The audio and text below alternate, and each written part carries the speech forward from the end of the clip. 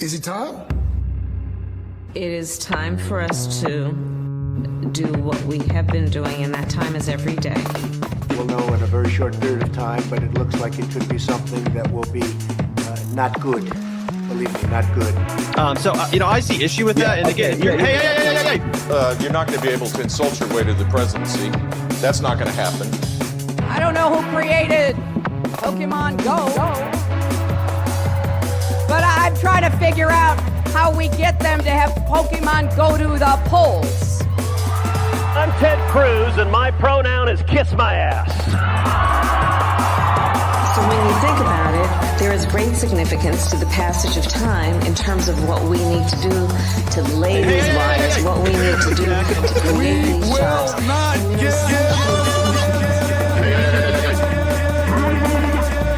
America is a nation that can be defined in a single word. I was going to put Not good. Believe me, not good.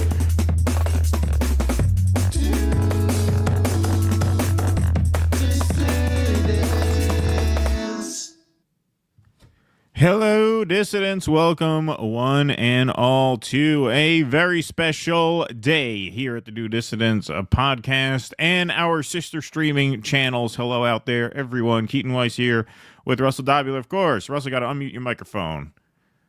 Hello, live from CPAC for the launch of Melania Coin. Yeah, right. Exactly. The big event is going to be any minute now. There is no way that one's going to be a rug pull.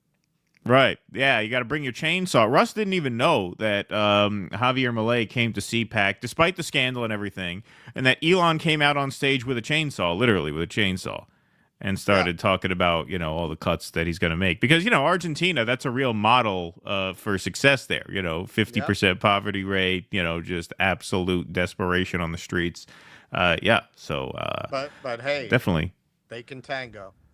Yeah, they can tango. That's right. They could tango. Make America tango again. That's right. That's right. No, Keith. Some people are saying you're a little quiet. Hold on. Let me see if I can edit Russ's mic. Russ is on auto. I'm going to juice your volume a little bit. Talk more. All right. How am I? That's a little louder. All right. I'm when going to take you off hits of auto. Your eye like a big pizza pie. There we go. That's Perfect. amore. All right. All right. Very cool. So, nice venue. Very nice venue. It's very nice. This is the Langston Hughes Auditorium. You know what I just learned from longtime viewer and sometime guest Tusker? Langston Hughes was a commie. I didn't know that. I did not know that. Yeah. You knew that? I did not know that. Yeah. Well, I know because Raisin in the Sun, the play, is inspired by his poem, and Lorraine Hansberry was a socialist. And so I knew that, she kind of, it's a line from his poem. But yes, I knew they were comrades in that respect. Yes. Well, what's funny? This is a good example of how, Chris Hedges touched on this in our interview, how they've kind of erased the positive influences of communists on society, because I gave Harlem tours for years where I go by the library, the Schoenberg Center, where Langston Hughes is literally interred under the floor of the main lobby. His ashes are in a box under the floor, and a cosmograph has been created. It's an African form of kind of creating a memorial to the deceased that connects their life to other people's lives. And they took his poem, The Negro Dreams of Rivers, and they used it to construct a cosmograph of different rivers intersecting the Harlem River, the Nile River, the Mississippi River, and so on. And he's buried under this. Nowhere in any of the biographical material I ever looked at to do that tour did they mention that he was a communist. No, never. It's not on the walls there where they talk about him and why he's interred there. Not a word about it. Wow. Yeah, that's not surprising. That's what Hedges talked about with us. And, it's something that, Joe Brunoli, a blogger, used to write some articles for us back in the day. He wrote a whole long piece for his site that we published on ours about how, essentially this is what Hedges was saying, that communism is what kept capitalism in check. A lot of the reasons why you had the sort of social programs and social reforms of the 20th century is because the capitalist class was afraid of revolution if they didn't keep the public at least somewhat satisfied. Right. And after the fall of the Soviet Union, all that pretense dropped because there was no state socialism and there was no example of successful like socialist revolution. And so the capitalists were just completely unleashed and they went full bore. And that's basically brings us up to date. That was a history of the last 100 years. And that's how we got here. In about 35 seconds. Yeah, yeah, exactly. So, hey, folks, thanks for filing in here. We're going to be launching our history app. Yeah, right. Yeah, exactly. Plug it, Keaton. Right. History yeah, of the world in 30 seconds. In 30 seconds. YouTube Shorts, a channel just of YouTube Shorts about the comprehensive histories of certain subjects. But hey, we got a nice crowd filing in here. We got 679 on YouTube and X297 on Rumble to start what is going to be a very long day, but a very good day. We do have other channels who are streaming this. So actually, thanks, Nocturnal Human, for bringing this up. Due Dissidents, I'm guessing since this is going to be streamed to other people's channels, we have to watch our language, LOL. Are super chats and rants going up, or is it best not to display them? Good point, Nocturnal Human. So yes, not only do we want super chats, if we're being honest, we kind of need them. They're kind of an expensive trip. So to help support the program, it would be great to have super chats and Rumble rants. But yes, please do keep it kind of PG-13 today, since we do have other channels streaming this. Generational Change is streaming this right now. I believe the Burning Spear channel from the African People's Socialist Party is going to be streaming this, and whoever else wants to. I mean, everybody knows, a lot of people know we're doing this, so there could very well be other channels streaming through our YouTube. So yes, we don't want to get other channels in trouble with censorship, so, you know, err on the side of keeping it a little more PG-13 than usual. Jokes. Yes. Right. Yeah, exactly. Watch all that. All that, just kind of curb that until tomorrow, right?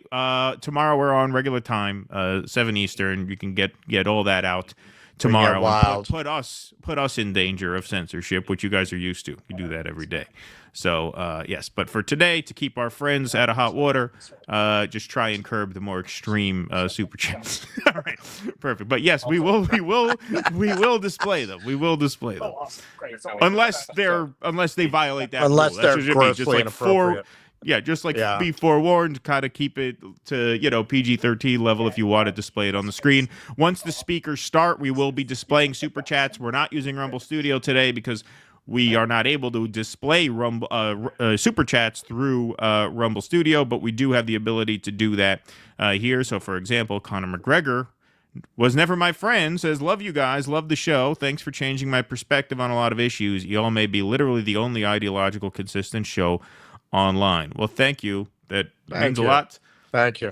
Those are the comments we like. And so once the speeches start, if you have a response to one of the speech, if you want to comment and you put a super chat, we'll do just like when we stream the inaugural addresses or the State of the Unions. We will display them during the speech. We won't necessarily read them out loud. We won't talk over the speakers, but we will display them. Yeah.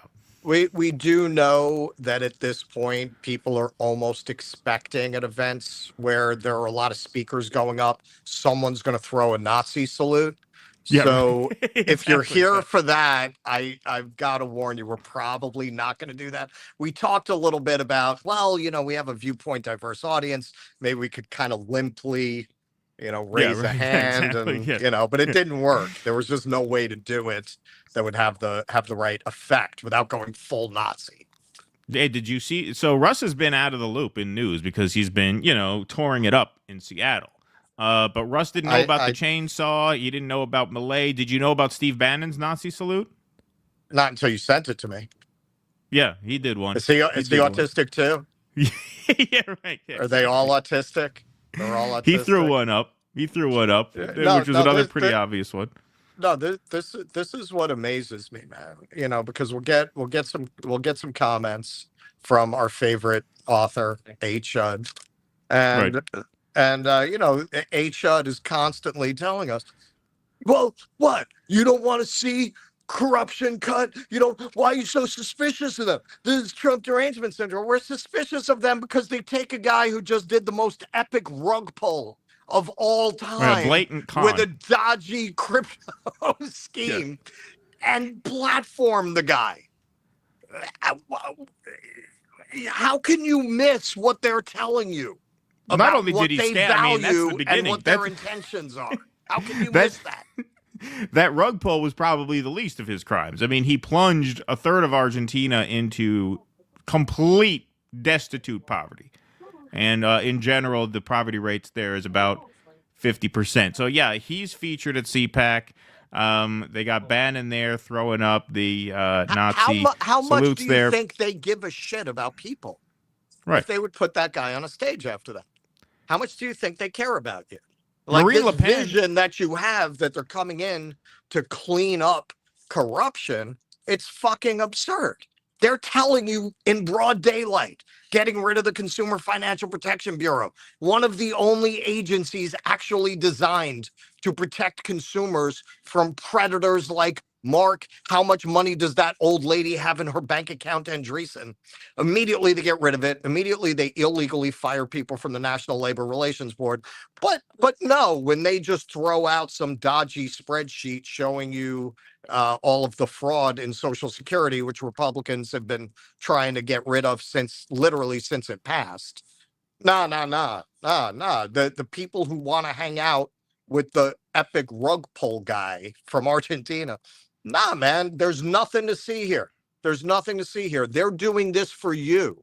They're doing this for you. They're doing this because they care about your well-being. Yeah, no, it's quite extraordinary. And the National Front Party of France, the Marine Le Pen party, the far-right party of France, was supposed to appear at CPAC. They canceled because of Bannon's thing. They pulled out. They said, we're not, we can't go. It was too much for them. Yeah, it was too much for them. Bad to be associated with that. Right. They asked us if we wanted to get in on Adolf coin. Said, right, no, exactly. No, none. no, yes, yeah. So definitely a lot going on there. Well, we have a full show tomorrow. Do we have Tusker for tomorrow? Is she coming on? She's down. She's cool. Down. Yep. So the way this works, folks, is today is the conference. Now, tomorrow they're having their convention, which is for members only. So we're not live streaming that. And full disclosure, we are not yet members. We may decide at some point to become, at which point we will disclose that because we don't want any conflicts of interest there. But we are not members now. But Shama was gracious in allowing Russ to come and report on the event. So we will have reporting on that after the fact. We're not streaming that tomorrow. But we do have our show regular time tomorrow. Tusker will join as co-host. Russ is probably going to join that in progress. So you might be a bit late to that since the convention runs into the time. So we will be streaming tomorrow, 7 p.m. On the YouTube and the Rumble channel. All right. They have their countdown the show's going. going to be a whole lot purtier. What's that? The show's going to be a whole lot purtier. Yeah, there you go. All right. So we are at 19 minutes till showtime. The official On Strike YouTube stream is counting down right now. So that is good to see. And we have a full guest lineup, folks. So speakers at the events here include, obviously, Kshama Sawant, Jill Stein, Hassan Abdel Salam from Abandoned Harris, formerly Abandoned Biden. Thank you. Then there is a break for lunch and breakout groups. So during lunch and breakout groups, that's about a 2-hour break during which we are going to bring in studio guests to our live stream. Russ will be walking around, so we'll have Russ and the studio guests mingle. But we have some guest appearances. We got a little mini post-duopoly show we're going to do for you guys. We got Kit and Nick coming on at the same time. Then we got Omali Yeshitela. We got Blakely.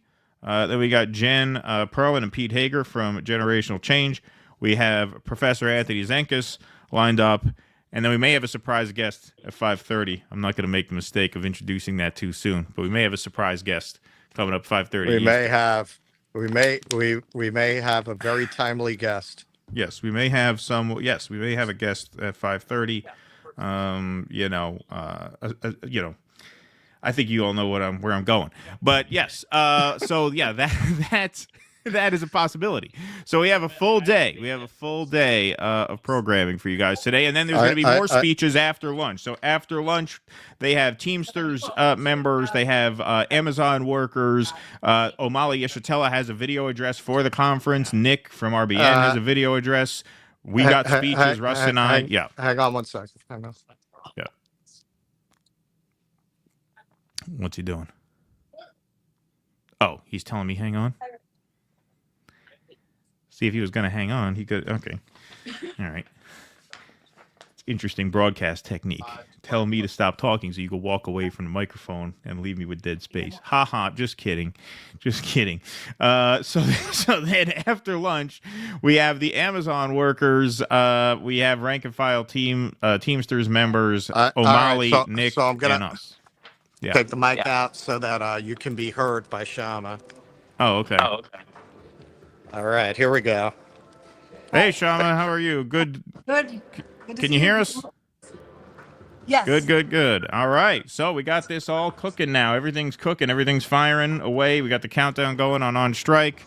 We got some channels who are streaming this. Status Quo is streaming this right now. And I think we got Burning Spear is streaming this, the African People's Socialist Party. So that's great. So we are about 18 minutes away from getting started. What are you thinking so far? How you feeling? Feeling really good. In fact, it's insane how many people are continuing to sign up. Like every morning, I wake up to a ton of email messages because I get a notification every time somebody registers for the event or joins Worker Strike Back. This morning, we had somebody join Worker Strike Back saying, and there's a section where we ask, why do you want to join Worker Strike Back? They say, I want to kick Jeff Bezos in the proverbial teeth. There you go. Good. Now is that because the Broccoli family just sold the rights to James Bond to Amazon? I think it's because of how much working people are getting screwed over by Bezos, Musk, Zuckerberg, that whole gang. I think we have a tremendous opportunity with James Bond fans. Yeah. I mean, we're willing to reach out to anybody who wants to fight with us. You mentioned the, Bezos, Zuckerberg. Now there's Elon Musk and Mark Andreessen. One of the things we've been talking about on our show recently, and, for the past really 6 or 7 months, ever since Elon signed on to the Trump campaign, which was over the summer, I never really mistook MAGA for a pro-worker movement, but in 2016, it did have a sort of populist aesthetic to it that I think brought a lot of workers into it. This time, it seems much more of a big tech aligns movement. And to me, it's very hard to reconcile that sort of grubby blue-collar populism that it sort of disguised itself as in 2016 pretty successfully with what it is now, where, you have Elon Musk coming to CPAC with Javier Milei, who was just exposed as a complete scam artist with that whole crypto meme coin thing. And so what do you think is different in presentation about the sort of Trump movement this time versus last time? I think that Trump himself, Trump's own presentation during the election wasn't that much different than the last time, in the sense that he still tried to present himself as, I'm the guy for the forgotten men and women. In fact, he went even farther, right? This was, unlike 2016, 2020 was in the context of the genocide that was being conducted under the auspices of the Biden administration, the Biden-Harris administration. So Trump's con man job went even farther than 2016, because in Dearborn, the Trump campaign ran big billboard ads that says, vote Trump, vote peace. And so it could not have been more of a lie than saying that, this guy is another warmonger. But what's happened, interestingly, is I would say two things. One is that the fact that he is so aggressively embracing the tech billionaire crowd, I think that is starting to wear thin. People are understanding that, well, these are the same billionaires I hate, which is why I voted for Trump, because that's the reason I hate the Democrats. And people are seeing people like billionaires like Mark Zuckerberg and Mark Andreessen, as you mentioned, who used to be Democratic Party supporters, and now in the blink of an eye, they've gone to Trump. Basically, they're so exposed as people who are just out for themselves. It doesn't matter to them who's in power. So I think that is exposing Trump. But I think also the federal employee firing, that is not popular with ordinary people. So again, it's a question of, and it comes back to the organizing conference, that yes, there are illusions in Trump. We should not exaggerate how quickly they are disappearing. But at the same time, there will be anger against Trump as well. But again, the question then will be, when people are angry at Trump, when Trump is more exposed in the eyes of his own MAGA working class base, then who is going to reach out to them? Then again, it will be like an oscillation, like, oh, then vote Democrat in the midterm. That's Right. what we are pushing back against and saying neither of these parties is for you. If you're a working class person, if you're MAGA working class or a working class person who has voted Democrat, it doesn't matter. You're both getting fucked over by both parties. Yeah, I just saw this video either late last night or early this morning. They kind of blurred into each other because we were doing some work to pull this together. But there's a video about some And Kate, make this the last question. I'm getting 5. Oh, okay. Yeah. No, there was just some facility in Pennsylvania that had government workers processing retirement claims, and there were fears of mass layoffs. And these were not rich people; these are just working people who shuffle papers around. And Elon claimed that this particular facility had all kinds of inefficiencies, elevators that didn't work. Turns out there are no elevators in the building at all. He claimed that they can only process 10,000 claims a day, which is totally not true, of course. And it seems like what he's trying to do is automate a lot of these government jobs out of existence. It doesn't seem like he's necessarily trying to shrink the government, but they're just trying to make it more efficient to run on computers, which is what their vision for the economy is, very broadly speaking, just AI and automation. Yeah, it's like the billionaires and the capitalist definition of efficiency, and this is like Econ 101 textbooks. This is what I pushed back against when I was teaching economics as a professor, that their definition of efficiency means really screwing over working people, paying them less or not at all if they can get away with it. That's also the logic of slavery that existed under capitalism 150 years ago. And Elon Musk is calling poor people parasites. He's not only attacking government employees, he's saying that poor people are parasites. But let's be clear, who's the real parasite here? Elon Musk gets $8 million a day from government contracts for his massive companies. And so obviously the real parasites are the billionaire class, not the working people who make the economy run. Excellent. All right. And here we are, just very quickly, joined by Dr. Jill Stein. Jill Stein. Oh, that's Jill Stein. Hey, how are you? Behind the mask. Yeah. Good to see you again. Good to see you. Yeah, thanks for being here virtually. So what brought you all the way to Seattle for Workers Strike Back? Oh man, it is so the time for workers to strike back and for us to all, rally around and be like South Korea is kind of the model we need in our heads. Where 16,000 people came out in the middle of the night in order to reverse the mandate basically for martial law. Martial law, right? And for martial law, and where you had the parliamentarians actually scaling the walls because the gates had been blocked by the police. They were scaling the walls to get back into the assembly because all meetings of the assembly had also been forbidden, along with all the rights of the press, the right to strike, the right to slow downs. Everything had ground to a halt. And, you have our legislators are saying now, so what do we do? What can we do? It's their government. Well, no, it's not their government. Fundamentally, it's our government, and we need to be standing up and fighting for it and strengthening the power of workers. At the end of the day, that's really where push comes to shove for us to be able to put the brakes on this system, which is devastating working people and poor people, and to understand that this is not about a fight with Republicans. This is about a fight with Republicans and with Democrats, and that they are both, it is this entire system. Donald Trump is a symptom, but the disease is oligarchy and empire and capitalism.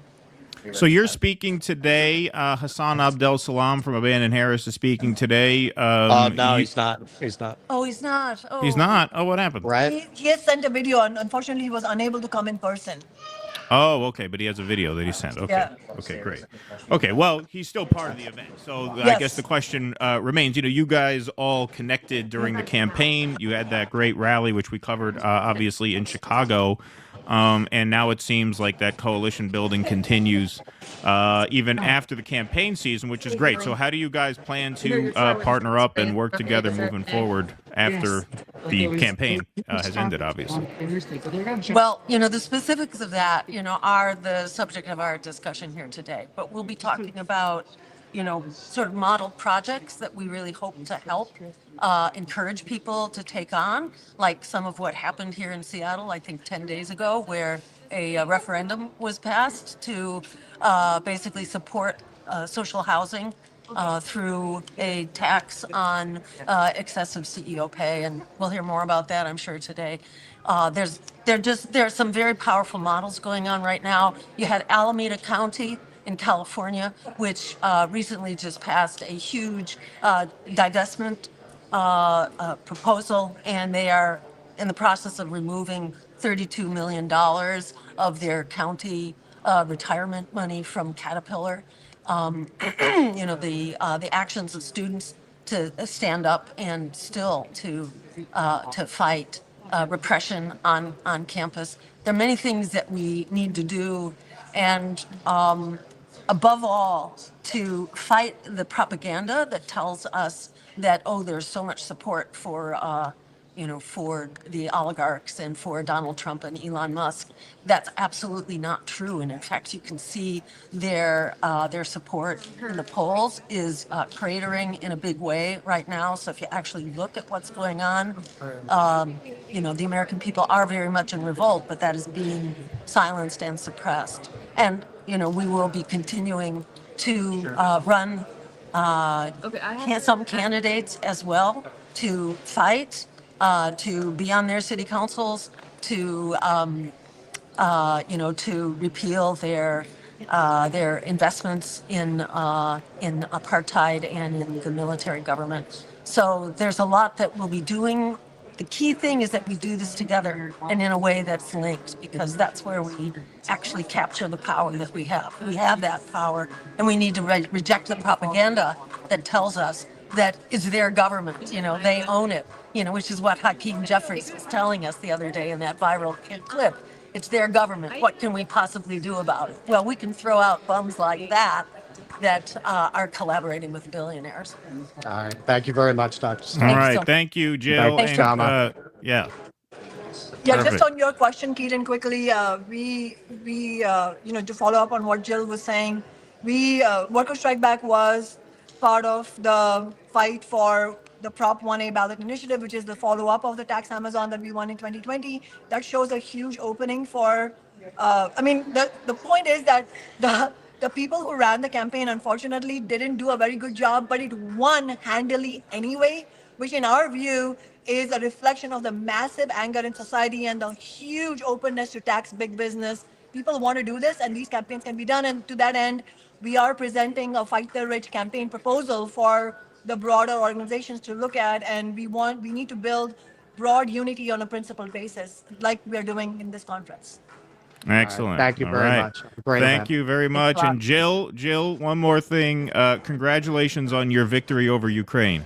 Just kidding. I'm joking. Ha ha ha. That was from Eddie Hassan, in case he's watching. I'm responsible Yes, for all things, good and bad. Yes, bring it on. Thank you. It was a joke for everybody, for all of our channels. All-powerful master of the universe, yes, Jill exactly. Stein. Yeah.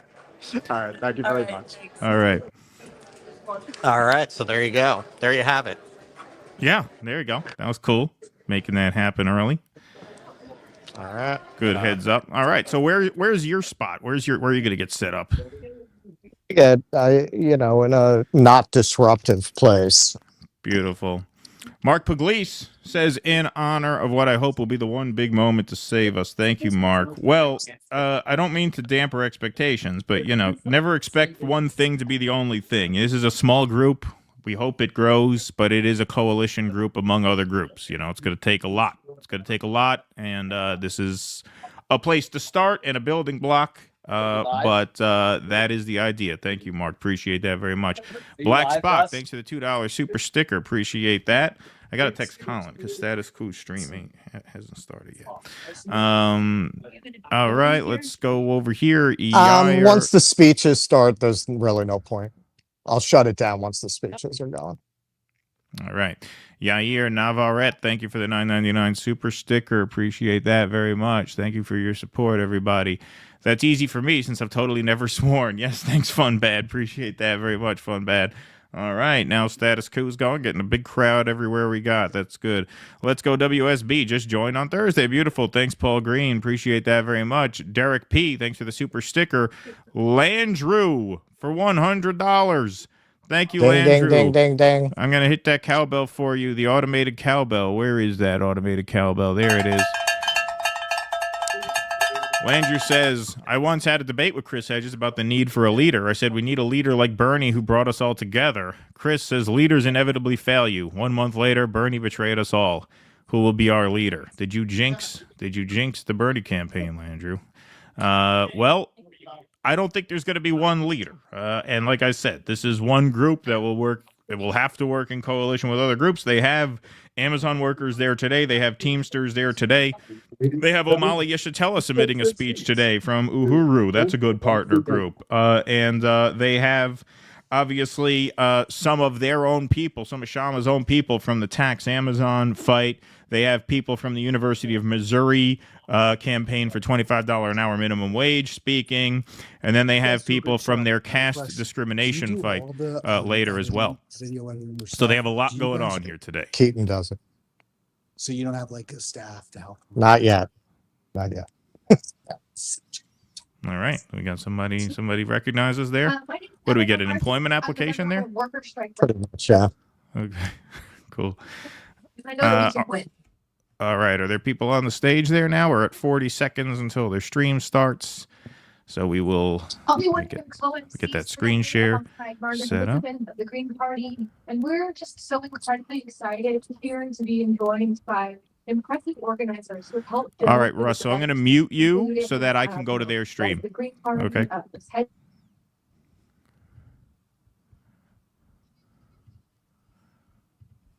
Of the Green Party, and we're just so incredibly excited here to be joined by impressive organizers who have helped build for this event, including, the Green Party, Chris Hedges, Carolina Amazonians United for Solidarity and Empowerment, also known as Cause, Do Dissidents, Revolutionary Blackout Network, Status Quo, union members from SEIU, IBU, UAW, and more. And of course, many who are not yet part of an organization, but arrived ready to organize and win. I know we have people in the room today from as far away as Massachusetts and North Carolina. Can people raise their hands if they traveled to come here today? That's impressive.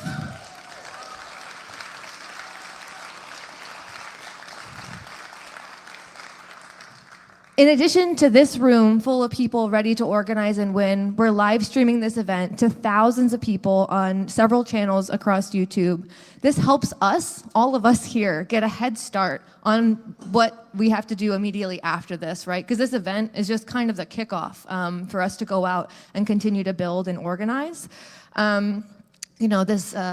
Speaking to thousands of people on YouTube and other social media channels helps us get a head start on spreading the word that it will be urgently necessary once we leave here today. I'm going to periodically give some reports from the live stream. So if you're watching there, please let us know in the comments where you're from so we can share, the spread of who we're talking to. Like many working class people, just a little bit about me, I've been fighting for my life against rising rents, unattainable health care, climate catastrophe, and I've watched as the Democrats have either feigned helplessness or led the charge on every attack on working people.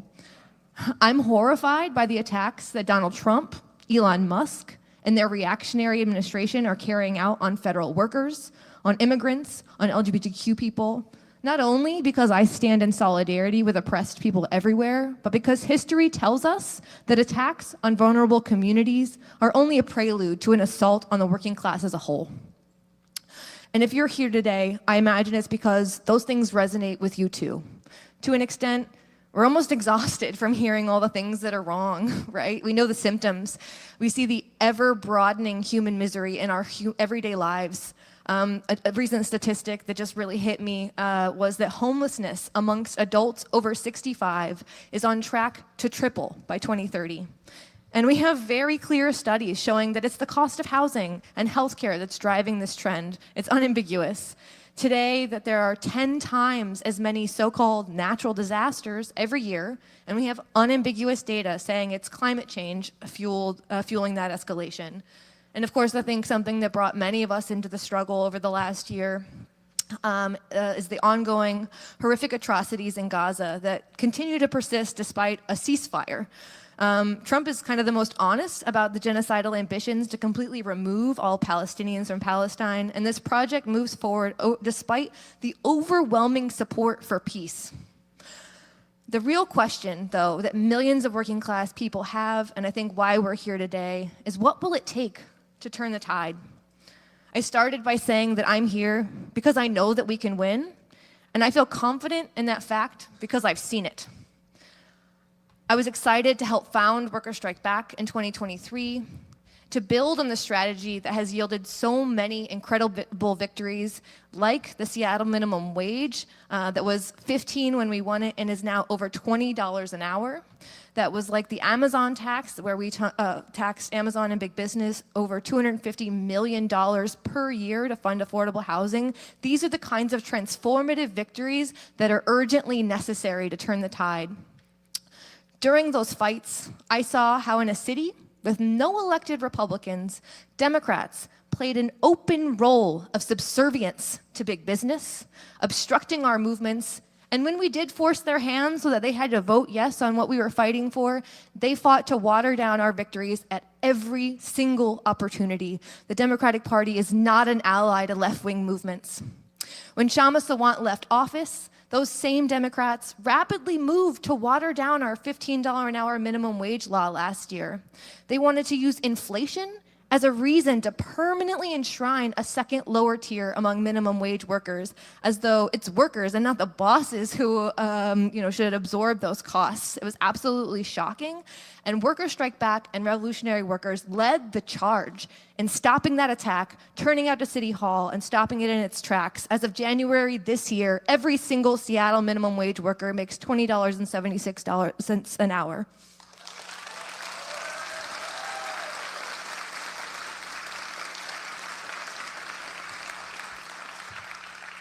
And that's what we're all here today to discuss. How can we continue to build on that fighting strategy that engages the strength of working class and young people? Because we're not outnumbered, we're just out-organized, and refuses to make backroom deals with the two parties of the billionaires. How can we fight the rich and their two parties and win?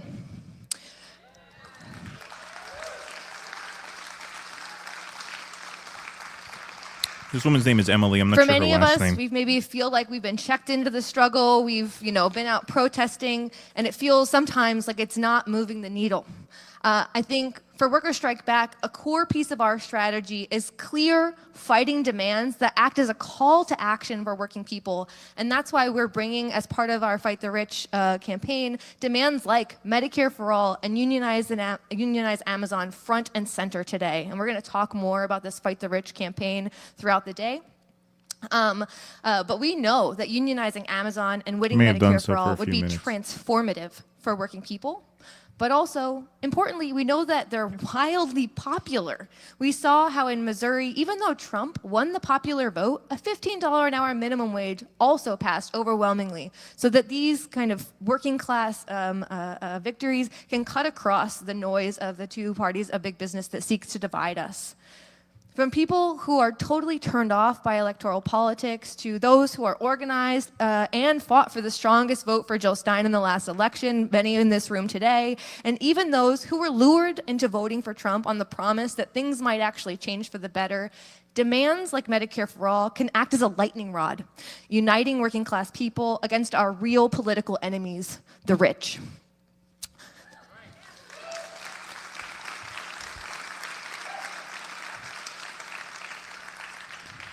The full proposed program of demands for Fighting the Rich campaign, and like I said, more speakers are going to get into more detail, but I think it's important for us to start here, is Medicare for All, end the genocide in Gaza, tax Amazon and big business to fund social housing, stop mass deportations, and take big corporations into democratic public ownership.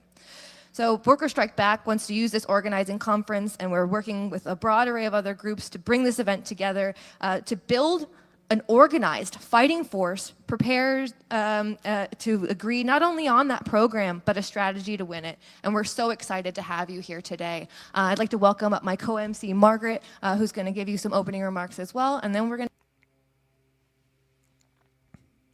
to... What happened there? Come on. Did we freeze? I'd like to welcome up my co-MC, Margaret, who's going to give you some opening remarks as well. And then we're going to... What happened? They have stream problems. Hey, Russell, are you there? Get into it. Oh, there we go. Okay, good. All right. Whew. That would have been bad. Oh, they're having some stream issues. Let's see.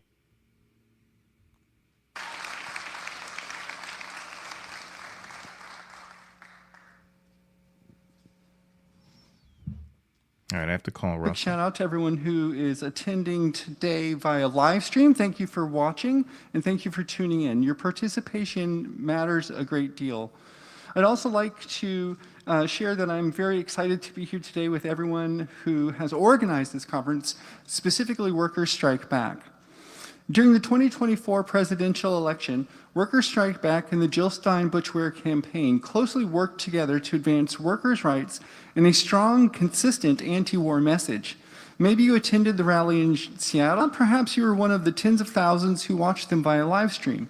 Of course, you may have also seen the viral video of Shama's speech from the Dearborn rally, which captivated millions of viewers. This conference and the Fight the Rich campaign are important extensions of that collaborative effort.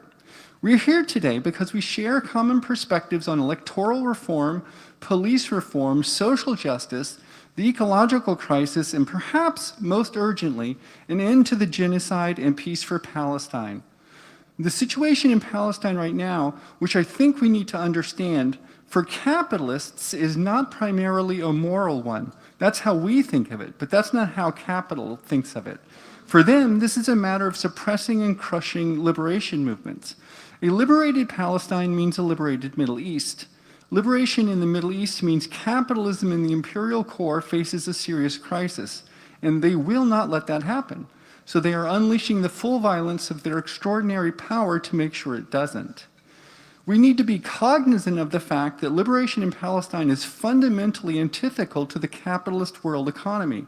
Any liberation struggle by a country on the periphery to achieve economic independence, to use their own resources for their own development, for their own ecological transition, or for their own human needs is destabilizing for capital in the core.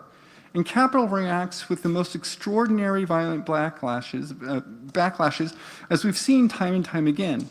Now it's Palestine and Syria. Before it was Libya, before it was Iraq, before it was Chile, before that it was Indonesia, before that it was the Congo, and it will never stop.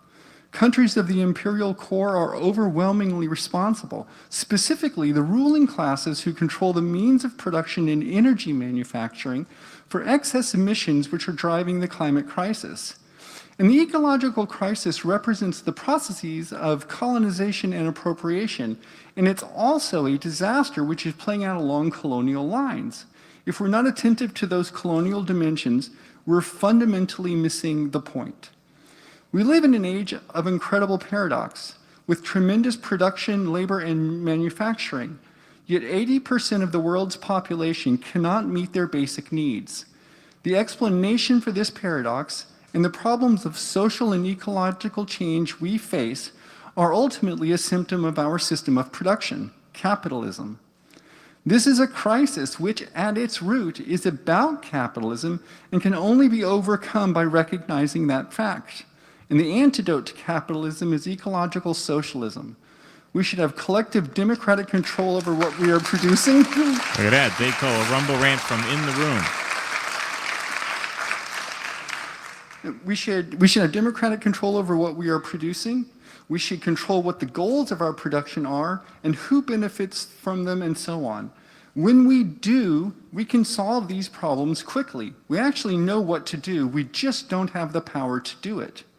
So I think in the face of these ongoing crises, We have to have clarity about what it is we want to achieve, and we need to start building movements and coalitions which are capable of achieving our shared goals, which is one of the reasons I'm happy to be here with Workers Strike Back, the Fight the Rich campaign, and groups like Whole Washington and Fair Vote Washington.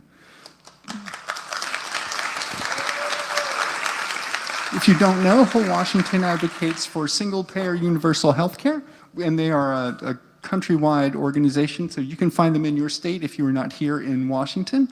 And Fair Vote is also a nationwide organization, and they work for electoral reform, single, transferable vote, ranked choice voting. That is the way we solve that situation.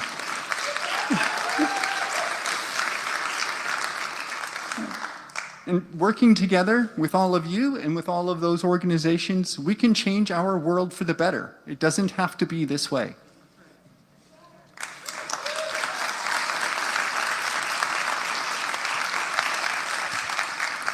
Thank you so much, Margaret, and to the Green Party for being here. So just before we dive into the main speakers, there's a lot of logistics going on for an all-day conference, and so I'd like to invite Shirley Henderson, who's the captain of the steward team, who will be a really great resource if you end up having any questions today. So come on up, Shirley, and just going to give you just a quick rundown of some logistics before we dive in, just to make sure people feel confident about where they need to be.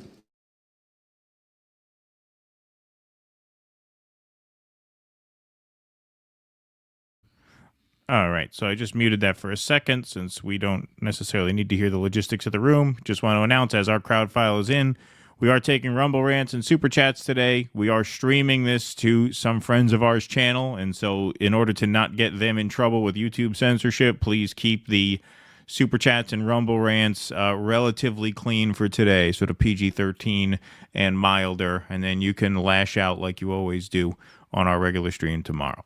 Thank you for that. That's our logistics presentation. That's my outline of logistics for the stream. Who are in person, we definitely want everybody to have a badge. This is for many reasons, but it also helps us keep tabs on people, who's already registered, who hasn't, so we can keep track of who's here today. It's best if you get a lanyard, so if you've just got the... Okay. We don't need to hear about the lanyards. All right, we'll take some more super chats, some Rumble Rants here. Hey, freebie for life. Keep speaking truth to power. Thank you. Hey, this is an opportune time to give you a virtual cowbell. Where are those cowbells at? Where's the virtual cowbell? There it is. Keep speaking truth to power. Your work is so important. Thank you for your consistency and courage. Thank you, freebie for life. Appreciate that very much. And thanks to everyone who contributed to our Give, Send, Go, to our fundraiser to get Russell out there. And thank you for the support today. The Super Chats and Rumble Rants are always super helpful. V. Nettlesboom, nothing to say, but here's $5 your way. Thanks for what you do, says Nick T2234. Thank you, Nick. Appreciate that very much. All right. Looks like we'll go back here to the logistics. Hopefully this is almost over. For whatever reason, we're going to have QR codes to access the agenda digitally at tables that are going to be up throughout the event. So yeah, come look for us if you have any issues or concerns. We're here to help you.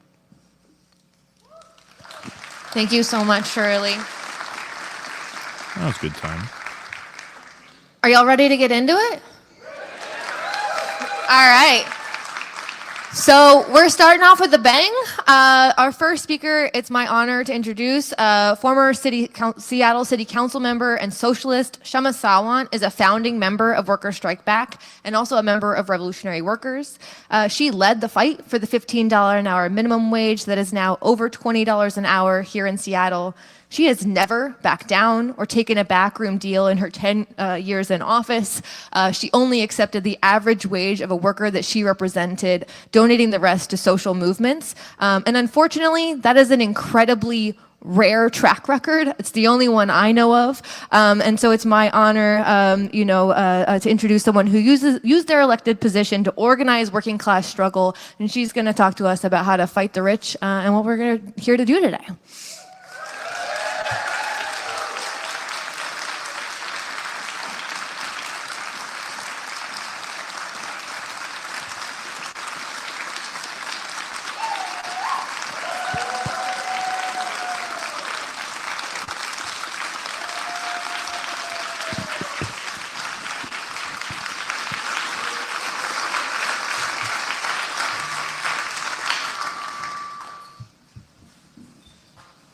Good morning, everyone, both people who are here in person and watching over live stream.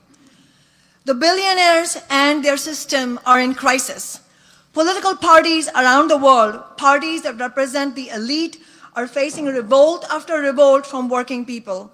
Last year in the elections of all 10 leading industrialized nations, the incumbents were either booted out or lost a big share of the vote.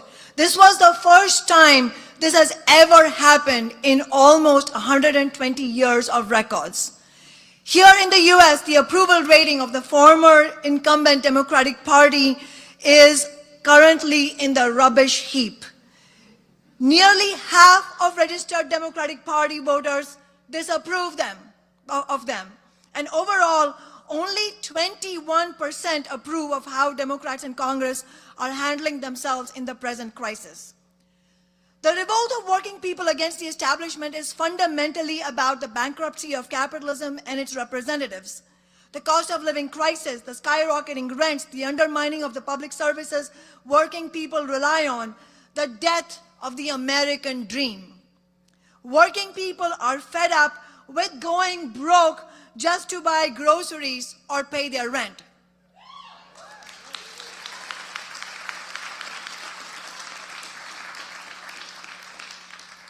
Meanwhile, wealth continues to be rapidly amassed at the top. Amidst our desperate struggle for survival, last year saw the world's 5 richest billionaires increase their wealth by $542 billion. Elon Musk, Trump's current favorite billionaire, has $500 billion in wealth. This revolt against the Democratic Party does not mean working people are giving Trump permission to run roughshod over them either.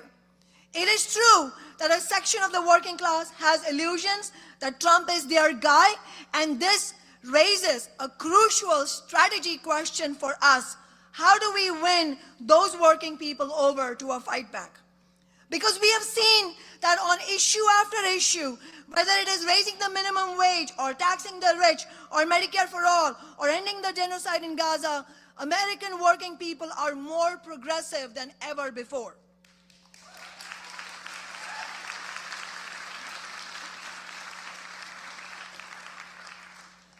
Some of the states that voted for Trump last year also passed ballot initiatives for a $15 minimum wage, paid sick leave, union support, and abortion rights. And a recent poll confirms that there is not majority support for the bulk of Trump's anti-worker agenda and the pet projects of the Republican Party. A majority opposed Trump's brutal attacks on federal employees. A majority of Americans are vehemently opposed to Trump's plan to permanently extend his 2017 tax cut for the rich, tax cuts that Biden continued. Large majorities oppose eliminating the repayment plan that helps student loan borrowers and funding cuts for federal student loans and grants. Over 80% oppose cuts to the Supplemental Nutrition Assistance Program, or SNAP, commonly known as food stamps, and a whopping 90% of Americans are against cuts to Medicare and Medicaid.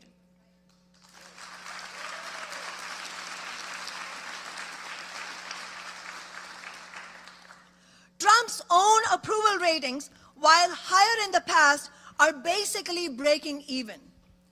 About an equal number approve and disapprove.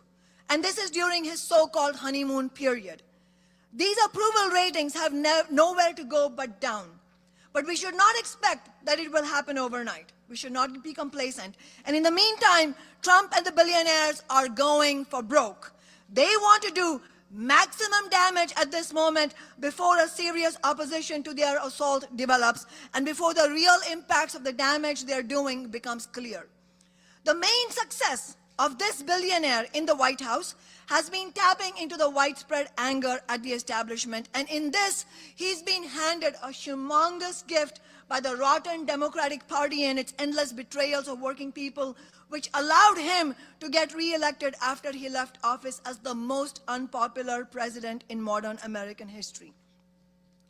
The huge irony is that Trump is the one capitalizing on working class anger, and the anger that is actually at billionaires and the rich, and the very same class that Trump himself belongs to and represents.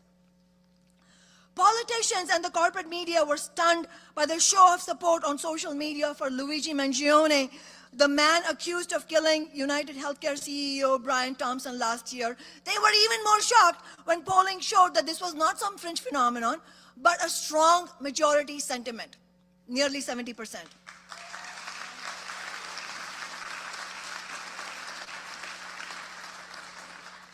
This anger represents a historic opening to fight for fundamental change if it can be redirected into a working class movement. Killing individual CEOs is no solution. Thompson has already been replaced with another blood-sucking executive. And if such killings were to continue, they would be used as a pretext to attack workers and increase the powers of the police. Instead, we need to build powerful mass movements of the millions against the billionaires. And it's only through working class power that we can win a different kind of society. Our goal must be to both fight for radical change in the present and to bring down the billionaires and their system, capitalism.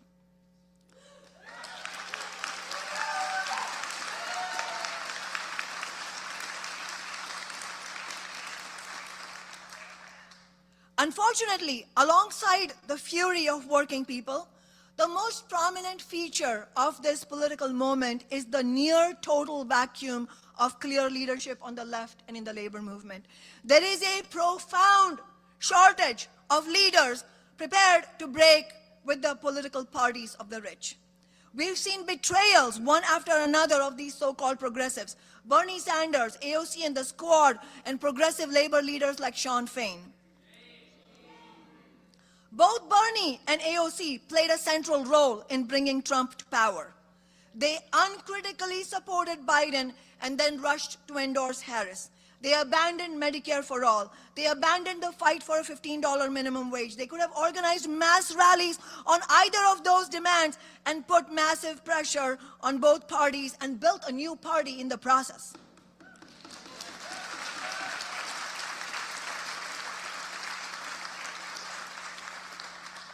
Instead, they put a premium on their peaceful relations with the elite, squandered a historic opportunity, and carried out a historic betrayal. There is a meme going around of Bernie Sanders' action figure that has a stamp on it saying sold out. I'm not sure if there's one for AOC. In any case, that meme is the epitaph of the Bernie movement. Sadly,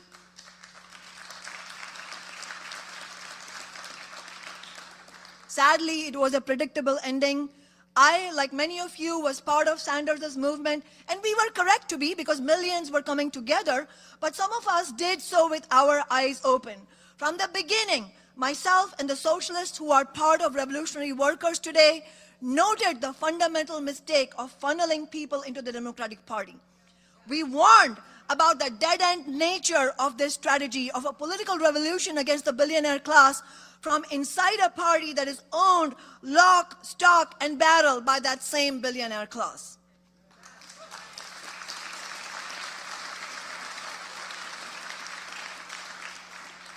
The most recent stunt by Bernie Sanders, this so-called tour against the oligarchs, is also telling. Even at this moment, Sanders is trying to redirect people back towards the Democratic Party. One of his 3 central planks is reform the party. Reform the party? Seriously? This party that has stabbed us all in the back 1,000 times over? I don't think so.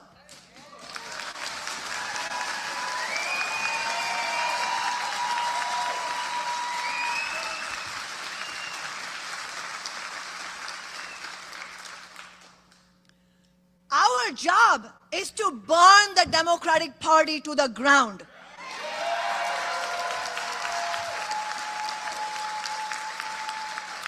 Well said.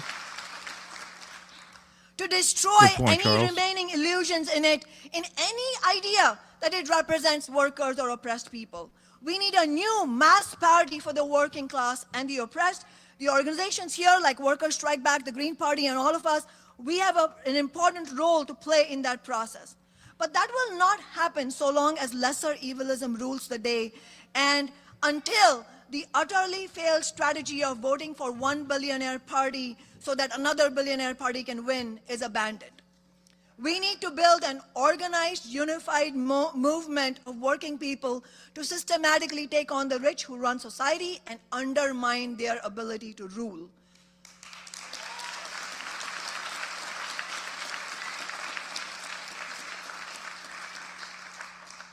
We have a lot of wind at our backs. There is a major opening for working class politics. But we also have real obstacles. We face the absolute disaster that the left and labor leadership have become, and along with that, all the rotten ideas that are being argued for by those misleaders. So we need to return to the basics, and we need to get something straight. First, this system does not belong to us. Capitalism is a system of rule by the rich and solely for the rich.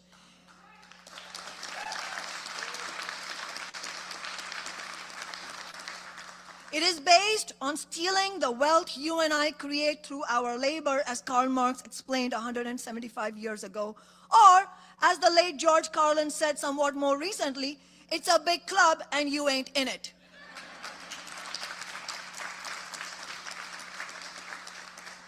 Second, the main reason this tiny sliver of society, the billionaires, the capitalist class, are able to own more wealth than a large majority of the world's population, more than billions, the only reason they can make us work long hours and live off crumbs while they amass untold wealth is by dividing working people, the overwhelming majority of society. To overcome that, we need to be clear about some things. By far, the most important division in society is between the capitalists and the rest of us. Between them, the rich, and the immense majority of us who struggle to survive. To succeed, we need to be clear about who our friends are and who our enemies are. Our enemies are the billionaires and the bosses, the capitalist class, their institutions, their political parties, and also their more treacherous spokespeople who sometimes appear and sound like they support workers, but really act as pressure release valves and gatekeepers. Our enemies are not other working class or middle class or poor people. They are not immigrants or tech workers or workers in the South.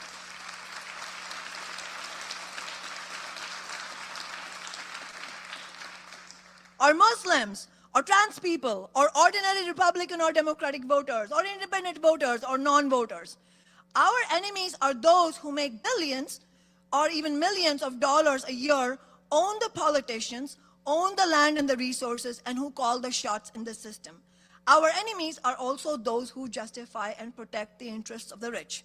And because we outnumber them 1,000,000 times over, they need to invent 1,000,000 ways to divide us. They use nationalism and xenophobia. They tell us that workers in other countries, whether China or Russia or immigrants from Mexico, they tell us they are our enemy. This is one of Trump and the Republican Party's favorites. They use identity politics, which is favored by the Democratic Party. Identity politics is a systematic weapon used by the ruling class to stoke division between white workers and non-white workers, between workers based on gender, sexual orientation, and nationality, between workers with college education and millions of other workers whom Hillary Clinton insultingly called the basket of deplorables and Biden more recently called garbage. We need to be clear about the difference between identity politics and the fight against oppression. Identity politics is corrosive to working class solidarity. But it is the responsibility of all of us in the working class to fight together against all oppression.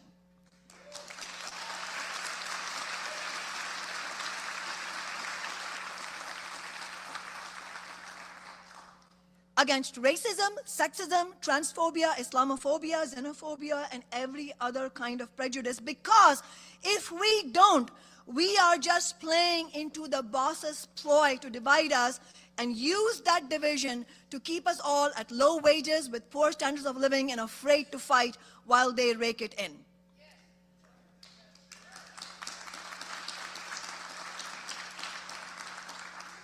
Some of the most important victories we won through my Socialist City Council office were on issues of oppression, and those victories helped to build for other victories. The Amazon tax itself would not have been won had we not won the support of the rank and file of the Black Lives Matter movement during the George Floyd rebellion in 2020 to defeat Jeff Bezos to win hundreds of millions every year in big business taxes to fund affordable social housing. Our Amazon tax raised $450 million last year alone.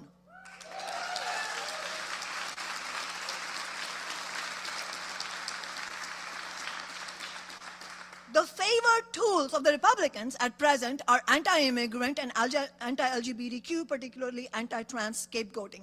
And of course, they try to blame the poor for the poverty. You know, Elon Musk famously or infamously just said the poor people are parasites. Both wings of the ruling class, he is the parasite, exactly.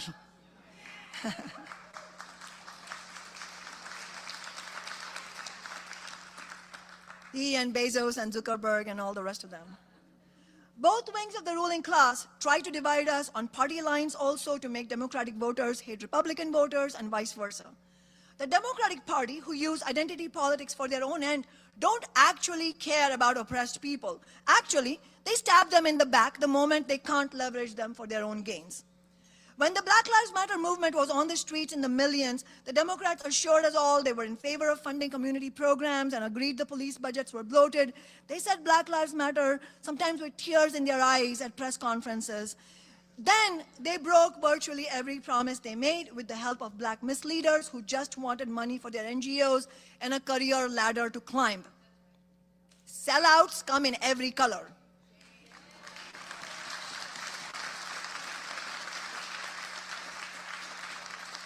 The Democrats claim to be all about immigrant rights. They attacked Trump for being anti-immigrant. And then Harris ran on the message that she'd be the best builder of the border wall. Many working people are concerned about immigration. This is unfortunately an issue on which Trump currently has support. There is genuine confusion.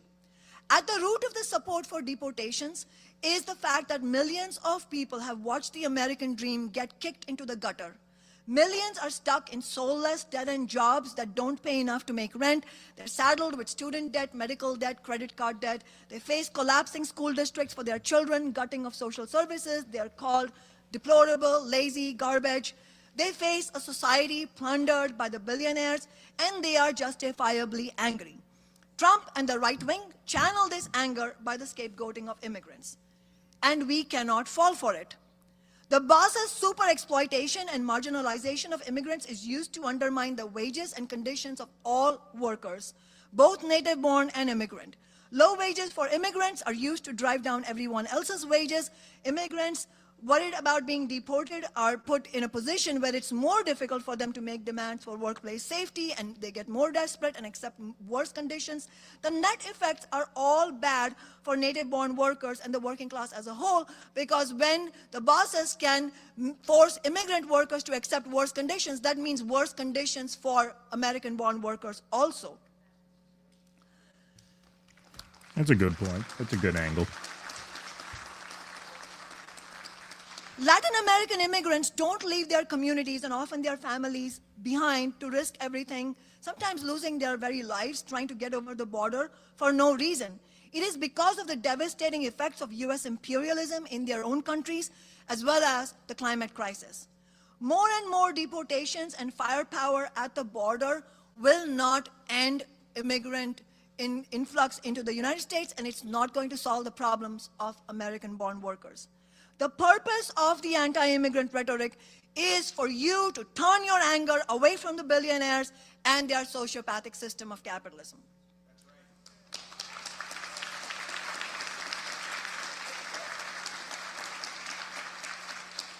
If Trump carried out the kind of mass deportations he has talked about, it would have a hugely damaging impact on the economy and millions of native-born workers, as well as immigrants that are deported. It would almost shut down food productions and lead to a massive escalation of prices. Native-born and immigrant workers must stand together against the waves of deportation being carried out by both parties of the billionaires and fight for better wages and conditions for all of us.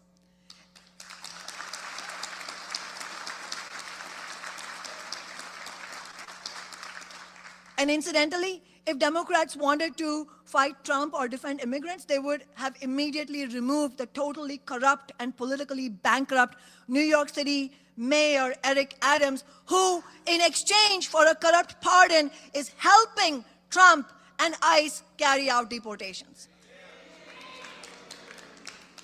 We can't stand for any of this. We have to maintain our focus on the rich. So I ask you, who is our enemy? Who is our enemy? The rich. That's right. It's the rich, the billionaires, and don't let them tell you any differently. We need to build unity on a broad basis with all those who want to fight with us against the rich. That part is important. We need unity with those who want to fight against the rich. Unity with those who want to fight is the basis on which we need to build. That is what we have done here in Seattle. That is how we won the highest major city minimum wage in the country and how we've defeated Amazon again and again. There are millions.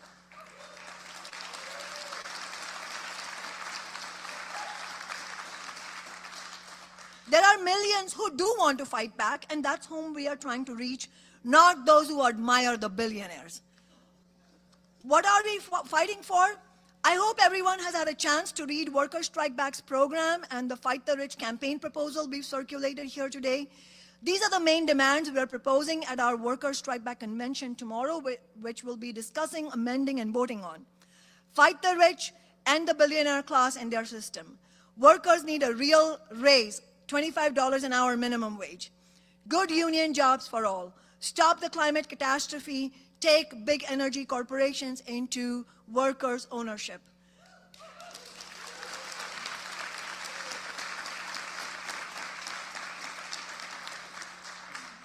Fight racism, sexism, and all oppression. Stop mass deportations. Medicare for all and quality affordable housing, tax the rich, end the genocidal war on Gaza, no military aid, no occupation, bring down Trump, the billionaires, and their two parties, no more sellouts, we need a new party.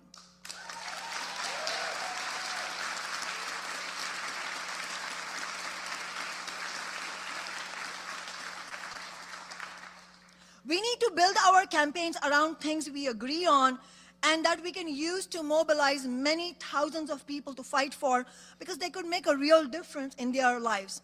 Both Medicare for all and $25 an hour minimum wage and many of these other demands can inspire people to fight. And we must also keep our focus on ending the genocidal war on Gaza and the brutal occupation.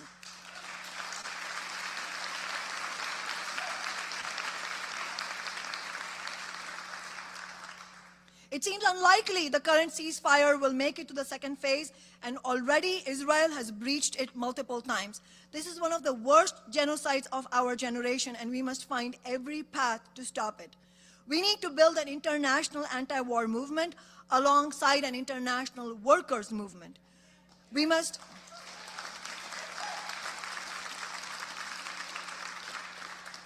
refuse to support the boss's wars. And I mean both the war on Gaza and the bloody anti-imperialist war in Ukraine.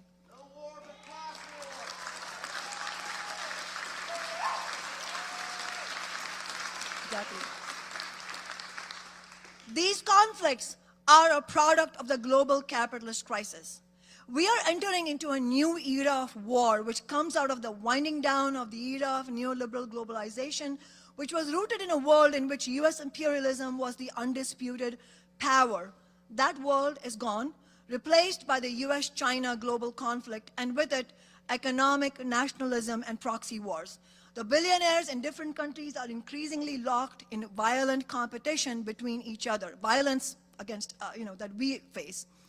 Imperialist war including the horrific meat grinder taking place in Ukraine right now, is not in the interests of the working class, and we must reject it. The rich want us to offer up our corpses for the purpose of their fight over profits and resources. Neither Western imperialism nor Russian imperialism cares one bit for Ukrainian workers or Russian workers. Neither does Zelensky. And not one more worker should be dying for Putin or Zelensky.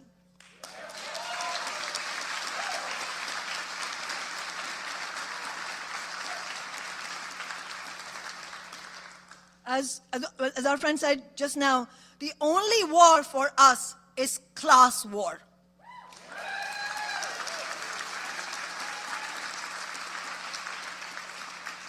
And we must support Ukrainian and Russian workers in their fight against their own capitalist classes in bringing down both Putin and Zelensky. That is a fight we should fully take on board.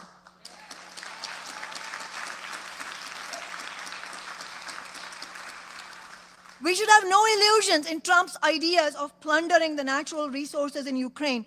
Trump is no friend of working people in either Russia or Ukraine, and he is no anti-war president. The driving force in Trump's policy on the Ukraine-Russia war is the decisive anti-war message working people sent to the incumbent warmongering party of the ruling class, the Democratic Party, last year. And Trump realizes he needs to reckon with that pressure from the working class, including from his MAGA working class base, who are angry that tens of billions of dollars are being spent on wars and their needs go unfunded. It is all this that has prompted Trump to begin pushing talks for an end to the deeply unpopular war in Ukraine and to declare a temporary ceasefire in Gaza, which he predictably followed up by repeatedly and grotesquely calling for ethnic cleansing in Gaza. When we were campaigning for Jill Stein last year, we said Trump will double down on the war in Gaza. By the way, how shameful is it that Bernie Sanders is railing against the attempts to end the Ukraine war and end to a war that has ravaged Ukraine and slaughtered hundreds of thousands of Ukrainian and Russian people? This is what Bernie wants to rail against after he failed to stand up against a genocidal onslaught on Gaza, and now, instead of building a movement against federal employee firings and attacks on working people? So the question for us is, how do we build our movement? How do we fight back? I'll take an example from my first election campaign. We didn't invent the idea of $15 an hour, but it was our movement's victory in Seattle that turned in 2013 and 2014. It turned $15 an hour from a slogan into a national movement and into a series of concrete victories in other cities. Not everyone agreed with 15 when we started, to say the least. When we began organizing around it. It was a radical idea at the time, and many dismissed it as utopian. But my fellow socialists and I had the sense that it will inspire workers to fight, and it did, and our movement made history.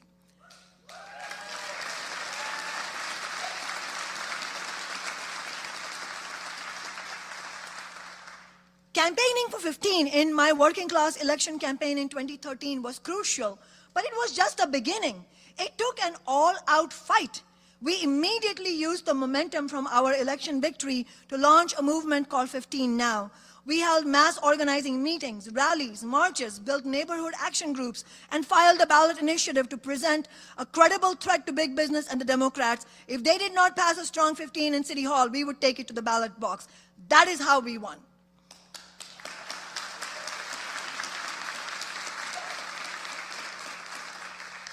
We won despite all the attempts of the Democrats to block or water down the $15 minimum wage.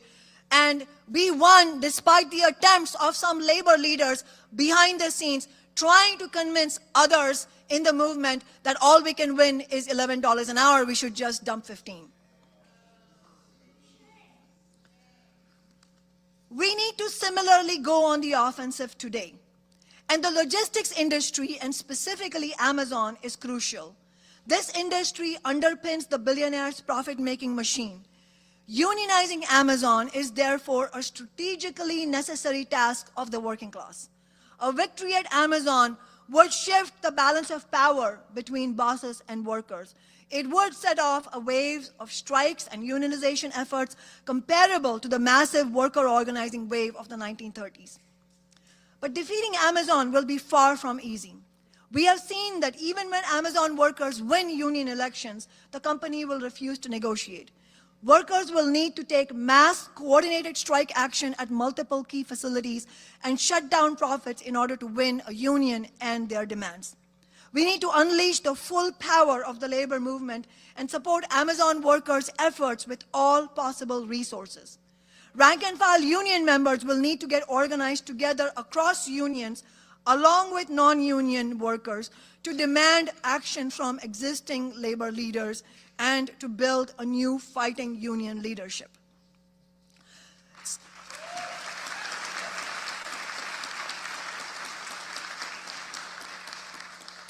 Some people will ask, shouldn't we be running a lot of candidates for office? We do need to prepare the ground for a mass party of working people. But speaking as a former elected representative of working people myself, my answer to that question will be no, not right now. Not right now is not when we can run lots of candidates for office. Our movement at present is not strong enough to run significant numbers of candidates. Elections are also not the main way that change happens. People with progressive ideas get elected all the time, but without a strong movement behind them, they get absorbed into the system.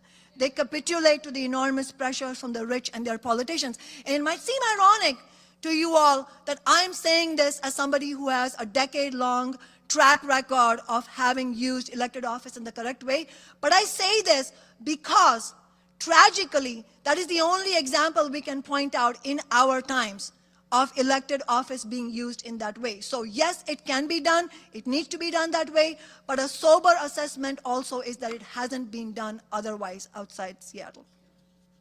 We need to build a stronger movement now through other campaigns and struggles to prepare the ground to be able to run candidates independent of the two parties of the billionaires.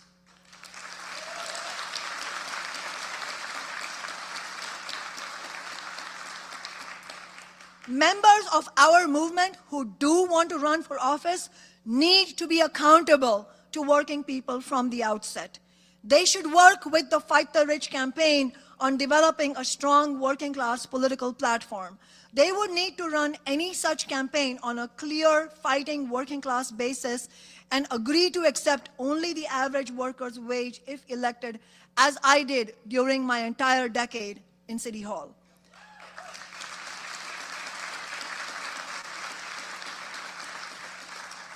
And this is another point of confusion. And while it is the bare minimum that elected representatives should do, it is not enough for them to take pro-working class votes on legislation that is in front of them. That is not enough. They need to commit themselves, as I did, to a movement-building approach, to use their office to initiate and support campaigns on bold, far-reaching demands, and even though it will alienate and infuriate both Democratic and Republican politicians. And I'll tell you a rule of thumb is if you aren't infuriating the Democratic and Republican politicians, you're doing something deeply wrong.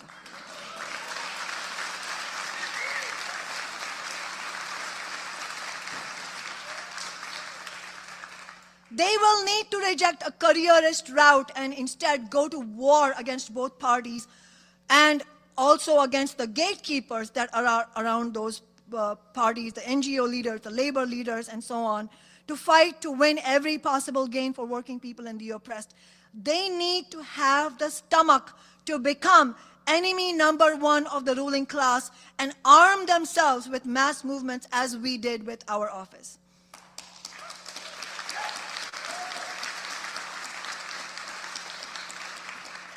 In addition to going on the offensive, we must also defend against the attacks by the billionaires and their two parties. And that includes the attacks by Trump, which are both a continuation and a serious escalation of the long-term bipartisan project of the US ruling class. It is austerity on steroids. deregulation on steroids, imperialism on steroids, and alongside this, it's the most dramatic concentration of executive power. Trump is pushing things as far as he can, as far as he thinks he can get away with. Trump is not carrying out tariffs for working people. They are a tax on all of us. In fact, we will pay for them through increasingly obscene prices for basic necessities. At root, it's an attempt to confuse us, to pit workers in different countries against each other, and to dishonestly justify more tax cuts for corporations and the rich. Already, 14,000 federal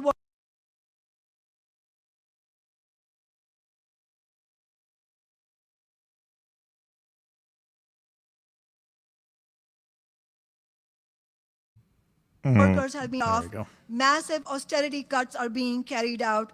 Healthcare services are interrupted. Farmers are in danger of losing their farms. And we have seen Trump and Republicans' latest threats on Medicare and Medicaid. Come on. No one should have any expectation at all that Democrats will fight against Trump. Democrats have themselves brought up again and again their willingness to attack Social Security and Medicare, including Obama and his so-called grand bargain. The Democrats paid the way for all this. Our movement was completely correct to reject Harris and the Democrats in the election and to take an independent, anti-war, pro-worker and to refuse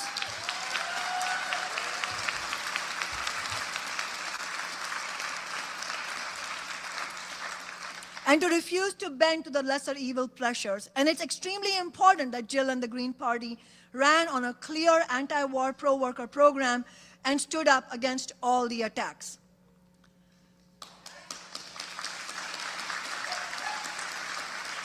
I think we're back.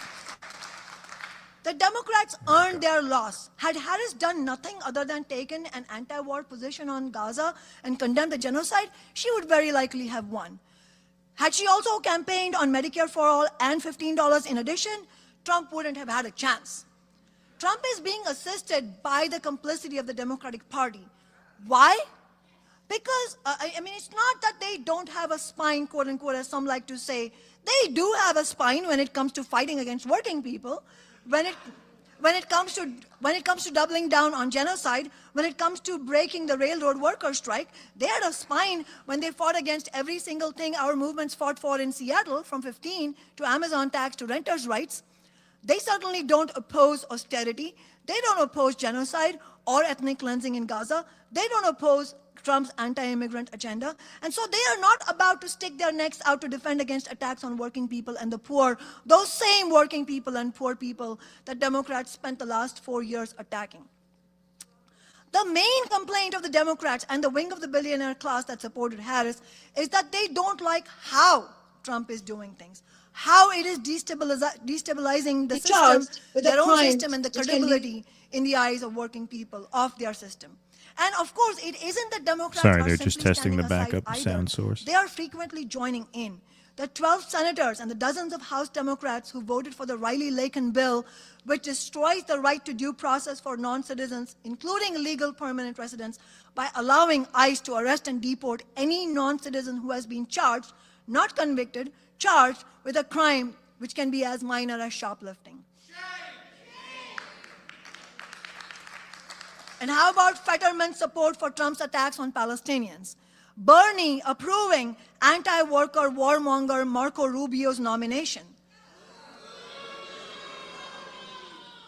The list is practically endless.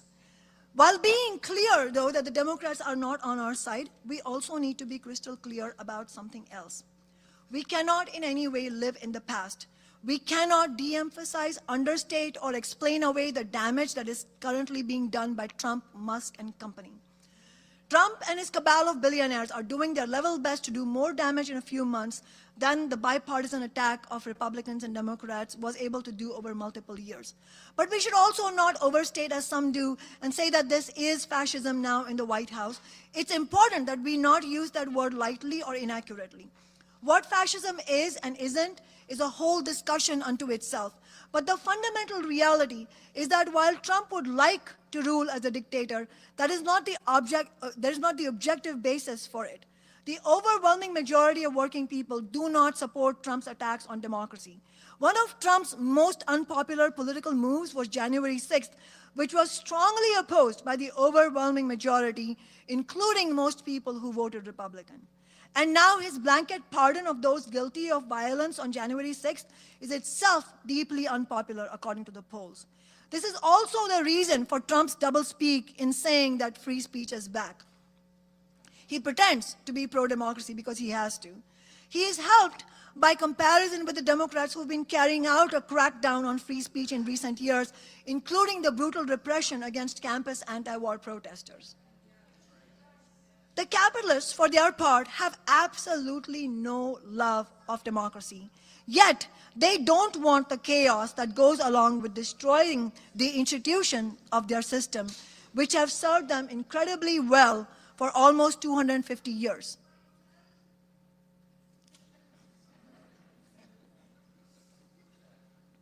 And while they are on board with big parts of Trump's agenda of attacking workers, of austerity, of deregulation, etc., they don't want an unchecked Trump or the kind of utter chaos that fascism brought on the ruling classes and capitalism as a whole in the first half of the 20th century. The capitalists see capitalist democracy, which is of course highly limited and is mainly democracy for the billionaires, but such as it is the best possible shell for their interests. Suffice it to say that if this was fascism, this meeting would not be taking place. Many of us here today would be in prison right now or facing far worse. But we have to be clear about what is happening, how very dangerous it is, and the urgent need to fight back. While we should not for a moment let up on the Democrats, the fact is they are no longer in power. Trump and the Republicans are, and we need to fight back powerfully against them, just as we fought Biden and his party.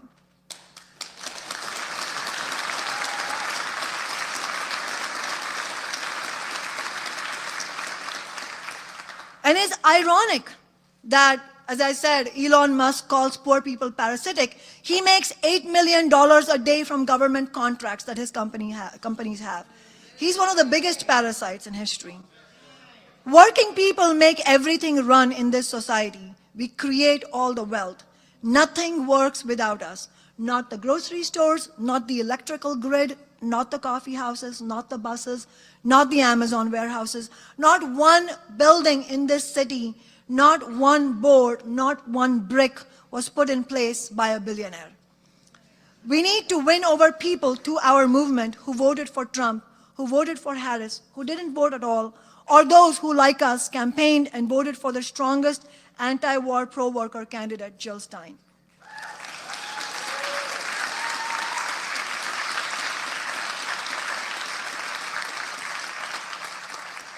We know from history that we can unite working people through common struggle. For any of you who have been on a picket line, you know what solidarity is. For any of you who've been part of a successful social movement like Tax Amazon, you know what solidarity is. And you know that in successful movements, we can have respectful discussions about our differences and our strategies. We come together around the best strategies, and we carry them out together on a principled, united basis. In order for workers to win the 8-hour day or Social Security or the end of Jim Crow segregation, we had to cut across the divisions and the bosses tried to create. Trump's firing of federal employees is the biggest attack on them since Reagan went after PATCO, the union of air traffic controllers, and fired 11,000 of them in 1981. That act had devastating effects for the labor movement that have lasted to the present day. So my question is, where is the labor leadership when Trump is firing thousands of union members?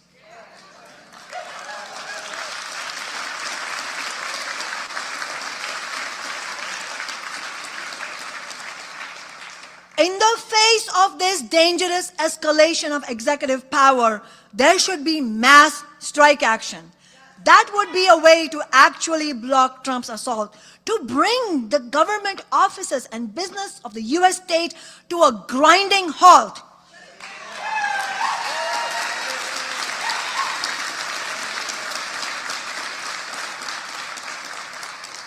to shut down corporate profits, shut down the economy. Instead, we have Auto Workers Union President Shawn Fain authoring an op-ed in which he announces he's ready to work with Trump.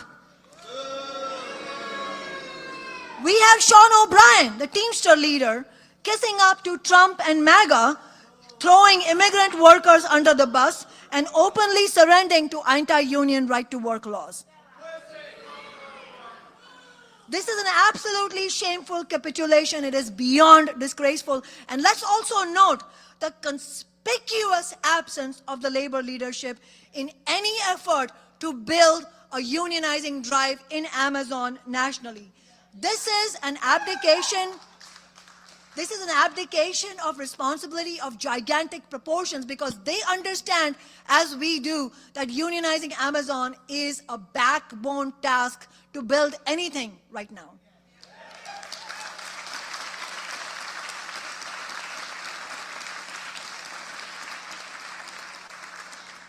As I said when we launched Worker Strike Back, we need a reckoning in the labor movement to take down the business unionist leadership and restore the militant, radical, rank-and-file organizing on which the labor movement was built.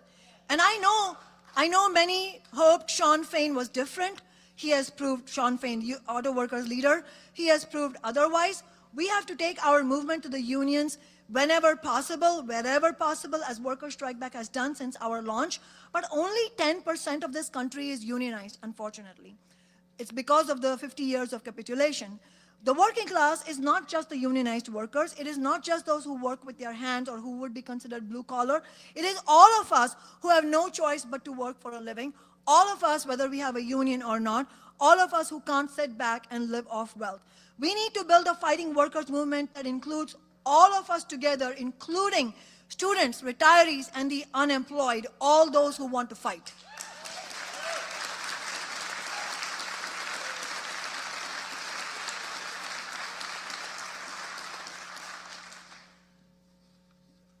But who's not wanting to fight? It's clearly the majority of labor leaders, and certainly the Democratic Party leaders are not among those who want to fight.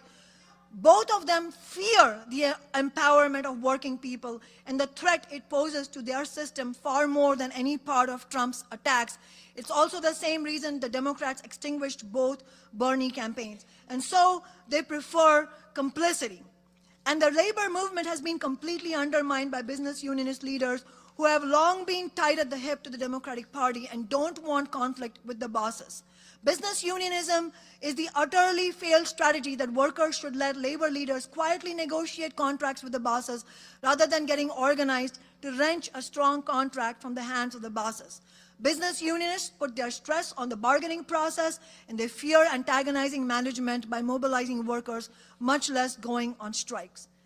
Business unionist ideas have led to a steadily worsened wages and benefits and working condition situation over the past decades. They have led to dramatic declines in number of workers, as I said, who even have a union. We need to rebuild the labor movement on the basis of class struggle strategies. From the best militant traditions of labor's past, the traditions that were central to the three strikes that led the way in 1934, all strikes, by the way, led by socialists, in Minneapolis, in Toledo, and San Francisco. You can watch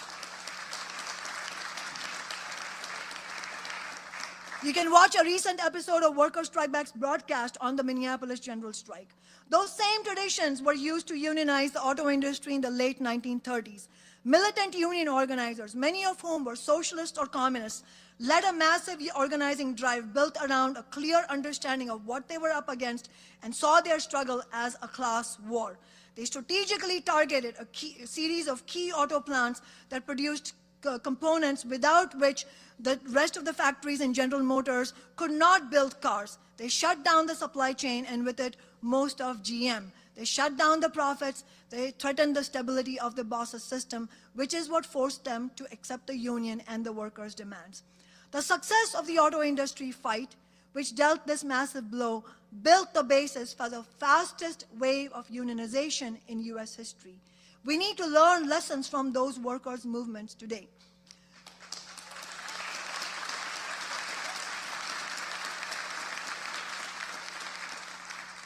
And we need to build worker strike back into a mass force nationally, as well as other class struggle organizations. If you are not yet a member of Worker Strike Back, I hope you will join today. And if you're in person here, come to our convention tomorrow. If you're watching over live stream, please sign up as a member of Worker Strike Back, and we will be in touch. We have monthly Zoom meetings as well. We must recognize that there will be no future for humanity on the basis of gradual change or small reforms which will then be walked back at a later date. Climate crisis is an existential threat. We need to end all fossil fuel use as rapidly as possible. This has been known to science for decades, and yet here we are.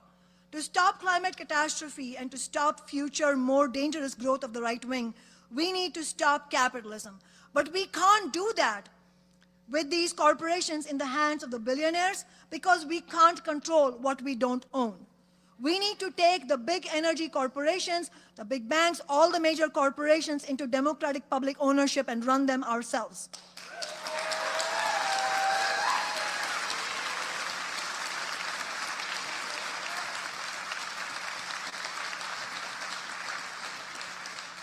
We need to take the reins of society away from the capitalists. All of our fights right now, the small ones and the big ones, have to be towards that end. I am a member of Worker Strike Back, and I am also a member, like Emily, of Revolutionary Workers, a revolutionary socialist organization.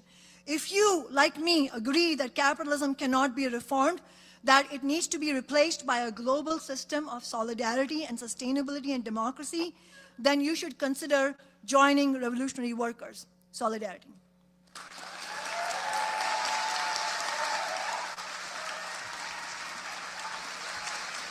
All right.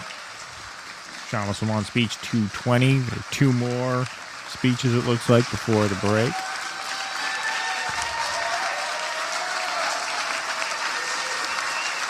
I thought it was generally a very good speech. Laugh. Shama's lost me. We need to bring down Putin. Yeah, I don't love her analysis of that issue. I don't love her analysis of January 6th. And I think the climate change talk is a bit heavy-handed. Now, yeah, I don't agree with Shama on everything, but she's very forceful, and generally it was a very good speech. All right. Hey, everyone. I just wanted to give you a couple of announcements. First, we've crossed over 2,500 live stream viewers. So if you are watching right now,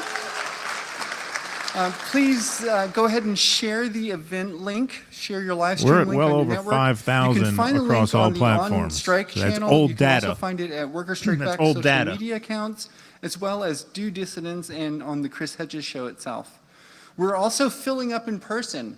So if you are here in this room, if you would please move in, bring yourselves in, and fill in the space in the middle. We are trying to feel our power here.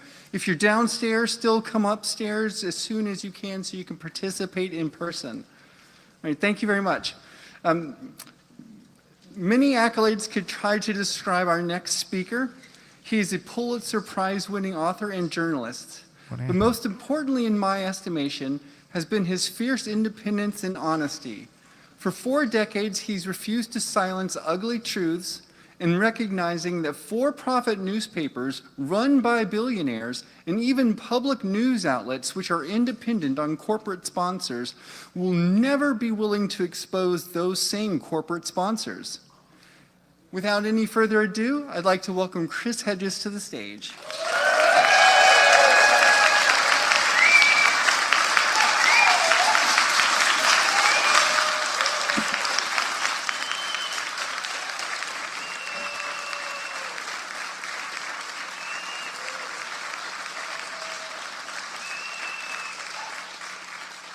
Thank you. For several decades, I and a handful of others, Sheldon Wolin, Noam Chomsky, John Burns Johnson, Cornel West, Barbara Ehrenreich, Ralph Nader, and of course Jill Stein and Kshama Sawant, warned that the expanding social inequality and capture of our democratic institutions, including the media, the Congress, organized labor, academia, and the courts by corporations and oligarchs would inevitably lead to an authoritarian and finally Christian fascist state. My books, American Fascists, The Christian Right and the War on America, Empire of Illusion, the end of literacy and the triumph of spectacle, death of the liberal class, days of destruction, days of revolt, written with Joe Sacco, wages of rebellion, and America the Farewell Tour were a succession of impassioned pleas to take the decay seriously.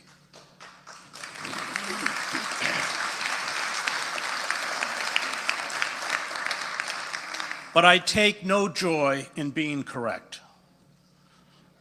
The rage of those abandoned by the economy, the fears and concerns of a beleaguered and insecure middle class, and the numbing isolation that comes with the loss of community will be the kindling for a dangerous mass movement, I wrote in American Fascists in 2007. If these dispossessed are not reincorporated into mainstream society, if they eventually lose all hope of finding good, stable jobs and opportunities for themselves and their children, in short, the promise of a brighter future, the specter of American fascism will beset the nation.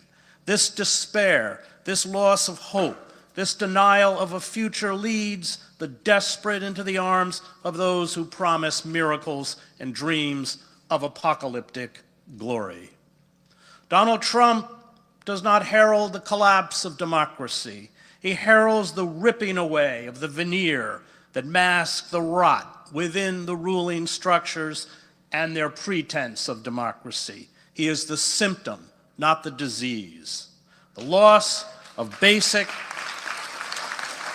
democratic norms began long before Trump. Deindustrialization, deregulation, austerity, unchecked predatory corporations, including the healthcare industry, wholesale surveillance of every American, social inequality, an electoral system defined by legalized bribery, endless and futile wars, the largest prison population in the world, and the feelings of betrayal, stagnation, and despair, combined in a toxic brew that has culminated in inchoate and justified hatred of the ruling class. And the Democrats are as guilty as the Republicans.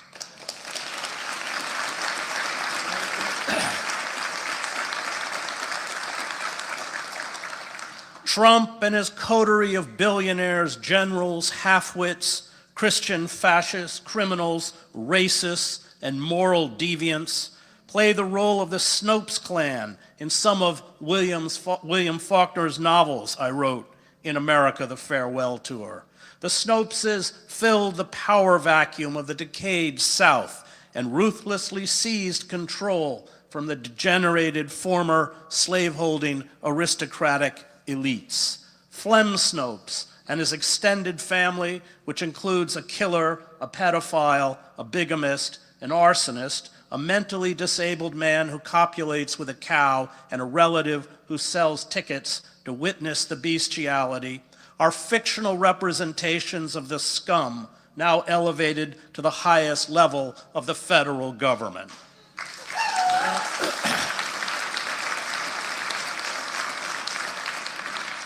They embody the moral decay unleashed by unfettered capitalism. The usual reference to amorality, while accurate, is not sufficiently distinctive and by itself does not allow us to place them as they should be placed in a historical moment the critic Irving Howe wrote of the Snopeses. Perhaps the most important thing to be said is that they are what comes afterwards, the creatures that emerge from the devastation with the slime still upon their lips. Let a world collapse in the South or Russia, and there appear figures of coarse ambition, driving their way up from beneath the social bottom, men to whom moral claims are not so much absurd as incomprehensible, sons of bushwhackers or muziks drifting in from nowhere and taking over through the sheer outrageousness of their monolithic force, Howe writes. They become presidents of local banks and chairmen of party regional committees, and later, a trifle slicked up, they muscle their way into Congress or the Politburo. scavengers without inhibition.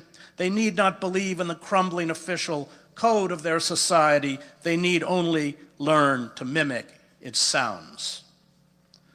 The political philosopher Sheldon Wolin called our system of governance inverted totalitarianism, one that kept the old iconography, language, symbols, but had handed the internal levers of power to corporations and the rich. Now we are shifting to totalitarian's more recognizable form, one dominated by a demagogue and an ideology grounded in our homegrown Christian fascism.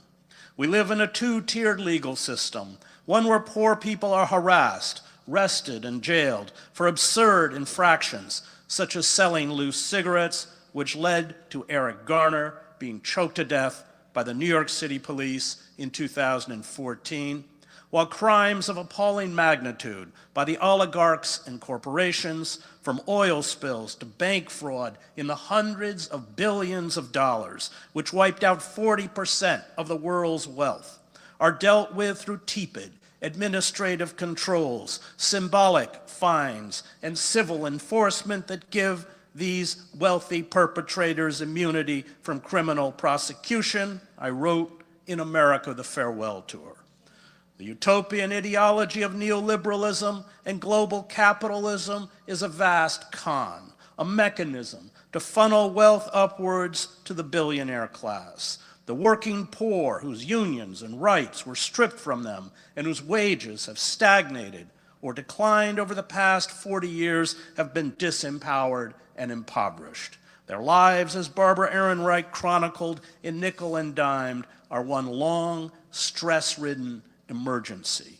The middle class is evaporating. Cities that once manufactured products and offered factory jobs are boarded up wastelands. The destruction is a ruse. Corporations, the destruction of trade barriers is a ruse corporations and the billionaire class use to stash $1.42 trillion in profits in overseas banks to avoid paying taxes.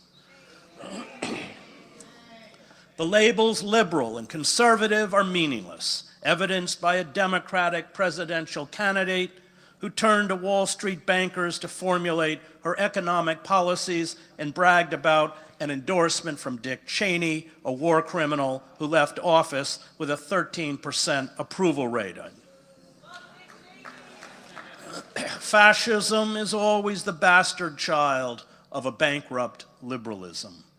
The attraction of Trump is that, although vile and buffoonish, he mocks the political charade.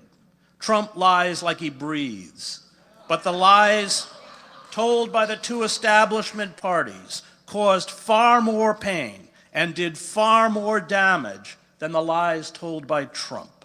Trump is merely the apotheosis of a culture of mendacity, deception, and exploitation, for we are a culture awash in lies.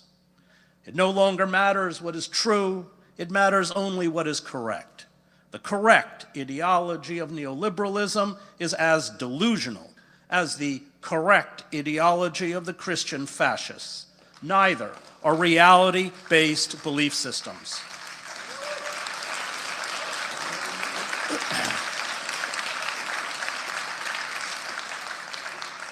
Totalitarianism elevates the brutal and the stupid, those with no genuine political philosophy other than a lust for wealth and power. Empty, mind-numbing cliches and slogans, most of which are absurd and contradictory, replace political discourse. And this is as true for the Christian right as it is for those who preach free market economics and globalization. The illusions peddled on our screens, including the fictitious persona created for Trump on The Apprentice, have replaced reality. Politics is burlesque, as Kamala Harris's vapid, celebrity-filled, issue-less campaign illustrated.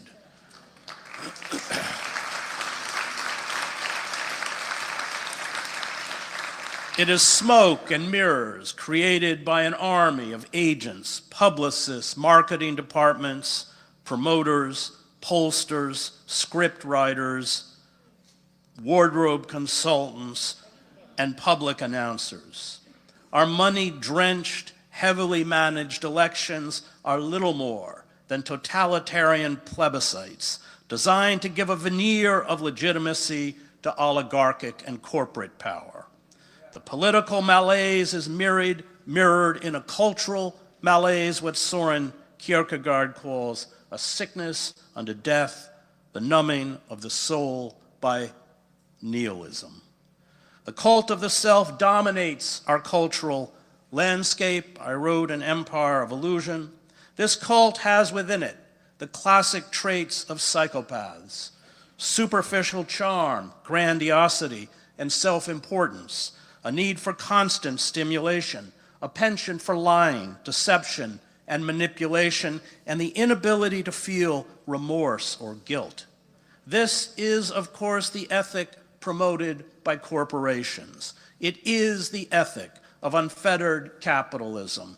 It is the misguided belief that personal style and personal advancement, mistaken for individualism, are the same as democratic equality.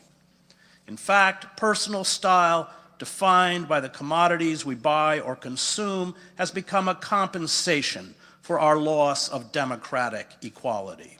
We have a right in the cult of the self to get whatever we desire. We can do anything, even belittle and destroy those around us, including our friends, to make money, to be happy, to become famous. Once fame and wealth are achieved, they become their own justification, their own morality. How one gets there is irrelevant. Once you get there, those questions are no longer asked. My book, Empire of Illusion, begins in Madison Square Garden at a World Wrestling Entertainment Tour. I understood that professional wrestling was the template for our social and political life, but I did not know that it would produce a president, and soon a secretary of education, who has vowed to shut the department down. The bouts are stylized rituals I wrote in what could have been a description of a Trump rally. They are public expressions of pain and a fervent longing for revenge, the lurid and detailed sagas behind each bout, rather than the wrestling matches themselves, are what drive crowds to a frenzy. These ritualized battles give those packed in the arenas a temporary, heady release from mundane lives. The burden of real problems is transformed into fodder for a high-energy pantomime. It is not going to get better. The tools to shut down dissent have been cemented into place. Our democracy cratered years ago. All Trump has to do to establish a naked police state is flip a switch, and he will. The worse reality becomes, the less a beleaguered population wants to hear about it, I wrote at the conclusion of Empire of Illusion, and the more it distracts itself with squalid pseudo-events of celebrity breakdowns, gossip, and trivia. These are the debauched revels of a dying civilization. The system is not reformable. Either we obstruct in the only form left to us, which is mass mobilization, acts of sustained civil disobedience, especially the strike, or we are frog-marched into serfdom.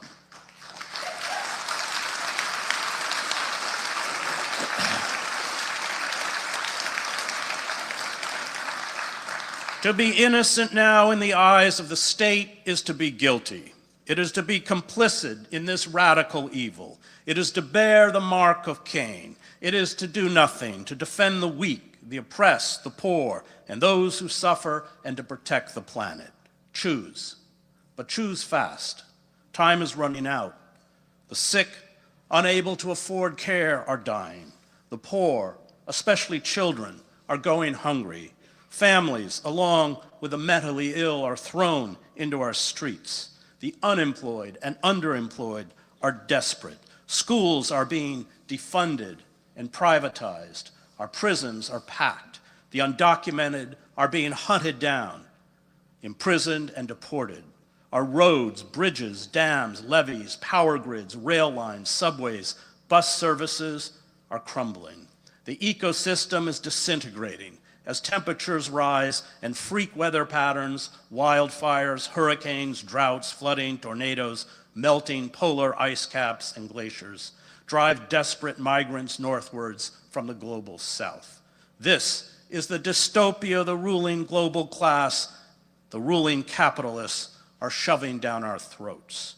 No social or revolutionary movement succeeds without a core of people who will not betray their vision and their principles. In other words, like all of us here, militants.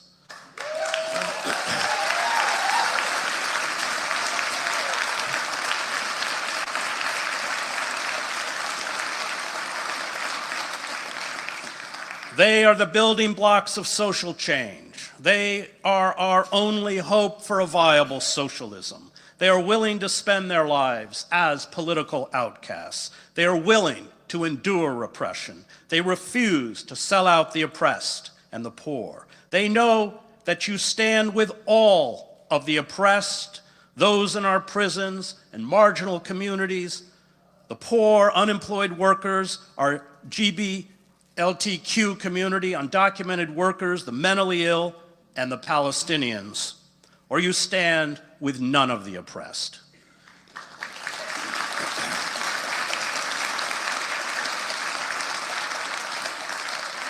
They know that when you fight for the oppressed, you get treated like the oppressed. And liberals plead with us to believe in the ultimate goodness of the ruling class, the fantasy that justice and social equality can be achieved through their bankrupt institutions, including the Democratic Party, even though, like Herod of old, they repeatedly sell us out. We are castigated for our anger, our alienation from the centers of power, and our bleakness. We are told to adopt a positive attitude, to trust the system, that we can awaken the dead consciences of the atrophied souls, the plutocrats running Amazon, Halliburton, Goldman Sachs, ExxonMobil, and Citibank, and the two ruling parties. I cannot count how many times I have been told this. But this is the road to despair, not hope. Hope comes when we physically defy those in power. Those who succumb to apathy or complicity are enemies of hope, and they become in their passivity agents of injustice. Hope has a cost. Hope is not comfortable or easy. Hope requires personal risk. Hope does not come with the right attitude. Hope is not about peace of mind. Hope is action. Hope is doing something. The more futile, the more useless, the more irrelevant and incomprehensible an act of rebellion is, the vaster and more potent hope becomes. Hope never makes sense. Hope is absurd. Hope knows that an injustice visited on our neighbor is an injustice visited on us all. Hope posits that people are drawn to the good by the good. And this is the secret of hope's power. It is why it can never finally be defeated. Hope demands for others what we demand for ourselves. Hope does not separate us from them. Hope sees in our neighbor, even our enemy, our own face. And the powerful do not understand hope. Hope is not part of their vocabulary. They speak in the cold, dead words of national security, global markets, electoral strategy, staying on message, image, and profits. The powerful protect their own. They divide the world into the damned and the blessed, the patriots and the traitors, the rich and the poor. They insist that extinguishing lives in foreign wars or in our prison complexes is a form of human progress. They cannot see that the suffering of a child in Gaza or a child in the blighted pockets of Washington, D.C. diminishes and impoverishes us all. They are deaf, dumb, and blind to hope. Those addicted to power, consumed by self-exaltation, cannot decipher the words of hope any more than most of us can decipher hieroglyphics. Hope to Wall Street bankers and politicians, to the masters of war and commerce, is not practical, it is gibberish, it means nothing. I cannot promise you it will be easy. I cannot assure you that tens of thousands will join us. I cannot pretend that going to jail is pleasant. I cannot say that anyone in Congress, anyone in the boardrooms of the corporations that cannibalize our nation, anyone in the press will be moved to pity to act for the common good. I cannot tell you these wars will end or the hungry will be fed. I cannot say that justice will roll down like a mighty wave and restore our nation to sanity. But I can say this: if we resist and carry out acts, no matter how small, of open defiance, hope will not be extinguished.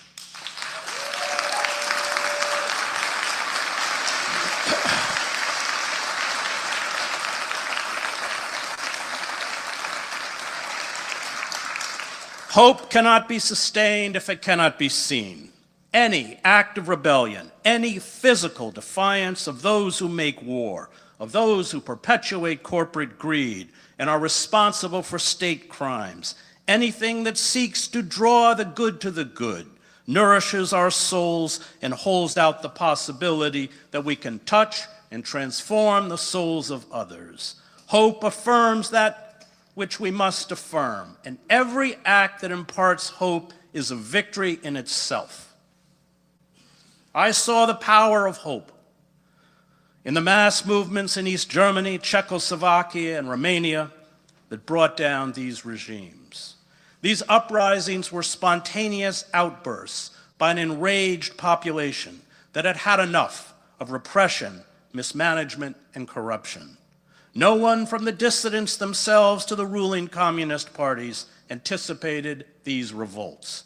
They erupted, as all revolutions do, from tinder that have been waiting years for a spark.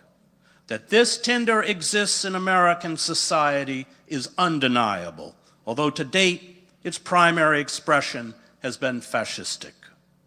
These revolutions were led by a handful of dissidents who until the fall of 1989 were marginalized and dismissed by the state as inconsequential. The state periodically sent state security to harass them. It often ignored them. I am not even sure you could call these dissidents an opposition. They were profoundly isolated within their own societies. The state media denied them a voice. They had no legal status and were locked out of the political system. They were blacklisted. They struggled to make a living. But when the breaking point in Eastern Europe came, when the ruling communist ideology lost all credibility, there was no question in the minds of the public about whom they could trust. The demonstrators that poured into the streets of East Berlin and Prague were aware of who would sell them out and who would not. They trusted those such as Václav Havel, who had dedicated their lives to fighting for an open society. Those who had been willing to be condemned as non-persons and go to jail for their defiance. And no matter how tempting it was to give up, to make compromises with power, they did not. Julian Benda reminds us that we can serve two sets of principles: privilege and power, or justice and truth. The more we make compromises with those who serve privilege and power, the more we diminish the capacity for justice and truth. Our strength comes from our steadfastness to justice and truth, a steadfastness that accepts that the corporate forces arrayed against us may crush us, but that the more we make compromises with those who serve privilege and power, the more we diminish our own strength. Karl Popper in The Open Society and Its Enemies writes that the question is not how do you get good people to rule. Popper says this is the wrong question. Most people attracted to power, he writes, have rarely been above average, either morally or intellectually, and often below it. The question is how do we build mass movements to hold the powerful to account even when those in power come from our own ranks? There's a moment in Henry Kissinger's memoirs, do not buy the book, when Nixon and Kissinger are looking out at tens of thousands of anti-war protesters who have surrounded the White House. Nixon had placed empty city buses in front of the White House to keep the protesters back. He worried out loud that the crowd would break through the barricades and get him and Kissinger. And that is exactly where we want people in power to be.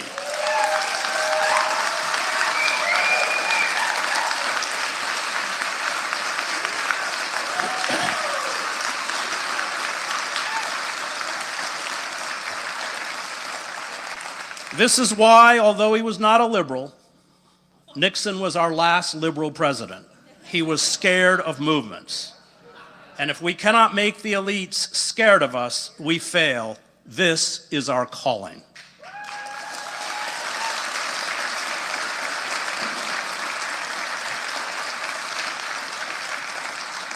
Our failure to immediately build a counterweight to the Democratic Party after it abandoned the working class with the passage of the North American Free Trade Agreement in 1994 was our gravest mistake. And this mistake was compounded by allowing liberals to herd us repeatedly into the embrace of the Democratic Party, promising it could be changed from within, that the corporate indentured party leadership would ever permit Bernie Sanders to be the nominee, or the stated goals of his platform to be embraced is delusional. Alex de Tocqueville correctly saw that when citizens can no longer participate in a meaningful way in political life, political populism is replaced by a cultural populism of sameness, resentment, and mindless patriotism, and by a form of anti-politics he calls democratic despotism. Only 11.3% of workers in this country belong to unions. This is the lowest percentage in 80 years. And nearly all these unions, and especially the AFL-CIO, have been emasculated by corporate power. We are not going to be assisted in our revolt by established unions. Union leaders such as the Teamster Sean O'Brien are bought off, they are comfortable, they are pulling down at least 5 times what rank and file workers make. They have sold out to the Democratic Party, or in the case of O'Brien, to Trump. We forget, as Alexander Herzen said, that we are not the doctors. We are the disease. We have to mount protests not only outside the doors of Walmart and Amazon, not only outside congressional offices, but outside the doors of union headquarters.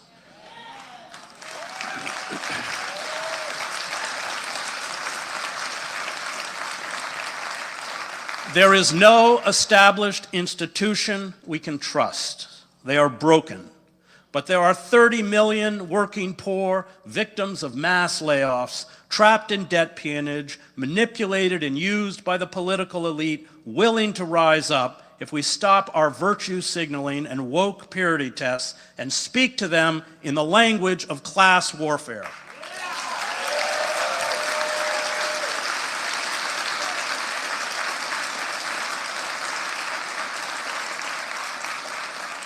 And this is why I support Workers' Strike Back. But let us be clear-eyed about what lies ahead. The enemies of freedom throughout history have always charged its defenders with subversion. The enemies of freedom have always convinced segments of a captive population to parrot back cliches to justify their rule and serve as goons and vigilantes in the name of patriotism.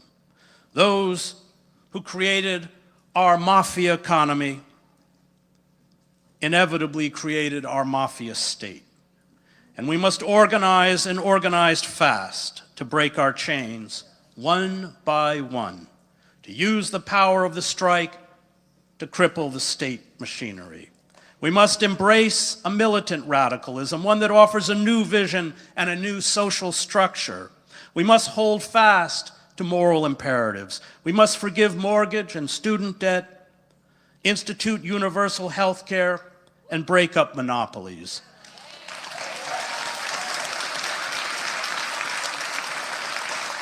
We must raise the minimum wage and end the squandering of hundreds of billions of dollars to sustain the empire and the war industry. We must establish a nationwide jobs program to rebuild the country's collapsing infrastructure.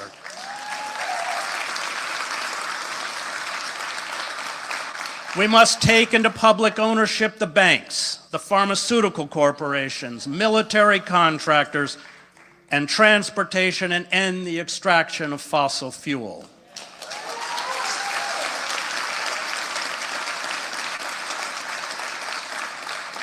And we must end the genocide in Gaza. And that means the boycott, sanction, and divestment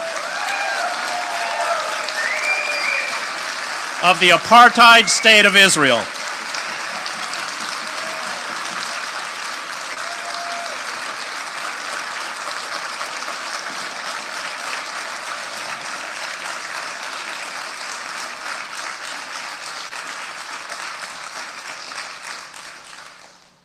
None of this will happen until we organize and refuse to walk away from our commitment to justice and to socialism.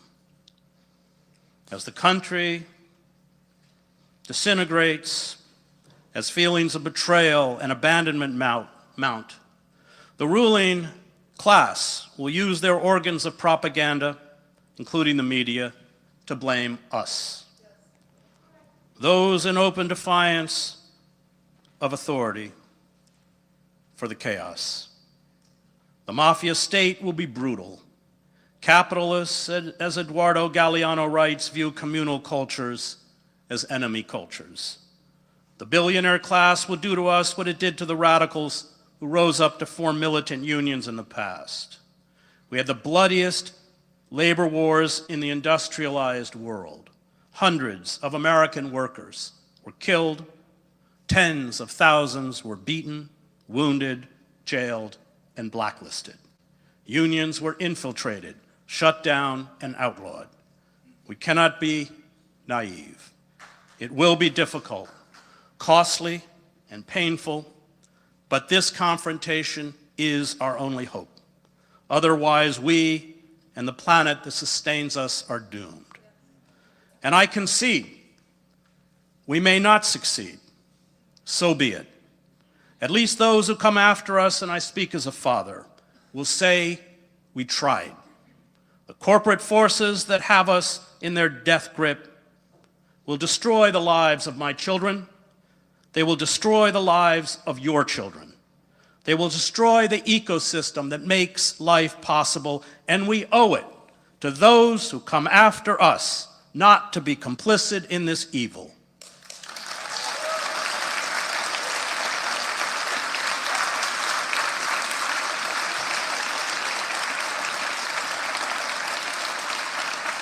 We owe it to them to refuse to be good Germans. This is a battle, quite literally, between freedom and slavery, between life and death. It is that grave. And it is a battle that no matter the odds, we must fight. But in the end, I do not fight fascists because I will win. I fight fascists because they are fascists. Thank you.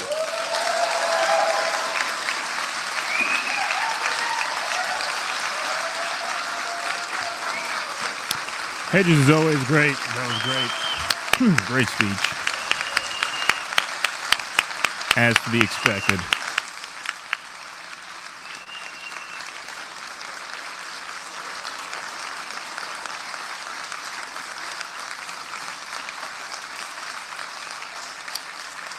The fact that Chris Hedges is here from across the nation at this organizing conference reveals that he's one of those all too rare leaders who wants to fight for working people, who uses his fame to stand with working and poor people and against war.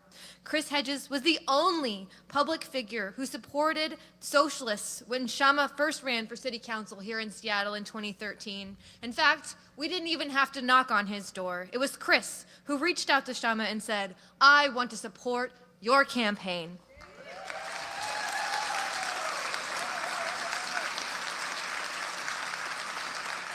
Chris Hedges has joined Workers' Strike Back because he understands how important building our movement is, and I urge all of you to join Workers' Strike Back if you haven't already.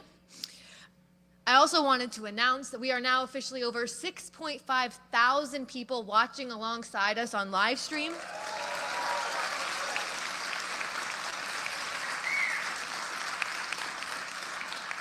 And again, I urge you, if you haven't shared what exciting event you're at with your network, to send that link out and say you can watch alongside me. Yeah, so definitely. Share this stream, everybody. Share this stream out. So our next speaker, it's my great honor to introduce. She's a longtime Green Party member, and she has run unambiguously pro-worker, anti-war presidential campaigns, especially last year against both Trump and Harris. She stood strong against years of slander by corporate media, by Democratic Party hacks. They're constantly wondering, where is Jill Stein? Well, I am excited to tell all of you here today that she's here to speak to us.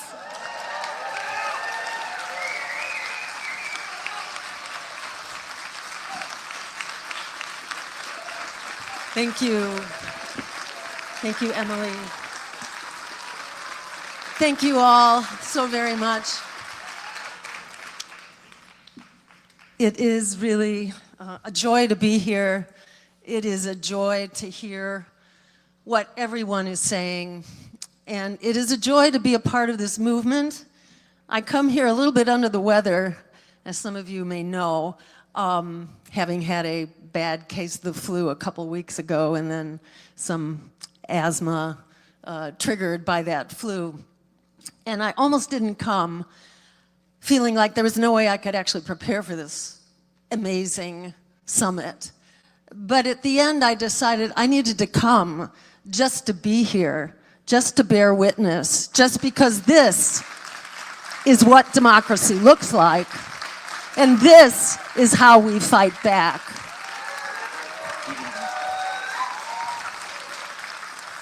And if we come away from today with nothing more than the commitment to stay together, to be together, to know that what we did in the last election was not just okay, it was absolutely essential.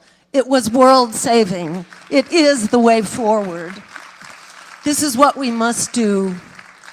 And the fact that they continue to blame us and to try to, to smear us for having challenged empire and oligarchy and genocide, the fact that they will not let up is absolutely the affirmation of our lasting impact and the fact that we must keep up this fight.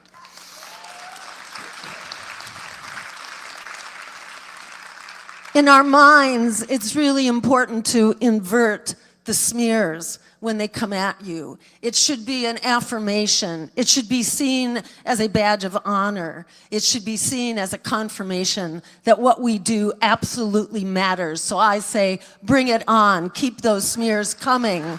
Keep us relevant. So we are very much here, and I want to thank everyone here virtually and in the room who's here to take back power from the billionaires and their two parties that serve them and to put power into the hands of working people.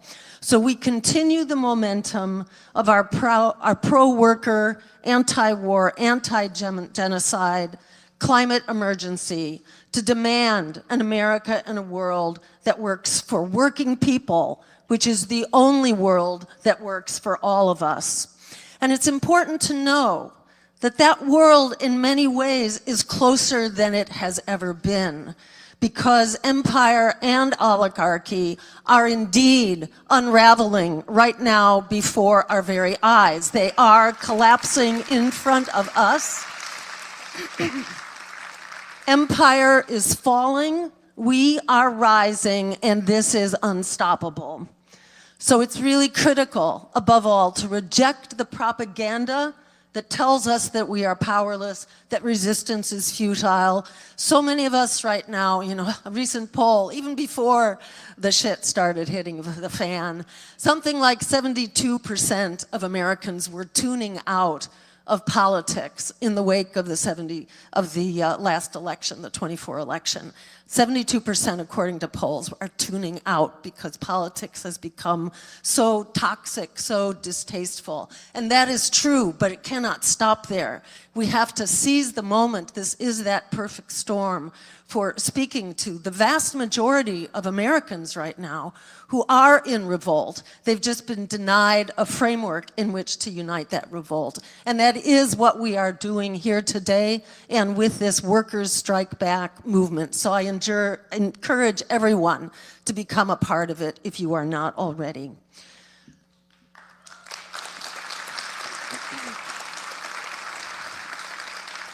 Their resistance, their continuing smears against us, tells us that they, in fact, are terrified. They are terrified because they know that their days are numbered and they know that we are getting together. That is why they pulled out all the stops during our campaign, their army of lawyers, their infiltrators and spies, which they publicly advertised for, their delay in our public funding, which kept us off the ballot in several states because we were not able to pay the costs of getting on the ballot where those deadlines were missed. The fact that they created a war room of constant lies and smears to disparage and suppress our campaign. That war room cost more than the entire cost of our whole campaign. So that tells you, what the terms were. They were terrified. Over 1/3 of eligible voters are not voting because they reject these toxic candidates and political parties being rammed down our throats. And who are those 1 out of every 3, more than 1 out of every 3 eligible voters who don't vote? They are largely people of color, low income, and youth. Exactly the people who benefit from the agenda that we propose. So this is a meltdown of empire, a meltdown of duopoly, and it is on the verge of that transformation to a people-powered politics. This is the American public, where, where 68% of Americans, last they asked,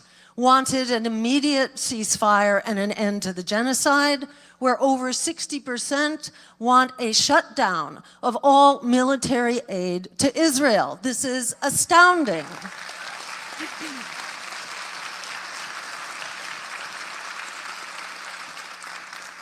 This is not so much a problem of a misinformed public. This is a problem of a public which is denied representation. We have an anti-democratic government, is what we have, both political parties. And as said earlier, Trump is a symptom. He is not the disease itself. He is part of the disease, but he is not the driver of that disease. He is a symptom of it. That disease is wreaking havoc on every dimension of our lives. It was, some months ago, it was said to be over 60% of Americans who are living paycheck to paycheck. Well, now that is over 2/3. It's now over 66% of Americans. Over half of Americans are now struggling to pay their rent, paying more than 30 or even 50% of their monthly income just to keep a roof over their heads. Meanwhile, the rate of homelessness is absolutely unprecedented. Last year, the number of homeless increased by 18% in 1 year alone. That's on top of a 12% increase the year before. 100 million people are strapped in medical debt, 44 million in student debt. Half of youth say that they are hopeless about the future. 1 in 4 have considered harming themselves within 2 weeks of the poll alone because of how desperate they are about the condition of their lives. This says really more than anything that what is being imposed on us by the parties of oligarchy, by the corporate duopoly, is absolutely unsustainable, unforgivable, and it will not stand.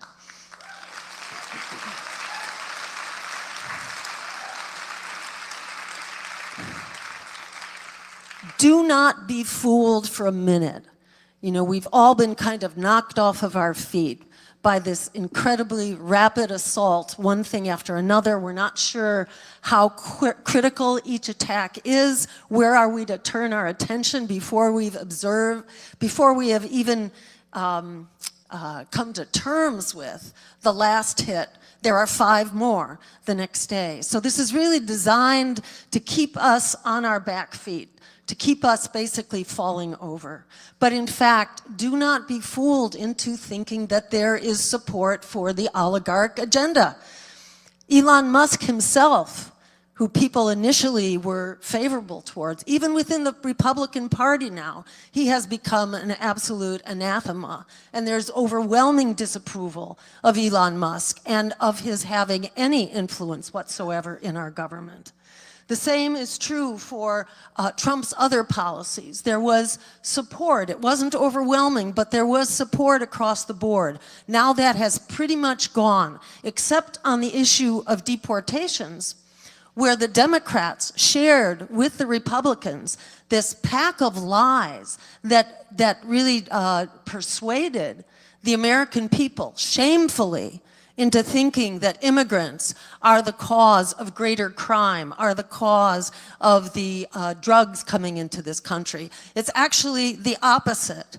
Immigrants are far safer, are far more community, family, and job oriented. Immigrants are not the problem. The problem is the US policies that have created wave after wave of migration.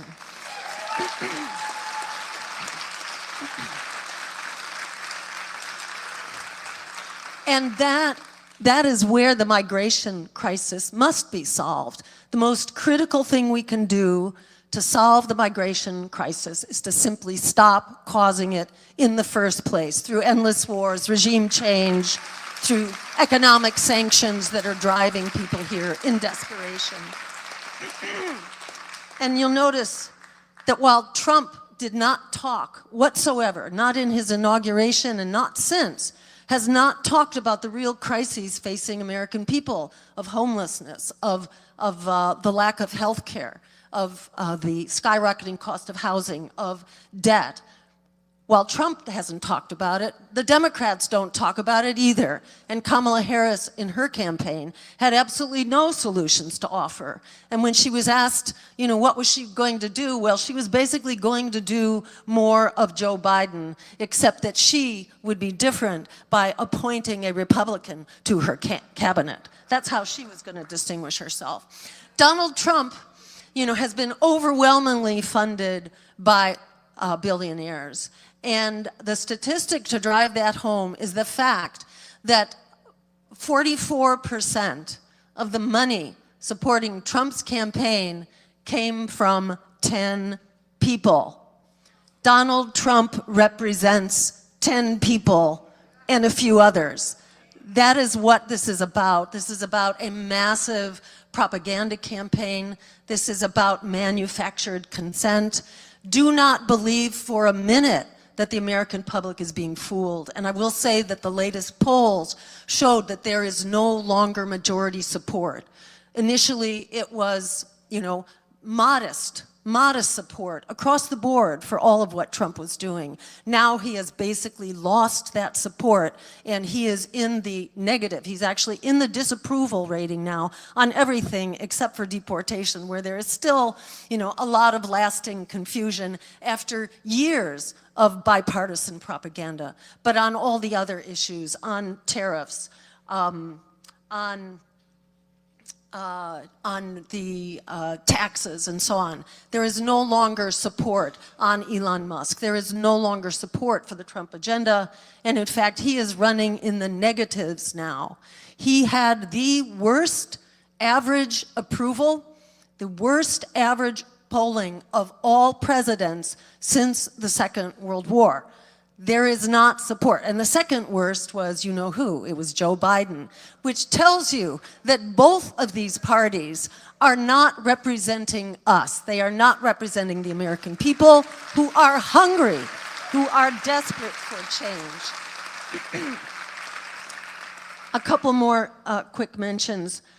There's so much outrage right now about the proposed Trump cuts, particularly to Medicaid and to food stamps, to SNAP. But actually the cuts that he is proposing are smaller than the cuts that were made by Joe Biden during his presidency. Shame. It was 24 million people who were thrown off of Medicaid by Joe Biden.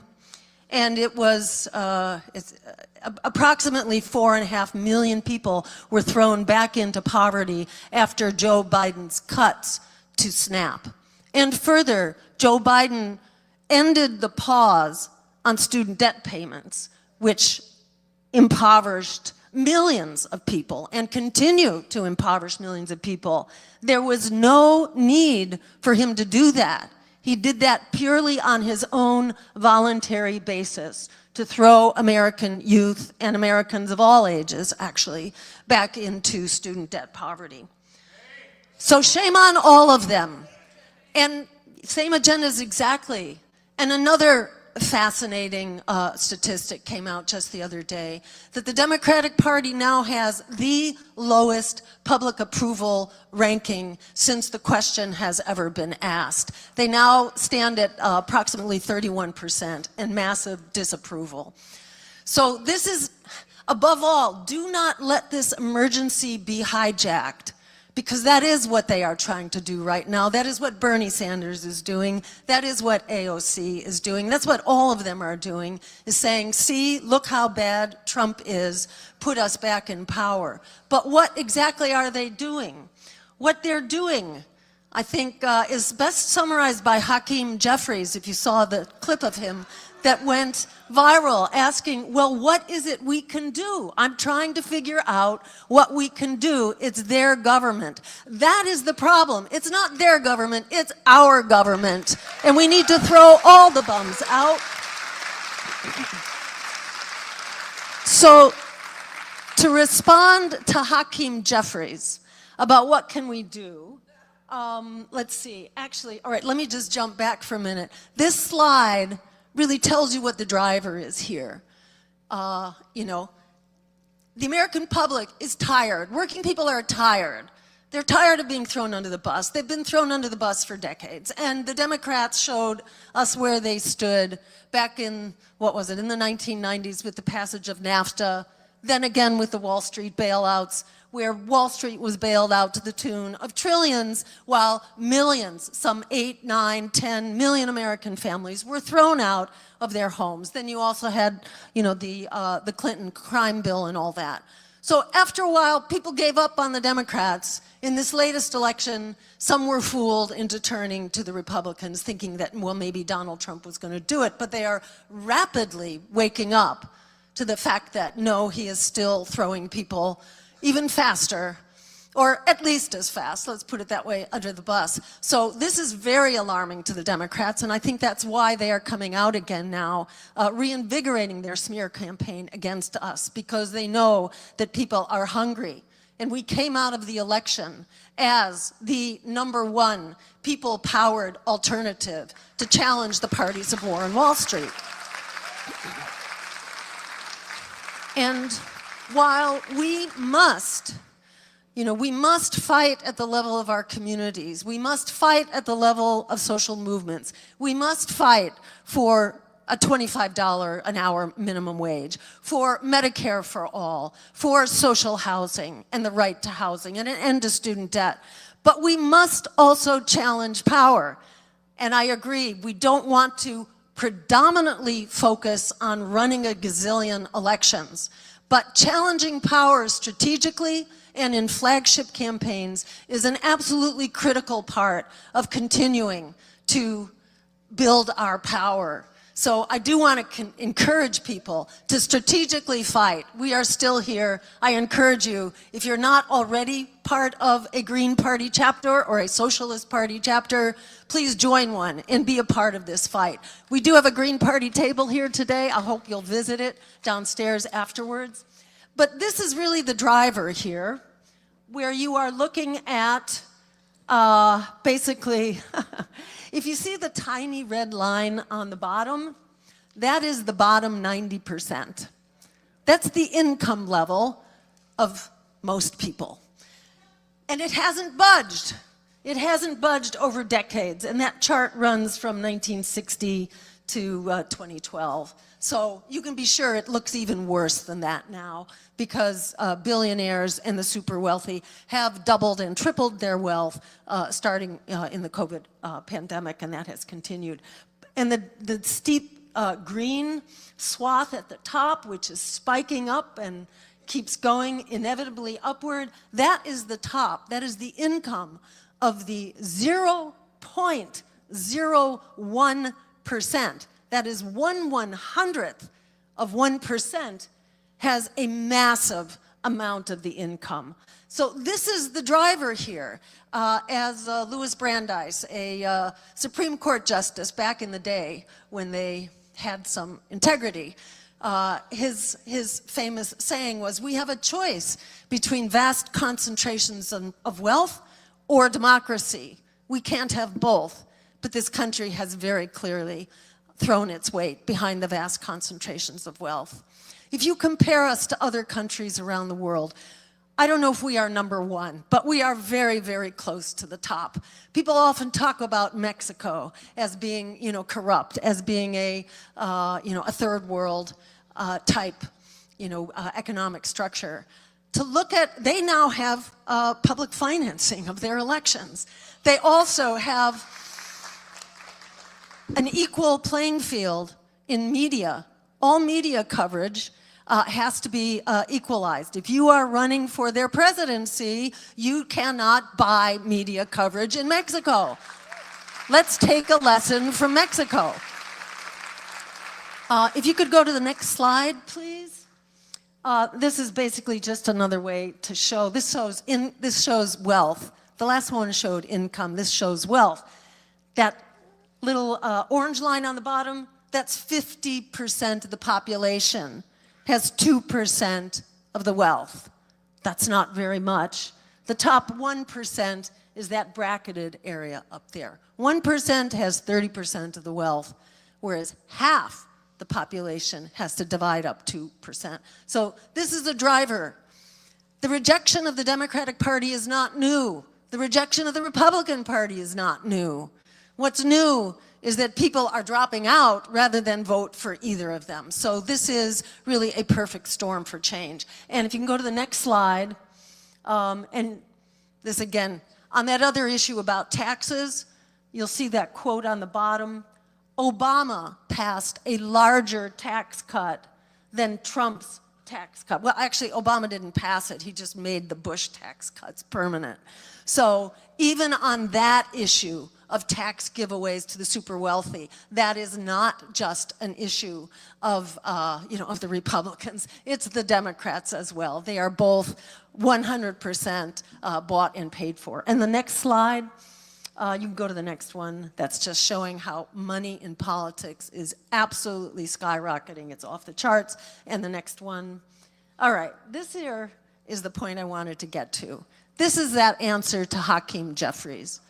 Be like the parliament of South Korea that turned out by the thousands within minutes. It was announced, martial law was announced in South Korea on December, I don't know what it was, 3rd or 4th, something like that, at like 10 p.m. at night. It was immediately live streamed and went out on social media. And within hours, there were 16,000 people there to help the parliamentarians scale the closed fences that had been closed around Parliament, because they knew that they had to respond to this declaration of martial law. They had to respond quickly or the noose would tighten. Because along with this declaration of martial law was the prohibition against the meeting. Even the meeting of Parliament was disallowed. Press was disallowed. Labor actions were disallowed. Everything was disallowed. So they knew they had to shut it down. And that's what they did. Within hours, they had scaled the fences.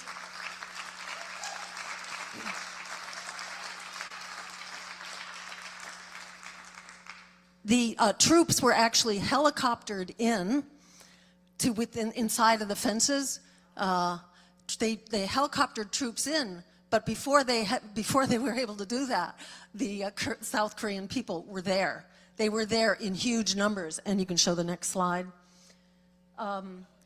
These are the staff who also scaled the walls, the parliament staffers who scaled walls, and they used couches to block the doors so that the troops could not get in. This is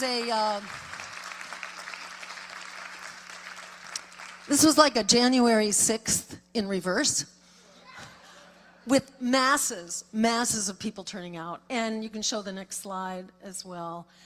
Everyday people were there to talk to the soldiers. They were there to persuade them. And in fact, the soldiers then did a very slow walk, and they went out to get noodles before enforcing their orders.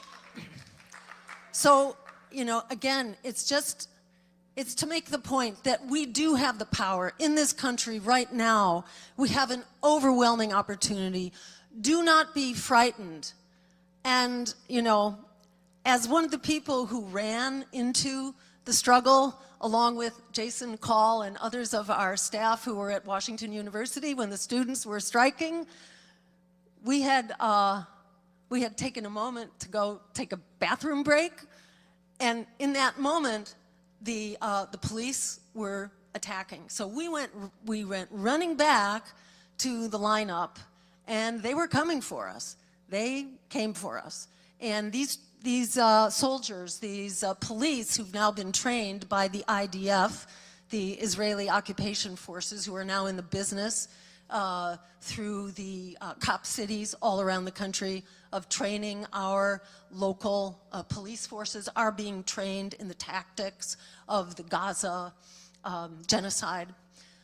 Police are vicious. I mean, there are many people who've encountered police for a long time who know how vicious this is. So you do have to use some discretion about when you stand up and where you stand up, but we have to stand up. And one of the most important ways to stand up is by striking, is by withdrawing our labor, by supporting labor unions to do the same. And I want to also put in a plug for BDS, for Boycott, Divestment, and Sanction, and Alameda County right now is among many counties who have withdrawn their retirement funds. Alameda County just pulled out $32 million from Caterpillar and its horrific destructive equipment. It is only a matter of time. Israel and its genocidal war and its genocidal economy is on its last legs. People are leaving. Its economy is in tatters. It cannot carry out even a war against Hamas. Hamas has reconstituted. Volunteers have replaced those who were killed, but the Israelis are struggling. They are capable of a 7-day war. They are not capable of a 7-month war, not even against one country. Now they are quickly expanding this concept of the greater Israel into Lebanon, into Syria, who knows, perhaps into Egypt as well. But there are conflicts now that are active and others that are brewing. Israel cannot possibly sustain this without our tax dollars and ultimately our blood. Israel is going to need boots on the ground under Democrats. We reactivated the draft. Our names, the names and addresses and emails of our young people are all in the hands of the security state right now. Let them try to reactivate the draft, and that will certainly be the match that kindles an incredible opposition, because the opposition is already there. Israel cannot conduct genocide without us, and we do not consent. And the traction for that is with our elected leadership. We need to throw these bums out. We need to organize, we need to prepare for the general strike, and we need to run them out of office. Thank you all so very much. I look forward to working together. Our work has only just begun. Thank you. All right, I thought those were three very, very strong speeches so far. That was all great. They are going to come out and do their fundraising pitch. We'll watch some of that, and then we're going to bring in It was an our absolute post-duopoly honor to be brothers on the ground with your coming up soon. campaign in Detroit, in Dearborn, talking to thousands of Muslims at mosques who desperately wanted an anti-war campaign in October of last year. And it was just... it terrifies me to think what would have happened if we didn't have a place to channel that energy to an anti-war, pro-worker campaign. So thank you so much again to Jill Stein for her bravery. Also, someone who joined us in Dearborn for several weeks to help campaign for Jill Stein, and I'm proud to introduce him to give a short appeal to help to ask all of you here to help build this movement, is Dustin Spence. He's a member of Worker Strike Back from Chicago, Illinois. Please give him a very warm welcome.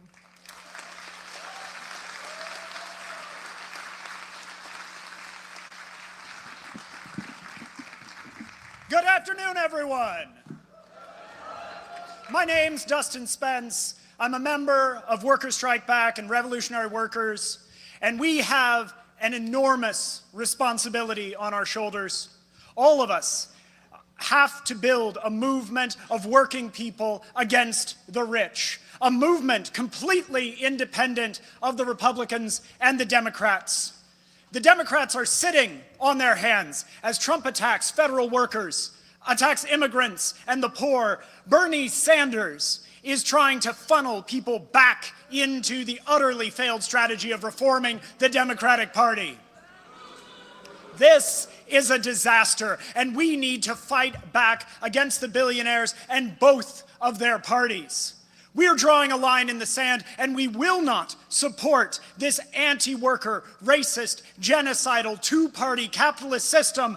We have an urgent need to build a fighting alternative. So let me ask, are you ready to fight? Are you ready to fight? Are you ready to fight? It is long past time for working and oppressed people to get organized to fight the rich. If we succeed, we will do more than reform a broken system, the one that we know today. Fighting this fight means that we will not be satisfied with rearranging the deck chairs on the Titanic. No, if this dumpster fire of capitalism is the Titanic, then we need to become the iceberg that brings the whole fucking thing down.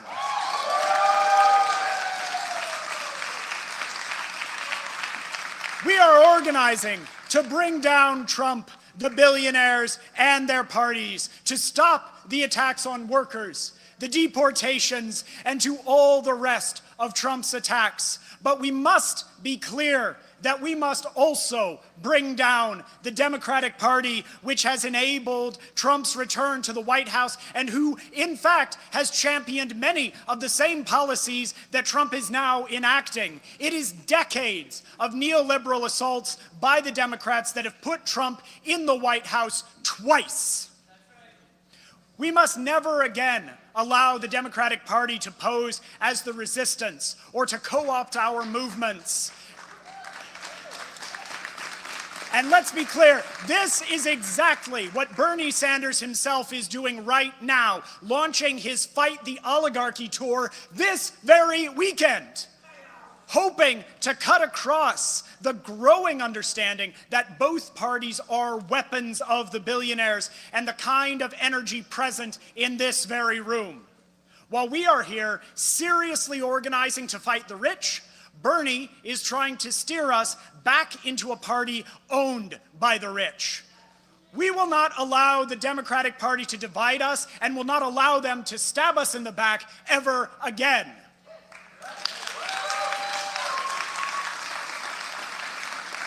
So building our movement to stand against the collective power of the rich and their two-party system, it takes time, it takes resources, and yes, it takes money. And so today, I am going to ask all of you for a donation. Right now, we're passing out donation slips. It seems like most people have got those. But I want to ask you not to fill those out yet. It takes serious resources to build the kind of organizations and campaigns that we need to actually fight the rich. And that includes the cost of organizing a big national conference like this and the resources to build our fight across the country. And we can't outspend our enemies, but none of our victories would have happened here in Seattle had we not taken finances seriously. Our socialist election campaigns actually out-fundraised our Democratic Party opponents again and again, based on donations of working-class people. We have an even higher bar now in building a national movement. And so, we're setting a target today to raise $20,000 to build the fight against the rich. And in a little bit, I'm going to call out some numbers. If you're here in person, I want you to raise your hand when I get to a number that you can give. Fill out your donation card and keep your hand up until a volunteer from our donation team Okay, this is over the to in-person process your drive, donation so we and don't have collect to your watch Now, if you're all of watching this. on the live Hold on one stream, second, maybe we do. There's a donation link in the chat. And live streamers, you should say in the chat when you hear a number that you can donate so that we can all feel a sense of the momentum together. Oh, okay, all right. I think this So is think their about a chat. number Hold on, let me see if I can get that their you chat. can give. Think about what's at stake with crisis after crisis hammering working people right now in Gaza, in the West Bank, at the border, and right here in Seattle. Think about a number that you can give, and then think about if you can give just a little bit more to fight the rich and their two parties, to build the anti-war movement and the workers' movement, a new mass political party that represents us, and to bring down Trump, both parties of the billionaires, and their system once and for all. So I we've believe got that's the donate link. quite a fight ahead of us. To get us in the proper mindset for what it's going to take to win this fight, a supporter, Raghav Kaushik, who played a big role in winning the Seattle City Council resolution calling for a permanent ceasefire and an end to arms sales to Israel in Seattle, and a leading role in the successful fight to make Seattle the first city outside of South Asia to outlaw caste discrimination. Yeah. Raghav knows how important this fight is, which is why he is donating $2,000 today to build our movement. That's right. Now that's a huge donation to get us going towards our goal, but of course we still have a long way to go. So I ask, can anyone here or online match him? Can anyone match right here? Yes! See, that's how you do it. Raghav's $2,000 donation. You start big. $3,000 right here. Wow. Yeah, that's how it's done.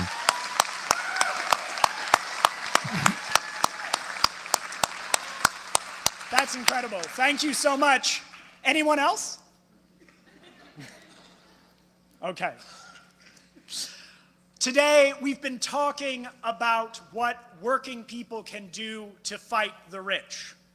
Both parties of big business have shown their determination to back the Israeli state to the hilt and to a continued commitment to deporting thousands upon thousands of working-class immigrants.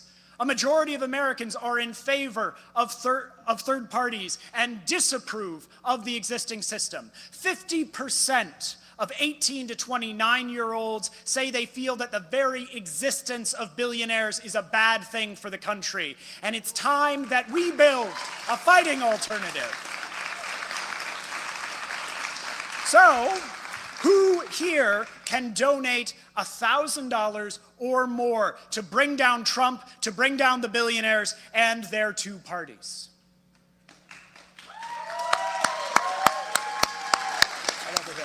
Right over here. That's amazing. Wow, so they're up to $6,000 already. And remember, Pretty folks good. who are on the live stream, indicate if you're able to jump on these numbers too. It's hard to ignore the boiling anger at the rich building in the working class. The anger at the rich is vividly on display in the broad reaction to the murder of United Healthcare CEO Brian Thompson in New York in December. 81% of young people in a recent poll indicated support for the alleged killer Luigi Mangione, saying that the rampant rejection of insurance claims and the unaffordability of health care justified the killing.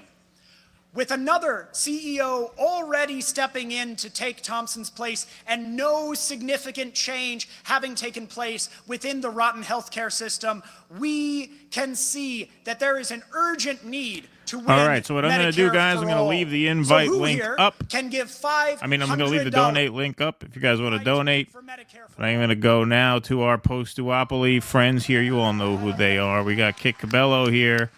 Hey! And we got Nick Cruse here. Guys, great to see you. Thanks for joining me today. Absolutely. Glad to be here.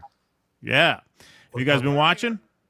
Oh, yeah, of course. I really like how the Dr. Jill Stein brought up the the whole situation that took place in South Korea, where, if your politicians actually really gave a damn about your democracy or republic, they'd break open a window, they'd climb over a wall, they do a reverse Shawshank Redemption, try and reverse that jag-off president doing martial law.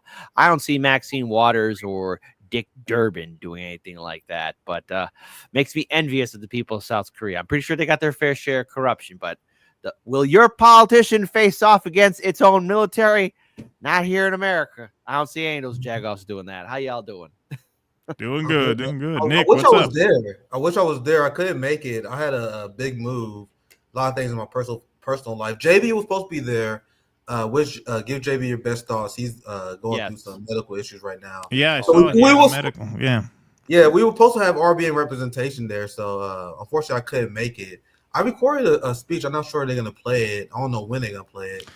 No, they are going to play it. Did you sent them the speech? Yeah. Yeah. So Yeah. It's not the same though, man, because it's different when you hear the roar of the crowd, man. They got a great showing.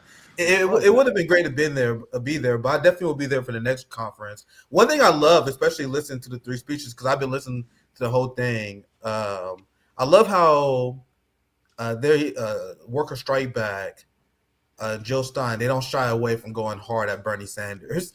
Because what Bernie Sanders is doing right now is extremely nefarious.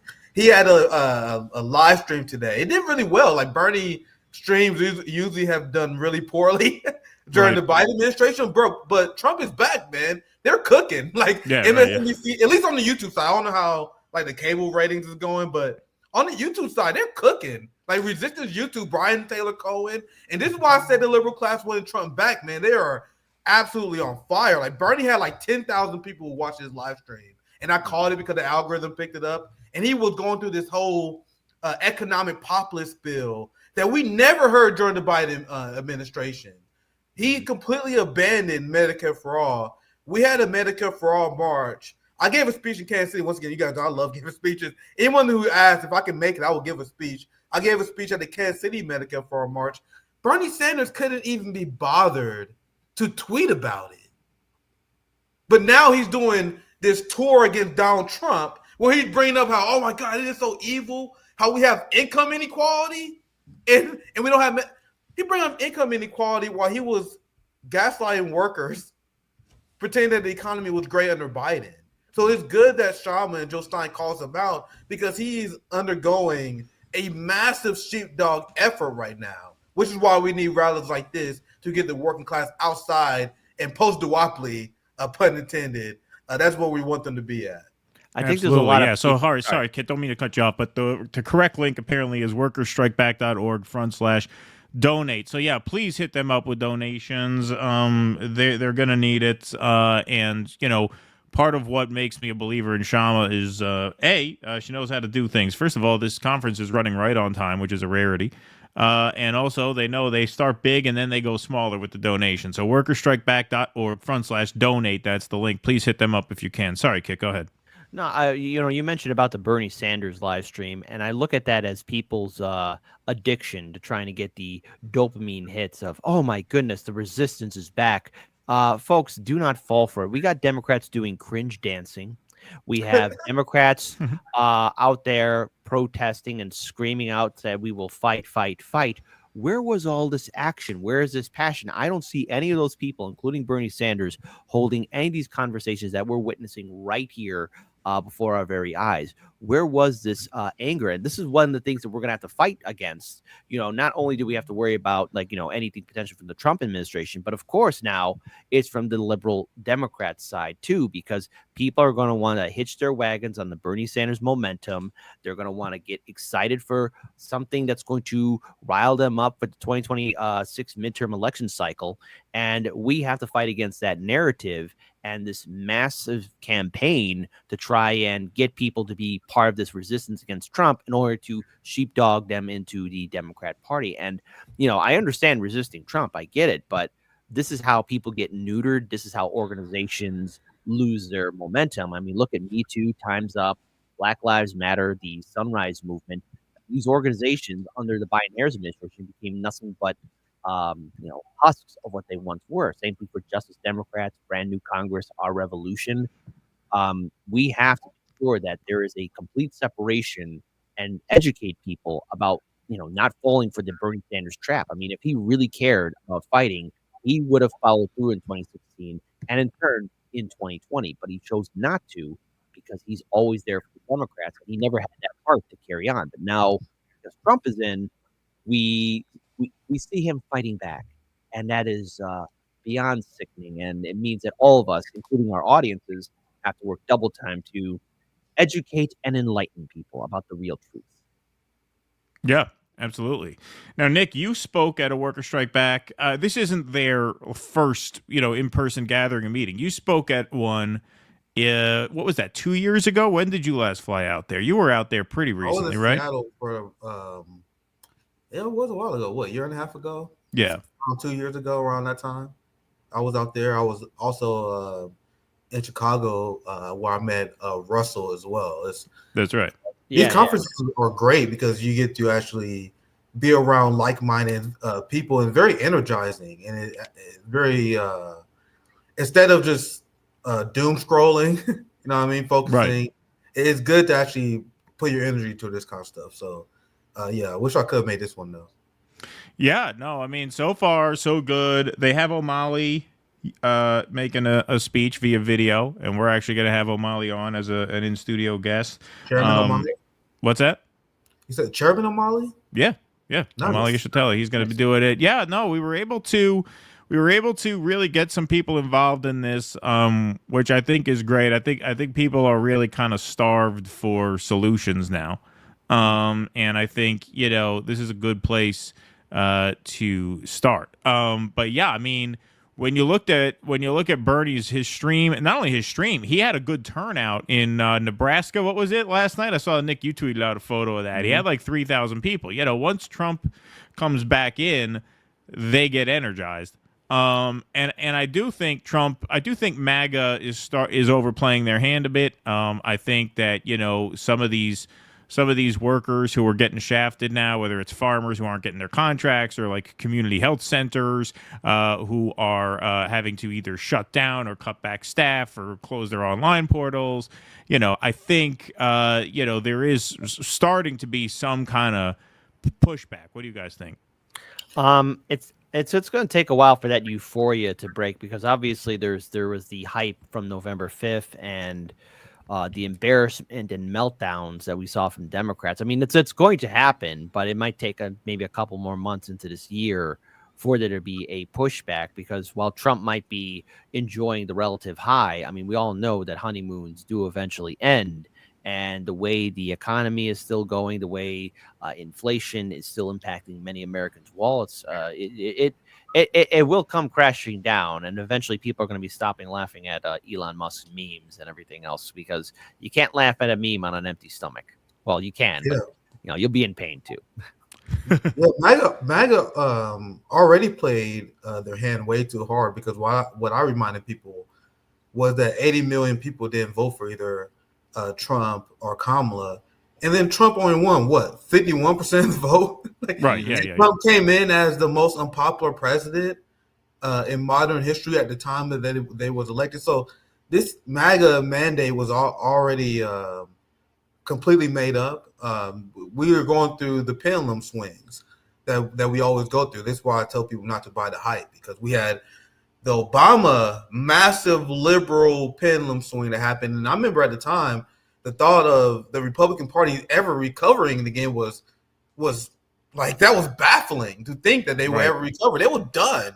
In 2008, the Republican Party was in the worst position I believe the Democratic Party was in right now. People loved Obama. Like, everyone was on it, bro. Like, the celebrity culture was on it. The right wing had zero coherent way to fight against it. And then Barack Obama came in, bailed out the banks, continued the wars, crushed multiple grassroots movement, fought against the Occupy movement, and then Democrats lost 1,000 seats during Obama's term. And I'm not saying that Democrats are going to recover like that. What I hope is that instead of those just swinging back to the other side, that we as an independent movement can pick up the people instead of just a pendulum swinging back and forth. So as the pendulum swing, we're here to grab the people before they get back on the other side. I think that's our best plan of action. We got Russ in the house. Man, Russ. Russ, how are you? You got to unmute your microphone.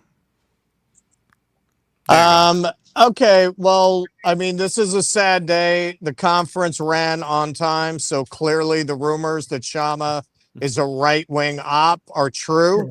Yeah, right, exactly. Yeah. Exposed in real time in 4K. Exposed in real time by running on time. That's exactly what I said. I said the conference is running right on time. No, but like, seriously, I mentioned that too, and this is no joke. Part of why I'm a believer in Shama, because they have their shit together. Like, they organize, they know how to do this. All right, Keaton, I got to introduce somebody. All right, I got to introduce a very special longtime viewer, Black Freud. Oh, Black Freud. Hey! What's up, Black Freud? How you doing, Black Freud? Great to see you, man. You live in L.A., don't you? I'm in L.A. We flew up last night with my sister from Florida. Oh, that's amazing. That's amazing. God bless you. Thank you so much for doing that. My daughter's big in the unions and the schools in L.A. She says, listen, Dad, tell me. I got hundreds of people want to sign up. Anyway, good to see you guys. Good to see you, man. Be safe out there. All right. Thanks so much. Appreciate it, man. Great to see you. Thank you, man. I'm going to catch up with you. I need some psychoanalysis, man. Maybe we can talk for a long time. Sorry, Nick. Go ahead. No, I'll just say that's one of the great things about the events that I'm going to miss is actually be in the community, be there with the community. It was great to meet Kit and Russ the first time in Chicago. And then I spent I was starving. I spent like 30, 40 minutes just talking to people. Hey, what's up? What's poppin'? I got to say a shout out to Kit. Kit had Green Party New Jersey candidates on last year. No problem. Green Party movement. Hey, no problem. Always happy to support third parties and independents. This is your time and chance to really build something and actually take momentum away from the Democrats. So I wish you guys all the best in New Jersey. Whatever happened there, all the best. Whatever happened there. There's always something happening in New Jersey. I'm dropping Sopranos reference. Sopranos, yeah. Bada boom, bada bing. Whatever happened there. Green Party from New York. Yeah, New York. Hey, how you doing? All right. Awesome. Doing? Hey, thanks guys for making the trip out there. It's amazing. Long Beach, New Jersey. Oh, man, I did my civic duty. I tried a slice of pizza. Tasted like shit from a bowling alley. That's how it goes, man. There you That's go. how it goes. We're gonna, The Alaska salmon was better. That's the more to Seattle thing. That's what they do, yeah. That's what they do. That's more to Seattle thing. So, Nick, you want to give people like a preview of your speech? What's your speech touch on? My speech? No, Nick. I know Nick's got the video, Yeah, I'm not sure when they're gonna play it, but 3:20, so 6:20. You're scheduled for 6:20 Eastern time, so 5:20 Central. I pretty much want to touch on the fact that we need to build an anti-war movement, and we can't fall for the traps that many people in the United States left have taken by following liberal Democratic Party culture. And I see it all the time where I see these. I wouldn't even call them fake socialists. Unfortunately. It's these people who have like these hammer and sickle They have Hammer Sicker in their profile. They have socialists in their profile, but they are fighting Democratic Party culture wars. Right. That's not our interest. Our interest should be mobilizing the working class. But even if we have social disagreements with some workers, we're supposed to believe in the potential of the working class and organize among those lines. And I mean, many socialists in the United States have made the mistake, like where they are canceling people, for example, who disagree with them on abortion, ignoring the fact that there's many socialists, communists in the global South. In Brazil, they have a large evangelical black socialist population. These are the people who support Lula in Brazil, who are socialists, who that's their lesser two evil vote was voting for Lula, and they have a more socially conservative ideology. And based on what the United States left believe, they will believe in canceling socialists and who live in the Middle East, who live in the global South. There are a lot of people in China who are extremely social conservative. They will explain this on Red Note. Like, there are a lot of people in China who has criticism of the United States transgender culture. So will you destroy international solidarity with them simply because they don't believe in liberal social justice issues? So that's what I think we need to focus. Not allow the ruling class to distract them with their games and focus on building an anti-Zionist, pro-working class movement. And we can't allow the Democrats to distract them. It was a pretty. No, I think that's great. I mean, I think both you and Russ and myself are hitting on similar themes because I think we see the pitfalls in going down that road. So I think that's good. We'll have some representation. Go ahead, kid. Yeah, but don't you guys think that also, I think viewers and people are able to read through like fake populists, because we have seen them rise up in 2016, all these people who say they care about, workers or social justice or standing up against corruption. I think now, like, we people are at least maybe self-aware of the overall signs. Like you had your bread tubers, you have people like Hassan who do all this fake outrage or fake cancel culture, and I think like they're losing the momentum. I mean, even with the I wouldn't say downfall, but I think people waking up to Russell Brand and all of his BS. I think people are becoming more educated and self-aware. I mean, it's not to that momentum, but it's enough to really, maybe give us an advantage to be post-duopoly. I mean, that seems like a possibility. Or am I wrong here on this? I mean, I think no, that is the opportunity, absolutely. And as Russ just said, Russell Brand is out, and the price of eggs are up. Well, you want to see if you can grab Hedges? See if we can get Chris Hedges. I will add, as we wait for Hedges, is I want to make it clear that our messaging should not be about throwing fellow workers for a second to the live stream. Okay. There we go, Chris Hedges. Chris Hedges here. Hey there. Great speech as always. Everybody should donate. Everybody, I signed up. I pay my monthly fee to work at Strike Back. Yes, absolutely. Great speech as always. Yeah, really good. Thanks. Really thanks strong. for covering it. Keep doing the great absolutely. work. Okay. Now let me ask you, watching you, this great, rich speech that you gave, do you feel there's a next generation of intellectuals like you, like Norm, like Noam Chomsky, to take up that mantle? Because hearing this soaring rhetoric, this very textured speech, it occurs to me, who is there coming up that can continue that tradition? I'm sure there is, but you're talking about a generation, my generation, that's rooted in print. Right. So this generation is not necessarily rooted in print. I mean, my orientation is clearly like Noam, like Cornel West, like Alex Coburn at Counterpunch. We're print-based. Right. I mean, we're grounded in literature and philosophy, but it's all out of books. So that's what I worry about. Not that they're not there or that they're not brilliant or that, but I do think it's important for an intellectual to be grounded, to read. Yeah. You guys have anything for Chris? I will 100% agree.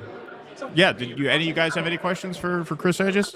Well, actually, I have a question. So in 2016, I actually had the opportunity of interviewing you a long time ago before Hardlands Media came into existence. And you called out the intellectual dishonesty of the Bernie Sanders campaign and how it screwed people over.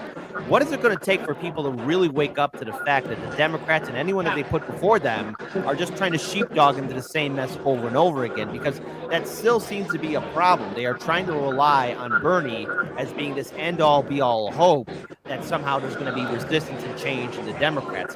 How do we break that narrative? I think it's already broken. Remember that as soon as Bernie started campaigning for Hillary Clinton, nobody showed up to his rallies. His political revolution, the culmination of his political revolution was electing Hillary Clinton to the White House, or attempting to. So I think that really exposed him for who he is, and I don't think people are buying it. It's why so many people didn't vote. I think, you're right that's an old tactic that they're trying again, but it has diminishing returns. I don't think it's working. You talked about, and this is something I mentioned with Shama when we had her on. This administration, you really get a meaningful labor movement together, you're going to see what you haven't seen in 100 years. Yeah. Do you feel a movement can hold up to that? I mean, we have to look back at the old. You're looking at head cracking, prison. We have it in our DNA. We did it.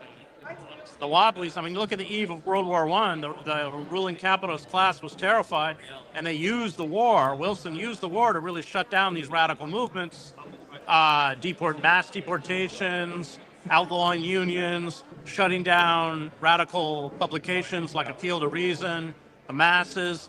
It's in our DNA. We got to recover it. But that's why I raised it in my speech. The capitalist class will use everything they used before and more. It'll be really ugly. When they feel threatened, they will, pull every level they have, militarized police, vigilantes, goons, censorship, and all we have to do is look back at the labor wars of the late 19th century and the early 20th century. That's how they act. But our biggest failure was divorcing radicals, socialists, from labor. That was the biggest failure because, you went to Southern West Virginia and the hero was Mother Jones. And now, the hero's Trump. And we got to stop telling people how to speak. I don't support, obviously, I support inclusivity and all that. But once you're trying to unionize an Amazon, you're just going to have to work with people who voted for Trump. Exactly. But they will learn, and as soon as Amazon reacts, that's a big wake-up call. It's educational in and of itself because they begin to realize where power lies and who's responsible for their immiseration. That is Jeff Bezos and the billionaire class, not undocumented Mexicans. That form of resistance is not only a form of empowerment, but a form of understanding. Chris, in a recent poll, it showed that the majority of people who did not vote for Kamala Harris, who voted for Joe Biden, did so because Gaza was their number one concern. And now I'm seeing, and I'm shocked to be honest to see this, I see people from the right, like Candace Owens and a few other MAGA people who are wrong on a lot of issues. But I'm seeing people in the Republican Party criticize Trump because of his position on Gaza. So my question is, do you see anti-Zionism as being a path to organize a resistance against the ruling class? And do you see the same change in public sentiment? Yeah, because in the global South, first of all, that's a longer discussion, but the whole sacralization of Jewish victimhood in the Holocaust doesn't play in the global South because they all suffered their own Holocausts. And of course, yes, Black and brown Americans, like as Langston Hughes pointed out, they suffered their own Holocausts. And the global South is fully aware that not only, of course, is there a breakdown in humanitarian law or rules-based order. It was always broken down, Iraq, Afghanistan, Vietnam. But you saw the United States and Western European nations actively obstructing an attempt by most of the rest of the world to impose the rule of law, to reinstate the rule of law. And I think we're not going back from that. I think the genocide in Gaza has not only ripped the face off of the Zionist state, but rip the face off the global north. And these people will build climate fortresses, use industrial weapons. I mean, the message to the rest of the world is we have everything, and if you try and take it away from us, we'll kill you. And they get it. We're pariahs. And not to mention the fact that the empire is declining. Yeah, of course, Zionism is racism. Apartheid is wrong. And settler colonialism is wrong. And the United States, Germany, other Western European countries have embraced that old settler colonial project because that's who they are. That's where they come from. That's why the far right likes Israel, because it's a white settler colonial project. I mean, you can't discount, and everything that Israel does to Palestinians is what they want to do to black and brown people. Israel is the model. That's why they like it.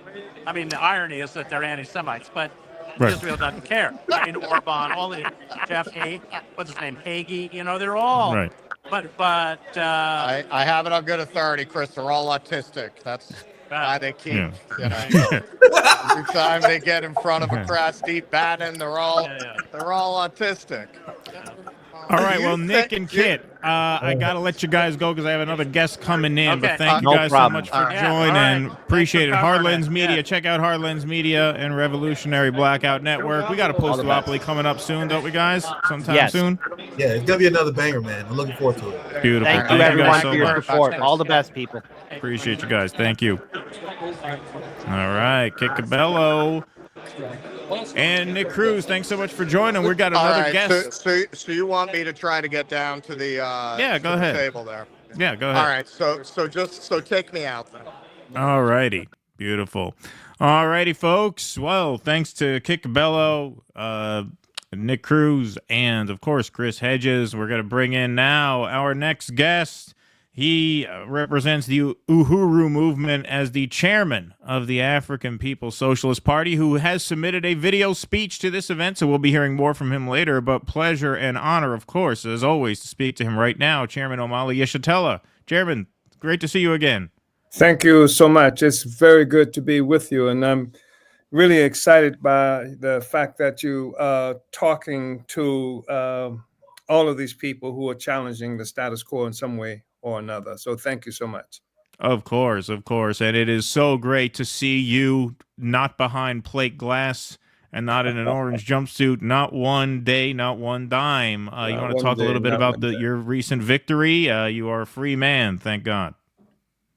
Well, we're still working on the... Well, you're right. That was probably a bit of an overstatement, but it could have been worse. But it's a good overstatement. Okay, good. It recognizes the fact that the United States government had intended to lock me up for 15 years and to take $250,000 from me by way of fines, etc. And even at the last minute, the prosecution, after the trial, not able to present any evidence that proves us being Russian agents, and haven't had to make that concession, even at the last minute, was asking that I should be imprisoned for 3 years and pay the government a $100,000 fine, plus pay some back taxes that we're struggling with the IRS about around, some property that was sold, et cetera. So that's what they were asking. So the not one day, not one dime slogan, it resonates. Absolutely, yeah. We recently, when we filled in hosting for the Jimmy Dore show, we had a guy on named Greg Foreman who hosts a show called The Black Conservative Perspective, and we showed him the clip of you and Tucker Carlson where you talked about how, part of why you and your movement were on the enemies list of the political brass in this country is that you reject sort of welfare state or welfare nanny statism and instead advocate for economic self-determination. And his exact quote to us after he saw the video was, "You just blew my mind," because he didn't understand how a socialist could advocate for economic self-determination. In the minds of a lot of conservatives, socialism means welfare. So do you want to just expand upon the distinction, how you can be for economic self-determination, where you guys have started your own businesses and set up your own marketplaces while still calling yourself a socialist? Because I think that's really important. A lot of people don't understand that. I think that is important. And I think one of the reasons people don't understand it is because with the assault that was made on the Black liberation movement, the African liberation movement in the 1960s, those of us who fought against colonialism were disappeared. We were imprisoned. We were assassinated, from Malcolm to Black Panther Party members to the co-founder of the African People's Socialist Party. We were pushed off the agenda. The narrative was taken away from us. We were replaced by, as a part, we think, of a counterinsurgency effort. We were replaced, they had people propped up, like the Sharptons, if you will, and others who were opposed to the whole notion of fighting against colonialism. If you fight against you can't fight against colonialism and at the same time fight to be American. We're saying that colonialism is something where foreign alien forces takes over the control, the economic, political power of a people, and extracts value, human and material resources, etc., for the benefit of the colonizers. A parasitic relationship, and our movement, influenced by people like Malcolm X and Frantz Fanon and the Black Panther Party and Jomo that preceded the African People's Socialist Party, was fighting against colonialism. We had come to a point where we said that fighting to be a part of America is not the issue. The fact is we have a problem because we are part of America, not because we're not a part of America. So to be fighting to be a part of America was to fight for a solution that never represented the problem that we were confronted with. So we want to be independent and free people. And we are socialists because we also understand that when we talk about colonialism, we're not talking about colonialism as simply a policy, as it may have been by Portugal in 600 years ago when they initiated the assault on Africa that resulted in the development of the slave trade and all these other things. We're not talking about a policy, even if it may have, if we're talking specifically about an Israel that has a policy as it relates to Palestinian people. We're talking about a mode of production in the same way that people used to understand. People who call themselves Marxists and communists and whatever used to understand a mode of production is the process within which society produces itself. It's a food, clothing, shelter, and everything therein. That's a mode of production. And there have been various kinds of modes of production.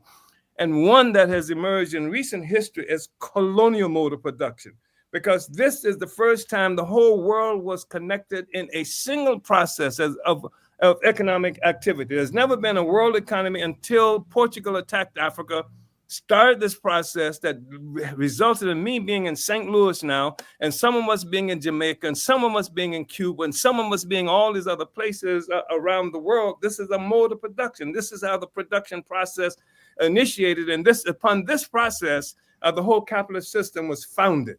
So we are anti-capitalist by being anti-colonialist. Our objective is we are more than that, because we are conscious. So, because to say we're anti-capitalist by being anti-colonialist, I mean, you don't even have to be conscious of struggling for socialism or communism to do that. But we're saying that we are conscious people. We are conscious revolutionary organization that recognizes that the struggle against colonialism, the colonial mode of production, has to result in the power of the African working class, the work in solidarity with working people around the world, taking over the power and destroying this parasitic social system that harms us all. Anyway, I know it's a kind of response to what you raised, but anyway, that's how we understand it. No, not at all. I thought that was a great answer. Now, we've been in touch with your organization, and it's great that you recorded a speech that they're going to be playing this afternoon. I don't know if you were familiar with Workers Strike Back before we got in touch. What are your impressions of the organization? I was not familiar, frankly, before you got in touch. I saw, just as I was coming on, I saw some of the people who you were talking to, Chris Hedges and a couple of the other people, and they are impressive, intellectual figures in this struggle against imperialism and what have you. So, but I'm not that familiar with the organization, and I have to be self-critical about that. No, that's okay. That's the whole point. That's why we reached out. This is what it's all about. It's all about building. And actually, Uhuru has a table at the organization where Russ is right here with some of your comrades here. Russell, what's Oh, up? that's Comrade Sandra. There we go. Yeah, Sandra, wait a minute. You didn't tell me you were in Seattle. Did you tell me? Did you fly in? Where are you from? She said, he asked where you're from. For me? Yeah. Well, I'm living out here. I was raised out here. Oh, I've been talking to Sandra this whole time about setting this up. I didn't realize she was going to be at the event. I thought you had other people who were going to be there with the organization. Sandra's the one who taught me how to turn on a computer, and then she left, and I haven't been able to learn anything more since that time. I got to meet Chairman Omali in the 80s when the party was doing a community-controlled housing initiative in Oakland, trying to take out, put the abandoned buildings and housing into the hands of the people, and been following him ever since. And the police attacked the place, and she was working as a reporter then for one of the radio stations, and she had spent the night with the people who were occupying the property, and the police attacked the building and took her to jail. So I knew that was going to be the last time we saw her, but she said that's what really wanted her to work. Yeah, I was at KPFA, and the party was taking over abandoned buildings and fixing them up for homeless people to live in. Yeah. And the government didn't want that to happen. But then the community-controlled housing initiative that really opened up that whole housing question, which wasn't that known at the time in Oakland, in terms of homeless people and abandoned buildings and gentrification. So. All right, these guys look very, very thrilled back here. Have you met your volunteers here? Have you met I'm them looking as at well? these comments. They look pretty familiar to me. Right on. That's splendid, comrades. Splendid. Yes. Yeah, these are fierce warriors. Thank you so much for. We look forward to hearing. I know you have a statement that you're giving to the full conference here, so look forward to hearing that shortly. Yeah, wish I could have been there in person to do it. I hate doing those kinds of written statements and whatever. But yeah. Yeah, well, we are looking to come out to St. Louis over the summer to do a documentary I'm on looking for you to come to St. Louis. Absolutely. Well, you put the idea in our minds because when we first interviewed you, you always mentioned how you put the invitation out to everybody who interviews you to come out there. And we thought, you know what, that's a great idea. I come from a filmmaking background, and so you're going to be the subject of our next documentary, which we're going to shoot over the summer. Yeah, we're gonna trash the local barbecue scene. Yeah, right. Yeah, right. Exactly. Right on. Kansas City is way better. Yeah. So what's the response there at the table? How is everybody doing there? It seems like a big crowd at the event. How's your response been at the table here? Stop and talk, which is not something that's easy to come by, but in a group like this, everybody wants to talk about it. And people who walk up say they have already heard of the urban movement, right? Which is you don't run into that on the street. So it makes me happy that people know about and the Uhuru 3 and the victory and everything. All right. Yeah, and we've been selling a lot of Burning Spear newspapers over here, and we got the books, so people are buying the books. Good. So it's great. It's very friendly, very, very great group of people. Excellent. Well, Russ, did you have any questions for the chairman? We have him for a few more minutes. Yeah, but were you watching the speeches? I was not able. Yeah, he was in meetings before. Yeah, was in meetings. Yeah. What do you, a little bit of, not that I'm starting to smack down here or anything, but a little point of contention between Jill Stein and Shama seemed to be about working through the electoral system. Mm-hmm. Shama was not categorically against it, but she seemed to feel that's something for later, because if you don't have a movement behind you, these people just get co-opted anyway. She made an interesting point. She said, you got a lot of people with progressive values who get elected, and then they don't have them anymore. because the corporate attack on them is so great, and there's just not enough of a movement behind them to support them. So where would you land on that? And listen, I really appreciate these discussions and this point, because we do electoral work, but we are a party, and so we have run people for office. We ran for people. One of the reasons they tried to put us in prison, because in 2017 and 2019 we ran candidates for office in St. Petersburg, Florida, on a reparations platform. And it was significant enough that Obama, for the first time, actually came and got involved in a local election and endorsed our opponent, who was calling for reparations, our opponent in opposition to our stance around reparations. So I do believe that it's really important not to sacrifice this space that's been fought for. Black people fought for the right to vote. This was the democratic space we died and we fought in the process of doing, but just to vote is nothing. And the thing is, how do we hold anybody accountable? Everybody's not as good and nice and committed as Jill Stein is. And I have a deep amount of affection for Stein. Stein came and supported our campaign, went to jail here in St. Louis, defending our campaign and things like that. But I think that a point can be made and should be made that it's not good enough for people just to be good people, etc. What is it that holds them, locks them in to the politic that they talk about? I mean, because I can't say the Democratic Party lied to us, because they never promised us anything and they never gave us anything. So they didn't lie. They just, they just said we are better than the Republicans, and the Republicans are going to eat you up and that kind of thing. But I do believe that we are a party, and we have run people for office either as a party or through instruments, organizations that we've created that becomes the basis for the political movement, the political struggle. And that's the thing that we win people to. We created a 19-point Black community platform agenda. We created a coalition that now consists of something like 18 different organizations. The Black is Back Coalition for Social Justice, Peace, and Reparations. And this coalition put forth a national Black political agenda for self-determination.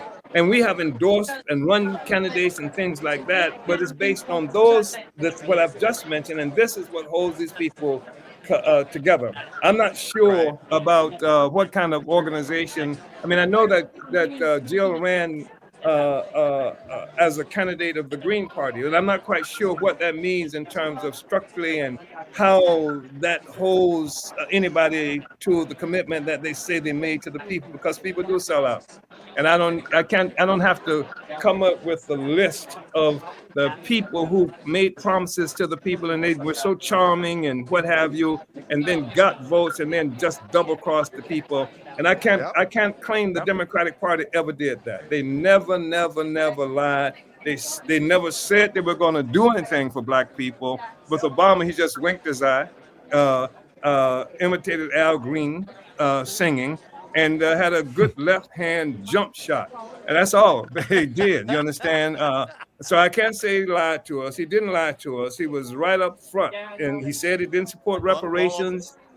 Yeah, Obama in particular, if you go back, he really did just run on vibes. Yeah. Like, he was talented enough to get away with it. Harris was not.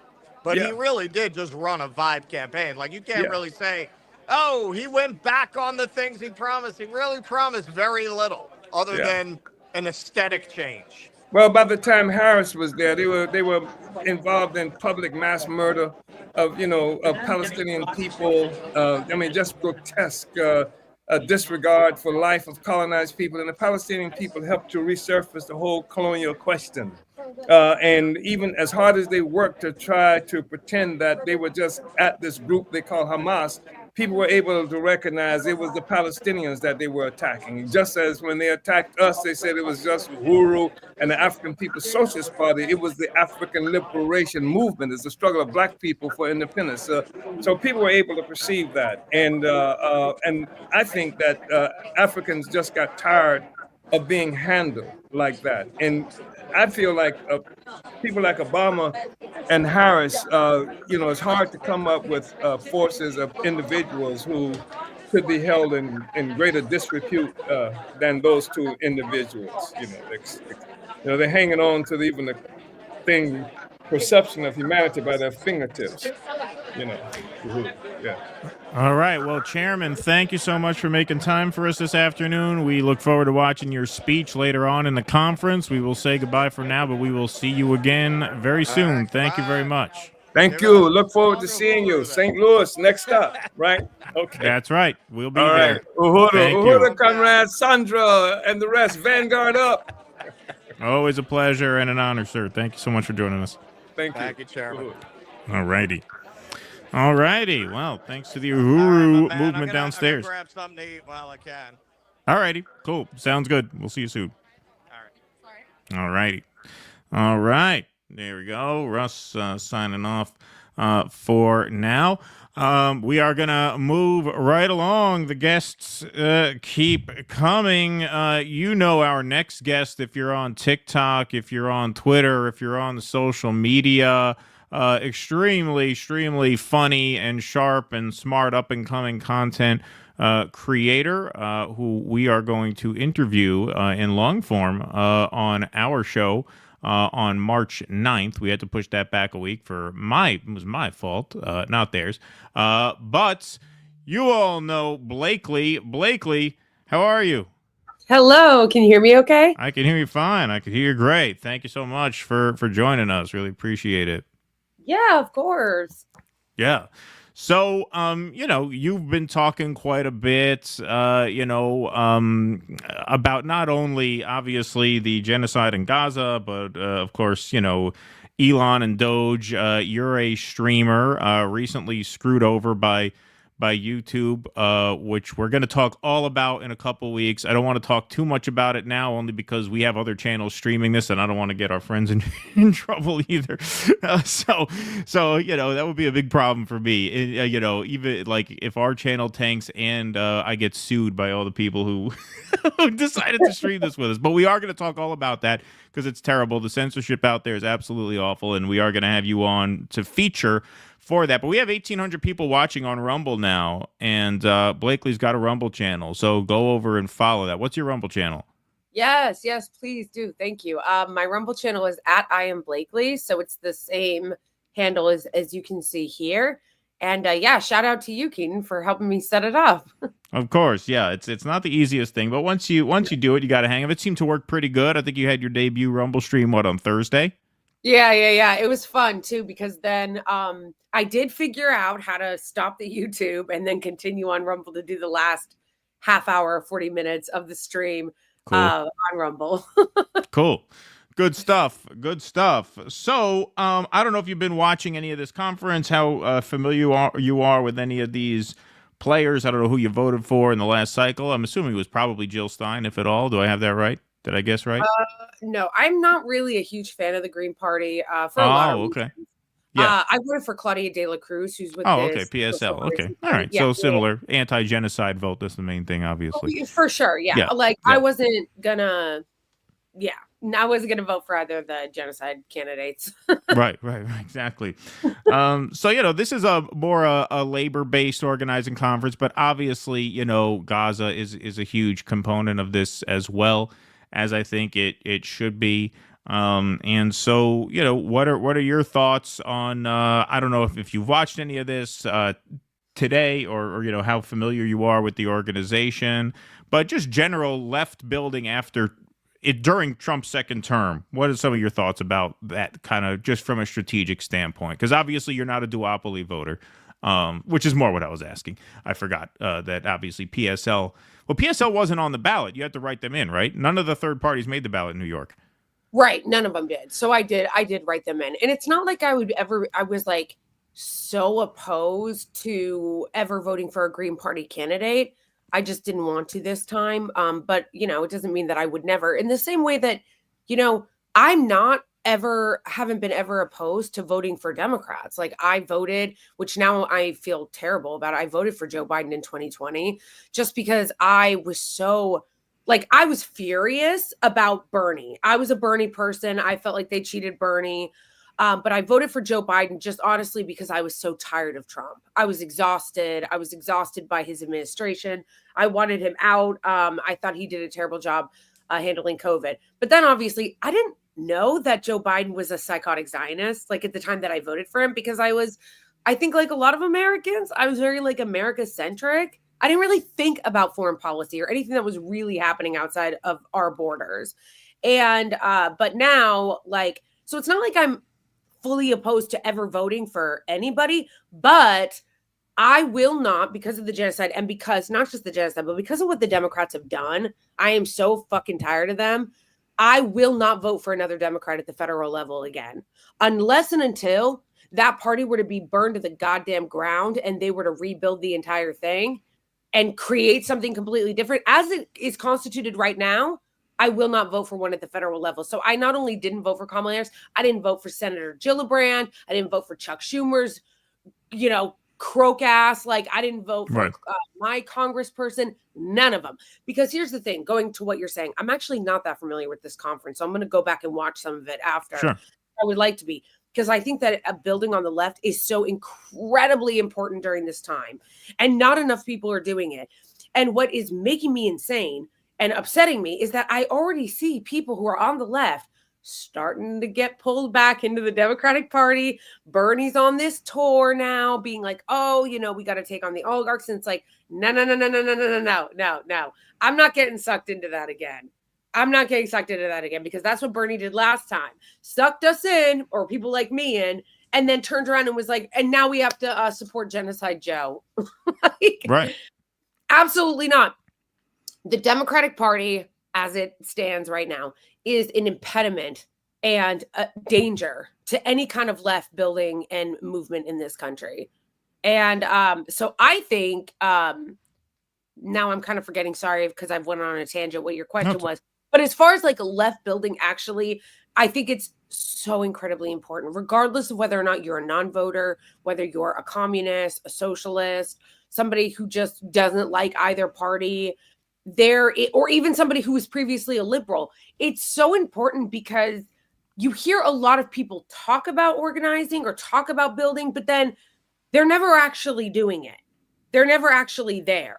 And so I think it's great that they're doing this. And I agree that I think that putting some of the building blocks, in my view, I think actually it would be great if we had a totally separate party, that was like outside of a lot of what the existing structure is offering us.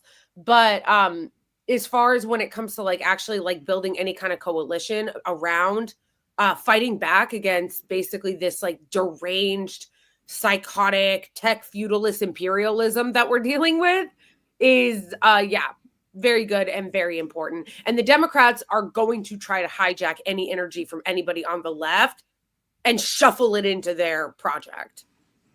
Well, yeah, I mean, Bernie's his whole tour, I believe, in Nebraska, which he had a big crowd last night because, now that Trump is in office, people are eager to, come out and, look for some sign of life on the Democratic side. I mean, Hakeem Jeffries, basically, his big quote was, well, it's their government, so what can we do? So next to that, Bernie getting on the ground looked good to a lot of Dems who came out. And so, he's doing fairly good numbers again, apparently. I thought, his best days were behind him rally-wise, and they probably are.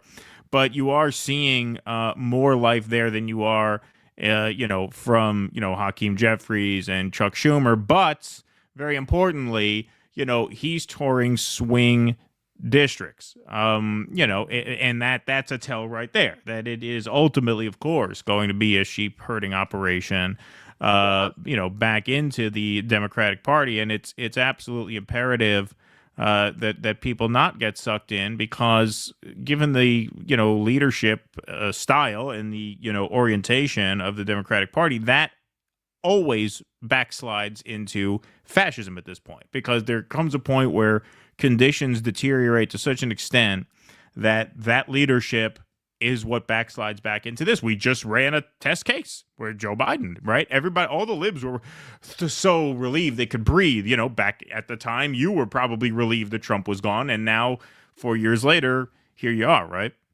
Mm-hmm. Yeah. Yeah. Because it was back to normal. Right. And Right. what did they do over these last 4 years to prevent us from dealing with what we're dealing with now? Exactly. Right. Nothing. Exactly. Nothing. They did nothing to protect us. They did nothing to make the conditions better or easier for anybody in this country to protect us from what was coming, which is how I know that these motherfuckers don't actually believe anything they say. Because when you got clowns like Cloud Boot Jar getting on TV and being like, well, I'm just really hoping, because Democrats love to hope. They love to hope. I'm really hoping that my Republican colleagues will stand up to this.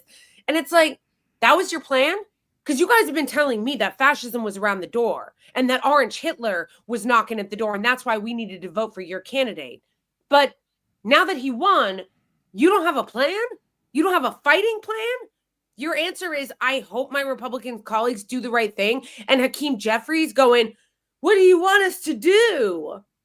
That's the plan? Right.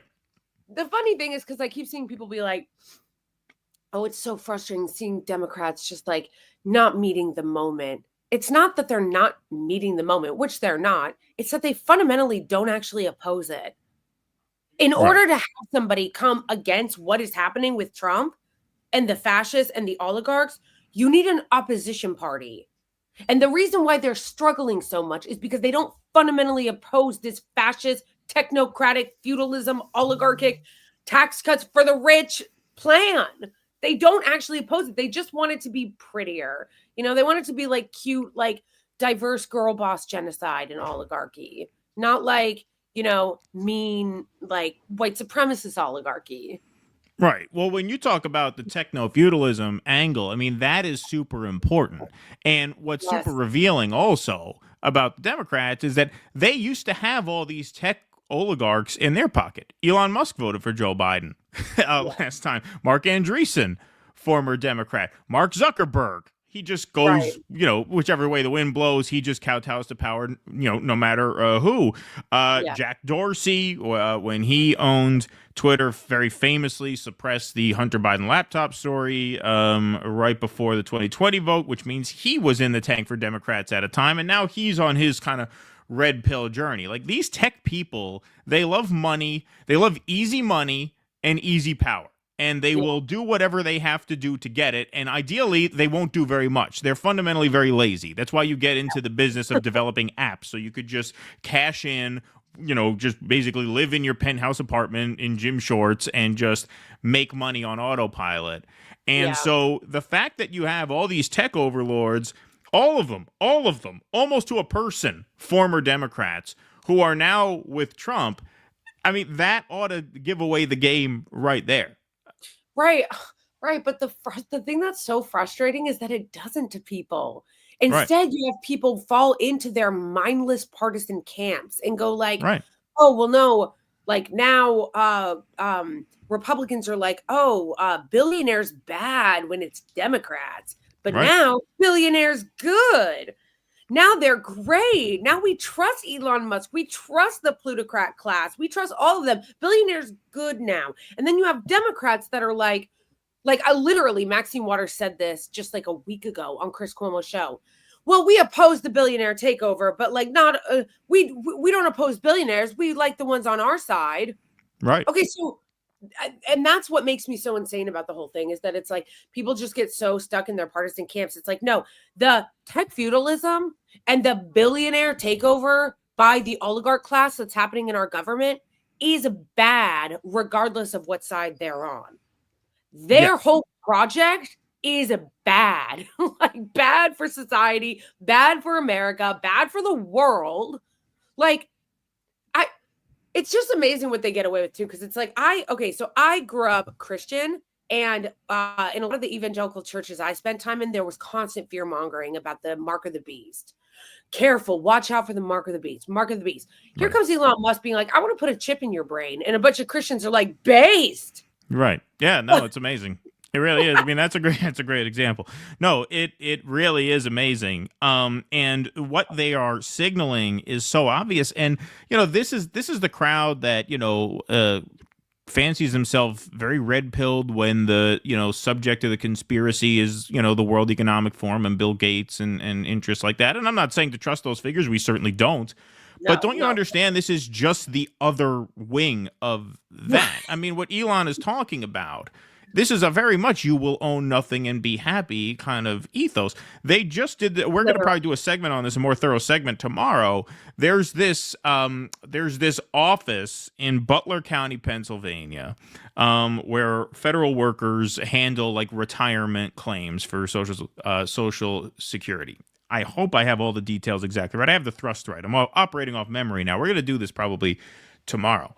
And everything Elon is saying about this facility and the people who work there and how they operate is wrong. I mean, these are basically just like working class people, in like Rust Belt, Pennsylvania, Trump country. Oddly enough, Butler was where the infamous near miss happened with Trump. Yeah.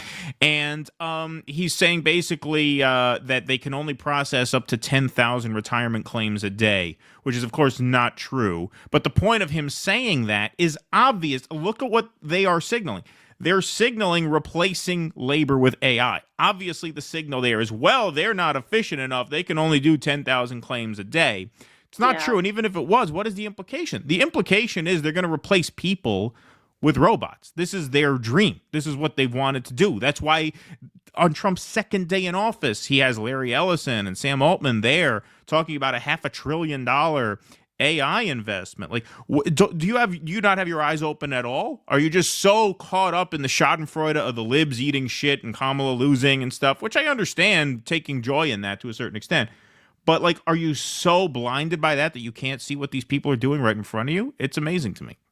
No, it is. It is amazing. And it's frustrating because, first of all, they've employed them to just do the work of the billionaire class for them and the people that are taking over the country and want to destroy it, which is so ironic and funny almost that like these are the same people, the conservatives that all love the country so much. They're such patriots, completely ignoring that the people that are at the wheel right now are the people that want to actually destroy the United States and turn it into little, network states and little fiefdoms.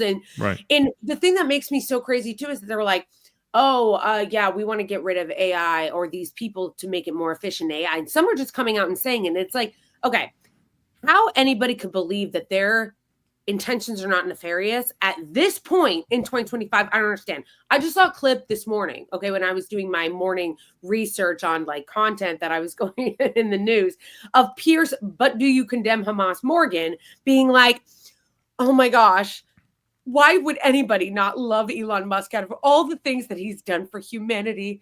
He wants to replace things with AI and robots to make our lives easier. It's like, okay, if somebody said that in like 2006 or 8, then maybe you can get away with that. Right. In the year of our Lord 2025, you're really coming on and saying to people that they want to replace you with AI for your benefit, benefit. No. They want to replace you with AI. And like you said, they want you to have nothing and be happy about it. Like people, it's so frustrating to me that and I'm highlighting the conservatives right now because they're the ones in power and they're the ones who now have all the tech billionaires on their side, that they are so often so excited about owning the libs that they have no idea that this is they're not seeing what is directly in front of them and what is coming for them. You think that these tech billionaires are not coming for you too? You think that those same people that hold that worship their wealth and hate regular working people, that they're not coming for you too? It's like Trump is just like the corporation's manager. These are the people that actually sit on the board that are making the decisions about this. And they're walking right into it.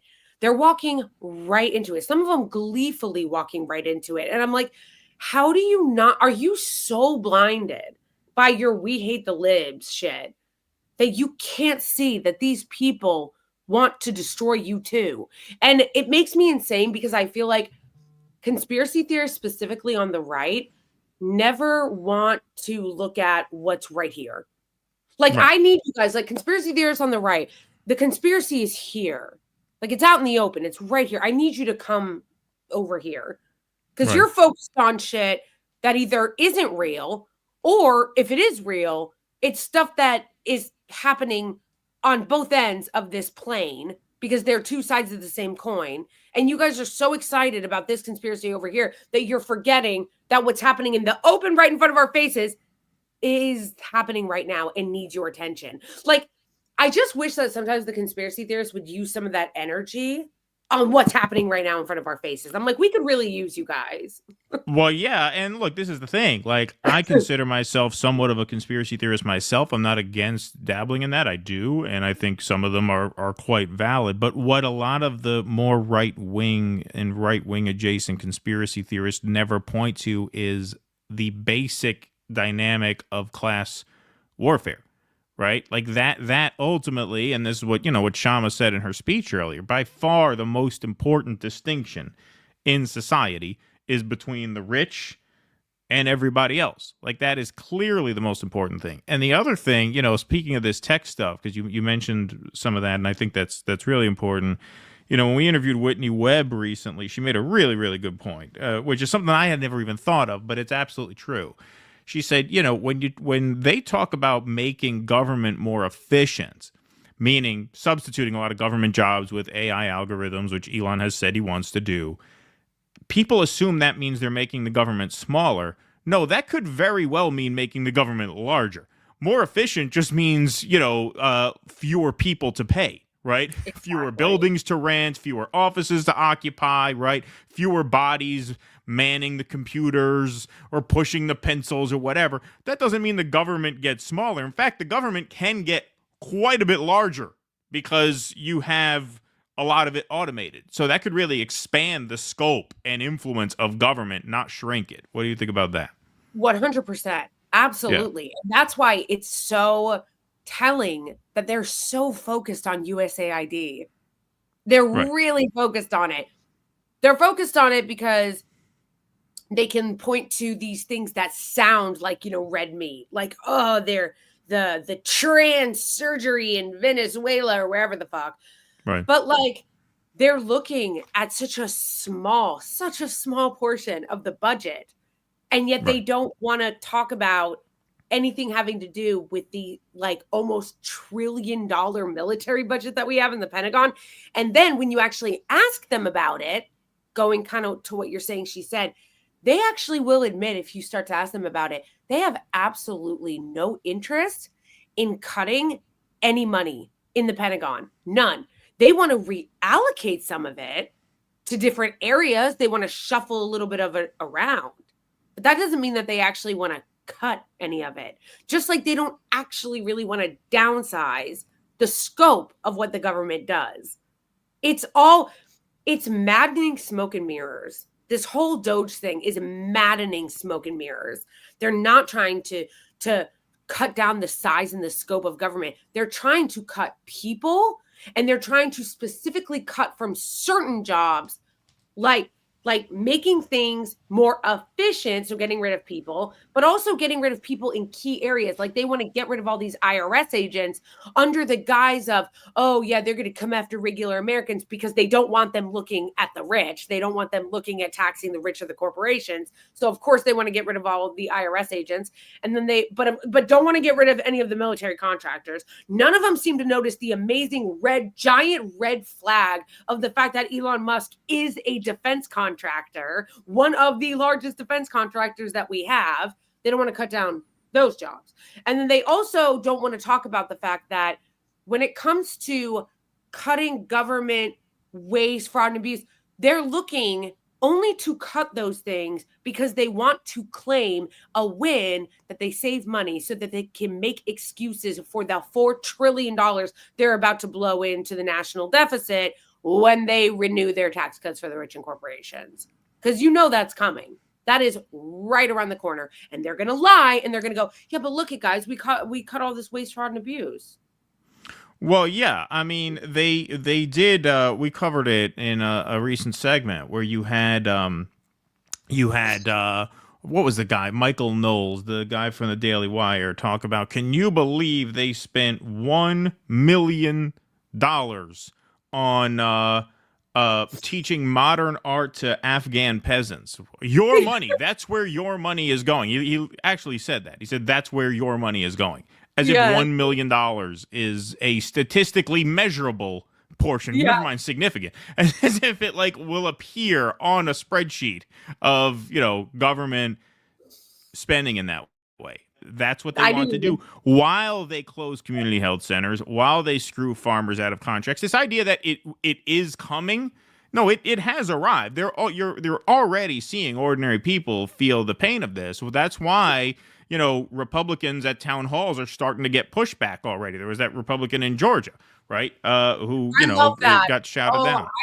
I enjoyed that clip so much. That was so much fun to watch. It made me think about the fact that, like, that should be required. Like, you should be required, if you're running as an elected official, to debate your primary opponent, because a lot of them don't. And you should be required to have town halls regularly, because that was fun. Watching that guy look genuinely surprised. He looked surprised that they were so mad. Right. And I was like, because these corrupt, out of touch pieces of shit spend so little time with their actual constituents that he couldn't believe that his talking point wasn't resonating with them. Yeah. He was like, and that was a very red district too, which is also why I think he was caught off guard. All right, Blakely, I got to move the lines here because I got my next guests in, but thank you so much for making time today. You can follow Blakely on YouTube and on Rumble. Blakely's Rumble channel is very important that we build that up. And you're on Instagram and TikTok, right? Because TikTok is back.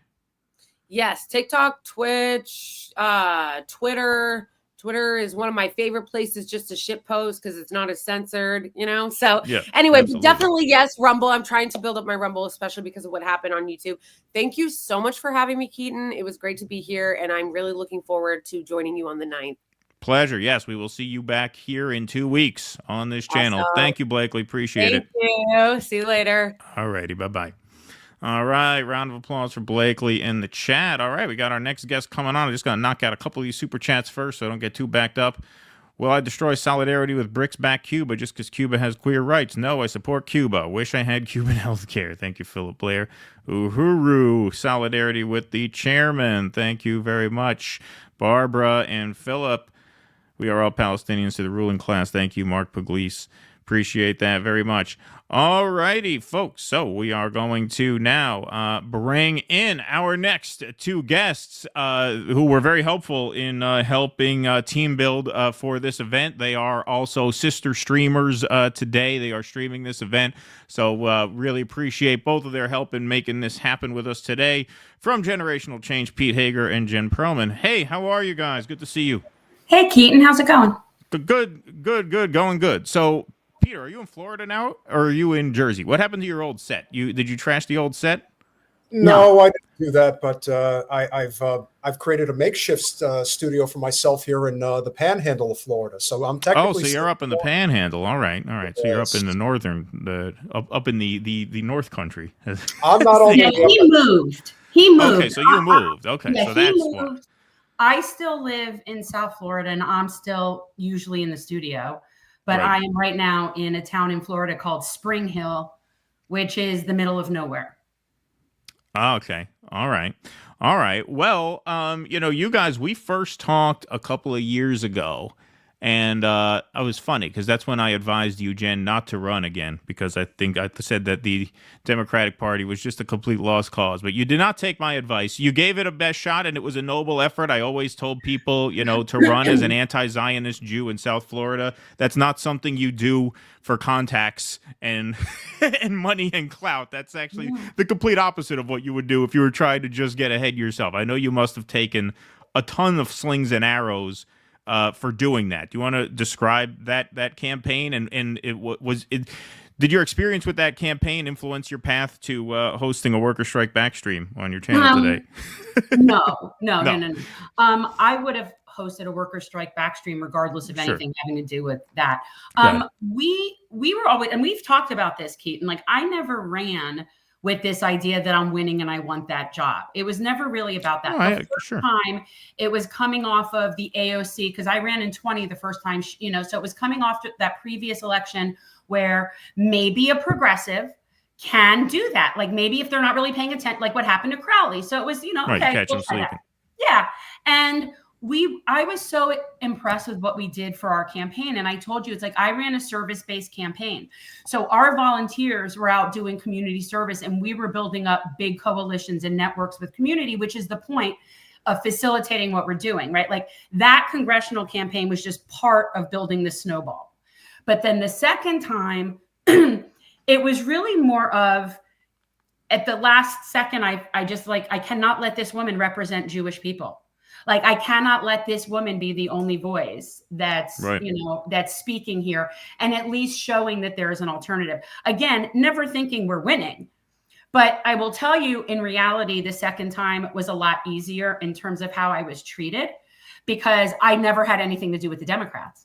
See, the first time I actually tried, I went to their little silly club meetings and all their stupid nonsense, and it was a complete waste of time. The second time I ran, we had nothing to do with them. We just did our own thing. So I might as well have been running an independent campaign. It just happened to be on that ballot. But we had no affiliation with the party whatsoever. And again, it was about doing service, connecting people, and building coalition.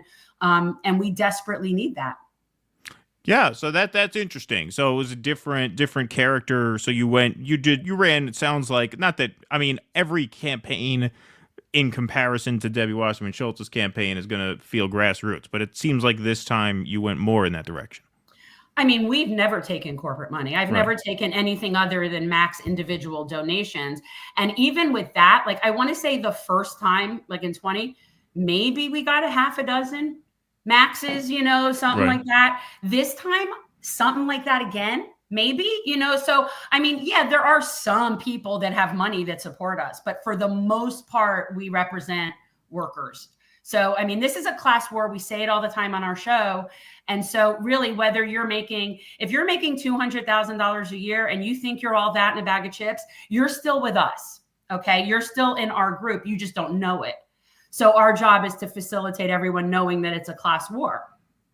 So I could also piggyback on that. This particular congressional district that Jen ran in it's the embodiment of neoliberalism to the T in every way possible.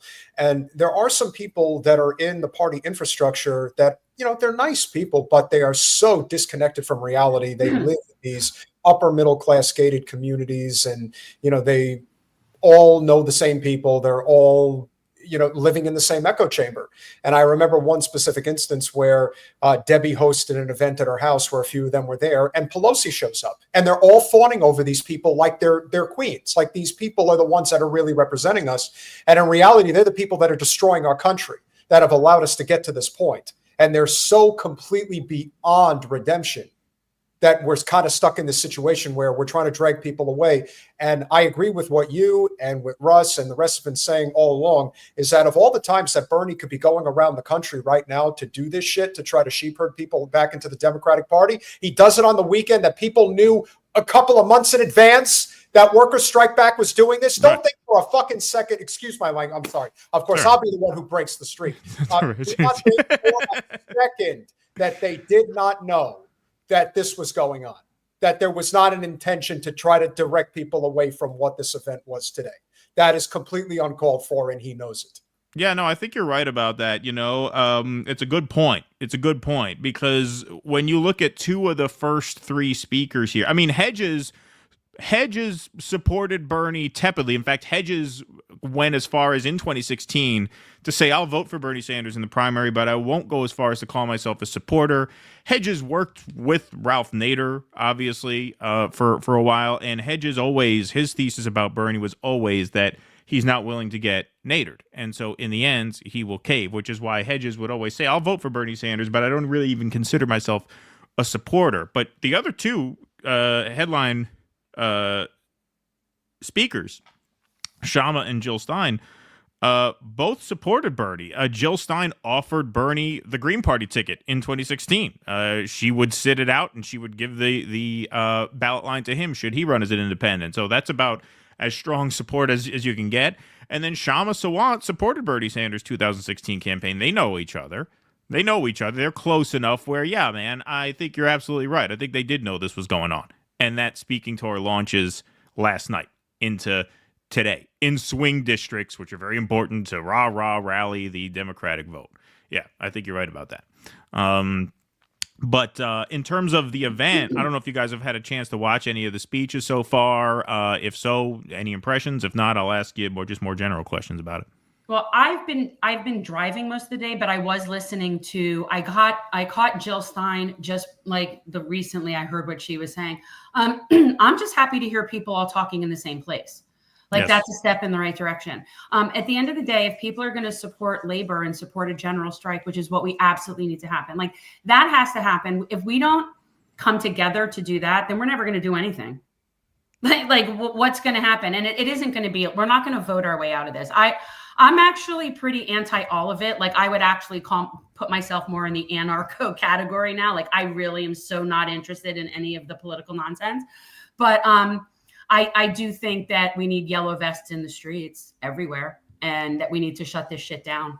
Well, either shut it down or burn it down. But I would try shutting it first, But again, they don't exactly facilitate peaceful revolution here, right? Right. No, look, it is a very, very desperate situation now that we find ourselves in, but that out of that desperation comes the opportunity, I think. Peter, did you want to say something?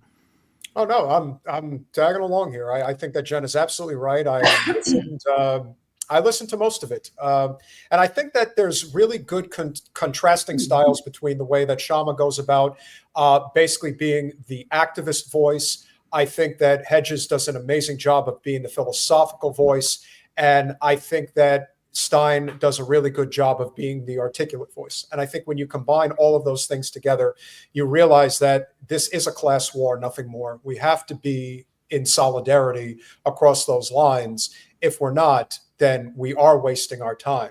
And as Blakely pointed out earlier, the Republican congressman who thought that he was going to get some cheers from the crowd when he, gave a shout to Trump. And it turns out that people are not feeling this idea of just, again, do we have government waste on a massive scale? Absolutely. But as I pointed out to, Jen on our podcast, is that they're going to cut like 3,000 employees from the Pentagon and say that they did something. Say that we're cutting government waste. The working people, the regular just working people. Correct. You're not going to see a single contract wiped away from Raytheon, from General Dynamics, from Lockheed Martin, from Boeing. None of them are going to be touched. They will all be left alone, just like Musk is going to continue to get. They had this claim the other day about how Trump shut down a $400 million contract that was connected to Tesla to basically say, I totally don't want to have this look of impropriety happening right now. Well, okay, so you cut a $400 million contract and you approve a $4 billion one on the other side. So I'd like to think we're entering this phase of awakening in the sense that people are not going to have the wool pulled over their eyes like they used to. I think that that's something that people didn't want to believe. People believed in Bernie's ideas. They also wanted to believe in his strategy. But once it became clear that his strategy was to never properly challenge power, they had to accept the fact that, thank you for lighting the flame, Bernie, but it's time for other people to carry the torch. That's essentially where we're at now, as far as I can see.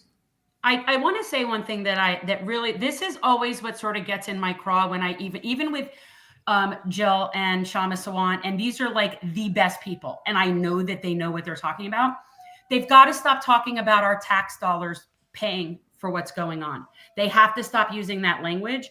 It's really it's perpetuating a delusion that everything is a pie and austerity is murder. And it's perpetuating this delusion that if we pay for one thing, we can't afford something else. And I know that they know better.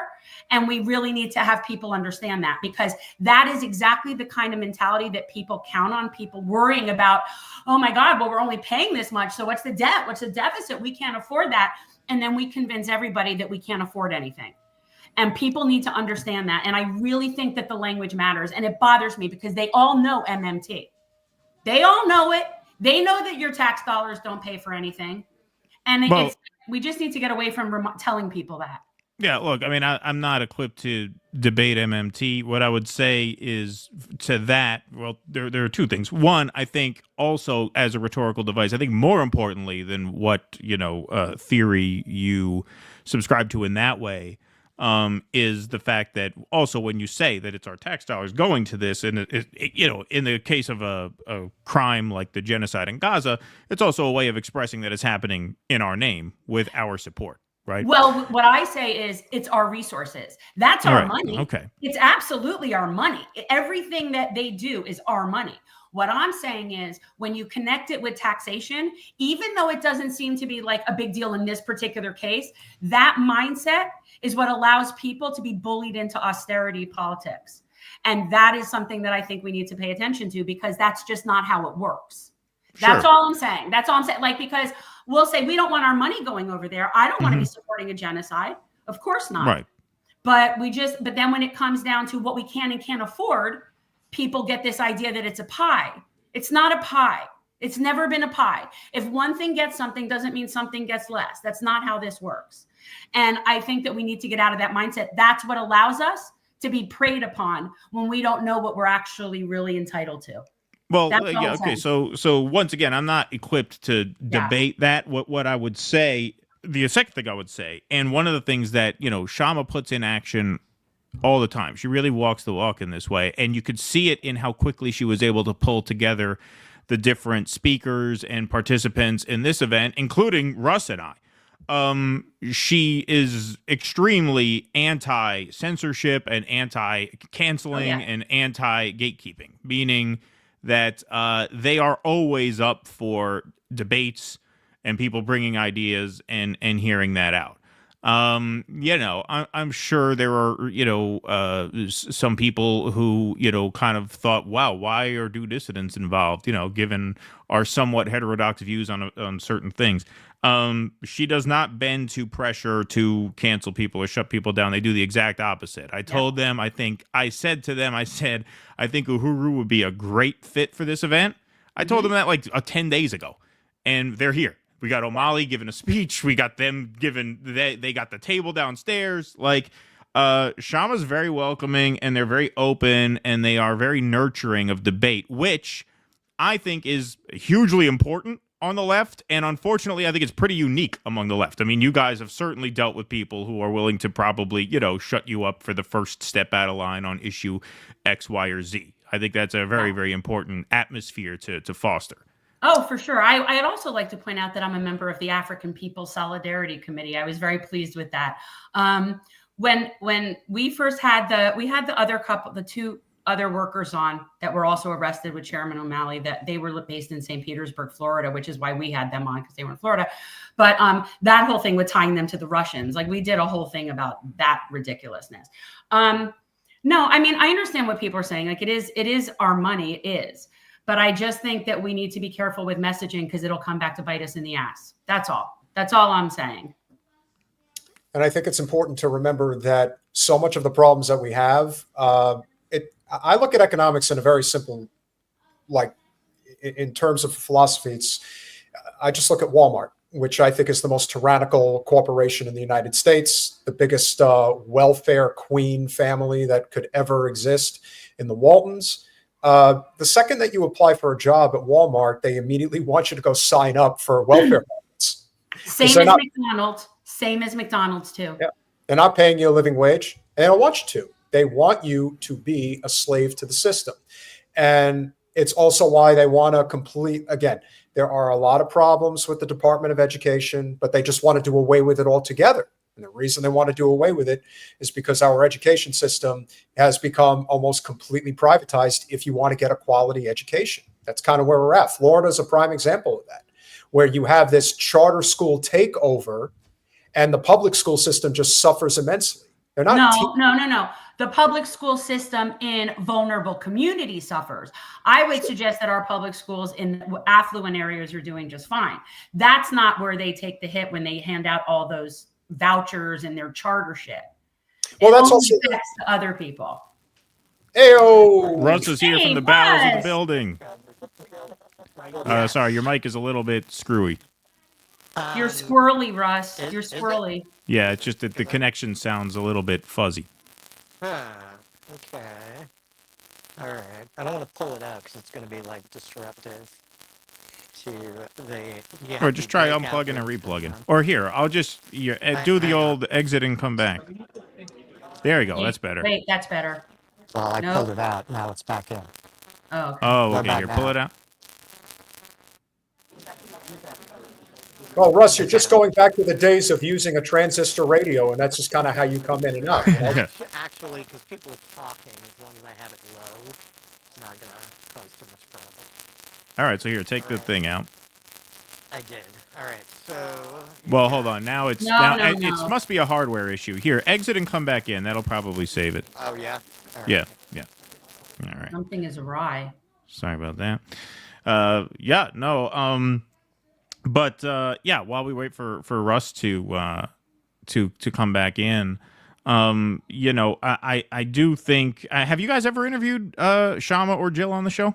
Oh, we've had Jill on the show. Okay. Not Shama. We've tried. I've reached out. I sent her that email trying to connect you with that friggin' huge website that's doing general strike, and nobody responded. Try again, Russ. There you go. Testing. There you go. Okay, good. There you go. Better. Right, yeah. So, man, our overlords and masters have not perfected the technology yet. There you go. Yeah. And that it is in that gap between perfection and the moment we're in that opportunity lies. Once they perfect it, that's it. They're going to use us for fertilizer. Yeah. It's gonna be like War of the Worlds. It's just gonna be massive blood fertilizer all over the world by the time they get done with us. Yeah, it's gonna be like the wood chipper in Fargo. That's what they're gonna do with everybody. Yeah. The amazing thing about being there for Hedges' speech is that he's been giving that speech for 10, 12 years now. Like, he has been so far ahead of the curve when it came to the talking points that he was espousing. And you're just hearing it again. And you're like, holy shit, he's been right the entire time. Yeah. It's pretty amazing. I mean, his speech was really strong. They're all just very, very strong speakers. But on that email chain, he's been ahead of the curve on everything. He wrote, we were going to focus on that essay when we interviewed him. No one cares what you stick in your hoo-ha. But we didn't get to it. Yeah, it's one of his lesser known works. What was I just gonna say? I was just gonna say, what was I gonna say? Hedges. I forgot. I lost my train of thought. Oh man, what was I just gonna say? Oh yeah, in regards to the as general soon as strike. Keaton said we have to keep it clean today, Yeah, right. I Exactly. knew I was going to be the one. No, in terms of organizing a general strike, the person who was on that email chain, Jen, that you mentioned, said that we only need 3.5% of the population to organize a general strike. I guess that is the consensus. What do you guys think about the strategy of just a very militant and committed minority shutting the system down? I think that is far more viable at this point than like winning a national election. When you look out at the landscape here, it's hard to not despair about the majority, given how many people are still hoping that the Democrats are going to save them, and then now a majority of people just signing on to a lot of what Donald Trump is doing. Yeah. Are you asking me? Yeah, it's an open question. I mean, I like I said, I think this is going to involve as many people getting in the streets as possible. I mean, the reason that we don't see that in our country like you would see it in France is we don't have a social safety net. We also don't have yellow vests, but we don't have the ability that if you're on strike, you're still going to have health care. People here have no social safety net. It's just too risky. Other countries have the ability to do that. They have that capability. And that's what we need to be doing over the next few years. And that's one of the key things is building up mutual aid and support networks so that people can afford to strike. Because the people that are in unions, yes, some unions have good strike funds, but we need all the people that are your gig workers, the people that aren't unionized, that might not ever get unionized. We need to be on strike for all those people too. So we need to have some sort of mutual aid funds set up. So that's one of the things that was on that General Strike US website. A former slate mate of mine, Rebecca Parsons, I noticed that she has started a General Strike Fund. And just that is what we need to be doing, because we're going to have to help ourselves. Right. That's just going to have to happen. And so the way I see it is, if we look at May Day 2028, that's how much time we have to get this shit together so that people can afford to walk out. And that's when the three biggest unions all have their contracts up for renegotiation. Well, yeah, I think a mutual aid fund is hugely important, especially if you're going to organize mass work stoppages, because not everybody's going to be able to pull through that. In fact, a lot of people aren't. And I think the mutual aid component is absolutely critical, because you can't ask people to put themselves out of house and home, you know, for a general strike. I mean, part of why people are inclined to cross a picket line is because they get desperate. And so I think like that piece of it is absolutely necessary, 100%. I also think, as you guys have pointed out time and again, as we tried to point out, you know, when you give so much of your time, your effort, your money, and granted for many people there's not a lot, but you believe in an idea, you don't want to constantly be questioning whether or not the people who you are entrusting your money and the leadership responsibilities with, that they're eventually going to cave and screw you over when it's all said and done. Right. So what I think Shama represents more than anybody else is somebody who has a track record of not letting workers down, of basically fighting the belly of the beast in one of the most corporate cities in the world, forget the United States. But the fact that she took on Jeff Bezos, who, I mean, it's 6 of one, half a dozen of the other. You want to argue who is the most tyrannical billionaire, but he's right up there in terms of the absolute worst people. And she fought him and she won. Has consciously cultivated a Lex Luthor look. On purpose. Not even trying to hide it. Not at all. Oh, and that's why I think Bezos is one of the worst, because much like Gates, I think he embraces being a bad guy. Like he enjoys people hating his guts. Like he gets off on it.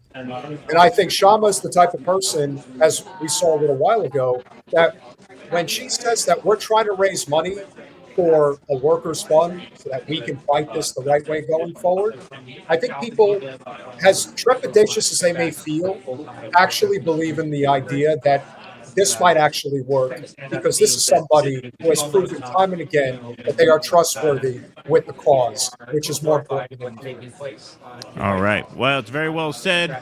Jen, Perlman, and Peter, we got to let you go. We got to move the chains. We got some other guests we got to welcome, but thank you guys so much for your help with this event and for coming on. Tell people where they can find you.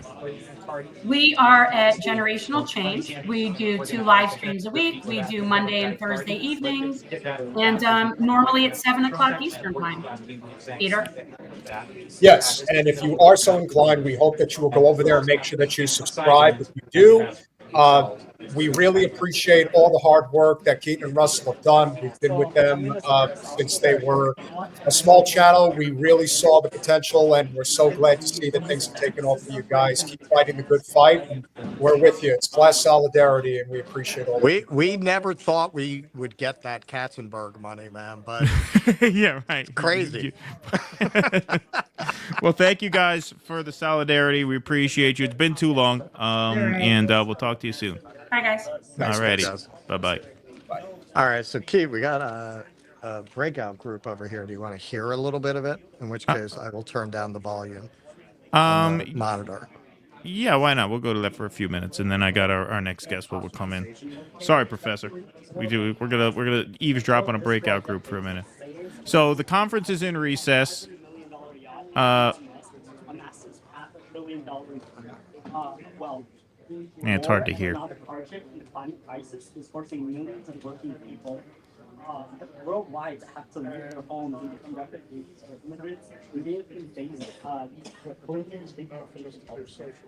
The working people are also hungry to find anger against the parties and the elite, like both the Democratic and Republican parties in the U.S. is at a historic time. The question is, what strategy does the working class need to actually win victories against the bosses, the billionaires and their political servants, and the gym making their lives better? The reality is, all of the problems we face are being driven by the wealthy as part of their system, capitalism, that builds their profit off of the labors of working people and the resources of this world. Oil companies want all the oil in the world to be sold and burned. They don't care about the ongoing climate crisis. Billionaires want to reduce wages and raise costs and engage in vicious greenbusting because their profits come from. All right, Russ, can you hear me? Trump is surrounded by billionaires like Musk, Bezos, Mark Zuckerberg. All of them are anti-union and hostile to working people. All right, well, I'm going to bring in our guest now. It's a little hard to hear, so I'm going to bring in our guest who is next. You all know him on Twitter, Professor Zenkus, Anthony Zenkus. What's up? Hey. Hey. How's it going? How's it going, Keaton and Russ? Great to see you. Russ, can you hear me? Good to be here. Yeah, absolutely. Absolutely. Thanks so much for joining us. Appreciate it. I don't know how familiar you are with Shama. I assume you follow these things kind of closely in terms of labor organizing, post-duopoly organizing. Your Twitter account is a great account. I recommend everybody following it. Have you watched any of the conference?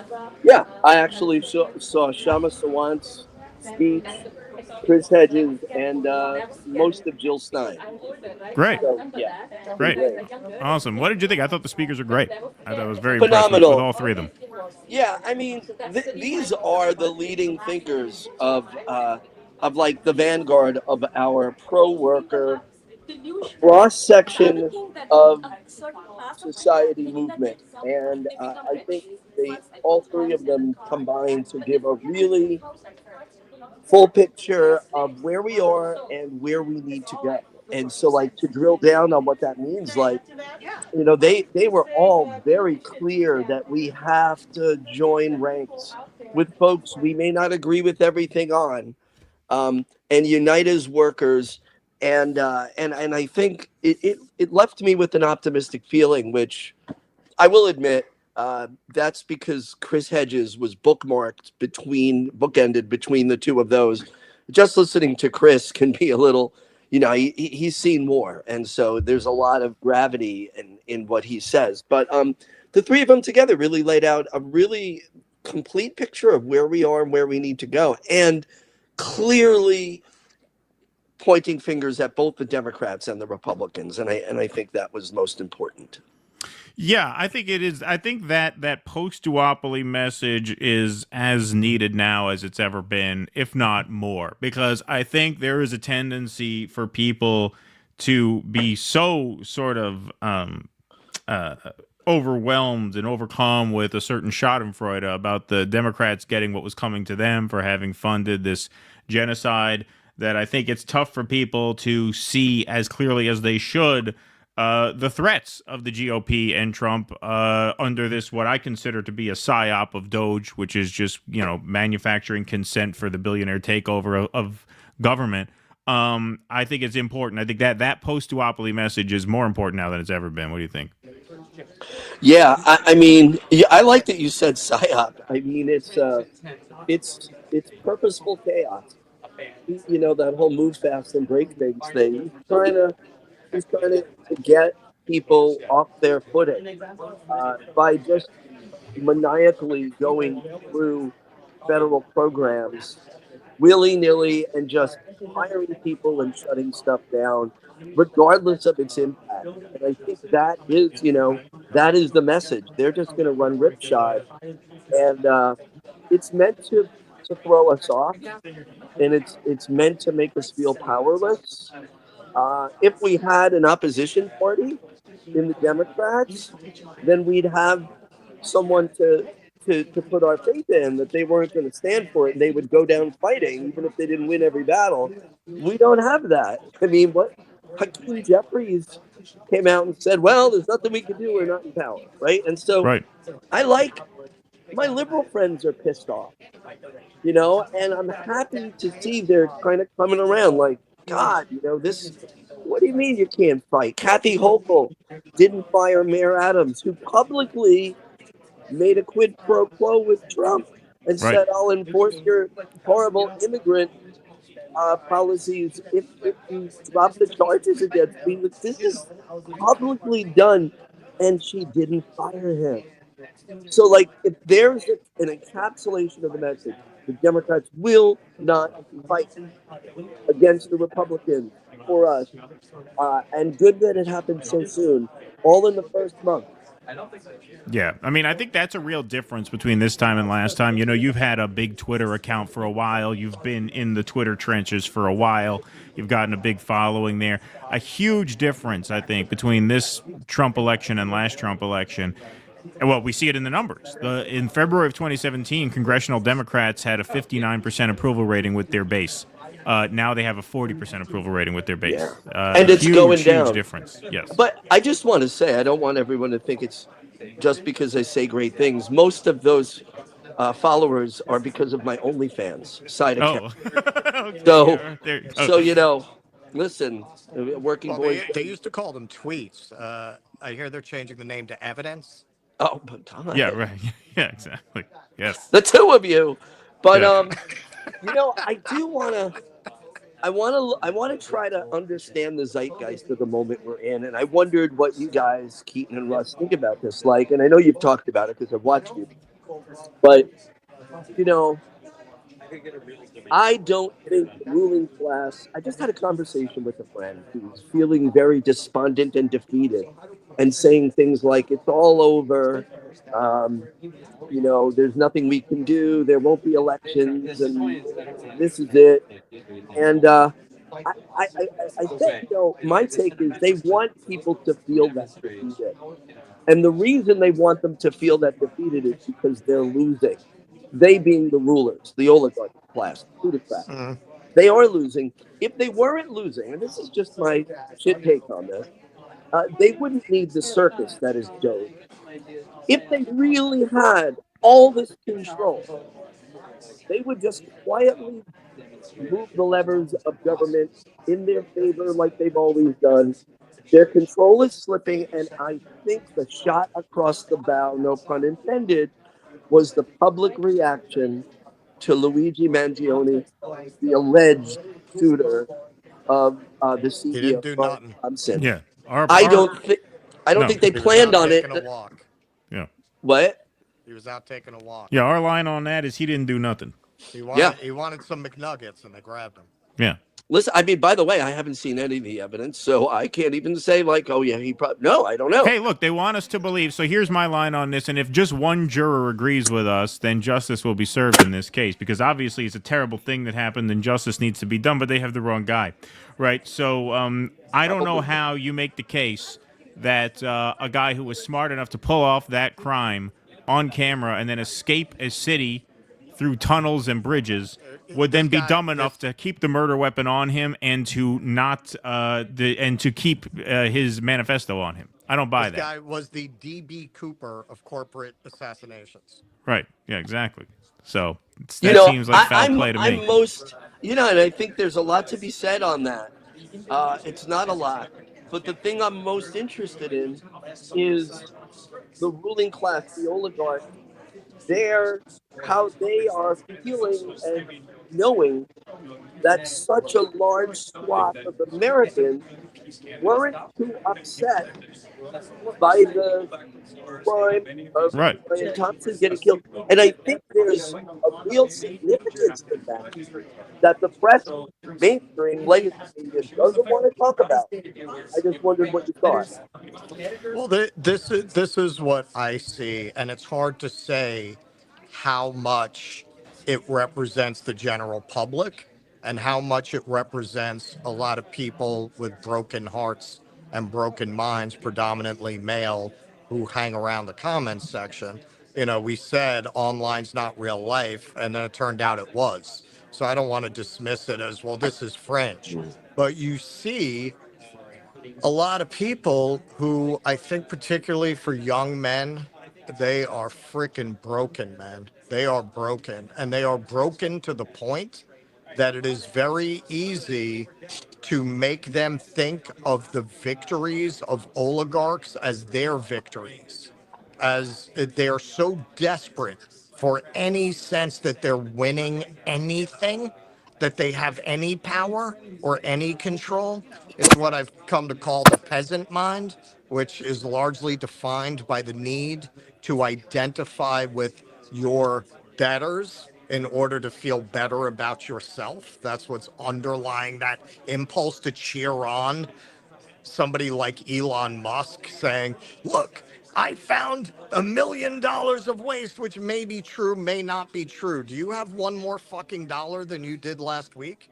No. So why do you feel like you won something? Like you won something personally because they haven't won anything in so long? And that's the genius of Trump's.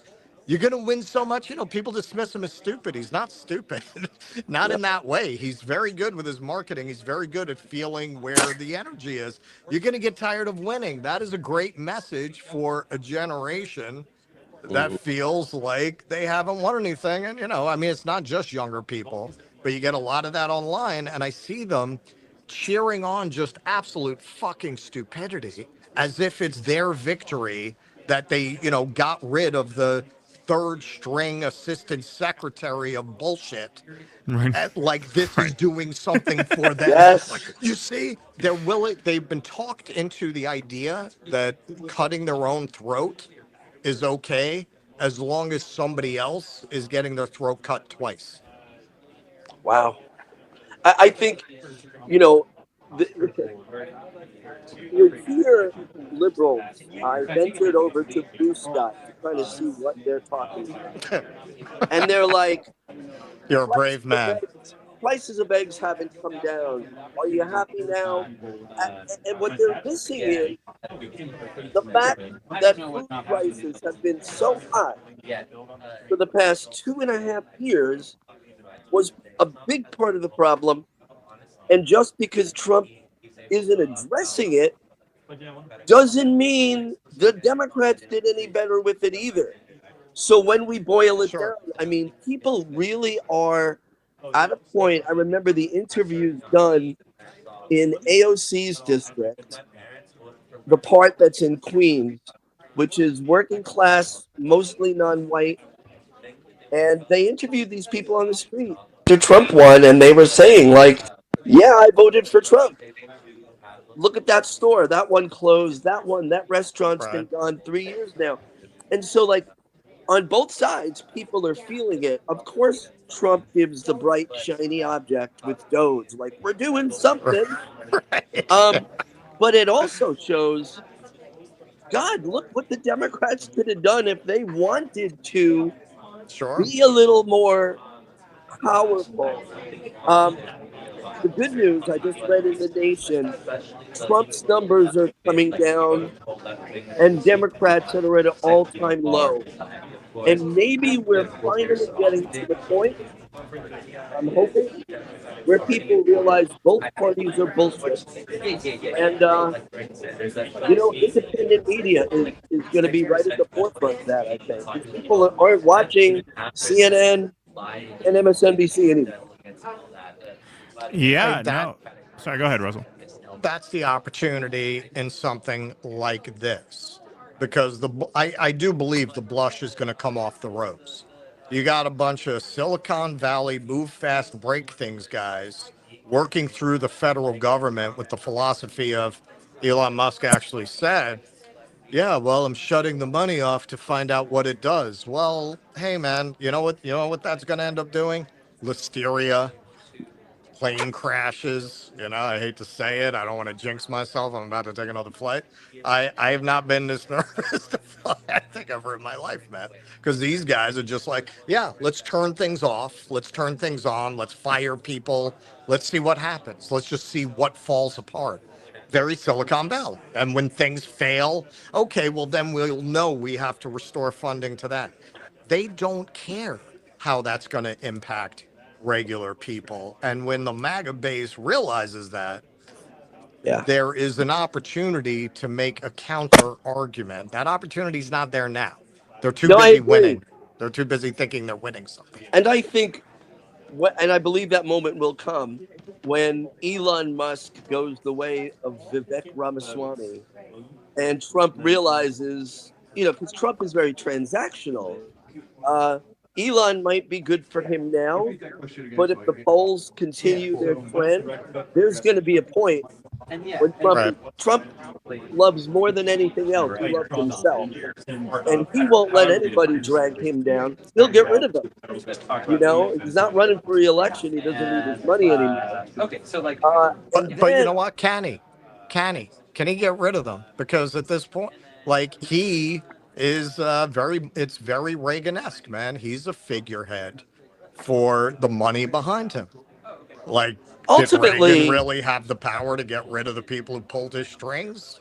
Well, yeah, I think Trump's a little smarter than Reagan, but he's still a puppet. We'll have to wait and see. But I think no matter what, the shine is going to wear off. What work we need to do now is to be ready to take up the task of making bridges, building those bridges with other working class folks, just like Christian Smalls did at that Staten Island Amazon warehouse. Yep.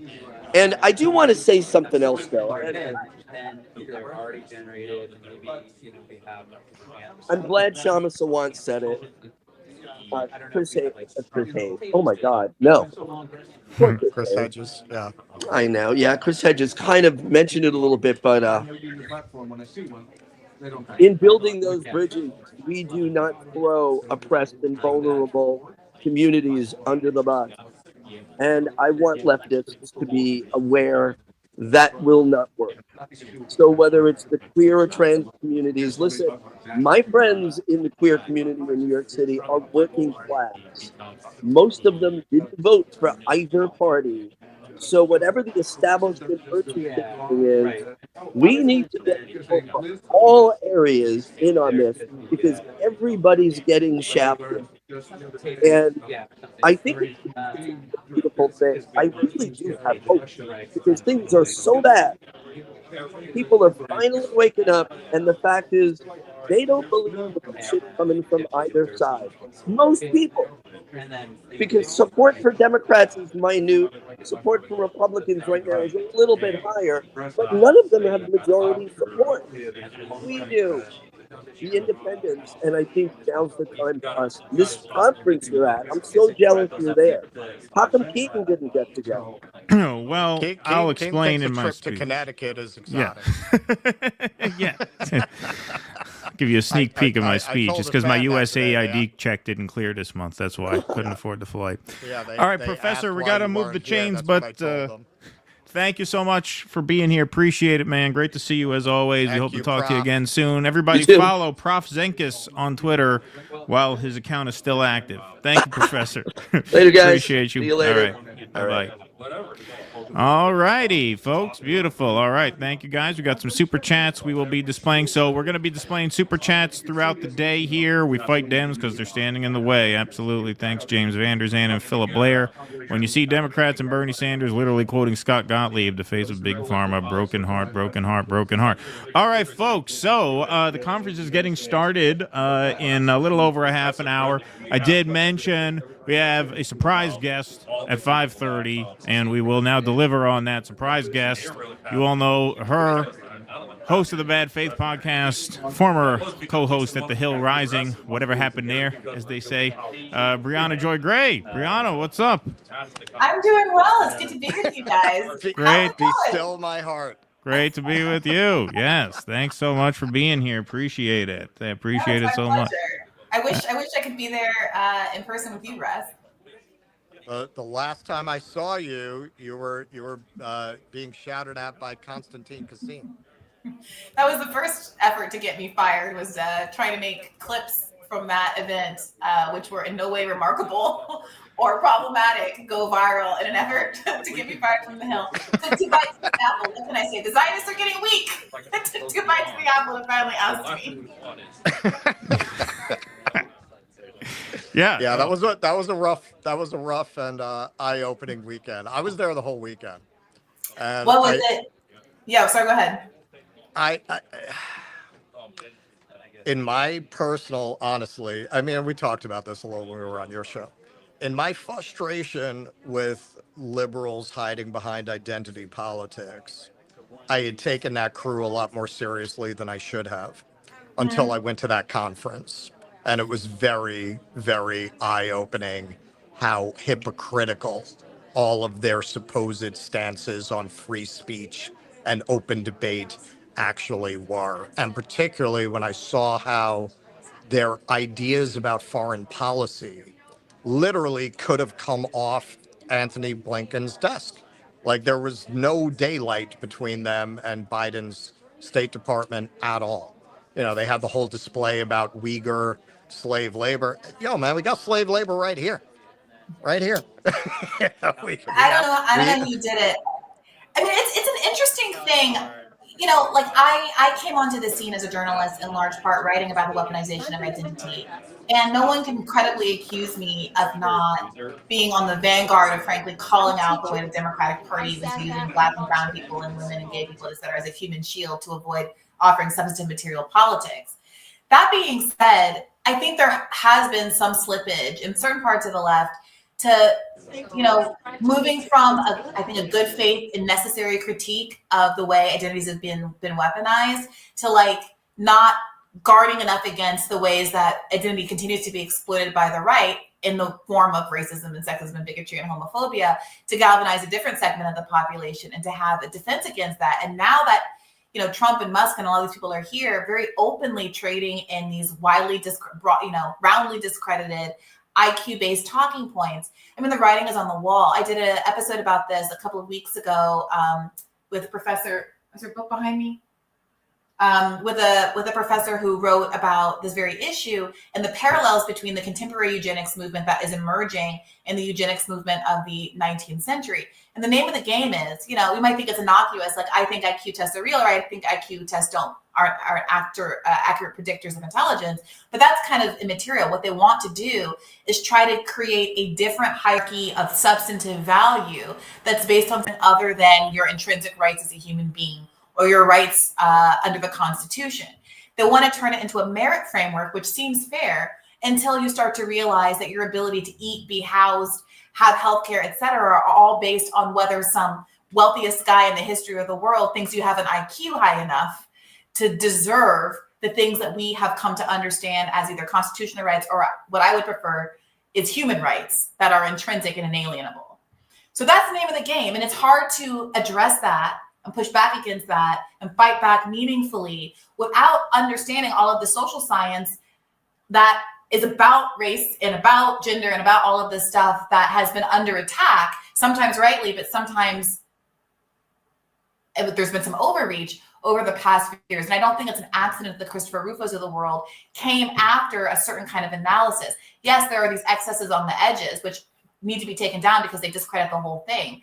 But there also is a subset analysis of like decades and decades of research as to why the eugenics is bad, actually. That also is the baby that's being thrown out with the bathwater when they do things like in these humanities departments. Hey, hold on, Russell, what's going on with your microphone? For some reason I can't hear you. Oh, sorry if you were trying to interrupt me and I just believe it. No. I just say, Russell, we lost his sound. You might want to go out and come back in. Brianna, I think your mic is coming off your computer, not your microphone. I don't know if there's a way to adjust that. If you go to settings down there, you should be able, and you go to audio, you should be able to switch it. My bad.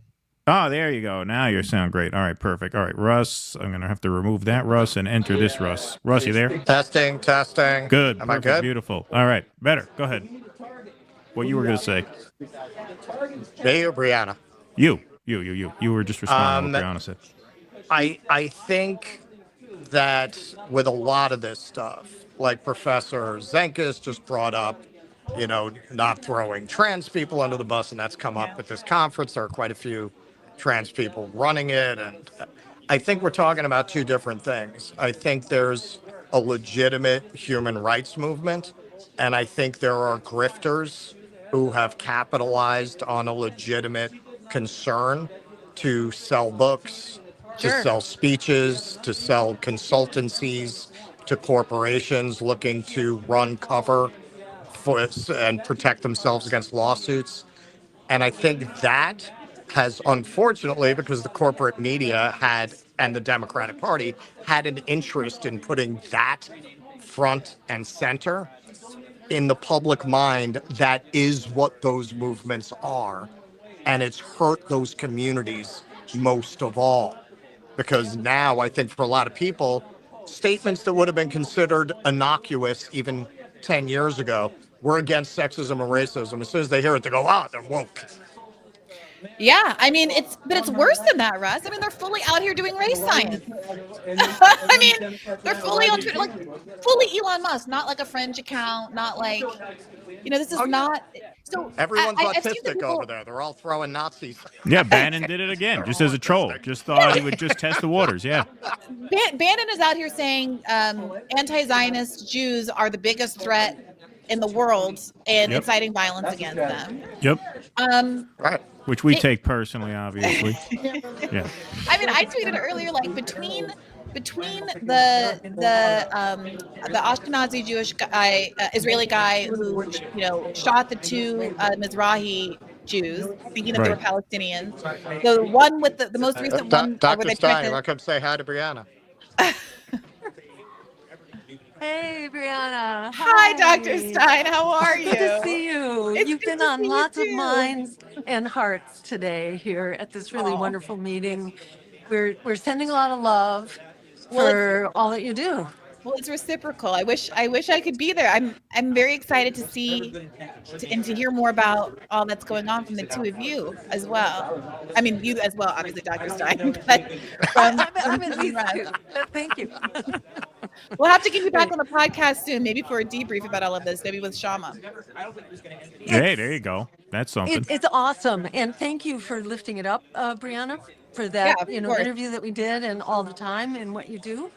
But it's so exciting to me. It just feels like it is the fulfillment. It's kind of like beyond our wildest dreams, how much this is clicking right now. People so want this to happen. And it feels like the work that we did in the campaign of just sort of, road testing this. It worked so well. And it is so time urgent. And people just are desperate right now. So it's very exciting. I feel it. I did Josh Ciarella's podcast well, we recorded it way back in like mid-January, but it just came out, and I noticed that a lot of his audience are the kind of people who have not been very appreciative or respectful of me and my ideas about needing to abandon the Democratic Party. But after that interview, I looked at the comments, and a lot of people were like, "Oh, I hated Brianna, but she's making some points. And yes, I agree. I think the Democratic Party is over." And I'm seeing a shift, not just among all of us who have been here for a while, but among some of the more like TYT left audience, if you can call it that, people who are like anti-force the vote, and people who like are worried about being too antagonistic to the Democratic Party. And I do think that people are actively looking for a place to land, and so I think this is very, very well timed. I'm curious, Dr. Stein, what you think of the timing of Bernie going on this tour, and the role that that's playing in sort of sucking up the frustration and siphoning it back into the party, the Democratic Yeah, so Party. if I could just interject, I'll let you answer, Jill, but I just want to make sure everybody knows what we're talking about. So Bernie just launched this anti-oligarchy tour for his first two stops in Nebraska and Iowa. He launched it last night, coincidentally. The weird thing timed is he got against this event. Aerosmith to open.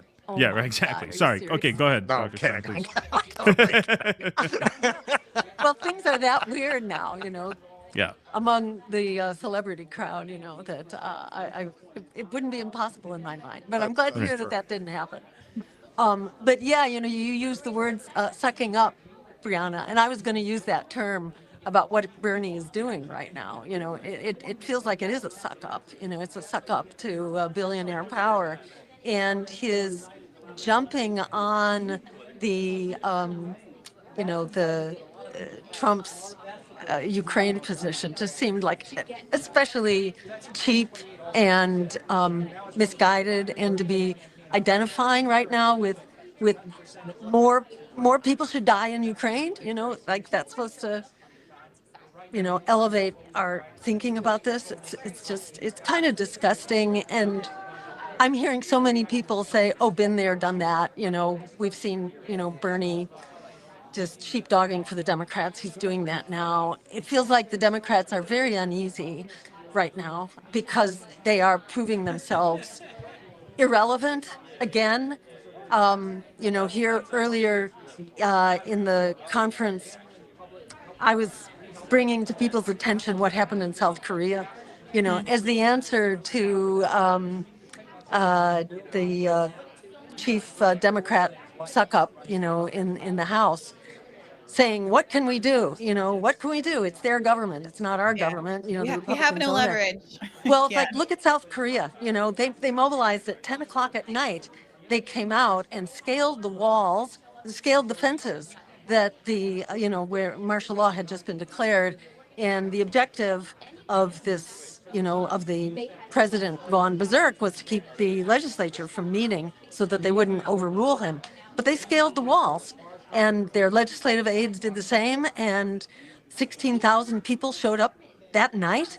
That's what we need to be doing. It's like, if you can't figure out how to fight back, it's just confirmation that you should not be here. You should not be in this position. You should not be pretending to represent us.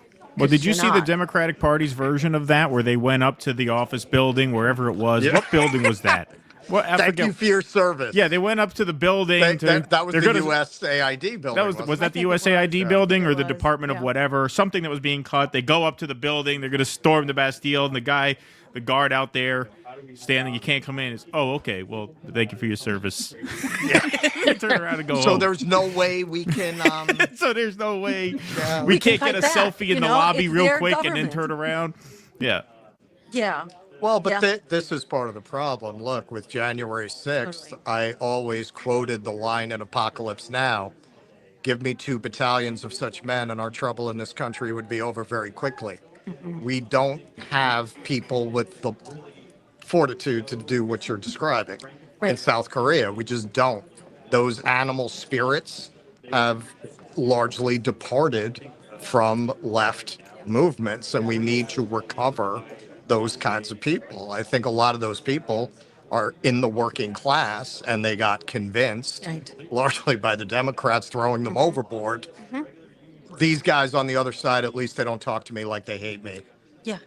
Yeah, exactly. And this has been going on a long time. What's new here, remember 1,000 seats from state legislatures were lost by the Democrats by the end of Obama's term. It was under Obama that you really saw people hit the wall with the Democratic Party. So it's like, this is not new. This is just kind of a very well-established trend now that people are not buying the BS. And Democrats lost not only 1,000 seats in state legislatures, they lost 64 seats in Congress at that time. This is when they lost their congressional majority. Yeah, people were done with the Democrats at that time. And Joe Biden kind of crawled his way back in after Obama. But, it's not like people are for Trump. They're just against Democrats. That's it. And so, the Democrats are really nervous now because people are also learning, oh my God, Trump's not going to do it for us. Either they might discover another alternative. So the Democrats are ramping up their attack on us now. It's again, a thing to be excoriating our campaign for having, brought genocide on Gaza or, the scourge of Trump. They're blaming this on us. When in fact, it's not sticking though. I gotta say, really I've noticed not. a couple of things, and I saw Caitlin Johnson and some others talking about how, I think sometimes I think when you have a really a large account, you can kind of feel these trends coming in waves because there's so many data points, and I can feel a shift. One, the Hezbollah has been at a 9 for a week. It's 11. Israel is clearly preparing to do something very, very bad, and you can feel it. Well, once phase 1 of the ceasefire ends, this is I don't think they're going to break phase 1. I think they're going to use this to cancel it after phase 1, so they get as many of their hostages back before they unleash hell. Sorry, go ahead. Yeah, sorry, no, but the other thing that I'm noticing is a higher level of engagement from all of the dim validators, the Matt Iglesias and the Nate Silvers, who typically, frankly, don't engage me, but who have been engaging everyone who is resurfacing arguments about Bernie's electability in 2016 and 2020, and who are making the case about how that was the off-ramp for the Democratic Party if it wanted to preserve itself maintain any kind of credibility. And so if you look, they're all fiercely, Eric Levitz, they're all fiercely engaging anybody who has the temerity to say Bernie would have won. Look at how, popular Bernie is on this tour, as frustrating as it is that he's only doing it now and he's only doing it to rehabilitate the Democratic Party. The idea that people are motivated by wanting to attack an oligarchy is right and true and popular. And the people who told you for the last 8 years that those ideas were bad and wrong and no one understands what oligarchy is, as Jamel Hill from ESPN is out here arguing, have egg on their face. So they're in this rehabilitation mode. They're in this panic mode because their credibility in the media ecosystem that has benefited them so much for all of these years is draining fast. Not because it's just leftists attacking them. We've always been upset with them. But because now it's mainstream folks who genuinely thought, foolishly, but nonetheless, genuinely thought that the Democratic Party was going to do something about this fascism that they've been hand-wringing about for the last 8 years. They're panicking, and there's an opportunity here. Yeah, this to me seems to be the biggest difference between this time and 2017. I brought this up a couple of times on the stream already. In polling in February 2017 showed Democratic congressional members, Congress people and senators, had a 59% approval rating with the Democratic base. Now they have a 40% approval rating with the Democratic base. It's a huge, huge swing. I haven't seen any numbers on it. I don't know if any exist. I suspect that Bernie at this point has been so cowed, broken, and mainstreamed that the people going to his rallies now are lips. Like, I would be very surprised if it was his own coalition that are watching him. I think he's become so normal and acceptable among Democrats that the MSNBC crowd are probably the ones watching these streams. I mean, they might not like him, but he's the only game in town because Hakeem Jeffries says, well, what are we going to do? We can't do anything. So if he shows up in Nebraska, they're going to come see him. And they did. I mean, he had a good turnout. He had, I think, 2,600 people with an 800 seat overflow room. That's because, I mean, that really tells you what shambles the Democratic Party is in, that their rank and file people are coming out for Bernie Sanders. Most of the people in that audience probably blamed him for Trump in the first place 8 years ago. Yeah. That just shows you how little they're getting from Schumer and, Jeffries and the rest of them. And the fact that they're daring to elevate him now. Go ahead. Traditional Democrats are elevating Bernie Sanders right now. Really tells you how incredibly desperate they are. Right. They truly don't have a choice. I mean, to your point, there's no other game in town. Like, the cameras don't know where to point. Except for I guess I'll follow Bernie on the oligarchy tour. But I saw somebody, they were tweeting things like, okay, well, why didn't he do this in 2017? My brother in Christ, I was there. I remember him doing a big tour in 2017, and he went and he debated Marco Rubio on healthcare. The man's been trying, and I raised that not to credit what he's doing right now, which is the sheepdogging, but to say it has been a long journey. To the extent that there are people who consider me to be a bad faith actor who just hates the Democrats instinctively and doesn't want to give them a chance and blah, blah, blah. No, it's been a nearly decade long journey of them proving in every conceivable way that they're not going to do the thing, that they're not going to fight, that they are going to have more energy to defeat Bernie and his milquetoast social democrat ideas from 60 years ago than they ever would a so-called fascist like Donald Trump. And I think it's the Democrats they're hoisted by their own petard because of how viscerally they talked about Donald Trump and the gap between the threat that they perceived, and I think it's accurate. I mean, the man is terrorizing the country right now, but the gap between the threat that they described in him and their willingness to fight, which has just come in stark relief right now and has infuriated so many liberals that I know. Biden defending liberals feel like they've been left high and dry. They never imagined in a million years. And all of me explaining for the last 4 years, here's what happened with Force the Vote. Here's how Schumer rigged the $15 minimum wage so it wouldn't be in the COVID relief package. They didn't want to hear any of that. But when middle-class federal employees are losing their jobs and USAID employees are not getting checks, suddenly there's a kind of a visceral reality to it that I guess they didn't really care much about when it was about people who've been on a federal minimum wage since 2009 that hasn't been raised for the longest period of time since the advent of a minimum wage. Yeah, totally. And it was Biden, remember, who who cut 24 million people out of Medicaid. And that's more than even what the Republicans under Trump's proposal is contemplating now. They drastically undercut the SNAP program and food stamps more than what Trump is proposing now. Biden ended the pause on student debt payments and brought back what was about an additional $300 per month on average that people are paying, and forced lots of people back into poverty on that account. So it's like the Democrats' record is catching up to them. Trump is horrible.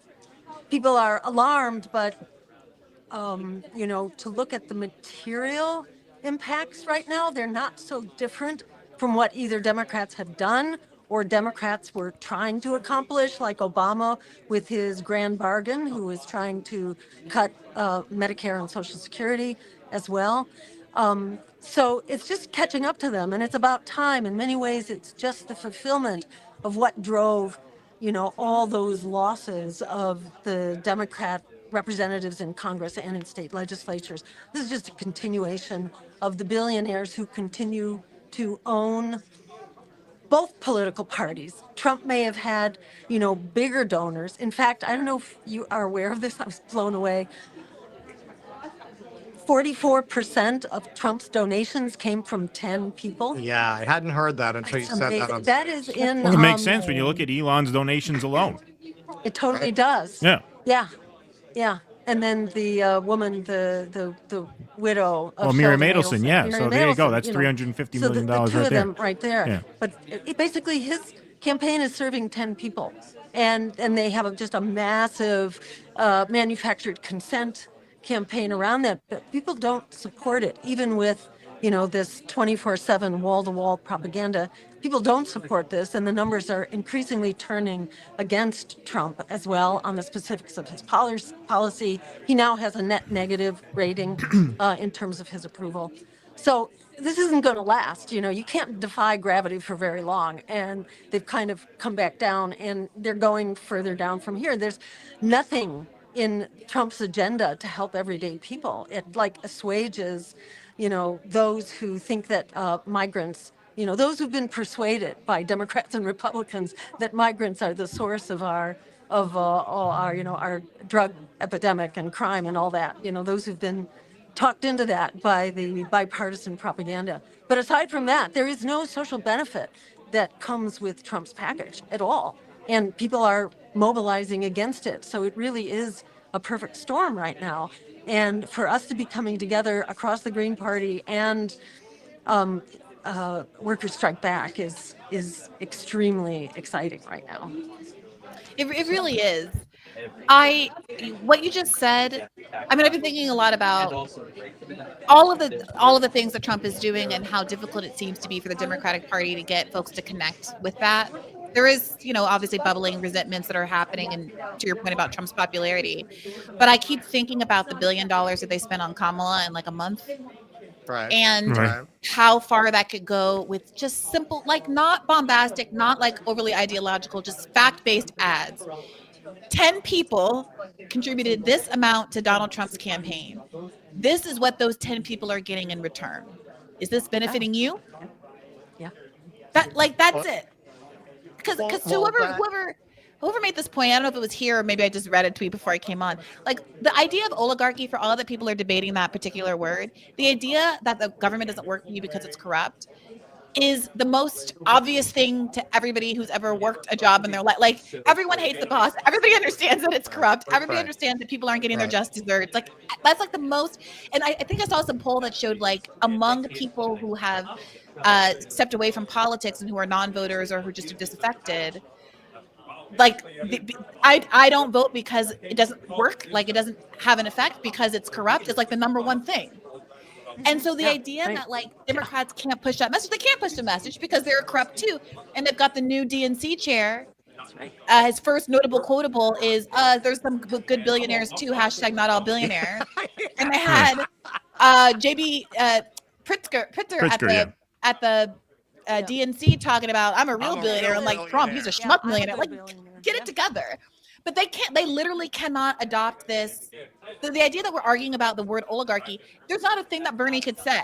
There's not a way he could phrase it that could get adopted full force by the Democratic Party because they're constitutionally unable to take that line of attack because they're in agreement with Donald Trump on that issue. Right. Exactly. And remember, Kamala Harris set the record for number of billionaires contributing to Yes. the campaign. She just didn't have billionaires contributing $250 million, like Trump had. But she otherwise, they're totally Yeah, what we billionaire small dependent hats as call well. the schnorrer billionaires. Yeah, the Yeah. good ones, the Shark Tank, Mark Cuban, and like the nice ones who aren't Yeah. Well, open well, Nazis, let- to their credit. Let me ask both of you this, because you both know him personally. You actually work for him. This is one of the great mysteries, I think, for rank and file people like me and Keaton, who worked on the campaign and were very excited by the campaign. Why did he bend the knee? Is it what Hedges said? He didn't want to be nadered. Is that what it is? Like what? Like my good friend Joe Biden, how do you do that? Like you've spent your whole, like if you just wanted to be a regular Democrat, you could have just done that. Like why fight all these battles just to empower these people? Why? And he What? does it over and over and over again. And he goes to the mat and he gets, has the mat just, pulled right out from under him. Why does he keep doing it? My sense, I don't know him personally because he's always refused to ever talk to me or the Green Party. He has never acknowledged our existence. And the sense I have of him from a distance See, I is that, figured back in the day, No. before he got famous, he would have talked to you. No, No. not even then. well, I wasn't active to where he would have had reason Right. to Okay. talk to me. I went to a talk that he gave maybe 20 years ago in Vermont about, toxics in the water or something. And it all seemed really great, but we didn't have any reason. I wasn't really active at the time, so he had I no see. reason Right. to talk to me. But my sense, that thing about not wanting to be nadered, he said that, it's not just that he's quoted about that, but that's what he said. He did not want to become socially isolated like Ralph Nader, and he was afraid that if he stood up to the Democratic Party that he wouldn't have a political home. And my sense is that he just lives in that moral and cultural universe. He's just been around Washington, D.C. too long, and that's his frame of reference. And I think he's gone. I don't think you come back from that once you unlearn reality. Right. It's hard to come back. So I just don't see him as somebody to waste time on, actually. I don't know. Yeah, What's your thought? it's hard to know. All I've Yeah. heard is that Nader quote. Also, it is a weird thing because the thing that made us trust Bernie was his long career and the consistency over the course of his career. And it does feel like the heel turn happened right at the end, right when he had the potential to really affect a change. And so if you don't want to be remembered as Ralph Nader, first of all, that's such an odd thing to say for someone whose own personal history should lead him to a place of deeply respecting Ralph Nader. Like in my house, Ralph Nader is a hero. I grew up being told Ralph Nader was a hero. My mom subscribes to Consumer Reports and who was talked about like a founding father or something. I'm sure it's talked about in somebody else's home that has different kind of priorities. When I was a little kid, that was the height of his career. Like everybody loved Ralph Nader back then. Everybody loved Ralph Nader. Yeah. And so, I even that really rubs me the wrong way. Like, if I die many years from now, hopefully, and somebody says, "Wow, Brianna Joy Gray was a total Ralph Nader," I will be like, I'll be smiling down from whatever the afterlife is, or looking up, maybe, I don't know, and thinking, golly, I did something right. So even that to me, I don't know. Sometimes I do wonder. We've seen a lot of things, and there's been a lot of arguments about compromise and what people have on people and what the CIA has been up to historically and what people are the coercive powers of the government. And there's a lot of conversation happening about why it is that the Israel lobby is quite as influential as it is over every other lobby and interest group in the entire world. And I don't know, sometimes I think the most charitable version of what's going on with Bernie is that they have some in a vice grip of some kind. Remember the stories about Jane embezzling money? Like there's something maybe that he just doesn't want to blow up. Like there's something no one's perfect. People have made mistakes, and that there's just something that he doesn't want to come out and like ruin his family life or hurt somebody that he loves. And that's a reason. I'm not saying it's a good reason, but like a part of me is like, none of it honestly makes sense to me outside of it like a threat. But maybe that's me trying to just have a charitable reading of someone who I genuinely believed in for a long time and who like committed a year of my life to. Well, maybe he can tell like Trump, "Hey, I'll get rid of these migrants in Montpelier, Vermont. You just have to give me immunity against the bribery charges of my wife, whatever she did." He'll make a deal, and then he can speak out. Maybe that's his way to go. Pulling Eric Adams. I thought I was going to a political fundraiser. It was at Diddy's house. I had no idea. Yeah, I had no idea. Yeah. I feel like it's hard to put yourself in the head of a politician who lives in Washington and who's been doing that world for decades and for whom that is like become reality. And there may be, excusable reasons, or they may just be kind of brain dead reasons, but I feel like it doesn't matter. And it's not a good use of our time to engage in speculation. What's very helpful, I think, is to just know the foolishness of what he's saying, the wisdom of Ralph Nader. Every time I'm compared to Ralph Nader, I am grateful, and I feel like I don't deserve to be in the same sentence as Ralph Nader, but if you want to think that, bring it on. And anybody with a real understanding of history and politics should know that. And to me, that in itself is a really sad commentary on Bernie Sanders, that he would even say such a thing, that dominates his understanding of Ralph Nader. And that's the difference between him and, Chris Hedges on that. And and everybody here at the conference, and this whole space, which really he should be in. Like, if he really wanted to do something, if he really wanted to make a splash, he should be there in Seattle now.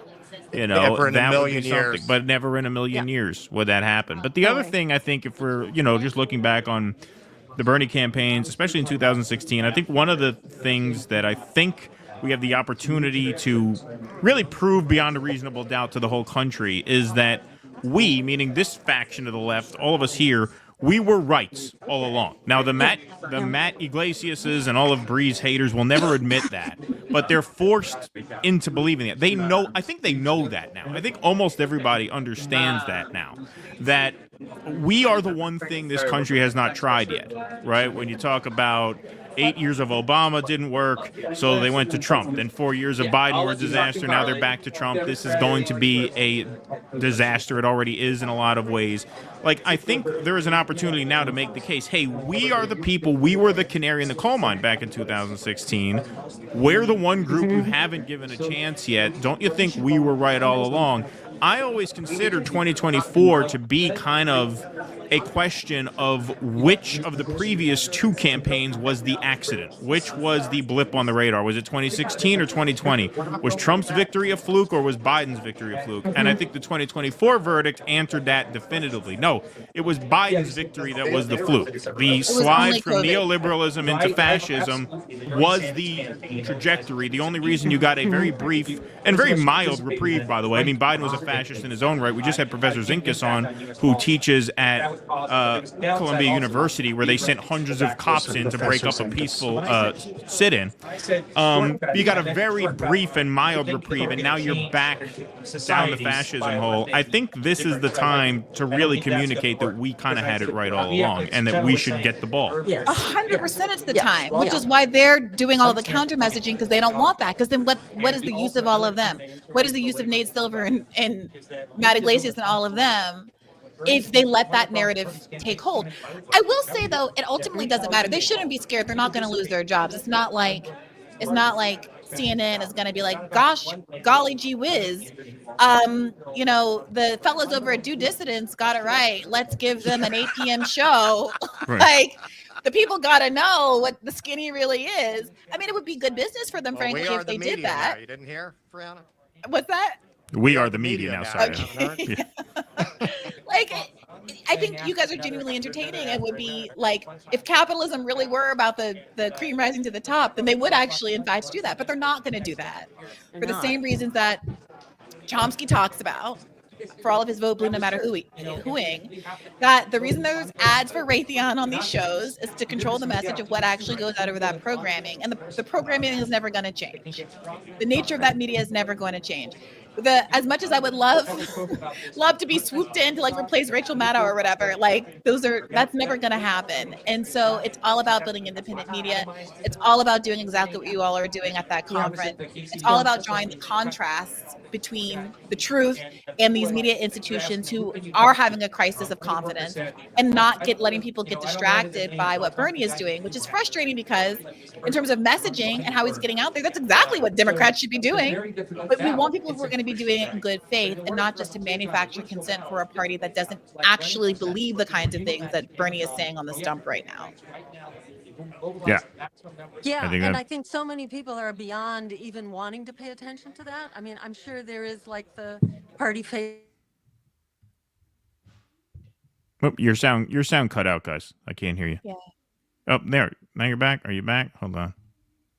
I was just saying that so many people are beyond even paying attention to what Bernie is doing right now, or what the liberal media is saying about it. I think people are so strapped now, trying to pay their rent, trying to get their health care, trying to pay their debt.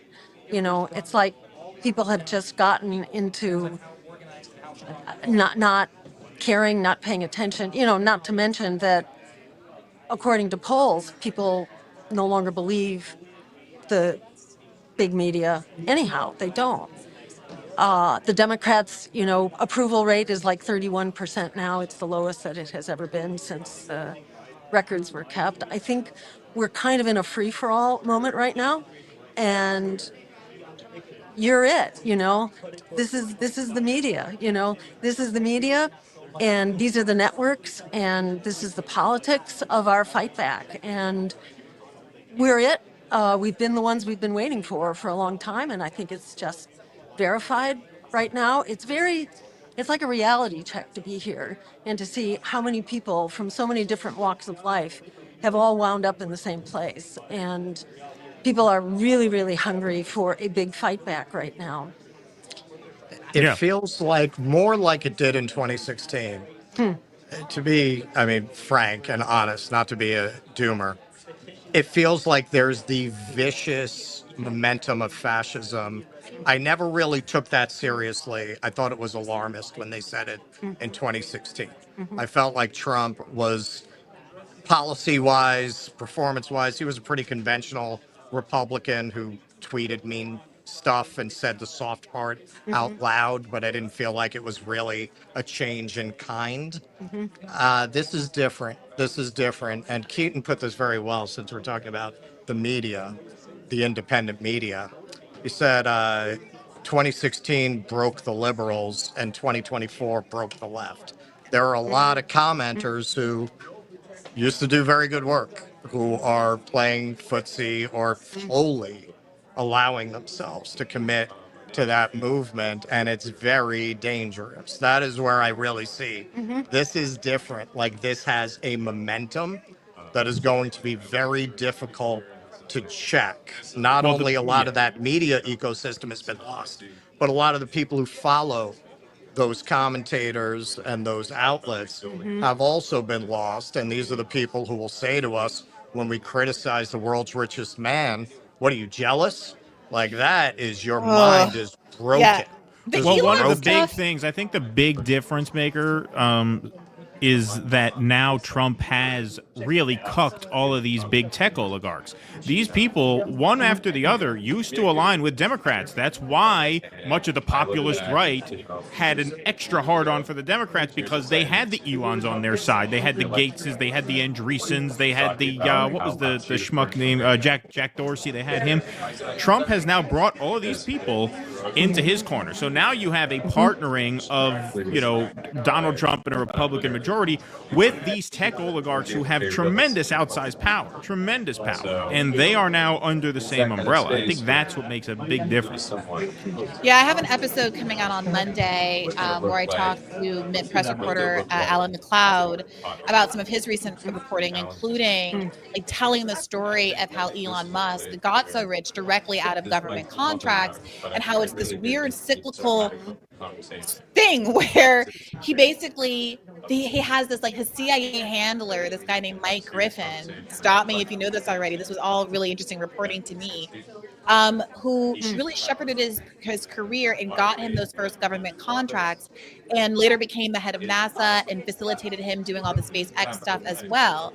And he named his first kid after this guy. I mean, this guy has been instrumental in his life and career, and how his billions came directly because he got positioned as like a defense contractor, a Raytheon, a defense contractor. So now they're in this like relationship, in this symbiotic relationship where Donald Trump, for all of his problems, had that weird like I can't quite be controlled. In his first term, they kind of have to wrestle him down off of some of the positions he made on the campaign stump. And he was wrestled down, and he did have the exact same foreign policy as everybody else.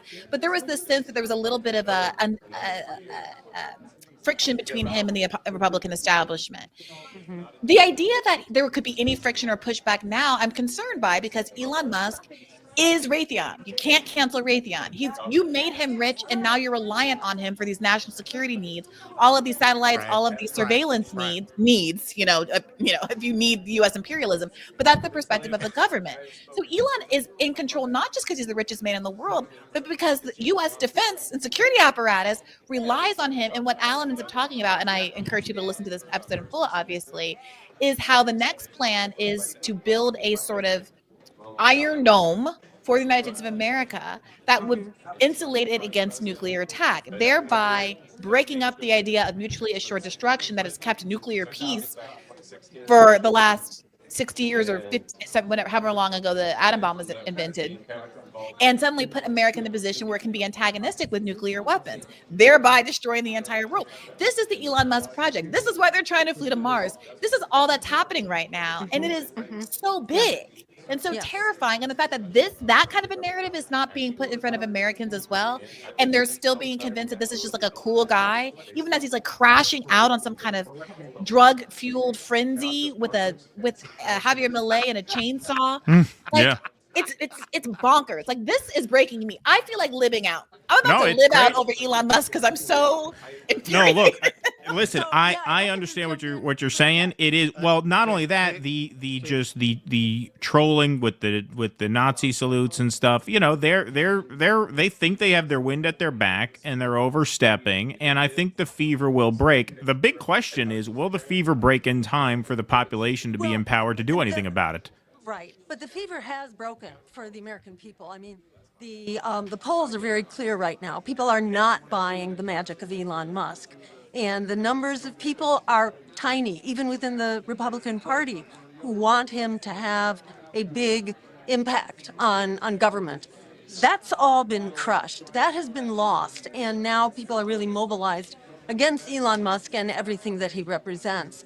And, in the same way that, the magic and the power of the oligarchy and fascism, is very dangerous. Well, the whole notion of U.S. military predominance is also really passé. It's not the case anymore. Russia has hypersonic missiles, which can wipe out in a single blow a $14 billion, battleship, aircraft carrier. It's gone in one strike. If you listen to the people who are really informed about, what do they call? Wilkerson. Larry Wilkerson. Larry Wilkerson. Wilkerson, yeah, and others as well, who are pretty solid and who are not they can't be written off as lefty fringe.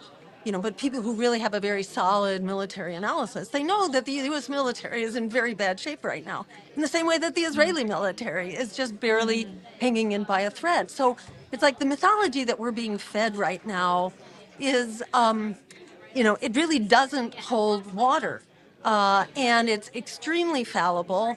And yeah, we have this very powerful, bordering on fascist government, but so much of their stranglehold is highly fallible, and they haven't yet really stood up to the courts. In some cases, they've backed down, so as Chris Hedges was making the case today, we're not yet in the throes of fascism. It is definitely raising its ugly head, but at the same time, its capture over American public opinion is gone.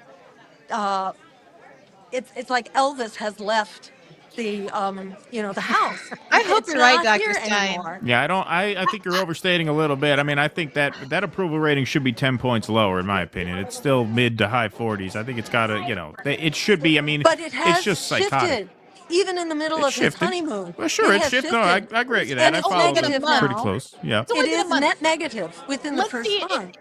Okay, if he cuts these checks, now obviously it's not gonna be $5,000 checks because none of them can do math, and that's not how much savings there has been. But if he starts cutting checks, if he starts like throwing out some breadcrumbs, I can imagine him having a rebound in opinion. If he And does if that, he- but that's not part of the program at this point, Well, He really nobody's doesn't throwing it have- out there. Right. And I one of our guests, Anita Saychan, who I mentioned at the Eugenics episode that I loved so much, she is like a tech person, and she framed it as he's a tech guy, does A/B testing. He does a bad thing, they see if it sticks, they see if it's popular, and then they'll just reverse it. So I do think that it's hard to see where we're going to land. I think the things that really are unpopular and are dragging the polling down, they'll walk some of that stuff back, like they walked that blanket freeze back. But I am very scared. I know I'm online, and Twitter is not real life, and especially when we're talking about Elon Musk, it's literally his realm. But the popularization among major accounts, including like academics and real people in the world who are quoting Curtis Yarvin and talking about IQ science, like I really cannot be clear enough about where that's going. This is not an innocent conversation about whether or not IQ is useful as a tool. My mother's a psychologist. It can be a useful diagnostic tool. Someone I mentioned today was like, sometimes it keeps kids who are going to be racially discriminated against being put in a slow learning class because their IQ test showed that there's more aptitude than what they're demonstrating in class. Great, fine, I have no issue with that. But the long game is to use this idea of merit, which seems like equality, but it's not. Merit is not equality. And for all that we've been talking about, like equity is dumb and DEI, like I get why we were making those arguments, but there is a reason why people came up with the term like equity, because it's supposed to get to this idea that the strict merit-based hierarchy that can be measured with these diagnostic tools that are literally disproven to have scientific credibility are going to be the new metric for how we mete out human rights. And for all that Americans want to talk about China's social credit system, okay, I can control if I'm nice to someone and get a ding on my Uber score. I cannot control. People cannot control what intellectual gifts they were born with. And this is like the natural consequence at the end of a Republican ideology, which is, well, if you're poor, you didn't work hard. Right. Like the material reality is a reflection of your own merit. And now they're extrapolating that merit framework and getting everyone to buy into the idea that the Jewish liberals and the blacks and the browns have convinced you to do all of this woke DEI stuff, but we're returning back to merit. But just like the billionaire eugenicists of yesteryear, we know where this ends. And the only reason this movement got curbed in the United States of America is because those American race science eugenicists were the inspiration for Hitler and the Nazi Holocaust, and we were fighting against them so it stopped being cool to having the same belief structure as the Nazis. But now Nazis are cool again. Steve Bannon and Elon Musk and everybody else is hiling Hitler at major events. That's what that CPAC. shit's about. Absolutely, I agree with you. I think that's what that shit's all about. Go ahead. Sorry. Except I do want to emphasize, it's very clear that Elon Musk is not cool now. He's cool among an important and very influential and powerful sectors. But among most American people, he's not cool. And their goal... He's cool with a certain type of mentally broken working class male. And not even working class, but a certain kind of like broken and we hear elitist. from them. I'm sure they're there. Yes, and they are definitely, maybe they're 30%, but they're not 50%. And the objective of these, the oligarch, proponents is to change the conversation so that becomes what we're talking about. Instead of the fact that we don't have housing, and we don't have health care, and we don't have jobs, and we don't have wages. The minute we change the subject, forget it. They don't hold a candle to that.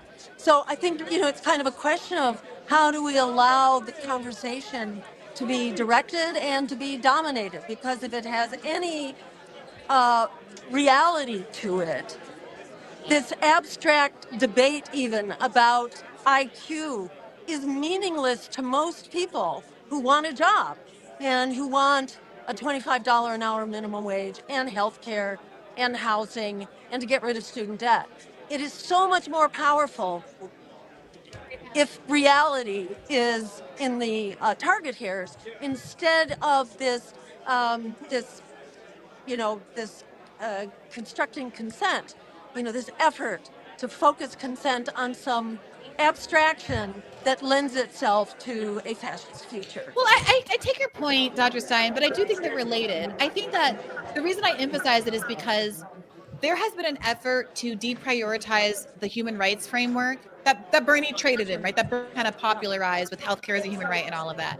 And I think the focus, like the danger that Bernie's, that kind of messaging presented was that it shifted people from this blame-centric perception of the world where like, I don't have healthcare because I didn't work hard. It's my fault. I have this shame about it. I should have been able to provide for my family, yada, yada, yada. Everyone had been living under this neoliberal shame spiral into, oh, if healthcare is a human right, this isn't my fault. Wait a minute. Like, this is a systemic problem. Even though you might not be like a kind of person who would say systemic, right? It short circuits all of that academic stuff. And it's just like, oh, I'm a human. I live in the richest country in the history of the world. And God damn it, I should live at least as well as some bloke in Sweden, right? And to make that argument, that is the argument that is like, I think the disinfectant to the merit argument. I think you're right that you can't argue merit's not important because that sounds crazy. Like people, we're all indoctrinated as Americans into this idea that like merit is good and merit is kind of like a synonym for equality. But I think that you have to kind of take it head on some level and like respond to what's going on right now, which has been, again, part of the whole Republican messaging since time immemorial, that like there's a relationship between what you have and how hard you've worked. To start doing that reframing and like do a human right, not even a constitutional rights framework, a human rights framework. What are your intrinsic rights? And make them argue, no, you don't have rights. A baby doesn't have rights. A 10-year-old doesn't have rights. A 16, an 18, a 20-year-old, you have no rights in this country unless you have an high IQ and you can get a tech job. Yeah. Right. Make well, them this is say the future that. they want people to sign up for. And ultimately, I mean, what Hedges said in his speech about how these Trump rallies are really gatherings of expression of pain. That's really what it comes through. I always tell you the Trump campaign is like a New Orleans funeral for somebody, right? It is ultimately just this big celebration of decay and decline. It really signals a certain despair underneath it. And I think that's what they're trying to manufacture consent for, right? Like, they are getting you to submit to your own demise. That is the whole project of what this is. They're getting you to consent to it and for you to feel like you deserve it when it happens. That is something that a lot of people may feel is a good idea until it happens to them, because then it's not just something you're thinking, it's something you're now having to deal with. When they fired a government worker, they're talking about firing the government workers at that office in Pennsylvania that I keep referencing to, which we're going to do, I think, a full segment on tomorrow. One of the government workers who they interviewed, on condition of anonymity, by the way, because they were afraid they would get fired if they spoke out, they said, yeah, well, I thought it would be great to trim the fat off the government. I just didn't think it was going to be me. Yeah. Right? Exactly. And I'm worried it might be too late. So many people see themselves in that way as like, the leopard. I didn't think the leopard eating face party was going to eat my face or whatever. Like, and I don't mean that antagonistically to them. I'm not saying that in a blaming way, but the reality is I don't want us to end up in a place where we can't, there's no backtracking. Exactly. Because the dismantling of the state is so thorough. And they've wrested so much control. And like when I was having a with a liberal the other day at dinner, truly I can't go anywhere or have any peace. Nice guy, but like I ruined dinner. Because he was like, he has a government job here in New York, here in DC, and he's stressed. He's like a lawyer in a good part of the government. Whatever. The point is, he was like, but what about the Dems doing all this stuff? And I'm like, they're trying to fight back. I'm like, no, they're not. He's like, what would you have them do? I said, Joe Biden was talking about fascism during his 4 years in office that he had, including with the trifecta during the first 2 years. And there was a conversation about what we were going to do about the Supreme Court. We had the leaked opinion from Roe. We knew a lot of this was coming. We knew we already had lost the Supreme Court. It was already a Republican Supreme Court, and it was going to get worse if Biden lost. And there were all of these threats and looming, and he would not take seriously the idea of court reform. We know what Right. it is. We know what FDR had to do. FDR had a mandate the likes of which this country has never seen and won every single state except for, I think, Vermont, right? Something funny like that. And couldn't get anything passed because of the Supreme Court. And he said, guess what? I can put as many of you suckers on there as I want to, and I'm going to threaten to pack the court and diminish your individual power unless you get in line and start. And so when I brought that up to him, and he knows he's a lawyer, he went to law school, he's heard the stories, and when I brought that up to him, he's like, "Oh, so you think the Democrats should ignore the rule of law too?" Yeah, no, just totally unequipped, totally unprepared. Yeah. None of it is real. None of it is real. And so you can decide to accept that norms are out the window and start acting in a way that you think is right and justified and that is affirmed by the reality of the democracy and has the people's support. Or you can clutch onto your norms and your scrap of paper that's called the Constitution until the next guy comes through and rips it up. And then you're going to be standing there on a burning planet while the millionaire's rocket dust is on the way to Mars talking about, but the norms. Right. Well, they need that to hide behind to explain why they don't do anything. Oops. Hold on. Your sound cut out. Hold on. Why does that keep happening to them? You got me? There you go. Yep, I got you. It's not just among the upper classes. I've told this story before. My father is like a character out of a Tom Waits song. He's like a professional card player, horse trainer, lives at the track. And I told him, Dad, they wouldn't pass the $15 minimum wage when they promised it. He goes, well, that's the Senate parliamentarian. Yeah. Like, dude, you live above a racetrack, Right. for God's sakes, and you're talking about the parliamentarian. All right, Brianna, it looks like they're letting people back upstairs. Is that what they're doing? Yeah, I gotta get ready for my Cool. speech. All right, well, here, right, we do have a question for Brianna that someone paid good money for. So Landrew has a question. It's a good question. That's an expensive donation. So Landrew has a question. Would Brianna consider running for president in 2028, free Palestine? I had to ask it. They're going to get mad if I don't ask it. I don't want to say what's the point when I'm sitting here with Dr. Jill Stein, but I suspect that there'll be much better candidates that present themselves by then, and that we should be working toward making sure whoever it is runs is well supported. I was really happy to see how many people in my audience who are, I gotta say, very fed up with the idea of supporting electoral politics with their pocketbooks after how Bernie burned them, who were very, very happy to hear Butch Ware come on recently and are like, okay, I believe in something again. I will put money behind this again. I think the Green Party has the potential to get people to reinvest and actually raise a lot of money. I think Butch is right when he says that the Muslim community isn't going by the Democratic Party, and there are some deep pockets around that are willing to fund an effort to tear down at least this one wing of the oligarchy. And I think the more well-supported candidates feel like they're going to be, and I'm sure you can speak to this as well, Dr. Stein, the more candidates you're going to see willing to come forward because they don't want it to be a fool's errand. They don't want to suffer the slings and arrows that you've gone through now twice, Dr. Stein, for not, and to feel like it's not a really good faith campaign. And so that's our work to do, to make sure we get the best candidates by creating the best infrastructure long before then. Right. And it's both having good candidates and it's also having good press and good journalists who are there to report about this and to wake people up. And you straddle that line, Brianna. You could easily cross anytime you wanted. I'm not sure actually what would serve the movement the best, but I wouldn't rule any of it out, and the main thing is I think it's going to take all of us to get out of here alive.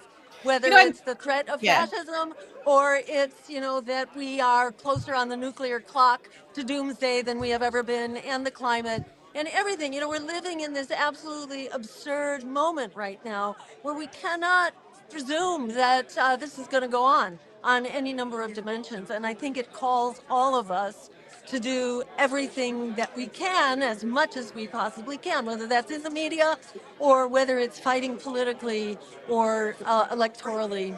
It's just time for everybody to step up and to get together about doing it. I think at the same time, it is a really scary time. It is that much of an opportunity because the empire and oligarchy are collapsing before our very eyes right now. And that's an opportunity. You know, crisis and opportunity are one and the same.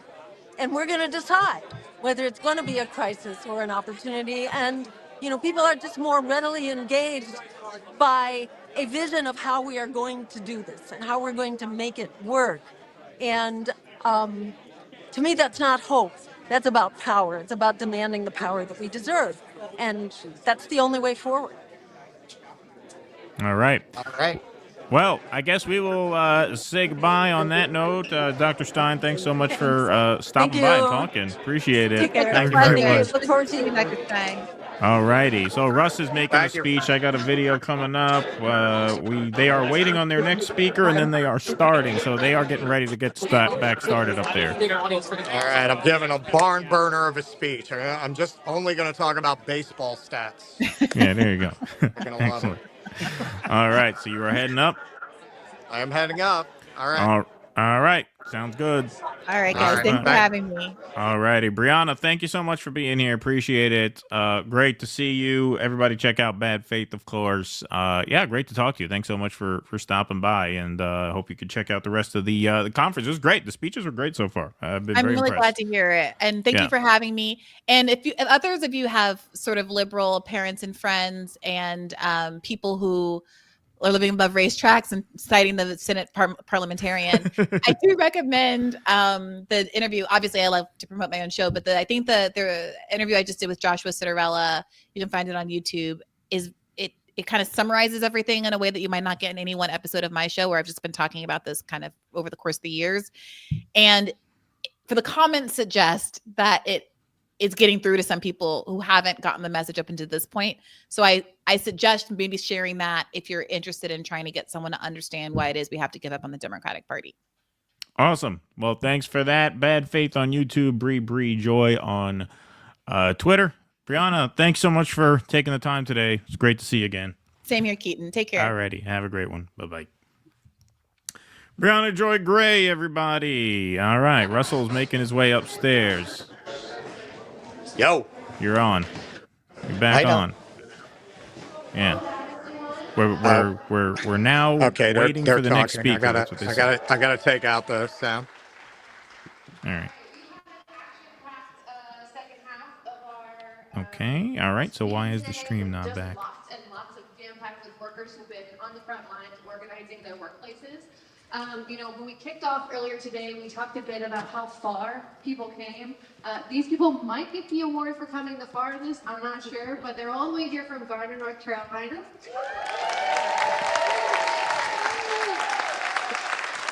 And when they roll into the boss's office with these matching t-shirts, you know that the boss is when we kicked off earlier today, we talked a bit about how far people came. These people might get the award for coming the farthest. I'm not sure, but they're all the way here from Garner, North Carolina. Everybody hear that okay? Let me know if it sounds as good. And when they roll into the boss's office with these matching t-shirts, you know that the bosses are shook. So I am really, really proud to introduce Carolina Amazonians United for Solidarity and Empowerment. That's CAUSE. Blakely's great. We're going to have her on. And as I said, they've been organizing an independent union in Garner, North Carolina at Amazon's RDU1 facility. They went head-to-head with the biggest union busters in the world, demanding $30 an hour, 180 hours paid time off, and more through their union drive. And they took that fight right to Andy Jassy and Jeff Bezos' doorstep. And because we know we're strongest when we work together, they all came up here on stage together, even though we're going to hear from their elected secretary, Italo Medino. So give it up for him. Hello, everybody. Wow. It's amazing to be in Seattle, the capital of Amazon. So the other day, all of us were rolling up to Jeff Bezos' balls. I don't know if everybody knows where those are, the spheres. The spheres down in Seattle. So as many of y'all may know, or you might, I don't know, we recently had an NLRB election at RDU1 in Gardner, North Carolina. Now, we lost that election, but we're still here. Typically, after unions, especially independent unions, we're not tied to any of the big unions. Everybody in here, we work inside of that warehouse. We pack the boxes that people get within 1 to 2 days. I work the ship dock. We are in that building every single day, and in the night, we organize our union. So typically when unions lose in history, we've seen that the bosses expect you to collapse. The bosses say, oh, we beat you this one time, it's over, now let's move on to the next one. A week after, we're in their capital. We're right in their face. At the end of our election, when the media was all up in our face and asking us, oh, what are you going to do now? Expecting that we were just going to say, well, we tried and it's over. We said, we're going to do it again.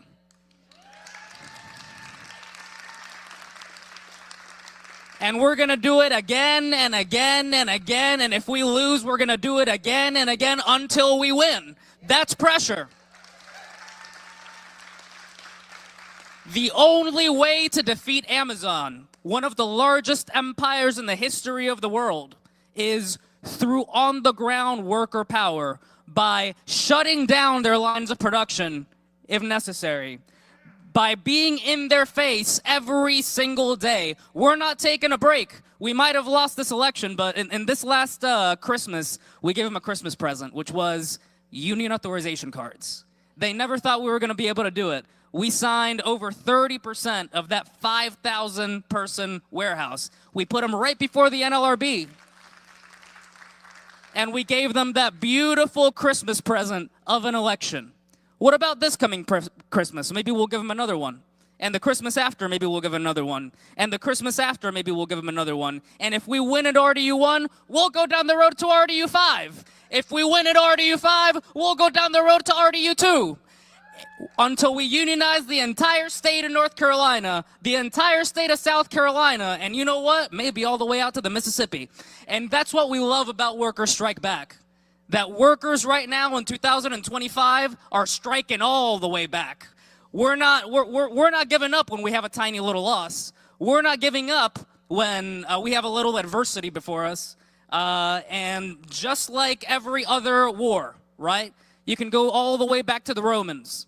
Had a great loss in the Battle of Cannae. Everybody got destroyed. A few years later, they came back and won the war. Same thing with Washington. The Battle of New Jersey got destroyed, absolutely destroyed. Came back and won the war. And that's exactly what we're here to do. We don't care about one battle. We're going to look at what we did right. We're going to look at what we did wrong. And we're going to come back stronger than ever. And we will win this war against Amazon.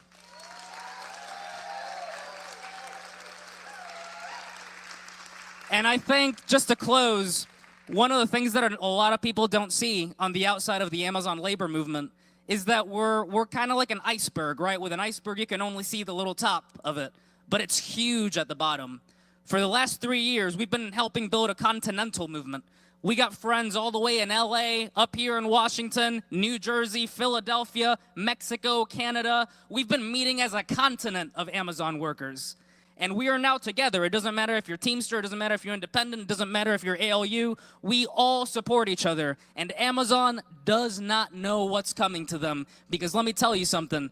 Before the year 2030, you're going to see a mass movement of Amazon workers right here in Seattle taking the fight to Amazon headquarters. And we will get our contract no matter what Amazon wants.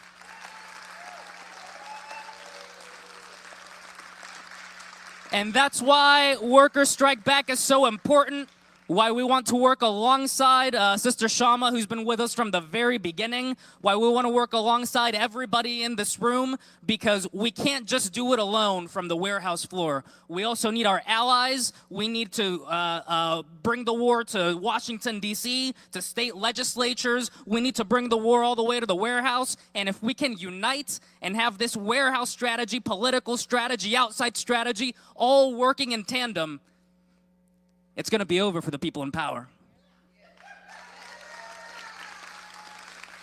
So thank you all so much for welcoming us. Thank you all so much for opening the doors of Amazon's capital.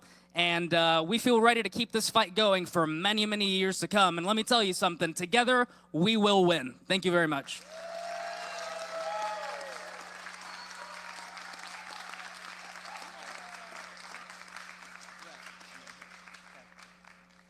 Nobody else wants to talk, I guess. Juno, you want to say something? Hello, I'm Juno Rondelli. I'm from Raleigh, North Carolina. And I'll tell you all one thing. I'll keep it a lot shorter than Brother Idolo's speech over here.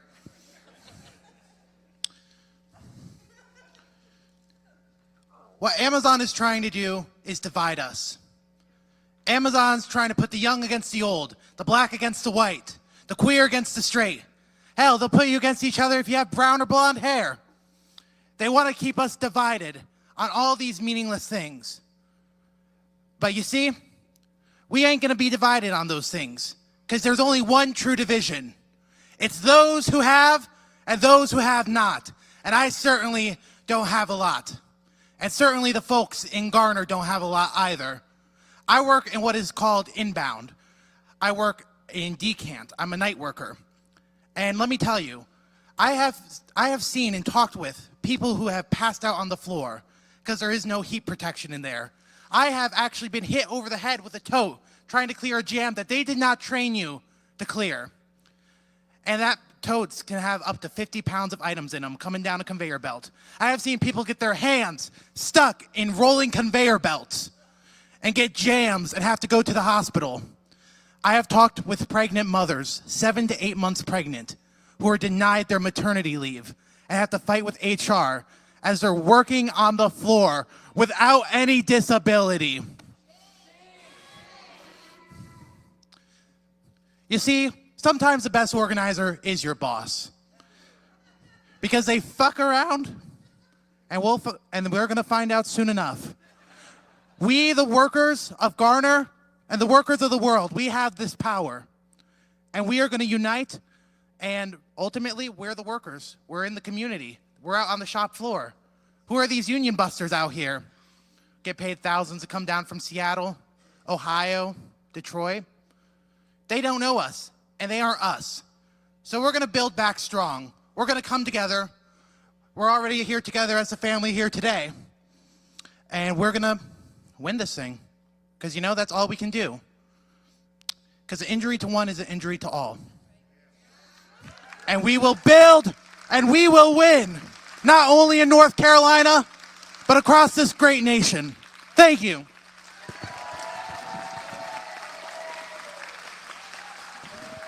In Worker Strike Back, we have a saying that I'd like to send you guys off with, and it goes a little something like this. When we fight, when we fight, when we fight, and you will. I also wanted to announce that all across the country over the last few weeks, Worker Strike Back members have been out tabling, and we have stopped people, whether they're in Garner, North Carolina, or Boston, or Maine, and we've said, do you want to help unionize Amazon? And hundreds of them have said, yes, of course. I hate Jeff Bezos. And we have raised $1,226 that we will be donating to cause to help them continue their fight against Jeff Bezos. And my co-chair Margaret is going to introduce our next worker activist speaker. Thank you so much. I was really impressed with that speech from the Amazon workers. And of course, their organizing efforts are ones that we can all take lessons from. My introduction here will be pretty quick. I'm going to introduce a rank and file member of the United Auto Workers, Justin Smeltzer from Peoria, Illinois. He brought forward a resolution in his local calling for an end to all military aid to the Israeli state and calling to unendorse Kamala Harris for her pro-war position. And he is a member of Workers Strike Back.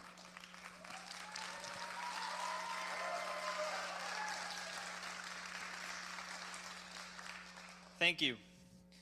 My name is Justin Smeltzer, and I'm a member of UAW Local 974, and I work as an industrial electrician at Caterpillar in Peoria, Illinois, or Central Illinois. I joined Worker Strike Back when I came across it about a year ago. The organization and people involved in it stood out to me as an organization that can make real lasting change. The fighting spirit that I saw in Worker Strike Back led me to getting involved and taking up a task that Worker Strike Back was working on to organize rank and file workers in unions to pass resolutions in their unions to rescind the undemocratic endorsement of Kamala Harris by union leaderships around the country. I fought for this demand, and I had a shop floor conversations with my fellow coworkers to point out the hypocritical nature of the union leadership's undemocratic endorsement of Harris, which was done without discussion or vote by the members of UAW. Sorry. Harris was backing the genocide in Gaza to the hilt, which UAW rank and file firmly opposed. This opposition among the rank and file led to President Sean Fain, the UAW International, calling for an arms embargo. But Sean Fain turned around and uncritically endorsed Biden and then Harris without any democratic vote by membership of UAW. We faced total opposition from our union leadership when we brought this resolution forward to the local and was unable to pass in UAW. But it was a vital tool for talking to my coworkers and including coworkers who did agree on these points, but they told me that they would be supporting Trump. This is a perfect illustration of how the attacks by Democrats have led to the election of Trump. And I've recently worked alongside other members of Workers Strike Back to draft a model resolution that calls for labor leaders and unions to organize national days of action, including mass protest and strike action to stop mass deportations. I've been organizing for this resolution to pass through UAW, and I have successfully gotten a resolution passed at the January membership meeting of the UAW Reform Caucus, Unite All Workers for Democracy, or UAWD. And this resolution calls on the rank and file workers across UAW and other unions to bring the similar resolution to their locals and demand that the labor leaders stand on the principle that an injury to one is an injury to all. I'm deeply disturbed that we have heard nothing from UAW leaders about Trump's mass deportations and his other anti-worker policies. UAW leadership has also been silent on the rising layoffs in the auto industry over the past few years, and it does not seem to be slowing down anytime soon. During the presidential campaigns, Sean Fain called Trump a scab and told workers to vote for Harris, despite Biden and Harris administration's role in breaking the railroad worker strike. But now he's shamefully said he'll work with Trump. Sean Fain has built some credit among a section of UAW members because he won them a wage increase in 2023 when he carried out the stand-up strike at the Big Three automakers. However, the method of the stand-up strike, which consists of some factories going on strike while others continue production, left open major factories at the Big Three that produce the most popular vehicles, which could have been much more could have been won by the Big Three strike if all workers had been out on strike at every factory and they all went on strike at once, shutting down the boss's profits. In fact, several workers' demands, including the shortening of the work week from 30 hours of work to 40 hours of pay, was left off the final agreement, and due to the strategy employed by the union leadership and not applying the full pressure of all workers going out on strike. These examples of the stand-up strike and the response to Gaza and deportations are rotten method of labor leadership that we refer to as business unionism, where labor leaders will claim to fight for workers while simultaneously wanting to not hurt the boss's profits, Democrats' chances to win elections. This ultimately helps the ruling class and is bad for working class people and workers because their interests are diametrically opposed to the interests of the bosses. For this reason, the labor movement's rank and file needs to expose the failures of the leadership and organize mass pressure on the labor leaders to fight Trump, the Democrats, and the bosses. We need to be organizing independent mass strike action, mass protests, and mass civil disobedience if we intend to be an effective fight back to win.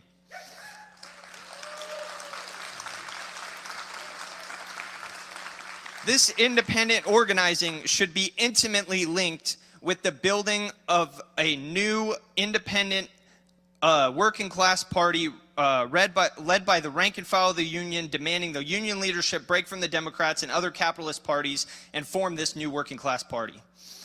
One that is accountable to the workers themselves and not corporations that our unions are designed to fight against.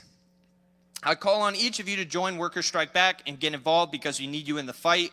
We need a militant rank and file workers movement to take the reins back from the rotten approach of conservative labor leaders, as we workers are exploited for our labor by the capitalists, and we need to organize to shut down the profits that cause extreme disruption to their system to win our demands. And when we fight, we can win.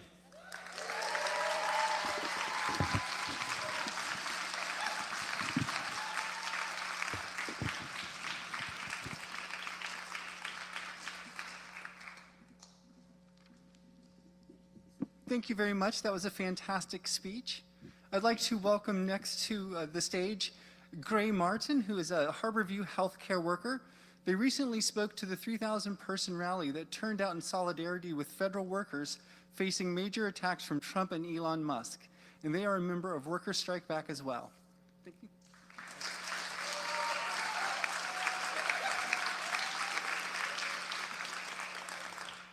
My name is Gray Martin. I am a healthcare worker and a rank-and-file member of Washington Federal State Employees Union Local 3488. The billionaire in the White House, Donald Trump, along with Elon Musk, the richest man in the world, are currently carrying out an anti-worker blitz across the federal government. Roughly 75,000 federal workers have taken a buyout that Trump and Musk have offered to get them to leave against the advice of our unions, and over 10,000 federal workers have already been fired by this administration. This equals about 3% of the 2.3 million person civilian workforce. Trump and Musk cuts to government agencies and programs aren't about targeting fraud or waste. It's an attack on workers and our meager protections, including cuts at the Centers for Medicare and Medicaid Services. Hospitals and trauma centers like my own are largely funded through Medicare and Medicaid, which provides necessary health care for millions of Americans. These cuts are making the already barbaric healthcare system in this country even worse. Meanwhile, the Democrats have done nothing to fight back. In fact, many of them have joined in on Trump's attacks. This is after Democrats paved the way for Trump's victory in the first place with their betrayals and attacks on working people. Democrats broke the railroad workers' strike. They failed to fight for a $15 minimum wage. They refused to fight for Medicare for all. And they spent billions to fund the genocide in Gaza. It's that endless barrage of attacks and betrayals that has brought us to this point. Workers keep the economy and government running, not the billionaire class, which exploits our labor to make their profit. Workers' power lies in being organized, willing to strike and to withhold our labor. The threat of strike action is our most important weapon to force these billionaire-backed parties and wealthy elite to act and to secure victories for the working class. In 2019, during Trump's government shutdown, unionized air traffic controllers and flight attendants threatened strike action that forced Trump to end the shutdown within hours of the strike being called. Federal workers can stop Trump's anti-worker attacks and fight for more, including real raises to make up for years of massive inflation. We need to go on the offensive with a fighting strategy for what workers need, including a renewed fight for Medicare for all, including ballot initiatives for public health care at the local and state level.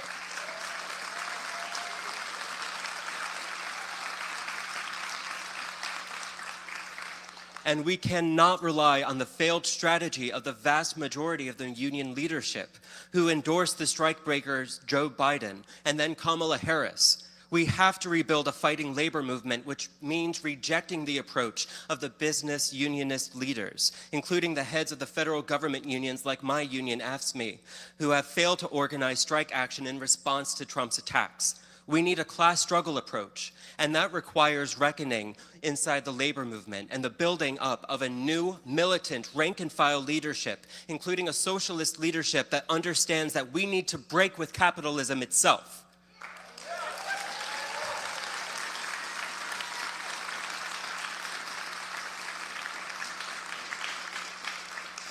Coordinated mass strike action led by the rank and file is needed that can disrupt business as usual. It will require support from the rest of the labor movement and all working people independent of either major political party. We must take lessons from history in order to move forward. It wasn't the Democrats or Republicans that granted us civil rights, the Americans with Disabilities Act, or the end of racial segregation. It was mass movements of workers conducting mass civil disobedience. The anti-war movement of the 1960s and 70s, along with the combined power of the labor and civil rights movements, brought about the end of the Vietnam War under conservative and reactionary President Nixon. It was the militant rank-and-file Teamsters and auto workers of the 1930s, led by Socialists, whose victories led to an explosive growth in the labor movement. Breaking away with the conservative union leadership at the time, they organized using a class struggle approach and carried out collective strike action that effectively shut down the city of Minneapolis in 1934. By disturbing business as usual and fighting for union recognition with over 3,000 members collectively taking strike action, workers won their demands for a 40-hour work week, overtime pay, and wage increases. Working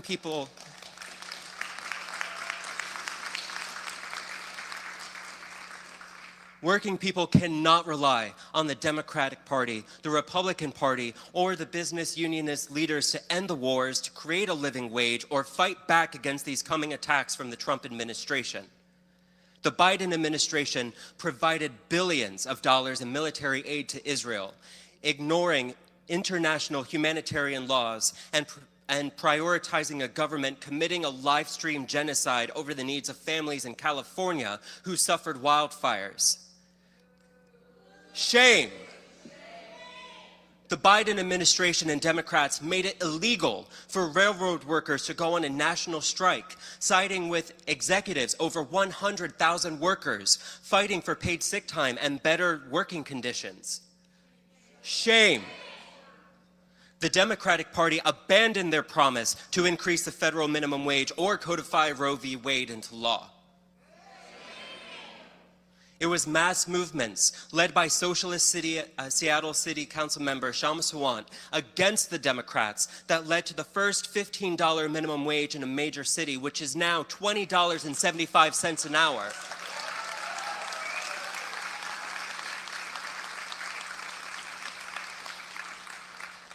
Under fighting socialist leadership, working people also won renters' rights, including the winter eviction moratorium, the first anti-caste discrimination law outside of South Asia, turning Seattle into an abortion sanctuary city with free abortion for all, and the second city in the U.S. to pass a ceasefire resolution in solidarity with Palestinians amidst the genocidal war on Gaza.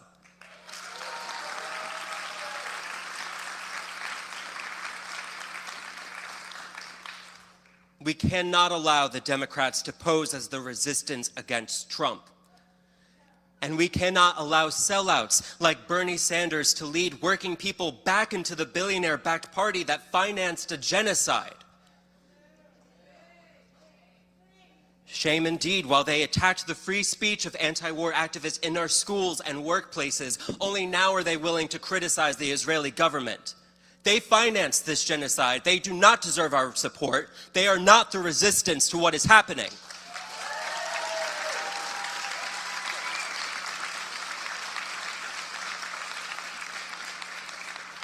There is no reforming this capitalist party hell-bent on imperialism and war. A union is the best tool and protection that a worker has of being engaged in struggle to fight for change in the workplace and in the country as a whole.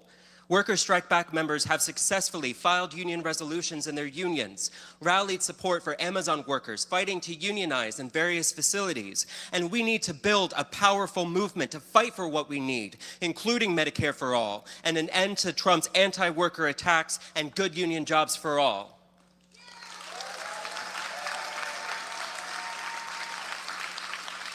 Thank you. Thank you. I encourage you to join us at Workers Strike Back. Join the movement. Fight the rich in their two parties. When we fight, when we fight, when we fight, solidarity. Thank you so much, Gray, and to all healthcare workers. So our wonderful video tech person has pulled together an exciting sort of video montage. You've heard a lot about what Worker Strike Back members have been doing over the last year, but we want you to see it. So we're going to play that quickly before we have our next speaker come up. So roll that beautiful footage up in the If tech. you're serious about turning things around, if you're serious about unionizing Amazon and workplaces across the country, we cannot just tweak the status quo. We need a reckoning. We need to return to the kind of militant fighting ideas that the labor movement was built on. That's why we are launching Workers' Strike Back. There are battles to be waged across the country as workers and young people move into struggle in their workplaces, schools, and into the streets. They're looking for the kind of political approach, the class struggle approach, understanding, and methods that Shama's office has shown can win. We're building on the example of the past decade in Seattle on a national scale to widen and strengthen the class struggle. Who here wants to be a part of that movement?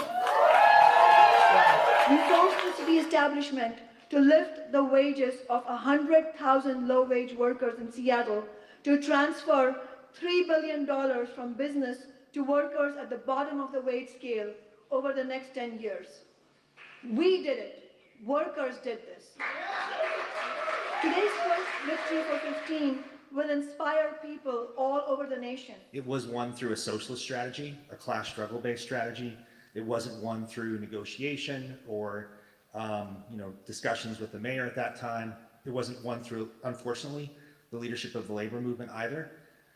We had to push through a strategy that it had opposition from all corners. It included a ballot initiative threat that if the Democrats didn't pass a strong 15, that we would take it to voters on the ballot. We had hundreds of people pack into council chambers. We had marches and rallies of hundreds of people, mass organizing conferences. All of this was necessary to force them to pass this. We're here both to celebrate a victory and to get ourselves better organized in this fight. As many of you know, people who are watching on the live stream, the Democrats withdrew their bill attacking Seattle's minimum wage. The bill would have immediately robbed over 200,000 workers of at least $3 per hour of wages. Can you imagine robbing the most vulnerable workers of their wages? On Friday, Councilmember Hollingsworth brought that odious bill forward, back down. This is our victory. It belongs to working people, to union members, to Workers' Strike Back. Today's vote to pass an Amazon tax in Seattle is a historic victory for working people. This victory was hard fought and it was hard won by a movement that wouldn't give up and that faced down a seemingly endless series of obstacles, from the shameful attempts of corporate Democrats in the state legislature to pass a ban on municipal big business taxes, to unfounded delays in the city council, to a pandemic and lockdown which prevented signature gathering, to relentless attacks in the corporate media in Seattle and nationally. We are winning because of the determination of workers and socialists to smash all obstacles and to find a path to victory. Winning the original Amazon tax here in 2020 was a huge and hard-fought victory for working people. Amazon and big business made it clear during that fight that they will fight tooth and nail to protect the profits made for them by the labor of working people. Working people face a cost of living crisis, and we need to tax the wealthy to fund affordable housing, which can be achieved through voting yes on Proposition 1A. Proposition 1A is a ballot initiative that will add to the Amazon tax. If it's passed, Prop A will tax wealthy businesses like Amazon to secure $52 million for affordable housing in our city. The billionaires and their allies want working people to fight for scraps when we have created every cent of profit Amazon or Microsoft or any corporation has ever made, and it's time for them to pay up. To fight back against coming attacks from our city's Democrats trying to roll back victories from former city council member and socialist Kshama Sawant's office, which assured protections no other city in the U.S. has. These are protections like a renter's bill of rights that requires landlords to give at least 6 months notice before raising rents. Landlords to provide relocation assistance when you have to move. The eviction defense bill, which allows tenants to fight evictions by declaring a financial hardship for the pandemic. The school year eviction ban, winter eviction bans. These are all important victories that we won on the basis of working class movements in Seattle. This bill is not technically complicated. It is a very simple question. Should discrimination based on caste be allowed to continue in Seattle? But while simple, it is also profound and historic.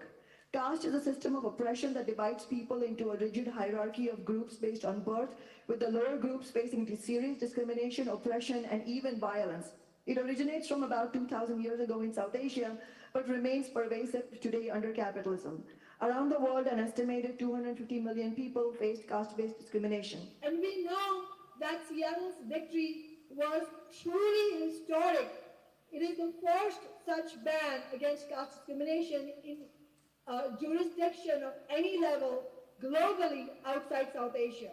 The story of the fight that we had is going to echo, is going to reverberate beyond tonight, and many other ordinary people are going to ask us all, how did we win that? And so it's our responsibility to share with them the story of how we were able to win only because we actually had a resolution in the first place that put a spotlight on the Democrats, that forced them to take a stand. And at first, they acted like they didn't have to, but then they were forced to.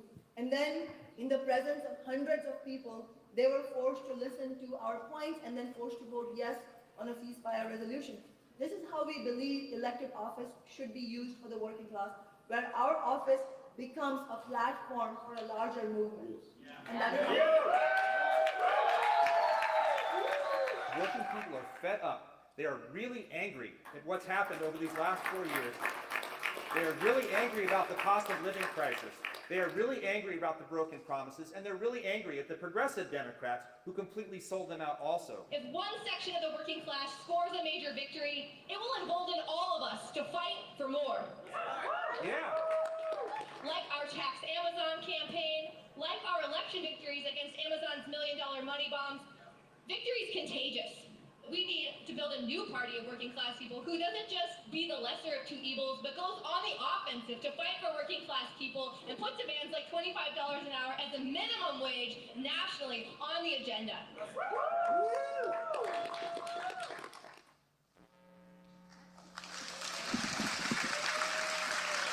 All right. It's funny that I'm at the end of that. So yeah, I thought that visual representation would be really helpful for folks. And it's a really great segue to our next speaker. His name is Logan Swan. He's a rank and file member of Ironworkers Local 86. And he played a leading role, an elected role on the Tax Amazon Organizing Committee. And he's going to touch on some of those lessons today.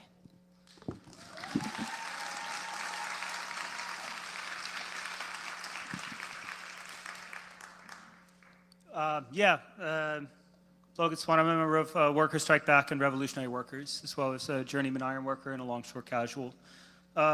So while we're born into our class position, nobody's born a revolutionary. Like everyone, I joined this movement with some confused and backwards politics. Coming of age and entering the workforce during recession, in the absence of political leadership from labor leaders, during that crisis, I drew the conclusion that we don't have jobs because of outsourcing through things like NAFTA and so on. So that if we wanted to see a return of like good union jobs, people like me had to buy union-made, American-made. I didn't get a smartphone until Motorola had one, I think, made in Texas. I bought Union Line jeans, Union House boxer briefs, a Ricker vacuum, a Ricker vacuum made in Missouri. If I couldn't find something made in the US, I would hit a thrift store or I'd go without it. And mind you, at the time I was a non-union steelworker. I made $12.40 an hour. I lived in low-income housing. It fucking sucked. So this changed nothing. The ruling class doesn't care about these kinds of individual choices. It wasn't yet clear to me that those good union jobs that people talk about were owed to the legacy of class struggle of the labor movement.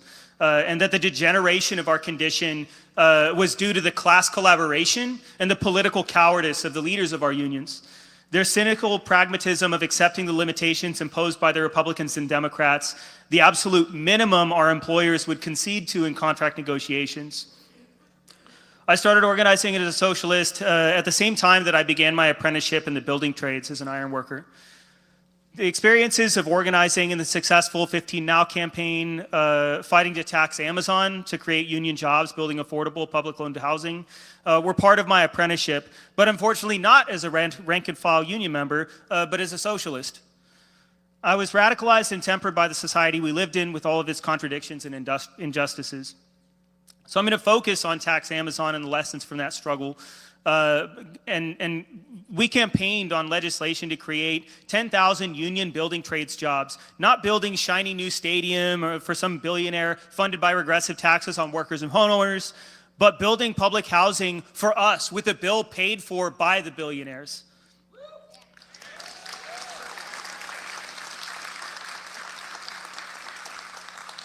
And this wasn't like, we didn't just like have this fully hammered out thing and just go to working people and say, hey, we're doing this, take it or leave it. This is our campaign. We came forward with, with this idea, with this program of taxing big business, addressing the affordable housing crisis through creating union jobs, building affordable housing. And we flyered outside workplaces, we postered, we organized action conferences, and that was where the real decisions were made. None of this was done behind closed doors. The decisions were made through elections of a coordinating committee at the Action Conference, and they were voted on at those Action Conferences. That anyone, if you support this, come out and be a part of this. That's in total contrast to how we see campaigns being run through the establishment or even through the NGOs and even well-meaning people, where they think what's best for people and they come out and say this is supported or not, and if you don't, fuck you. Like no, this was a decision made by people in the community, but with the leadership from socialists, from trade union militants.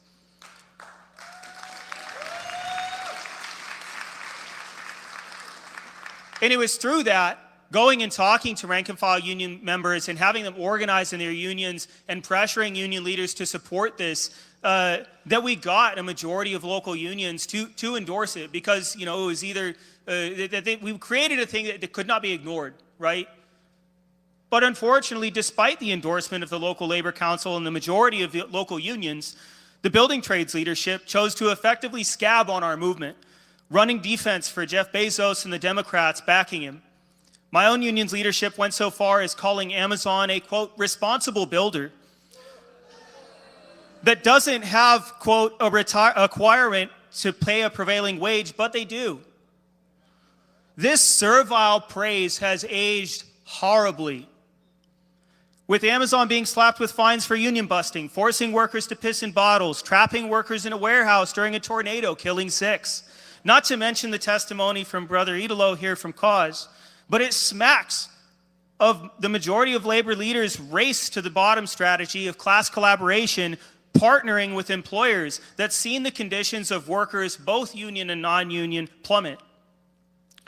And tragically, this bankrupt strategy has only been doubled down upon by the likes of Shawn Fain and Sean O'Brien, who promised to change from the corrupt regimes leading UAW and the Teamsters, only to continue the policy of cowardice of their predecessors as they suck up to the Trump administration and champion the tariffs of, the America First. Shawn Fain is supporting Trump's xenophobic tariffs on imported goods, while Sean O'Brien has gone so far as to speak in favor of right-to-work union busting, saying he'll collaborate with on union busting state by state. What may work for one doesn't work for the other. Who's to know? Yeah, fucking boo. Absolutely fucking shameful. And that... And that he was put forward, people have real confidence put in this guy that he was going to change things. And it's a shocking betrayal, and he should not be left off the hook by that. The left, the union activists cannot let these guys off the hook.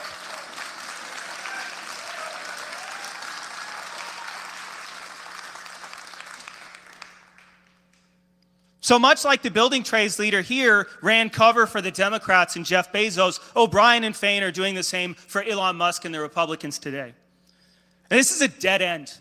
The political parties of the bosses do not offer a way forward for American workers, and we will be forced to pay the cost of these tariffs. The history of the labor movement is international. The counterpoint to this America First nonsense is, why are our international unions why weren't they organizing auto workers in Mexico when after the automakers got bailed out following the recession and said, man, we got all this money, we're going to throw it into developing factories in Mexico?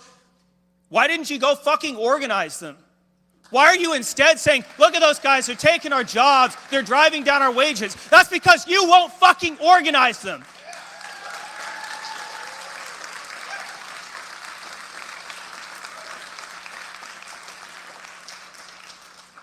Why do our union leaders pull punches so as not to challenge or embarrass the political establishment? Like working with Biden, as O'Brien did, to break the rail strike. Our tax Amazon fight worked in the exact opposite direction of that. We organized independently from the Democrats, rallying workers, young people, renters, union members to challenge and expose anyone who sided with big business through our action conferences and protests. We're not gonna run cover for you while you betray working people. We're not gonna subordinate working people's needs to your political career.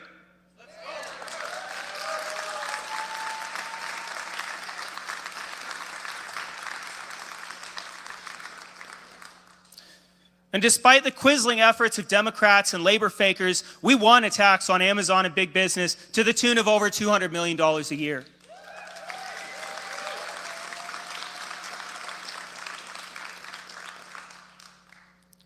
And so that's, I think when it's like, you know, oh, how are we going to win things? I think that we have lessons here, we have experience here of fighting and winning. We have a track record.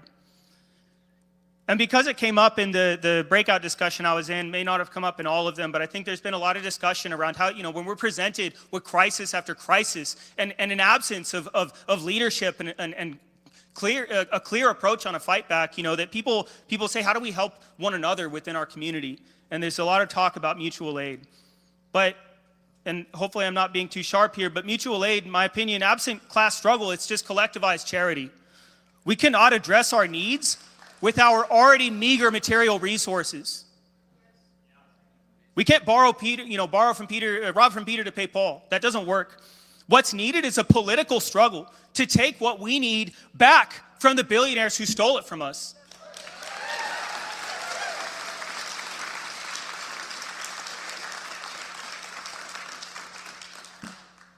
And there's a historical precedent for this. The origins of my own union began with mutual aid. The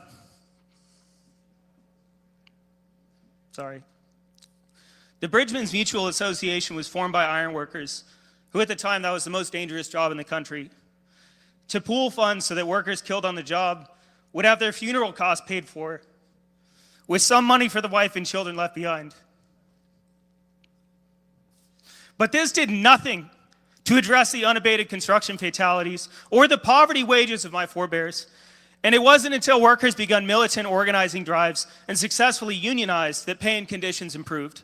Because this did change the balance of power between the workers and their bosses. So I want to thank you all for showing up today, but it would be negligent to just leave it at that. Today is not enough. Everyone in this room has a job to do in the struggles ahead. Every single one of you, I'm looking at you with the shawl, you guy in the white shirt back there, every single fucking one of you, you fucking matter and you can do shit.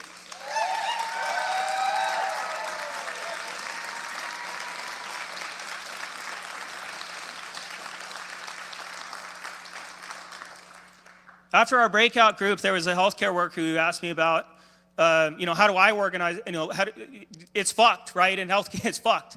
How do I, with my coworkers, like there's nothing left.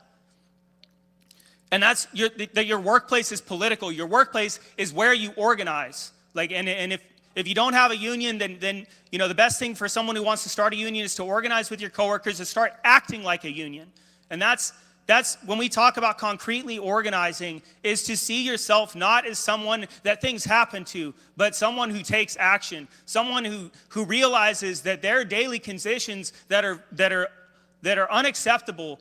That's the conditions of all of us. And if you talk to any one of us, chances are you're going to find that common ground. And that's the basis on which we can get organized. And that's what I think tomorrow with Workers Strike Back around a Fight the Rich campaign that crystallizes, it makes concrete how we can address those things. And then it's up to us as individuals to go back, not to be like, I went to the conference, it was great, back to regular, right? It's to go into our workplace, into our communities, into our unions, and have those conversations and bring them to the next meeting. And anyway, I think I'm probably like way over time, but every single one of us needs to organize in our apartment buildings, workplaces, unions, communities for mass actions, including protests, occupations, and strikes. Obviously, we build up to those things, but that should be, we shouldn't be embarrassed about the strategy of our struggle.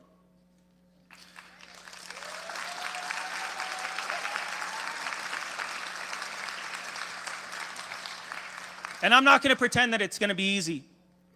Respect to Brother King, but there's no arc of a moral universe that bends toward justice. There is only class war, the outcome of which will be decided by whether or not regular people like us wage the necessary struggle to fight back. So I would appeal to everyone here to join Worker Strike Back if you're not already a member. Let's learn from our proud history of class struggle, and let's make full use of our being here in this room, and let's get organized today to fight for tomorrow. Solidarity. That was a great speech. Excuse me. His name is Logan Swan. I saw Jenny ask what's his name. Logan Swan. Thank you, Logan. That was an amazing speech.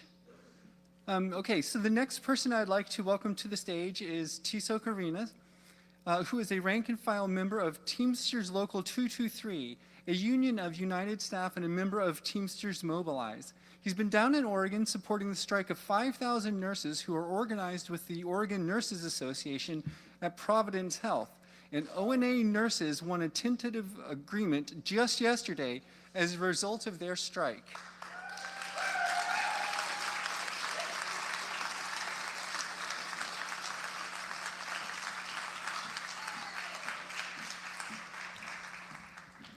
Can everybody hear me okay? Awesome. Well, I want to thank Brother Logan for that speech, because that was a hell of a speech, so I want to give him a round of applause again.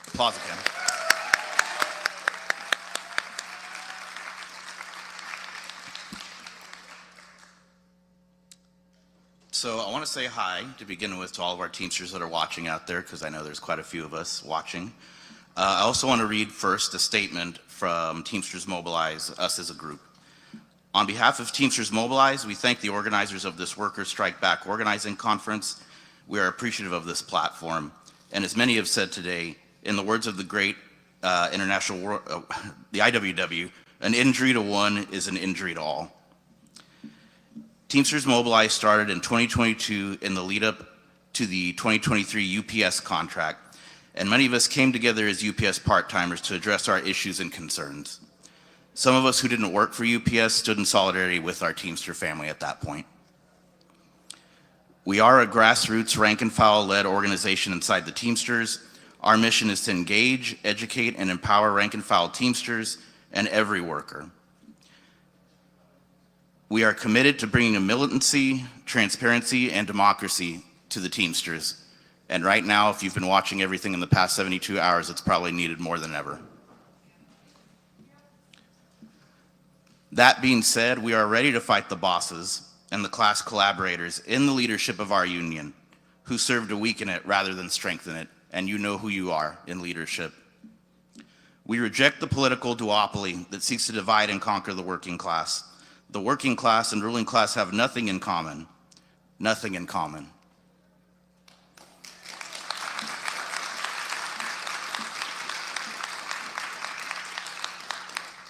Specifically, our General President, Sean O'Brien, who you've heard a lot about today, has recently come out in support of Donald Trump's xenophobic, nativist policies, and of course, publicly endorsed the right of state governments to enforce right-to-work laws.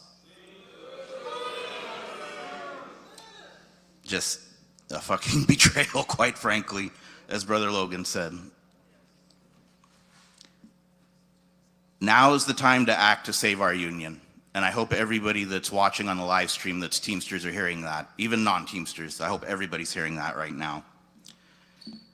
And we as Teamsters Mobilize are gonna be at the forefront of that battle line, because we have to be.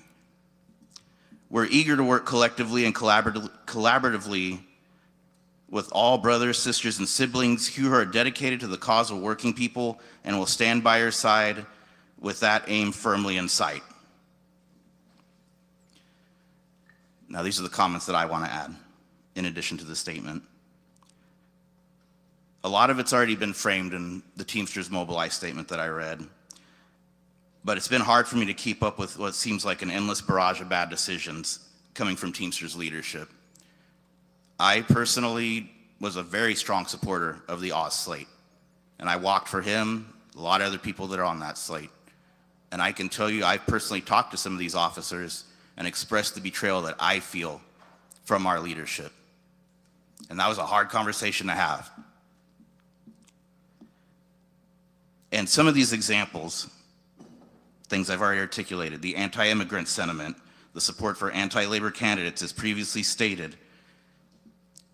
Specifically, leadership has said time and time again, we're gonna hold both parties accountable. We're gonna hold all politicians accountable that are anti-worker and anti-labor.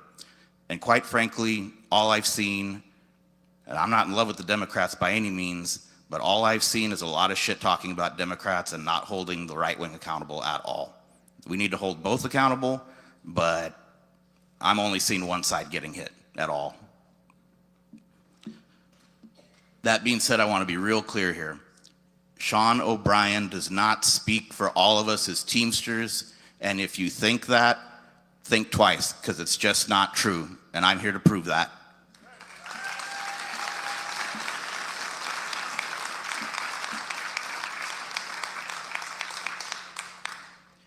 And I do want to emphasize that what we need to do in terms of a plan to change, we need to have a plan to change the culture of all of our unions.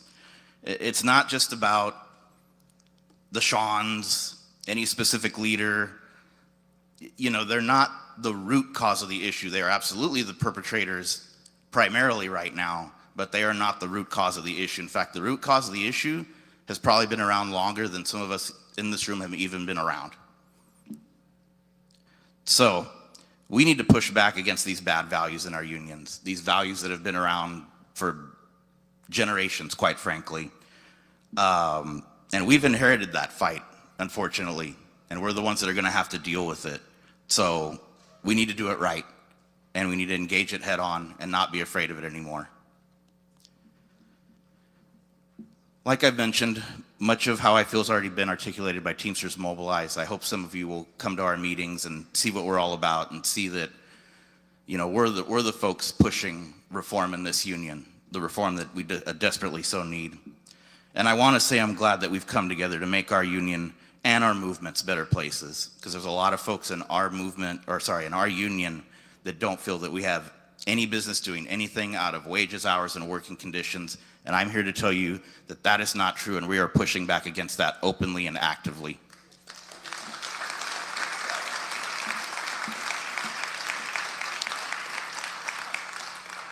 Our movement is intersectional, and anybody that doesn't believe in that is a fucking traitor to the labor movement, bar none.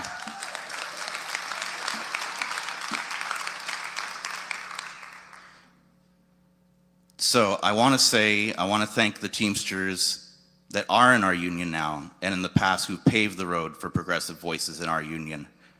Their work continues through ours. There have been folks in our union that risked everything, including their lives, to make this union a more militant, democratic, and transparent union. So I just want to give acknowledgement of that, including my mentor who passed recently, Alan Baird, who was the director of the Coors boycott in Northern California in the mid-70s.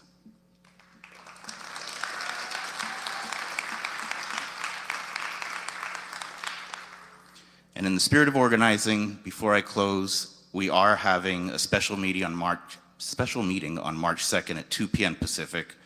Our topic's going to be no ICE raids and know your rights. It'll be on our socials, and this is keeping in line with our movement is intersectional, and anybody that doesn't believe that should not be in this movement. Thank you. Solidarity.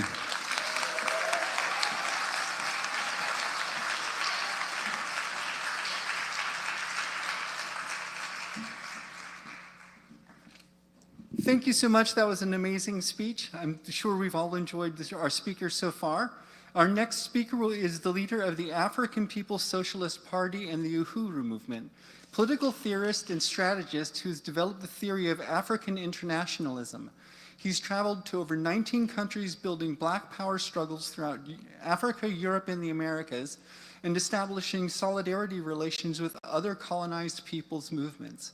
He has driven the establishment of over 50 Black community economic institutions across the United States designed to free African people from the colonial mode of production.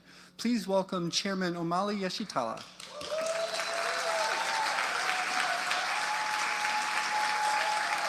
I bring you greetings of Uhuru, which means freedom in Swahili. I want to express our appreciation for the work of Kshama Sawant and those who organized this program, and I wish that I could be there with you in person today. I am Omali Yeshitela, Chairman of the African People's Socialist Party and leader of the Uhuru Movement for Worldwide African Liberation and Socialism. I began fighting the system of colonial capitalism in the 1960s. I'm still making that fight today, and we are closer than ever to winning total liberation for African and all oppressed peoples. I agree with the slogan of this conference that when we fight, we can win. We in the African People's Socialist Party and the Uhuru Movement have been fighting, and we are winning. Nearly 3 years ago, Biden's FBI violently raided 7 homes and offices of the Uhuru Movement in St. Louis, Missouri, and St. Petersburg, Florida, including my home, with flak-jacketed soldiers, laser-guided rifles, tanks, flashbang grenades, and drones. They took our phones, our computers, and our files. 9 months later, Biden's DOJ indicted me, along with 2 leaders of our party's white solidarity and reparations component, on federal charges of being agents of Russia. The so-called overt acts charged in the indictment are all expressions of what is supposed to be protected free speech. Running candidates on a reparations platform, testifying at United Nations reparations hearings, publishing articles in our newspaper, The Burning Spear, circulating a petition charging the United States government with genocide, speaking out against the U.S. proxy war against Russia and Ukraine, exposing the fact that NATO expansion toward Russian territory provoked the war that has now taken millions of lives. They tried to lock me up for 15 years. We were offered a plea deal, but we chose to fight, and we built a popular campaign in the streets and through the independent media. We went to trial last September. The jury found us not guilty of being Russian agents, but guilty of conspiring to be Russian agents, conspiring to do something that didn't happen. We are appealing. In December, we were sentenced to 3 years probation. The judge said no prison time because everything in the indictment was protected free speech. The government knows that I don't work for Russia. They're upset because I don't work for them. I work for Black people and the oppressed peoples of the world. I want to thank the many friends who are here today who supported us throughout the Uhuru 3's Fight Back campaign, including Jill Stein, who came to Tampa, Florida for the start of the trial and spoke in our defense on her campaign trail. So today we hear cries of panic and fears from many who say that fascism is coming. But the conditions they anticipate being imposed on the general population are conditions that African and indigenous people and American colonized people around the world experience daily. We live in a country that was founded on the brutal kidnapping and enslavement of millions of African people and the genocidal war waged against the indigenous people to steal and settle their land. Worldwide capitalism was founded and continues to depend on the colonial exploitation of the peoples and resources inside of America and around the world. That system is in crisis because colonized peoples around the world are seizing this moment to recapture our human and material resources. That's why we see the global shift in the political and economic configuration of the world that is also impacting inside the United States. Today, there is an uneasy equilibrium between the dying forces of the colonial mode of production and the rising tide of anti-colonial socialism. While some see this moment as proto-fascist, we remember that the proto-fascism of the McCarthy era was disrupted by the anti-colonial struggle of the civil rights movement that kept the society open for everyone. We in the African People's Socialist Party are preparing to govern. At the same time as we are fighting for policy changes within the current system, through campaigns for community control of the police, opposition to gentrification, and freeing political prisoners like the just released Leonard Peltier, we are creating our own ability to feed, clothe, and house our people, negating the colonial mode of production that keeps us enslaved. As an example, in our headquarters in the black community in North St. Louis, we have acquired over a dozen dilapidated properties and built a community garden, a farmer's market, a workforce housing for released prisoners, recreation facilities, and events venues. We have begun to work to build a women's health center and 2 bakery cafes in St. Petersburg, Florida. We operate an FM radio station, a food kitchen, an events venue, and publish our monthly newspaper, The Burning Spear. Indeed, when we fight, we can and do win. We look forward to working with you all and to build a world where everyone can enjoy peace, prosperity, and happiness, no one group at the expense of another. We are winning. Uhuru.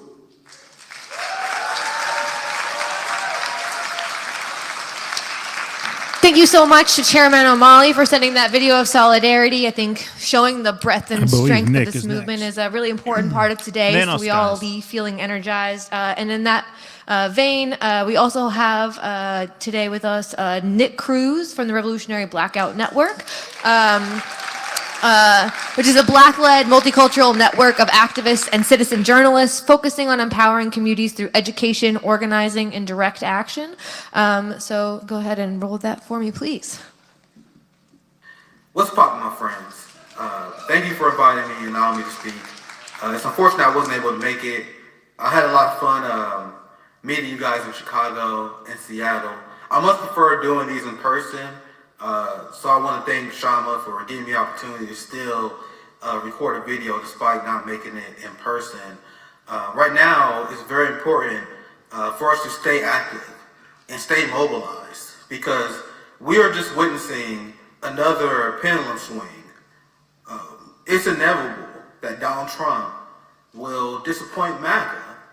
That's just a simple fact of the situation. The capitalist class will always portray the working class, and there will be a lot of poor and working class people who will be left behind in the MAGA economy. There are a lot of people who will see Donald Trump serving Israel in the military-industrial complex, and they will feel betrayed because they thought they was voting for someone who was anti-war.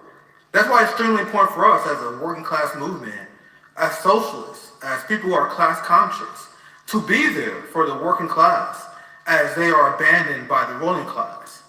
And this time right now is very interesting because we have a lot of Democrats that are going through some things right now because they are realizing that neoliberalism in the Democratic Party is inept and liberalism is not the ideology you need to defeat Donald Trump.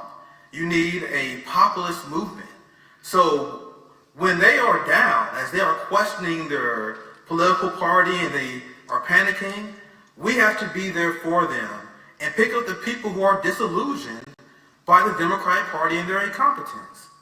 There was millions of voters. Remember, 80 million people did not vote for the two-party duopoly. There was millions of people who voted for Biden who didn't vote for him the second election because of the genocide in Gaza, which is another important point, which is why we actually provide a real option for the working class. We need to provide an anti-Zionist, pro-peace, left populist movement. And this is where the Democratic Party failed, by pointing out the hypocrisies of American First, by manipulating the differences between the MAGA woke right who believe in Zionist censorship versus the MAGA influencers who are similar to Candace Owens and their followers who are starting to question Zionism. As Donald Trump continued to serve Israel, we have to be there to pick up the people who realize that Donald Trump actually doesn't stand for American First. This is why it's extremely important for us to establish that we are hostile towards the empire, that our number one priority is to end the military-industrial complex and the corruption that destabilizes the lives of Americans. And the majority of the American people are with us because, as I mentioned before, 80 million Americans did not vote for Donald Trump or Kamala Harris. And this is by design. The ruling class wants to disenfranchise well-informed working class people who want the best for their families. And there are many people in this country that wants to hold the billionaire class accountable, that want health care for their neighbors. 1 out of 3 Republicans support Medicare for all. The majority of independents, the majority of Democrats, the majority of people support ideas such as increasing the minimum wage, of ending the never-ending wars. But the ruling class distracts them with irrelevant culture war issues, which is used to distract the working class and convince poor white people to vote against their interests regarding the Republican Party. And many people who believe that the Democratic Party has the best interest for the LGBTQ community, they vote against their interests by voting for a genocidal, Zionist, capitalist in the Democratic Party. So it's very crucial, and this is why I implore us to do. We have to completely reject the culture war and the liberal identity politics, which is used to distract the workers from anti-war populist movement, which is actually meant to challenge the capitalist class, which is our number one goal, because just reforming the modes of capitalism will not end the corruption and will not end the exploitation of our people. So it's very important for us to have an anti-war, anti-Zionist, socialist working class movement to challenge the working class. And something else that I want to strongly emphasize is our only push, our biggest push for electoralism should be via ballot initiatives. In the last election, when the American people, including the extremely deep red state of Missouri, decided to vote for Donald Trump, they also voted for an increase of the minimum wage. They voted for affordable housing. They voted for economic populism over and over again in Missouri.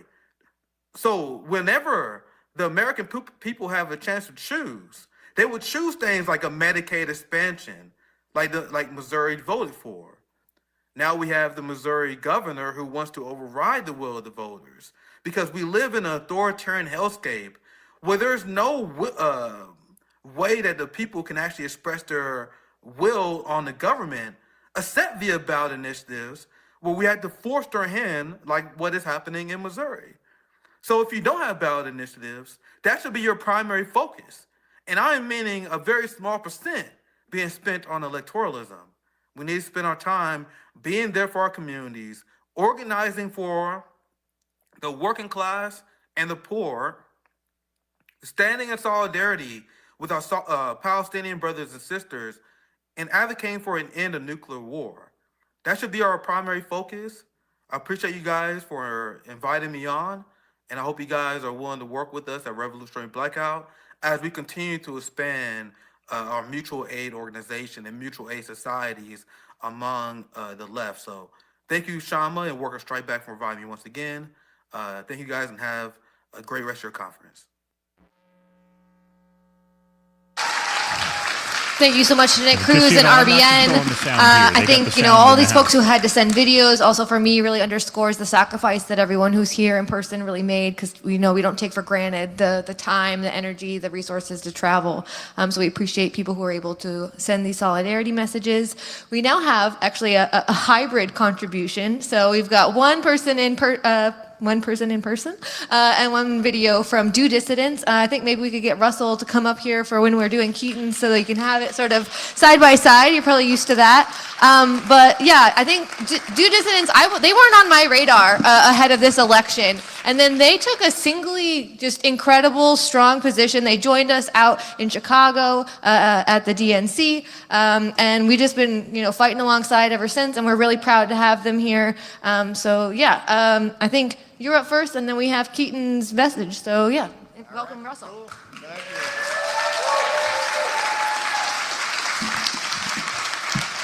People keep asking me where Keaton is. I'm like, Keaton won't go to Connecticut, much less Seattle. Forget about it. I always think of the line in The Godfather. Hey, he could have had his own family. You couldn't get him out of that one meal town. All right, this is going to be maybe not the best opening of a speech today, but it's definitely going to be the dorkiest opening that you're going to hear. The great science fiction writer Frank Herbert, told you, opens his masterpiece with the line, "A beginning is the time for taking the most delicate care that the balances are correct." Why are beginnings delicate? because they are by their nature unmoored and rootless. Any small thing can destroy an effort at its beginning, whether a novel, a business, a resolution, or a political party. Any distraction, any conflict, any loss of momentum, and it can all evaporate very quickly. Add to that the reality that we must face from this beginning, so that we do not, as Shama might say, make illusions. The left is more broken on every level, from the cultural to the intellectual to the spiritual, than it has ever been in my lifetime, and arguably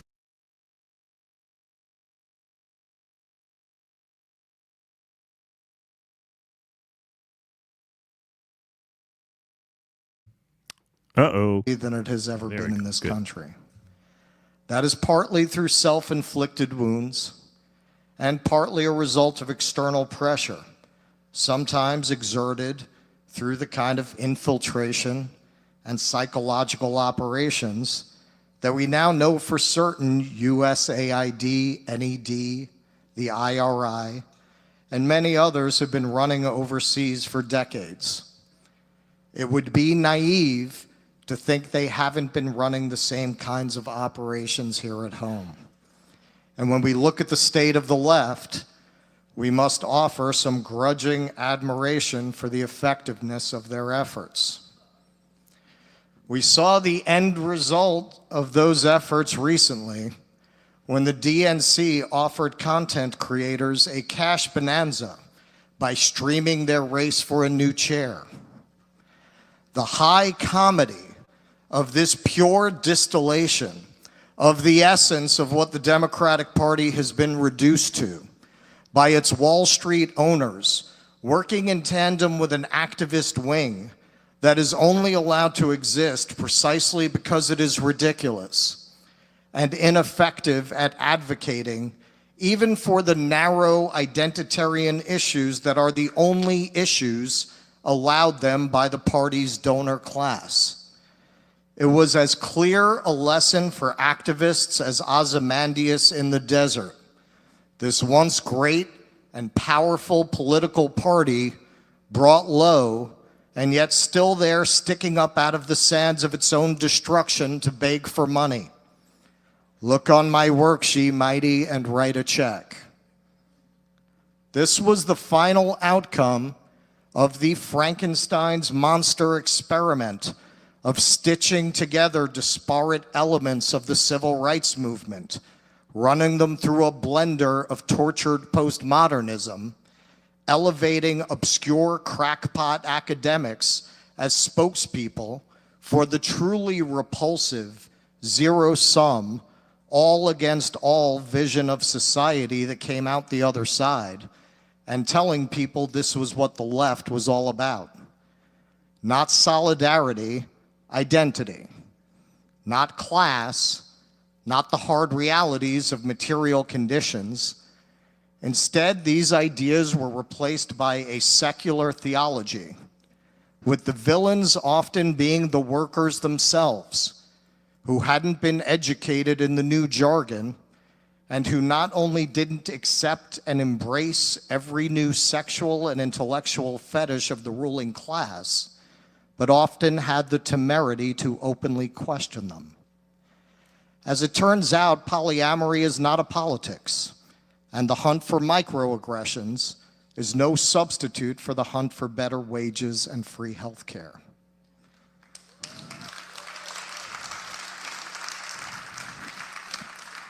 And so the Democrats have not only fallen, hollowed out from the inside by the same narcissists and neurotics they let in to explain the purpose of their continued existence as a party after they sold out their old working class base.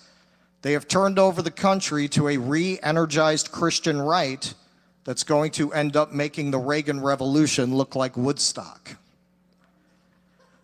This is where we are, and it should serve as a cautionary tale for any who are going to attempt to recover the lost power and reputation of the left. A political movement can survive hatred and hostility, but one thing it cannot survive is the perception that it is ridiculous. And by mistaking the need for tolerance with the need for indulgence, by confusing the mission of helping victims with the celebration of victimhood, by treating strength as a vice and incapacity as a virtue, not only the establishment left, but a good portion of the activist left has come to make itself look ridiculous. Any movement that indulges these ideas will end up being an enormous waste of time and money for all involved. The first person who wants to form a sub-caucus that has nothing to do with improving conditions for all workers should be, if not canceled and rejected, lest we become the same censorious prigs we condemn, given a firm talking to and a very clear and unambiguous refusal, so that the organization doesn't end up like the DNC or the DSA or countless other attempts at focusing the energies of the left, devoured from within by people whose only purpose is to divide and weaken.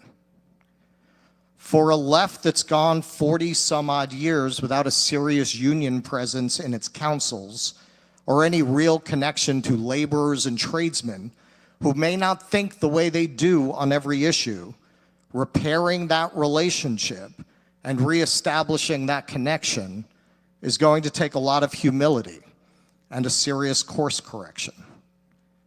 This weekend, there is an opportunity to create a new vision that begins to repair the damage done by the Clinton ascendancy and the neoliberal politics it ushered in. We are fortunate to have so many talented people join in to help, including our many peers in the indie media space who have come together today to both appear on the live stream and to create a collective super stream of the event. And to lead the way forward, we couldn't have a better person than Shama, who is that rarest of things in this foul year of our Lord 2025, a leftist that wins things.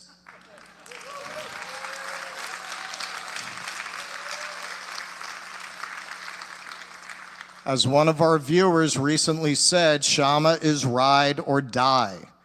She has won tangible victories for workers against the corrupt Democrats and the oligarchy they serve. Shama has beaten the Leviathan that is Amazon, both imposing a local tax and the first $15 minimum wage in the country. And how did she do it? By inviting everyone into the tent, without elevating or denigrating any below or above the others. That is how you win over workers.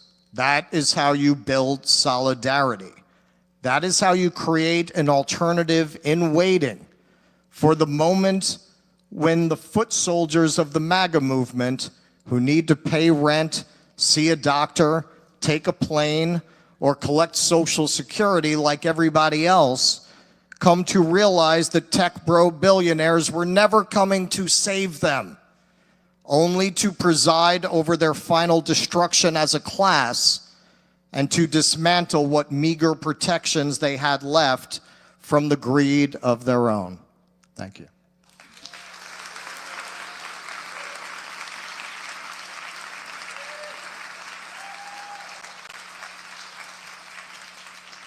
Hello, everyone. My name is Keaton Weiss from Do Dissidents. I'd have loved to have bought a plane ticket and flown out to be there in person, but for some reason my USAID check hasn't cleared this month. I called the Treasury Department to see what the issue could be, but no one answered. Instead, I got an automated message telling me that they're experiencing unusually high call volumes and that there were 328 white South African farmers ahead of me in the queue. So I never did get to the bottom of it, but in any event, it's a great pleasure to be able to address this conference. Back in May of 2021, during the brief but brutal to endure honeymoon period of the Biden administration, I struggled with how to, or even whether to, continue to engage politically.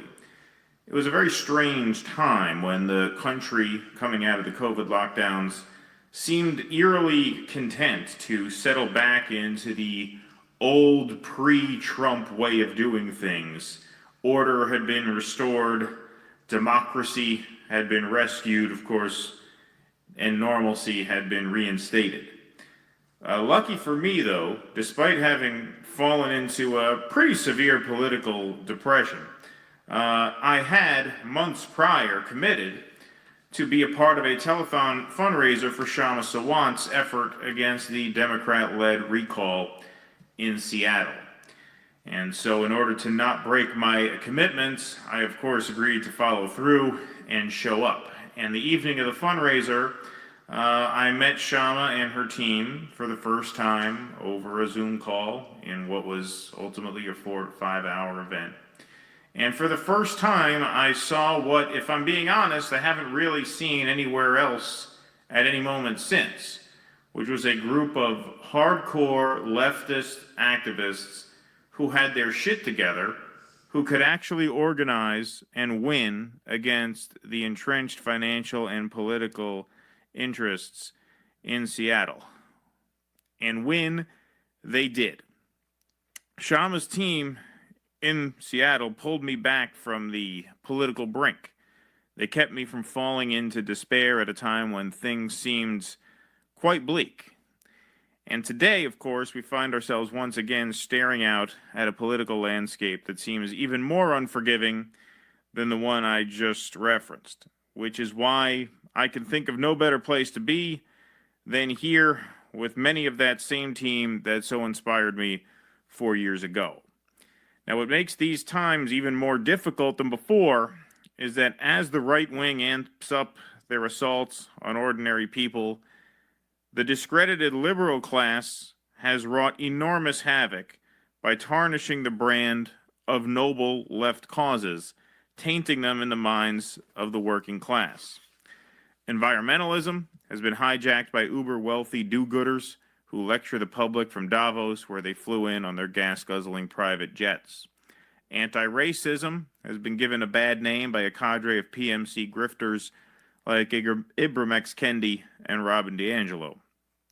The very concept of public health is now a controversial idea, thanks to the lies and mismanagement of a thoroughly corrupt for-profit medical system that destroyed what remained of its reputation these past 5 years since the pandemic struck. To be frank, liberal elites in and adjacent to the Democratic Party have failed at just about everything these past 8 years or so, except for one thing. They've succeeded in destroying the credibility of the American left by convincing the masses that we are one and the same. This is why the first and most urgent order of business for an emerging left movement is to make crystal clear in the mind of the public that we are not. In order to do this, we must remain laser focused on issues and causes that empower all working people of every race, color, and creed. Well, except for the white South African farmers. Fuck them.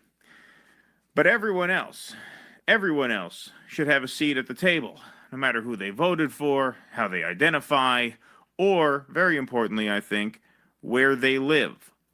Workers from the East Coast to the West Coast, the Rust Belt to the Sun Belt, from the U.S.-Mexico border on down, in the Gaza Strip, and in the West Bank. All working people facing subjugation, from wage slavery to human trafficking to ethnic cleansing and genocide, are our class allies and must be treated as such, no matter the ruling class's efforts to divide us against each other. If we stick together, and in the words of our now dear leader, fight, fight, fight.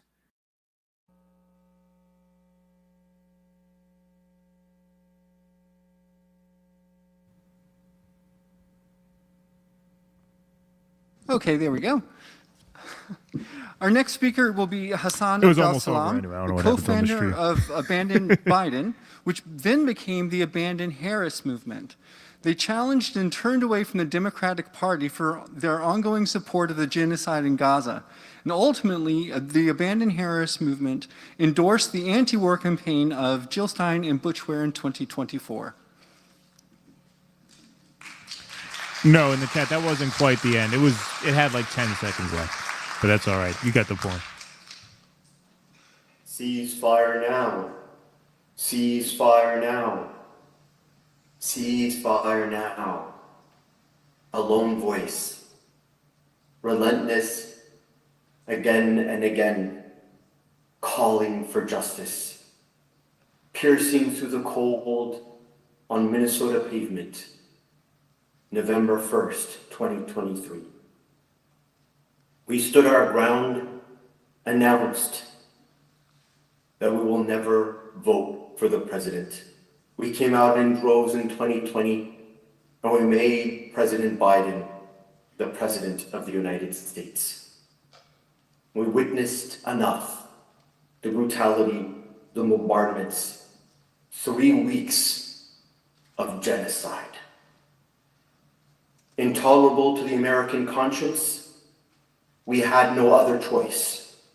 Our strategy to punish the president for his genocide, to send a signal to the political landscape that if you engage in genocide, you will lose the election. We persisted. People said, don't. The lesser of two evils. A ceasefire is coming. You're such a small population. People of conscience, you can't make a difference. The chorus of cynics, their voice never drowned our persistence. We walked and ran towards November 5th, holding hands, singing, "We shall overcome." From Arizona to Georgia, from Georgia to Wisconsin, from Pennsylvania to Nevada, from North Carolina to Minnesota. We spoke out, persuaded our friends and our neighbors. We canvassed, we texted, we protested, and we won. Victory on November 5th, to resound through history, that we punished the vice president at the hands of people of conscience. The numbers and the data reveal that if the vice president, the president, did not commit genocide, likely Vice President Harris would have won. Our path continues. Our victory on November 5th emboldens us. A first chapter in a long story in the winding path of justice. We ask you to join us as we try to build a movement for all Americans to call for justice in our foreign policy. America has been pernicious in the name of its exceptionalism. Its maimed, destroyed, attacked, displaced, and murdered innocents.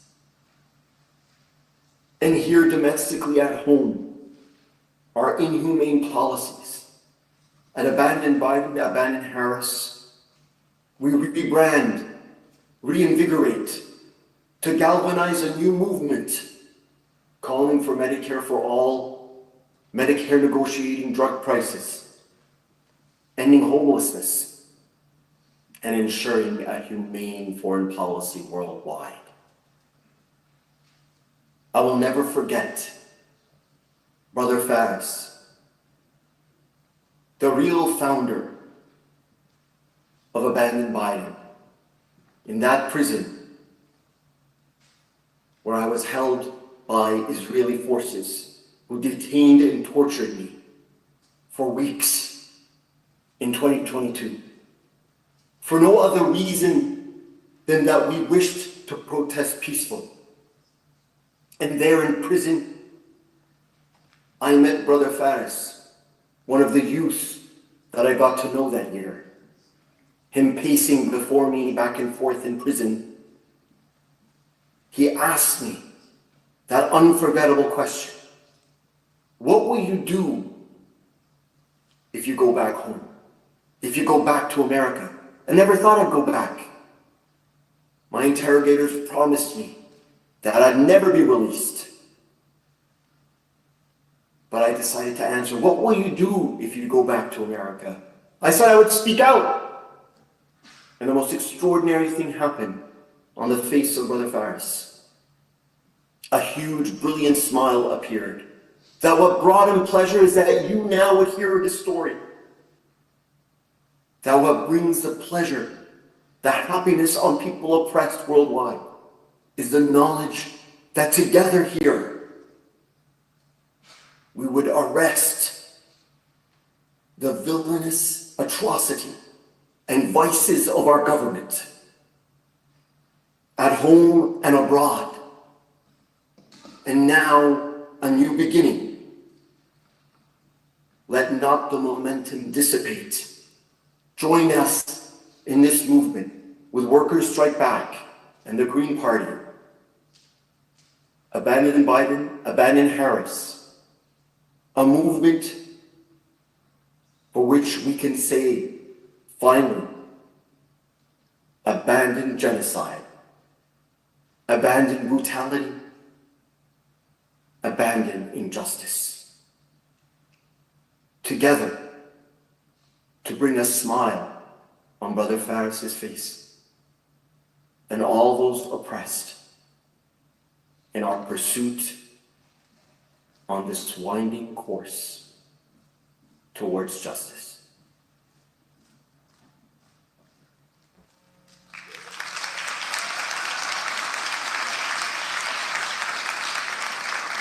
All right. So I have three final speakers before we do our closing remarks today, and I appreciate everyone who's stayed through this conference. I know it has been educational and energizing, but also long. So we've got three final speakers, and we're calling this section Struggle Reports. Worker Strike Back members across the country have been organizing, as we've spoken to, in their communities, schools, and workplaces. And from those struggles and from victories, importantly, we have gleaned some important lessons. Part of being consciously organized is weighing up the lessons of every fight. And so we have a few Worker Strike Back members here to speak to that. First up, I've got Calvin Priest. He was the campaign manager for the Tax Amazon campaign, and he's also speaking to the hands-off the 15 victory that was it's featured in the video that we had earlier. So please welcome warmly Calvin Priest.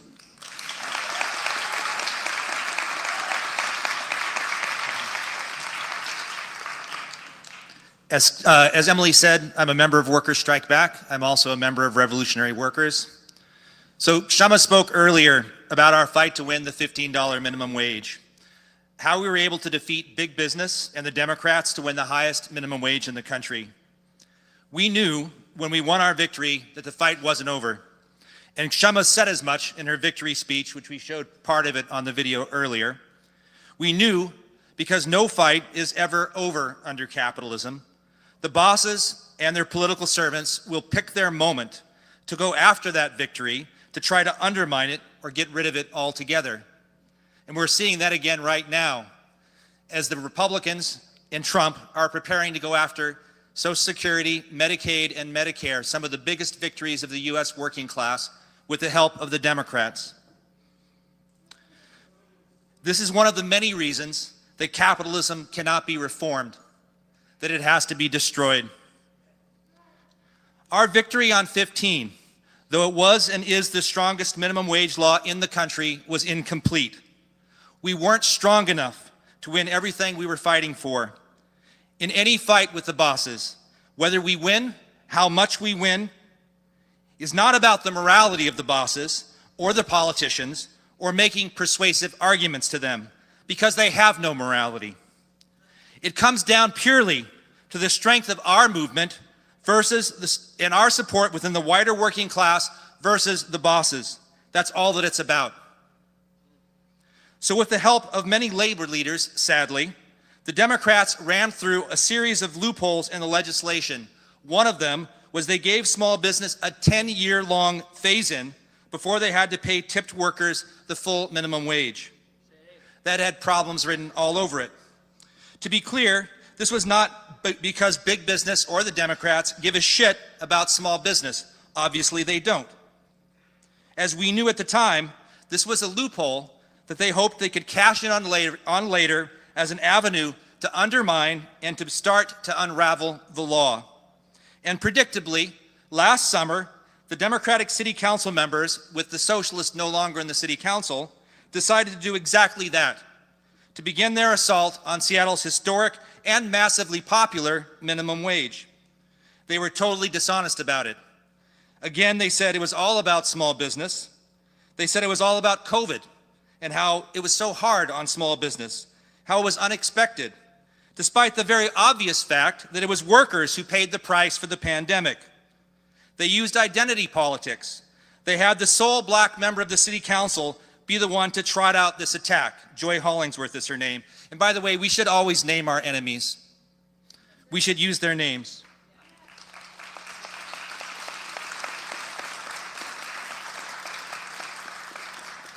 We defeated them. We defeated them using the same strategy we have used in all of our fights, because since no fight is ever over under capitalism, until we destroy it, that's what we have to do. We built a movement. We called a press conference. We organized an action conference. We mobilized to City Hall. We politically called them out, slammed them in the city council chamber, including Hollingsworth explicitly. We exposed all of their lies. We said that any of them voting to dismantle 15 needed to be booted out of office. And we did win. And as of January 1st of this year, Seattle's minimum wage is $20.76 an hour.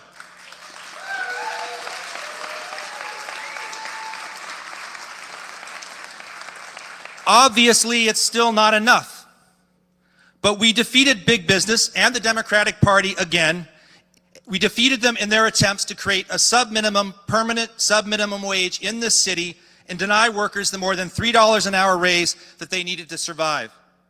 We did that even without the benefit of the Seattle City Council. In addition to defending 15, our movement also just won an offensive victory. We campaigned for the Prop 1 ballot initiative, which expands our Amazon tax that we won in 2020 to fund affordable housing. We canvassed and tabled and answered the lies of the corporate media again.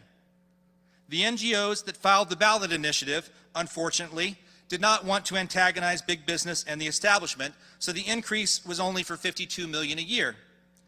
It raised our Amazon tax victory that we won in 2020, raised $450 million last year by itself.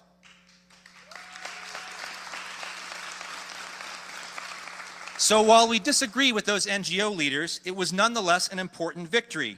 And it shows, I think, very clearly the huge support there is for taxing the rich and big business right now. It shows the huge anger at Amazon, and it shows that we don't have to sit back and only carry out defensive fights. We can also go on the offensive and win.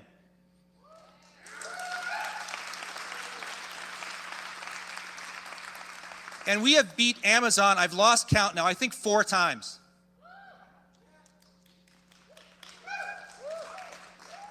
And so I think there is a space to bring a much stronger version of the Amazon tax initiative, both here and in other cities, because affordable housing is a crisis everywhere, as is the massive anger at the rich. I also wanted to make a couple of quick points about mutual aid.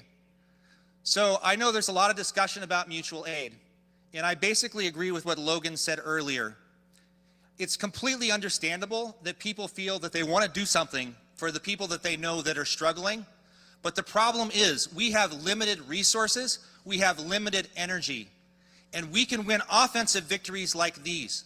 We can make the billionaires pay rather than trying to struggle to, for GoFundMes, et cetera, to try to get by.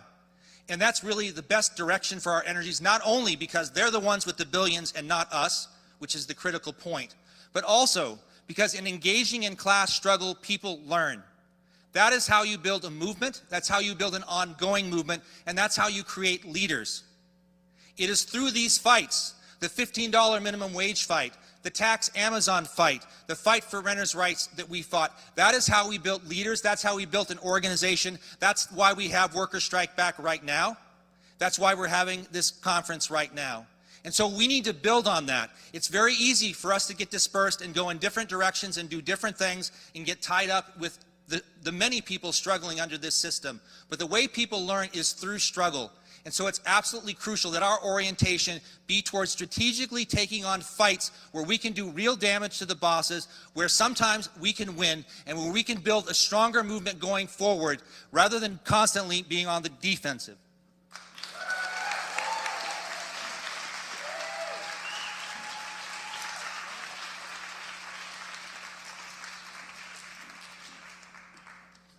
Yes, it sucks to play defense all the time. That is absolutely true. I'd like to introduce our next two speakers, Matthew Malloy and Keel, who are student worker organizers at the University of Missouri, and they're here to talk to us about their struggle to gain a $25 an hour minimum wage.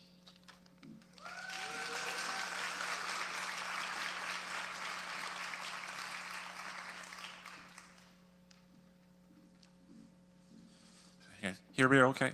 So just correction, it's Kyle, but that's okay. It's spelled differently, so.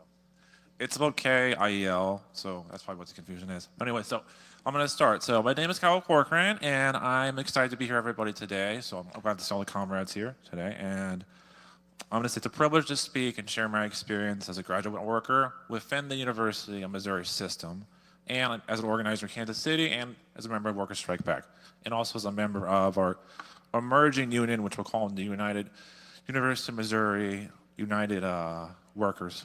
So, okay, I'm going to describe something here. So the University of Missouri system, it's made up of 4 different universities in Missouri, right? So you have St. Louis, you have Columbia, you have UMKC, and you have Missouri Science and Tech, which is in North, right? So they have about $2 billion for an endowment. So on average, so the system pays its top academic office. So what I mean chancellors, I mean provost, I mean the president, about $1 million. The president for the UM makes about 2.5.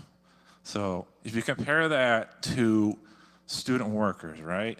Student workers are the backbone of the UM system at all levels. So graduate, undergraduate, professional students, right?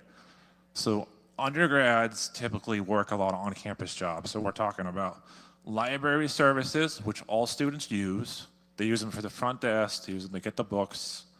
You know, they even have staff record like the rec centers are staffed by undergrads all the time. So they run the front desk, they run the equipment, that type of stuff. They even pay them to do tutoring for fellow students, right? So graduate students are a little more complex. So for most of the time, they have them do research or they have them do teaching, right? But the thing is, if everybody stops working, the graduate undergrads, the campuses aren't going to work, right? They're going to grind to a halt.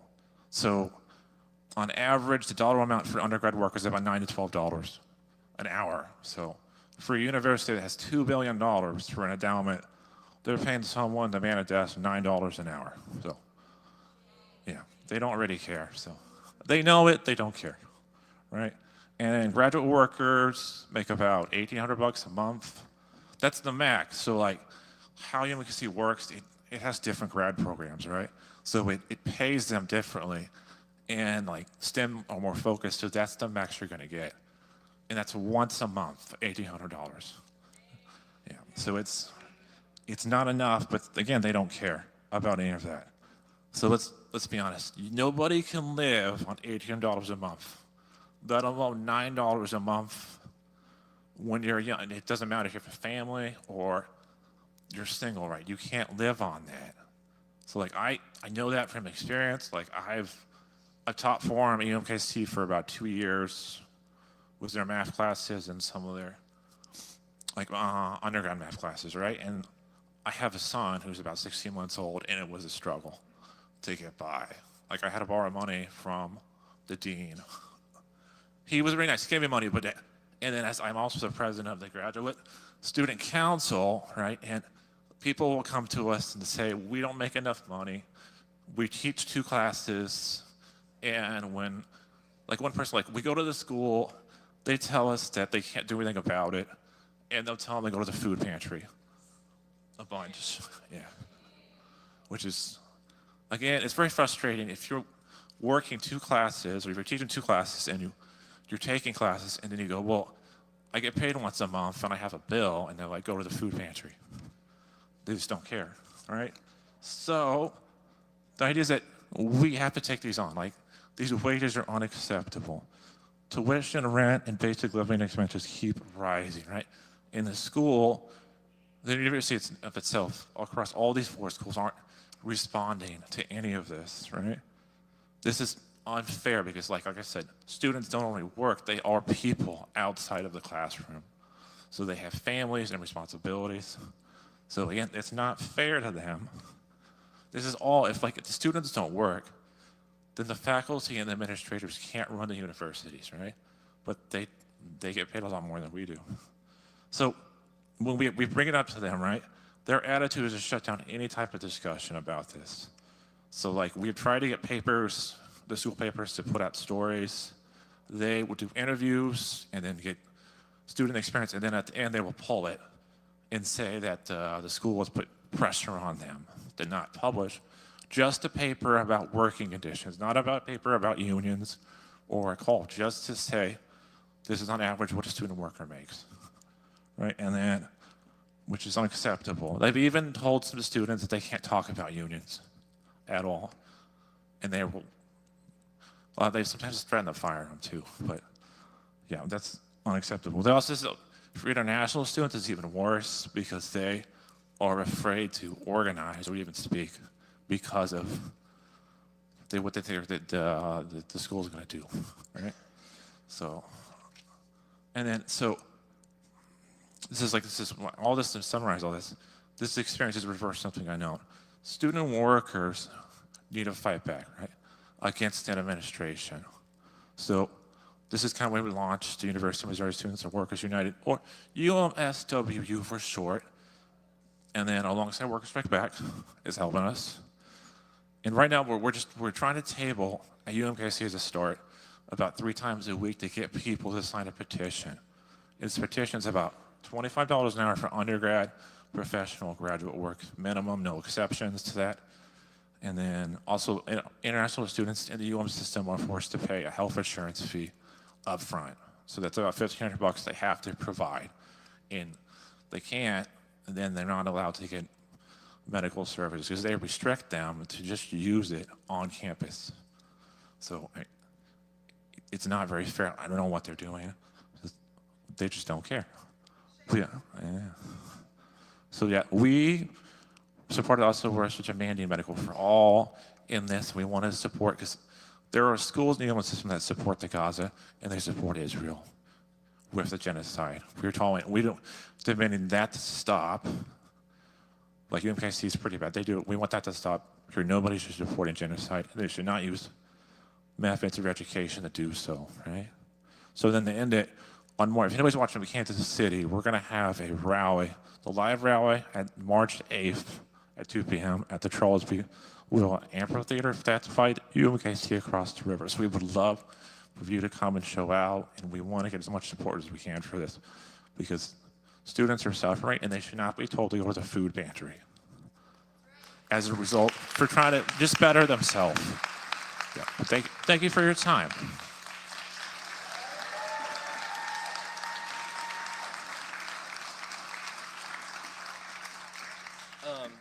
Thank you, everybody. My name is Matthew. I am a socialist, member of Workers Strike Back and Revolutionary Workers. So Kyle described the work that we're doing in Kansas City, organizing student workers around a $25 an hour minimum wage and free health care. He's described how even the university administration at a state university is so hostile to workers and their rights. We've just been, as I said, just organizing around these 2 demands, and students have been intimidated. Some students are afraid of losing their student visas because a lot of the student workers at this university are international students. Even in this early stage, the university is using like xenophobic and racist intimidation, even in just this early stage of organizing. We know that workers can win nothing without a fight, without a ferocious fight. And for example, after Seattle workers won the $15 an hour minimum wage with the leadership of the 15 Now movement and Shama's Socialist City Council office, the University of Washington administration refused to pay up, saying the city law did not apply to them as they were a state institution. The unions and workers at UW, joined by 15 Now and Shama, held protest rallies and publicly forced the administration to concede back then. We must always keep in mind how local, state, or even national fights fit within the larger class war. This is why, one of the demands on our petition is ending the genocidal war in Gaza. The University of Missouri system is invested in the genocide. And so obviously, like, the labor movement and workers have a key role in ending this war. And even early on in these stages of our organizing, we want to inject that international solidarity into it. So Workers Strike Back and University of Missouri Students and Workers United are only getting started, but we understand how important this fight is. We have talked to about 150 students so far in Kansas City, and it's clear that the vast majority of them are angry and are looking for a way to fight back. It's clear that if students could win a $25 an hour minimum wage, that it could ripple out and set a new standard for wages across the city, which is currently $13.50 an hour, and put enormous pressure on big business and the city's mostly Democratic politicians. But we have to be very sober about what it will take to win something like this. We saw what it took for the Seattle 15 Now campaign to win $15 an hour. And I join Kyle in urging those watching from the live stream in Kansas City to attend our rally on March 8th. This is going to be a 25 Now rally. These students need support from workers outside of the university because, as they said, the amount of students that we talk to that want to be in this fight, but they're afraid of the intimidation, they need support from their fellow workers. And also, this fight for 25 is a fight for every worker. As 15 wasn't won anywhere until it was won in the city of Seattle. A win for workers anywhere is a win for workers everywhere. This is something we have to fundamentally understand in this movement.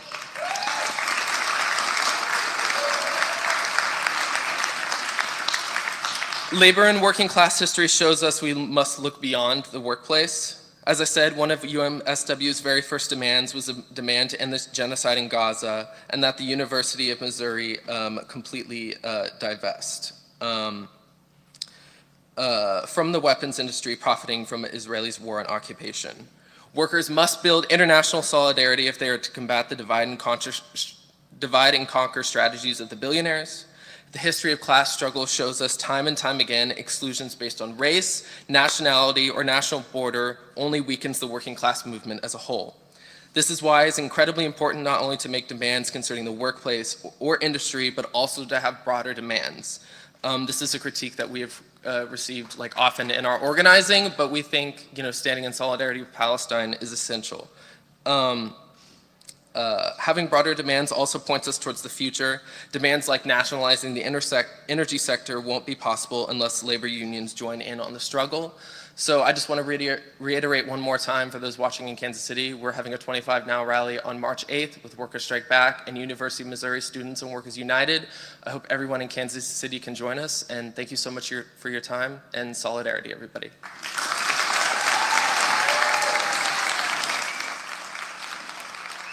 All right, so we have one more struggle report, and I'm really excited to be introducing Raghav Kaushik. I think I first met him in the foyer in City Hall when it was full to the brim with hundreds of Indian American activists, and they were passing around Indian-style pizza, which if you've never had, you need to go out and have some because it's amazing. But they weren't just there to turn out for city council, which is already an impressive feat because they held those stupid meetings at 2 p.m. on a weekday to make sure that working class people can't go.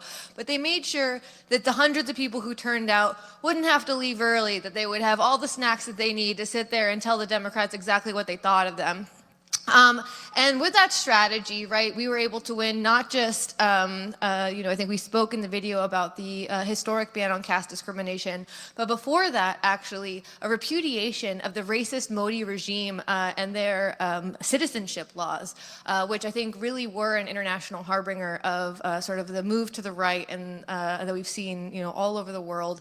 And now we're sort of seeing Modi and Trump buddying up yet again. I remember at the time, the Democrats said, oh, well, this isn't a Seattle issue. And they were wrong then, and they are wrong today. And that's why we're really excited to have Raghav Kaushik speak to the importance of international solidarity in the fight against oppression.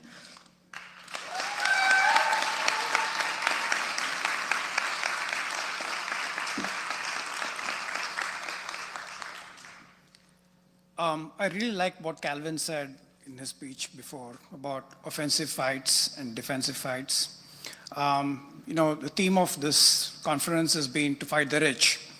And to fight the rich, we do need to fight defensive fights. Like, when Trump is firing civil servants, we need to protest it. But that's not enough. We need to go beyond that.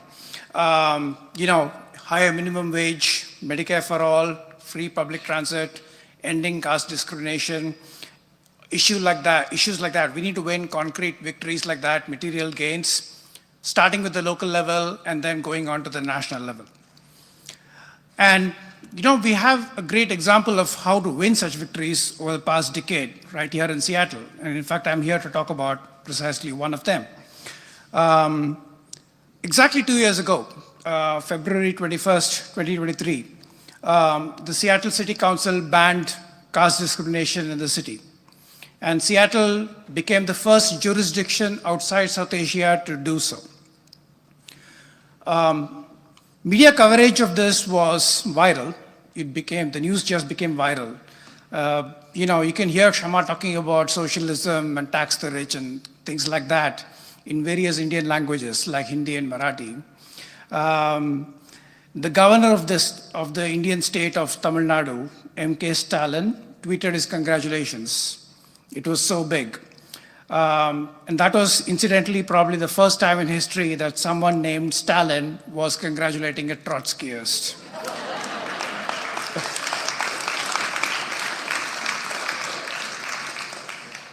Caste is a system of oppression that's hierarchical and based on birth, and it divides people into these rigid groups, with groups at the lower tiers facing severe oppression and even violence.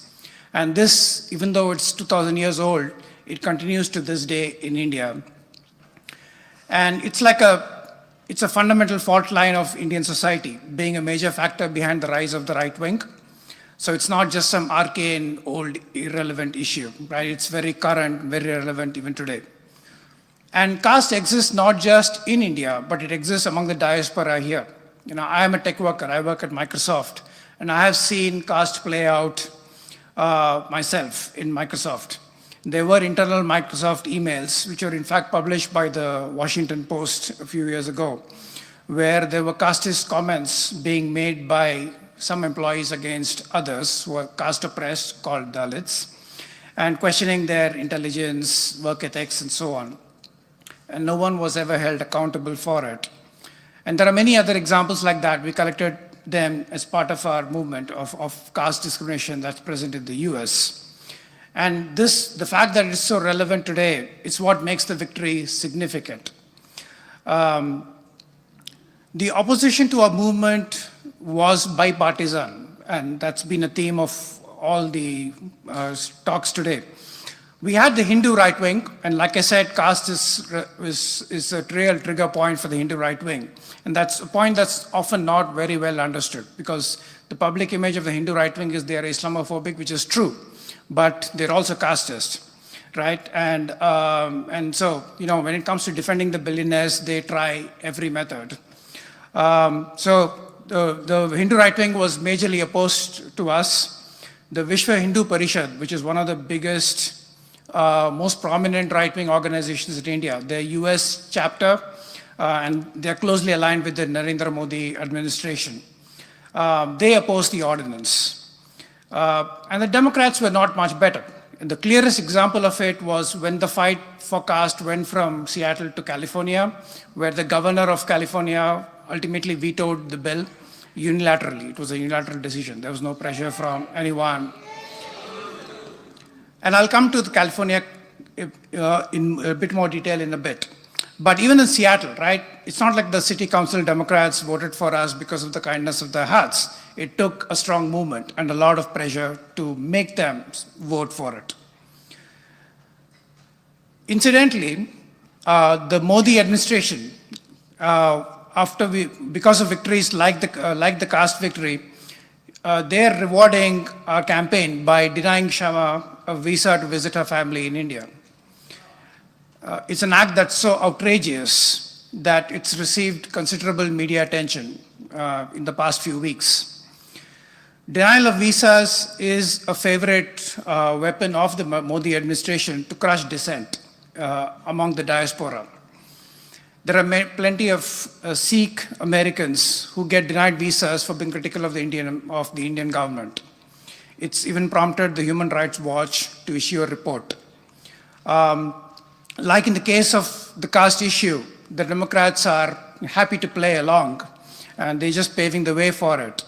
Representative Adam Smith, who is a member of the American Sikh caucus, has done nothing on this issue, right? Shame. You know what he's busy doing? He's busy supporting Israel in the genocidal frenzy. He's also very happy to describe anti-war voices as left-wing fascists. Yeah, that's actually true. You can Google that. He did do that. He's disgusting enough to do that. Anyway, we're going to be organizing a rally to protest against Adam Smith on connecting his support for Israel and his silence and complicity with the Modi administration and the denial of visas exactly 1 month from now. March 22nd, that's also a Saturday, and it's going to be at noon. There's flyers describing this event that are being circulated, so please show up and show your support. Back to the caste victory. Our coalition was broad, and this goes to the theme of internationalism that Emily stated. We had anti-caste groups, we had socialists, we had labor unions, we had other South Asian groups like Muslim and Sikh groups as well. There was a very broad coalition that was needed to put pressure on the city council Democrats to vote for us. And this reflected an understanding in the movement, and this goes to the worker strike back theme, right? That all oppressions are linked, and that the fight against them, therefore, should also be linked. One thing I do want to call out, and this was a point that has come up in earlier speeches as well, is about identity politics. And just to be clear what I mean and what I don't mean, right? The particular fight here was about what was against caste oppression, and caste is an identity marker. So we need to be clear that we're not saying that we shouldn't be fighting such things, fighting caste oppression, and the George Floyd protests were inspiring, great. But there are tendencies within movements where these identity-based markers tend to warp decision-making, and they affect movements badly. And those kinds of tendencies we have to be opposed to. And there were examples of that in the caste movement itself. For example, I'll just pick one example. There were anti-caste groups within our coalition who felt that we shouldn't have a movement-based offensive kind of an approach. They felt that we should talk to the city council members kind of one by one in back channel negotiations and kind of slowly nudge them to support what we want. We decided that kind of approach is not going to work. In fact, there was other parts of a movement where the principle was follow Dalit leadership, right? So if we had blindly taken that up and followed that, we wouldn't have built a strong movement. And who knows, we might even have lost, right? We might not have won. So that is the kind of identity politics that we have to guard against, and that we did guard against in the Seattle victory. Incidentally, I mentioned the California thing where Governor Newsom vetoed the bill. But it's interesting to look at what the background to that was. So after the Seattle victory, the movement spread. There was a desire to fight caste oppression across the country.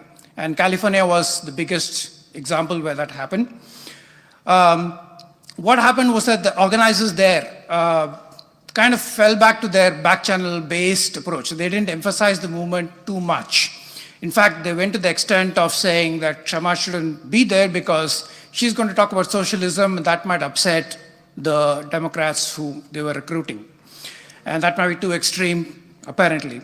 And that hurt the movement badly, right? That kind of approach, that kind of attitude hurt the movement. And it was an uphill fight. So even if we had built a strong movement, it would have taken a massive fight, but we would have given ourselves a much better chance to win. Instead, what the activists there actually did, their approach kind of paved the way for the governor to ultimately veto, right? So that's a massive lesson that we have from the caste fight. And that's something we need to keep in mind as we advance get into our future fights, including on the caste issue. Those are the main points that I wanted to make. But going back to what Calvin said, which I really liked, the victory against caste discrimination, like the one for Tax Amazon, like the one for 15 Now, were all examples of offensive approach. And it almost feels like we've had so many such victories. So no, this requires a lot of skill and a lot of dedication and commitment to that particular approach that results in this, because there are many failures too. And not just in California. I mentioned the California case, but I've actually seen failures in Seattle itself, and even Shama has seen some of those, where a reluctance to use this approach resulted in defeats. So this approach is hard-learned and takes the kind of sophisticated analysis that Workers' Strike Back brings to the picture. And that's what it's going to take to fight the rich. Solidarity.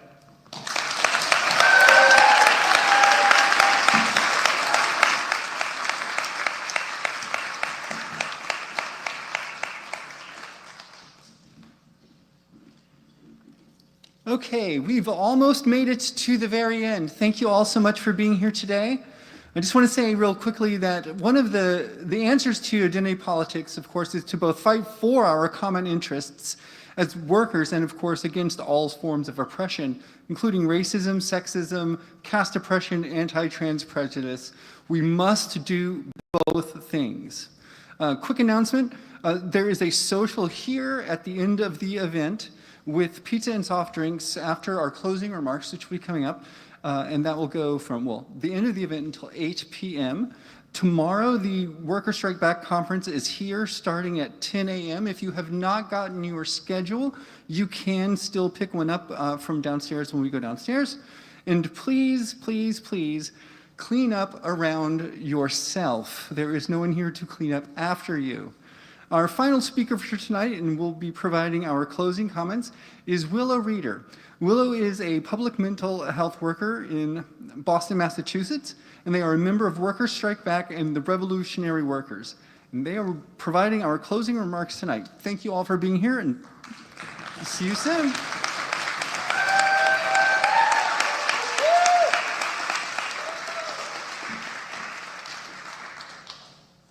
When we fight, when we fight, when we fight.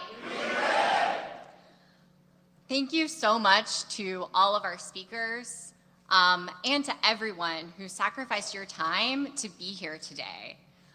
We had well over 200 people here in person, with another 6.5 thousand tuning in over live stream throughout the day.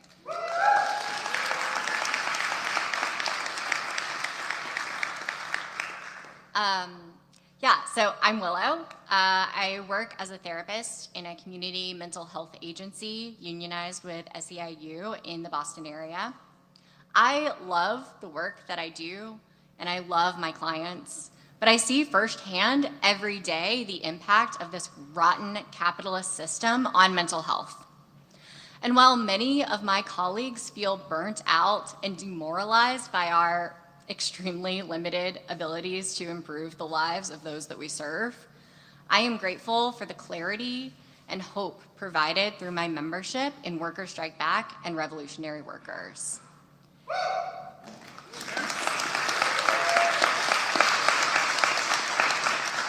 It's important and entirely necessary that we are here together as working people, union and non-union, as forces on the left, to discuss the way forward to build a united, militant, working class movement to fight the rich and both their parties. People are increasingly drawing the conclusion that both parties are for big business and the rich, that our needs are diametrically opposed to theirs, and that we cannot reform the Democratic Party. That Donald Trump, while he may have won some people over with his promises to bring down inflation and end the war on Gaza, is ultimately beholden to the rich and going on the offensive against workers and youth, and is calling for ethnic cleansing in Gaza.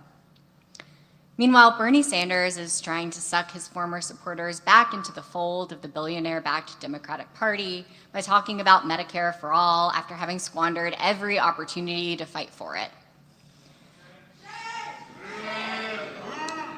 AOC and the squad try to pose as leaders of the resistance to Trump.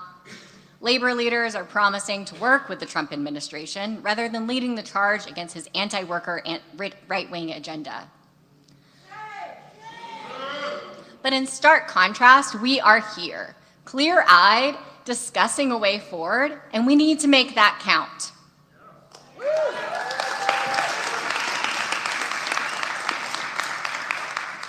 We must oppose Trump and the right wing, but opposing Trump and the right wing is not enough. We need to build the kind of movement that can win historic victories for working people that clearly demonstrate the strategy needed. We need to launch bold campaigns to fight for expanded Medicare for all, social housing, free transit, a living wage, and an end to deportations of immigrants, war and occupation, and attacks on trans people and other oppressed communities. We need to unionize Amazon. And as someone who joined Workers Strike Back just this morning said, we need to kick Jeff Bezos in the proverbial teeth.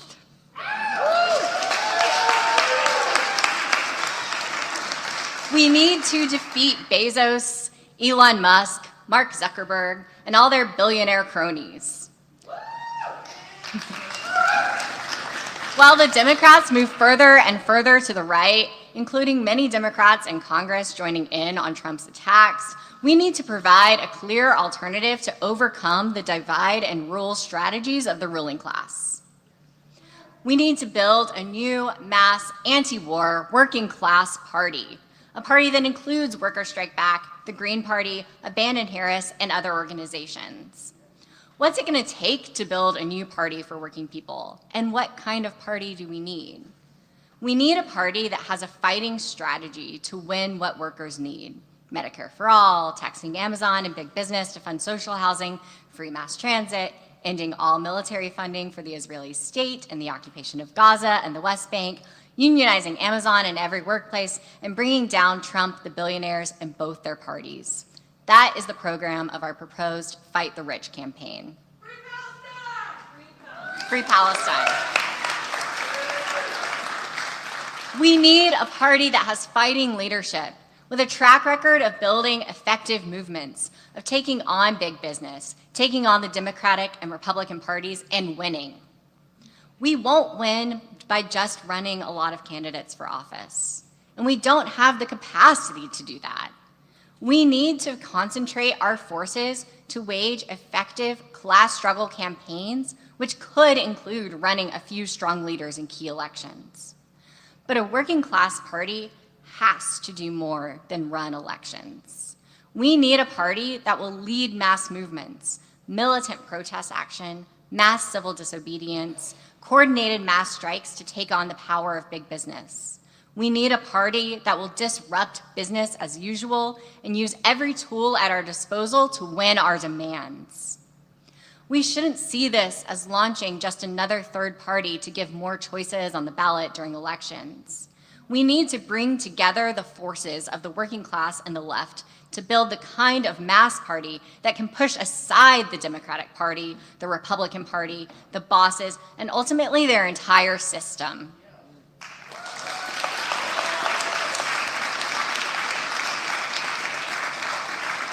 In 1854, the Republican Party, which at that time was a new radical anti-slavery party, was founded through a coming together of anti-slavery forces that had engaged in pitched battles against the expansion of slavery, including against major pro-slavery offenses like the Kansas-Nebraska Act.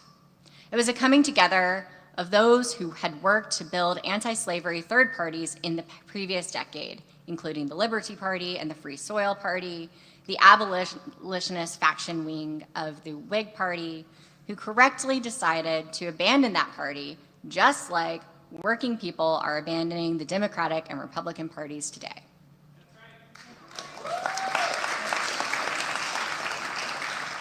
We need that sort of coming together today, of the best fighters from the Green Party, of abandoned Harris, of the militant wing of the union movement, of principled socialists, of Workers Strike Back, revolutionary workers, and of the millions of working people that are not currently part of any organization or union. The anti-slavery Republican Party, when it was founded, didn't emerge out of thin air. It was born out of movements and concrete struggles. And that's what the Fight the Rich campaign and Workers Strike Back are all about. We need to take what we've discussed today and put it into action. Workers Strike Back is calling for a national day of action on March 22nd, protesting Congress members from both parties who have supported and fueled the genocide in Gaza and demanding an end to military funding of Israel. And we're proposing a follow-up organizing conference via Zoom in 3 months' time to discuss progress and next steps to fight the rich. Can I get a show of hands for who here is currently a member of Workers Strike Back? That's amazing. And who here has signed up today to become a Workers Strike Back member or can pledge to become a member before you leave this conference?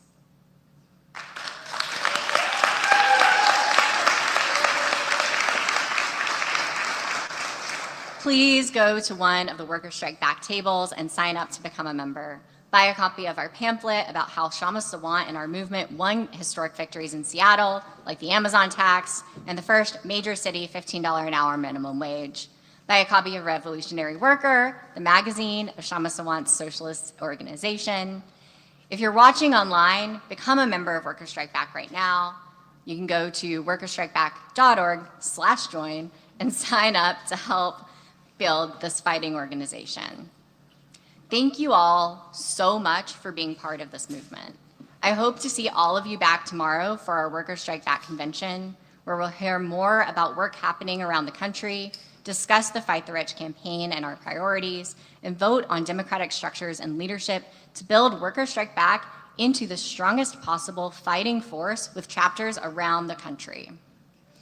If you're attending tomorrow, please bring back your lanyard and your name tag with you to help you streamline things. And we invite everyone here to stay and join us for a social in the Great Hall downstairs to continue these important conversations informally. Real quick, who's our enemy? Who's our enemy? Thank you in solidarity.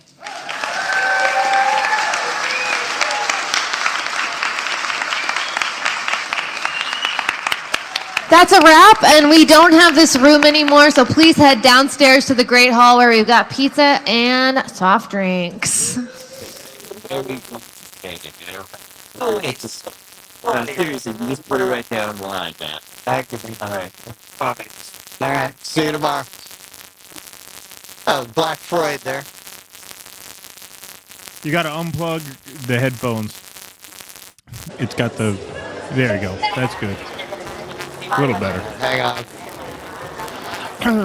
All right. I hear you. You hear me? Yeah, but the sound is pretty lousy. Should I go out and come in? Yeah, go out and come back in. I think that's a good idea. All right. Okay. Beautiful. I'm going to stop that screen share. Beautiful. There we go. All right. Hey, Philip Blair, I'm going to read this out loud since you asked. Bernie of December 2024 was against Big Pharma. When interviewed by Jon Stewart, Bernie of January 2025 was defending Big Pharma when RFK Jr. was before his committee. I've never seen a reversal so extreme. You requested that I read that out loud, so I did. Thank you, Philip Blair. Appreciate that. All right, let's bring Russell back in. Great. You there? All right, how we doing? Yeah, better. Good. Oh, I said, Your name is That was me. Yeah. All right, you're Hang good on. now. Hang on. Yeah, I'm switching the camera. But that's the thing. I mean, it's not. So we're Strike Back, and then if we have a separate organization that's The revenue. chapter cannot And so everybody's in a home workers. for bad ideas and or despair or anything like that. Yeah, exactly. Direction. So we need to do it right in the Yeah.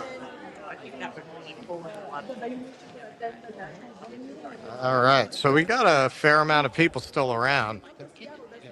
Cool. Personal contact is, like in person is better, but yes, at the very least, yeah, and the national. Including our friend Black Freud. Let's be in touch. Hey, Black Freud is back. It's a lot of times when protests are happening, they're completely sort of a wonderful piece. Wonderful piece. Yeah. Just wonderful. Totally. Black Freud enjoyed your work there, Keith. Oh, thank you. In actual victories, and like you're Calvin here. Offense victories. Like an impact, Yeah. Thank you, man. Appreciate it. Very kind of you. Thank you. That's why we're sharing all this and Thank you, Steve McNally. otherwise nothing's going to change. Yeah, I'll do whatever I can. Awesome. So glad you joined. Yeah, thank you so much. Thanks so much for messaging me. I really appreciate it. Yeah, I appreciate there are a it. lot of people who tell me, what do you go on Jimmy Dore, that most of his audience is right wing, and that's true. But that's the thing. There's you. Exactly. And there's other people who are messaging me directly who are also listening. Yeah. That's the thing. I mean, there's working class people listening all over the place. Thank you. Glad I nailed it. Absolutely, 100%. South Africa thing was funny. Oh, yeah? I had to go over in the room because I couldn't hear All the right, reaction. Shama, how do you feel about how it went? I thought it was really fantastic. It was the breakout groups were a good evidence that people are really thinking about things, and a lot of discussion and debate came up, which is important because that's when people are engaging. When people push back and bring up their own ideas, and then we get to push back if we don't agree. But I think what's crystal clear to me from today is the hunger for actual strategy to win. I mean, I'll encapsulate everything from today from the words I heard from a woman who works at BFI4, which is Amazon's fulfillment center in Kent, which is a neighboring city. Big fulfillment center here, Amazon Center. And we've off and on talked to the workers there, but she was in my breakout group, and afterwards she's the just the emotion in her face, like, I want a strategy to fight Amazon. I hate Bezos so much. I don't have words to express it. I want to do something. I want to embolden my fellow workers to fight back. And so ultimately that's what it is. And I think what we need to gear up for is what I would call the hard shit of organizing. Organizing a rally like this is hard. Yeah. It's hard. It's so goddamn hard to put this together. That's why we were very surprised you agreed to take part in our 3-hour roundtable about workers' co-ops. Now, which starting now. Yeah, right, exactly. Yeah, no. Great event, Shama. Very impressive. Yeah, but now, Yeah. we need to actually organize. Yep. Do you want to say anything, Keaton? Hang on. I'm gonna turn this around because the camera Yeah, can is they hear me? really weird on that setting. Yeah, hang on. That's better. Hey, All right. can you hear me? Yes. Yeah. All right. No, great job. Congratulations. I know that was probably, a real lift to organize, but as always, great job. It was the speakers were great. I thought, on the whole, it was great. It was fantastic. It went really well. And we had a lot of engagement here. So we'll rack up all the view counts and see how we did. But quite a bit of engagement here for sure. That's fantastic. If I can just say one thing for any of your viewers who are listening, and also for Sure. our conversation. I was just talking to Russell about how the thing that stood out to me is the hunger among working people for concrete strategies to get organized. And I was talking to this Amazon worker who works in the nearby fulfillment center, who's clearly itching for an actual avenue to beat back on Bezos. So I think the hard shit of organizing has to also happen, and that's part of why we organize this today. But I think concretely moving forward, one of the main things we're going to be doing through Worker Strike Back is really building up the labor caucus of Worker Strike Back, because most workers are not in union. So statistically speaking, we need an organization like Worker Strike Back that will actually share the labor history and the actual strategy, and then help workers talk to their co-workers, begin organizing in the workplace, and all the concrete stuff, which unfortunately the union movement leadership is not doing. I mean, they're completely absent from organizing Amazon, as I was saying earlier. And then even inside the small proportion of the working class that is inside the union movement, they face the same problem. The leadership is not offering them any strategy for fight back. They've been sold out. So ultimately, I think the work that we can do in workplace organizing through Worker Strike Back, really explaining to our Worker Strike Back members how they should push back on the bosses, that's going to be crucial. So part of the work of the Labor Caucus will be also to develop organizing pamphlets, organizing toolkits. How, for example, a concrete question that came up yesterday, we had a meeting with the CAUS, the North Carolina Amazon workers who tried for a union but failed. They are trying to learn from the setback, like what needs to be done.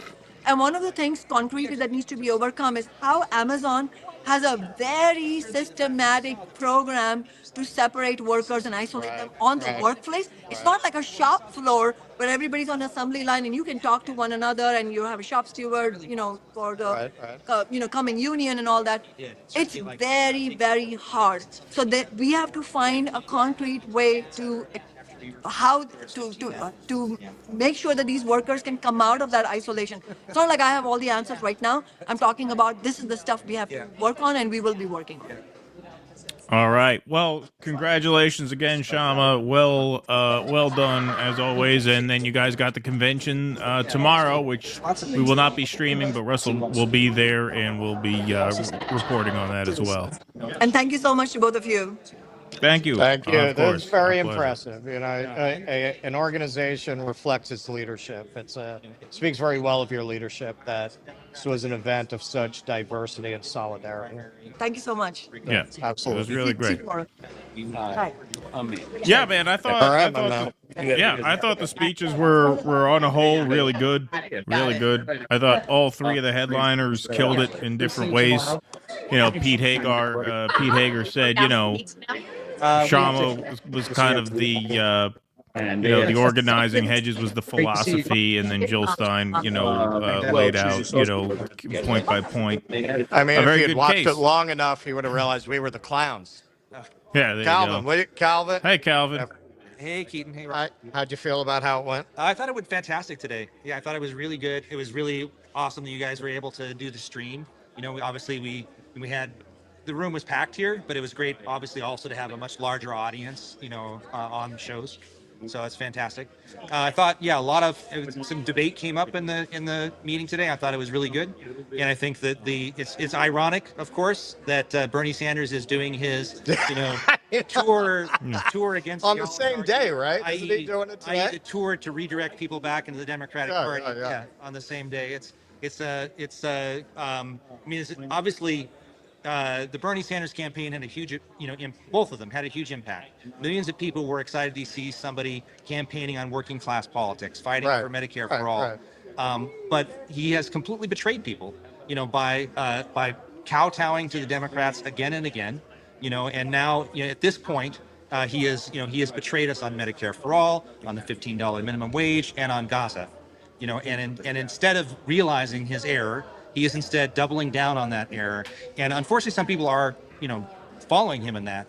But I think it's really important that there is this alternative thing that is happening right now, that people are realizing we're not doing that shit anymore. We're not going to organize, a political revolution against the billionaire class in a party of the billionaire class. That we're going to organize independently of both of these parties, and we're going to fight against the rich. We're going to fight against the bosses, and that it's our own independent strength that is going to make change happen. It's not going to be by putting our illusions in, Bernie Sanders or AOC or anybody else who is taking us for a ride.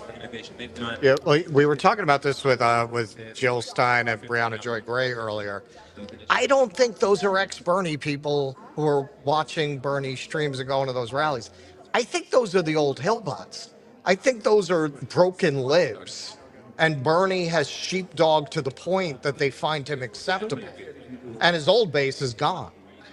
I think it's some of both, to be honest. Yeah, I see people on social media who I know, who were part of the Bernie movement, who are on for this ride again. Most of the people who are in the Bernie movement are saying, fuck this. But there are some of those. But I agree with you, though. A lot of the people who are excited about this are like, thank God we can use Bernie now because we need him to keep people from leaving our party altogether. Exactly.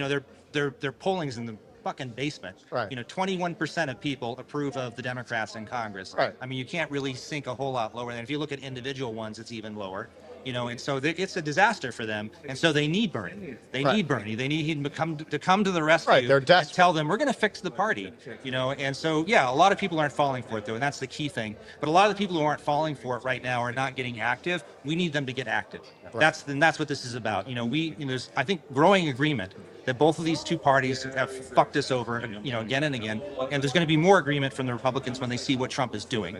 When a lot of the people who are hoping he would be defense, see what he's doing, see his attacks on workers, see how it all shakes out and how it impacts them personally. So that process is taking place. But the problem is all of that anger isn't going to go anywhere unless we actually build organized movements. And one of the things we've been talking about is we don't need a campaign that rises up and then people go home. We need to do what we did in Seattle. In Seattle, we took on a fight. Shama's first election campaign, we elected the first socialist in Seattle in 100 years to the city council. But then we didn't sit on our asses. Right after that, like within a few weeks, we organized the launch of the 15 Now movement. And we organized neighborhood action groups, mass marches, mass rallies. We filed a ballot initiative. We forced the Democrats to pass. Like you actually meant it. Yeah, we actually made it happen. And it would not have happened just campaigning on it. That's the thing. Election campaigns are very limited. If that's all you do, they're very limited. And so, but then we didn't stop there. We went on and we fought. We won a whole number of victories that year. And we fought every single year. We won victories. And we've won a whole dozens of renters' rights. We won the major victories. I think we've talked about. Shama's talked about on your show. The Amazon tax that last year raised $450 million for affordable housing, the highest minimum wage in the country, et cetera, et cetera. We just talked about the victory on caste oppression, and so we were the second city to pass a ceasefire resolution, which the Democrats watered down, but it was still the strongest one that was passed. And so we went from fight after fight after fight to we're always looking to build on the momentum of the moment to carry out, to launch the next fight. That's how you have to do it, because we're not going to defeat the billionaires by running election campaigns and then taking it easy. And but we're also not going to change things. We're not going to change things by only, talking to each other about how screwed up things are. We actually have to take that understanding and we have to turn it towards actively building movements and actively building them intelligently, strategically, so they can win. Because that's another thing. Because a lot of bad ideas out there about how to build a movement. And if we don't actually bring clear strategies, clear tactics, a sober sense of what's actually happening, analyzing the forces against us, looking at what our tactics can be in that fight. If we don't do that right, then we just lose, and then that demoralizes people. So that's the other thing that Workers Strike Back brings. We bring the experience of winning things, and and they didn't. The victories weren't accidental. The victories happened because we are serious students of history. We're serious students of the class struggle. We understand, what we're up against. And we pick the fights that we pick based on the forces that we have. And then when we do that, we build the maximum fight back that we can to put as big a possible pressure as we can to make the politicians understand that if they don't support the things that we're fighting for, we'll destroy their careers. They have to feel like there's damage to their careers if they're going to vote for something for working class people, whether they're Republicans or they're Democrats. And so we had an ongoing process of building more and more and more momentum, getting more and more people involved in the fight. But we need to do that on a national level and actually an international level. But we need to do it on a national level with Workers Strike Back here right now in order to do what we did in Seattle around the country, so that instead of people getting involved in the Bernie tour and getting screwed over once again, that we get people involved and actually fighting and winning things. Are you suggesting that AOC's strategy of winning Instagram is not going to be effective for workers? I don't think AOC and strategy really go together, but yeah. Probably not. Calvin, congratulations on a great job. Thank you so much. Yes, very impressive. For everything. Very Really impressive. great Thank you. stuff. Thank you both. Of We course. really appreciate. Yeah, it's great to work with you both. Thank you. Absolutely. We'll keep it going. All right, folks. Well, I think that is our stream, is it not? That's our show. I think that's a show. That's our show. All right. Well, we want to thank everybody. Good we want night, to thank Seattle! Yeah, obviously Calvin and Shama and Jill Stein, Chris Hedges, everybody for organizing such a great event. Thank you guys so much. We want to thank our mods, Jezzy, for putting in the whole day as a mod on YouTube. Thank you so much, Jesus Jezzy, for Christ. sticking with us the whole time. Jake came in the booth. Want to thank our in-studio guests, Kit Cabello, Nick Cruse, Omali Yeshitela, Blakely, Jen Perlman, Pete Hager, Anthony Zenkus, Brianna Joy Gray. We had a great lineup today. Great to see everybody. Russ will be back at the convention tomorrow. We'll be reporting on And that we had after Jill the Stein. fact. We had Black Freud. We had That's Chris right. Hedges. That's right. Yeah, everybody. Yes, we even had Jill Stein and Chris Hedges as in-studio guests for a while on the live stream. Of course, we are back tomorrow night, 7 p.m. Eastern for our regularly scheduled show. Not taking the day off tomorrow. We will be back at it. Folks, everybody, thank you so much for joining. Thanks to Workers Strike Back, and congratulations on a job well done. As always, we knew you would crush it. You always do, and you did once again.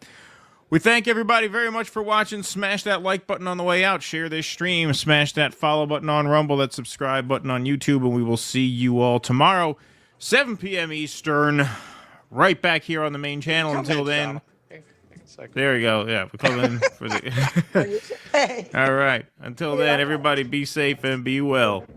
Courage! Please clap.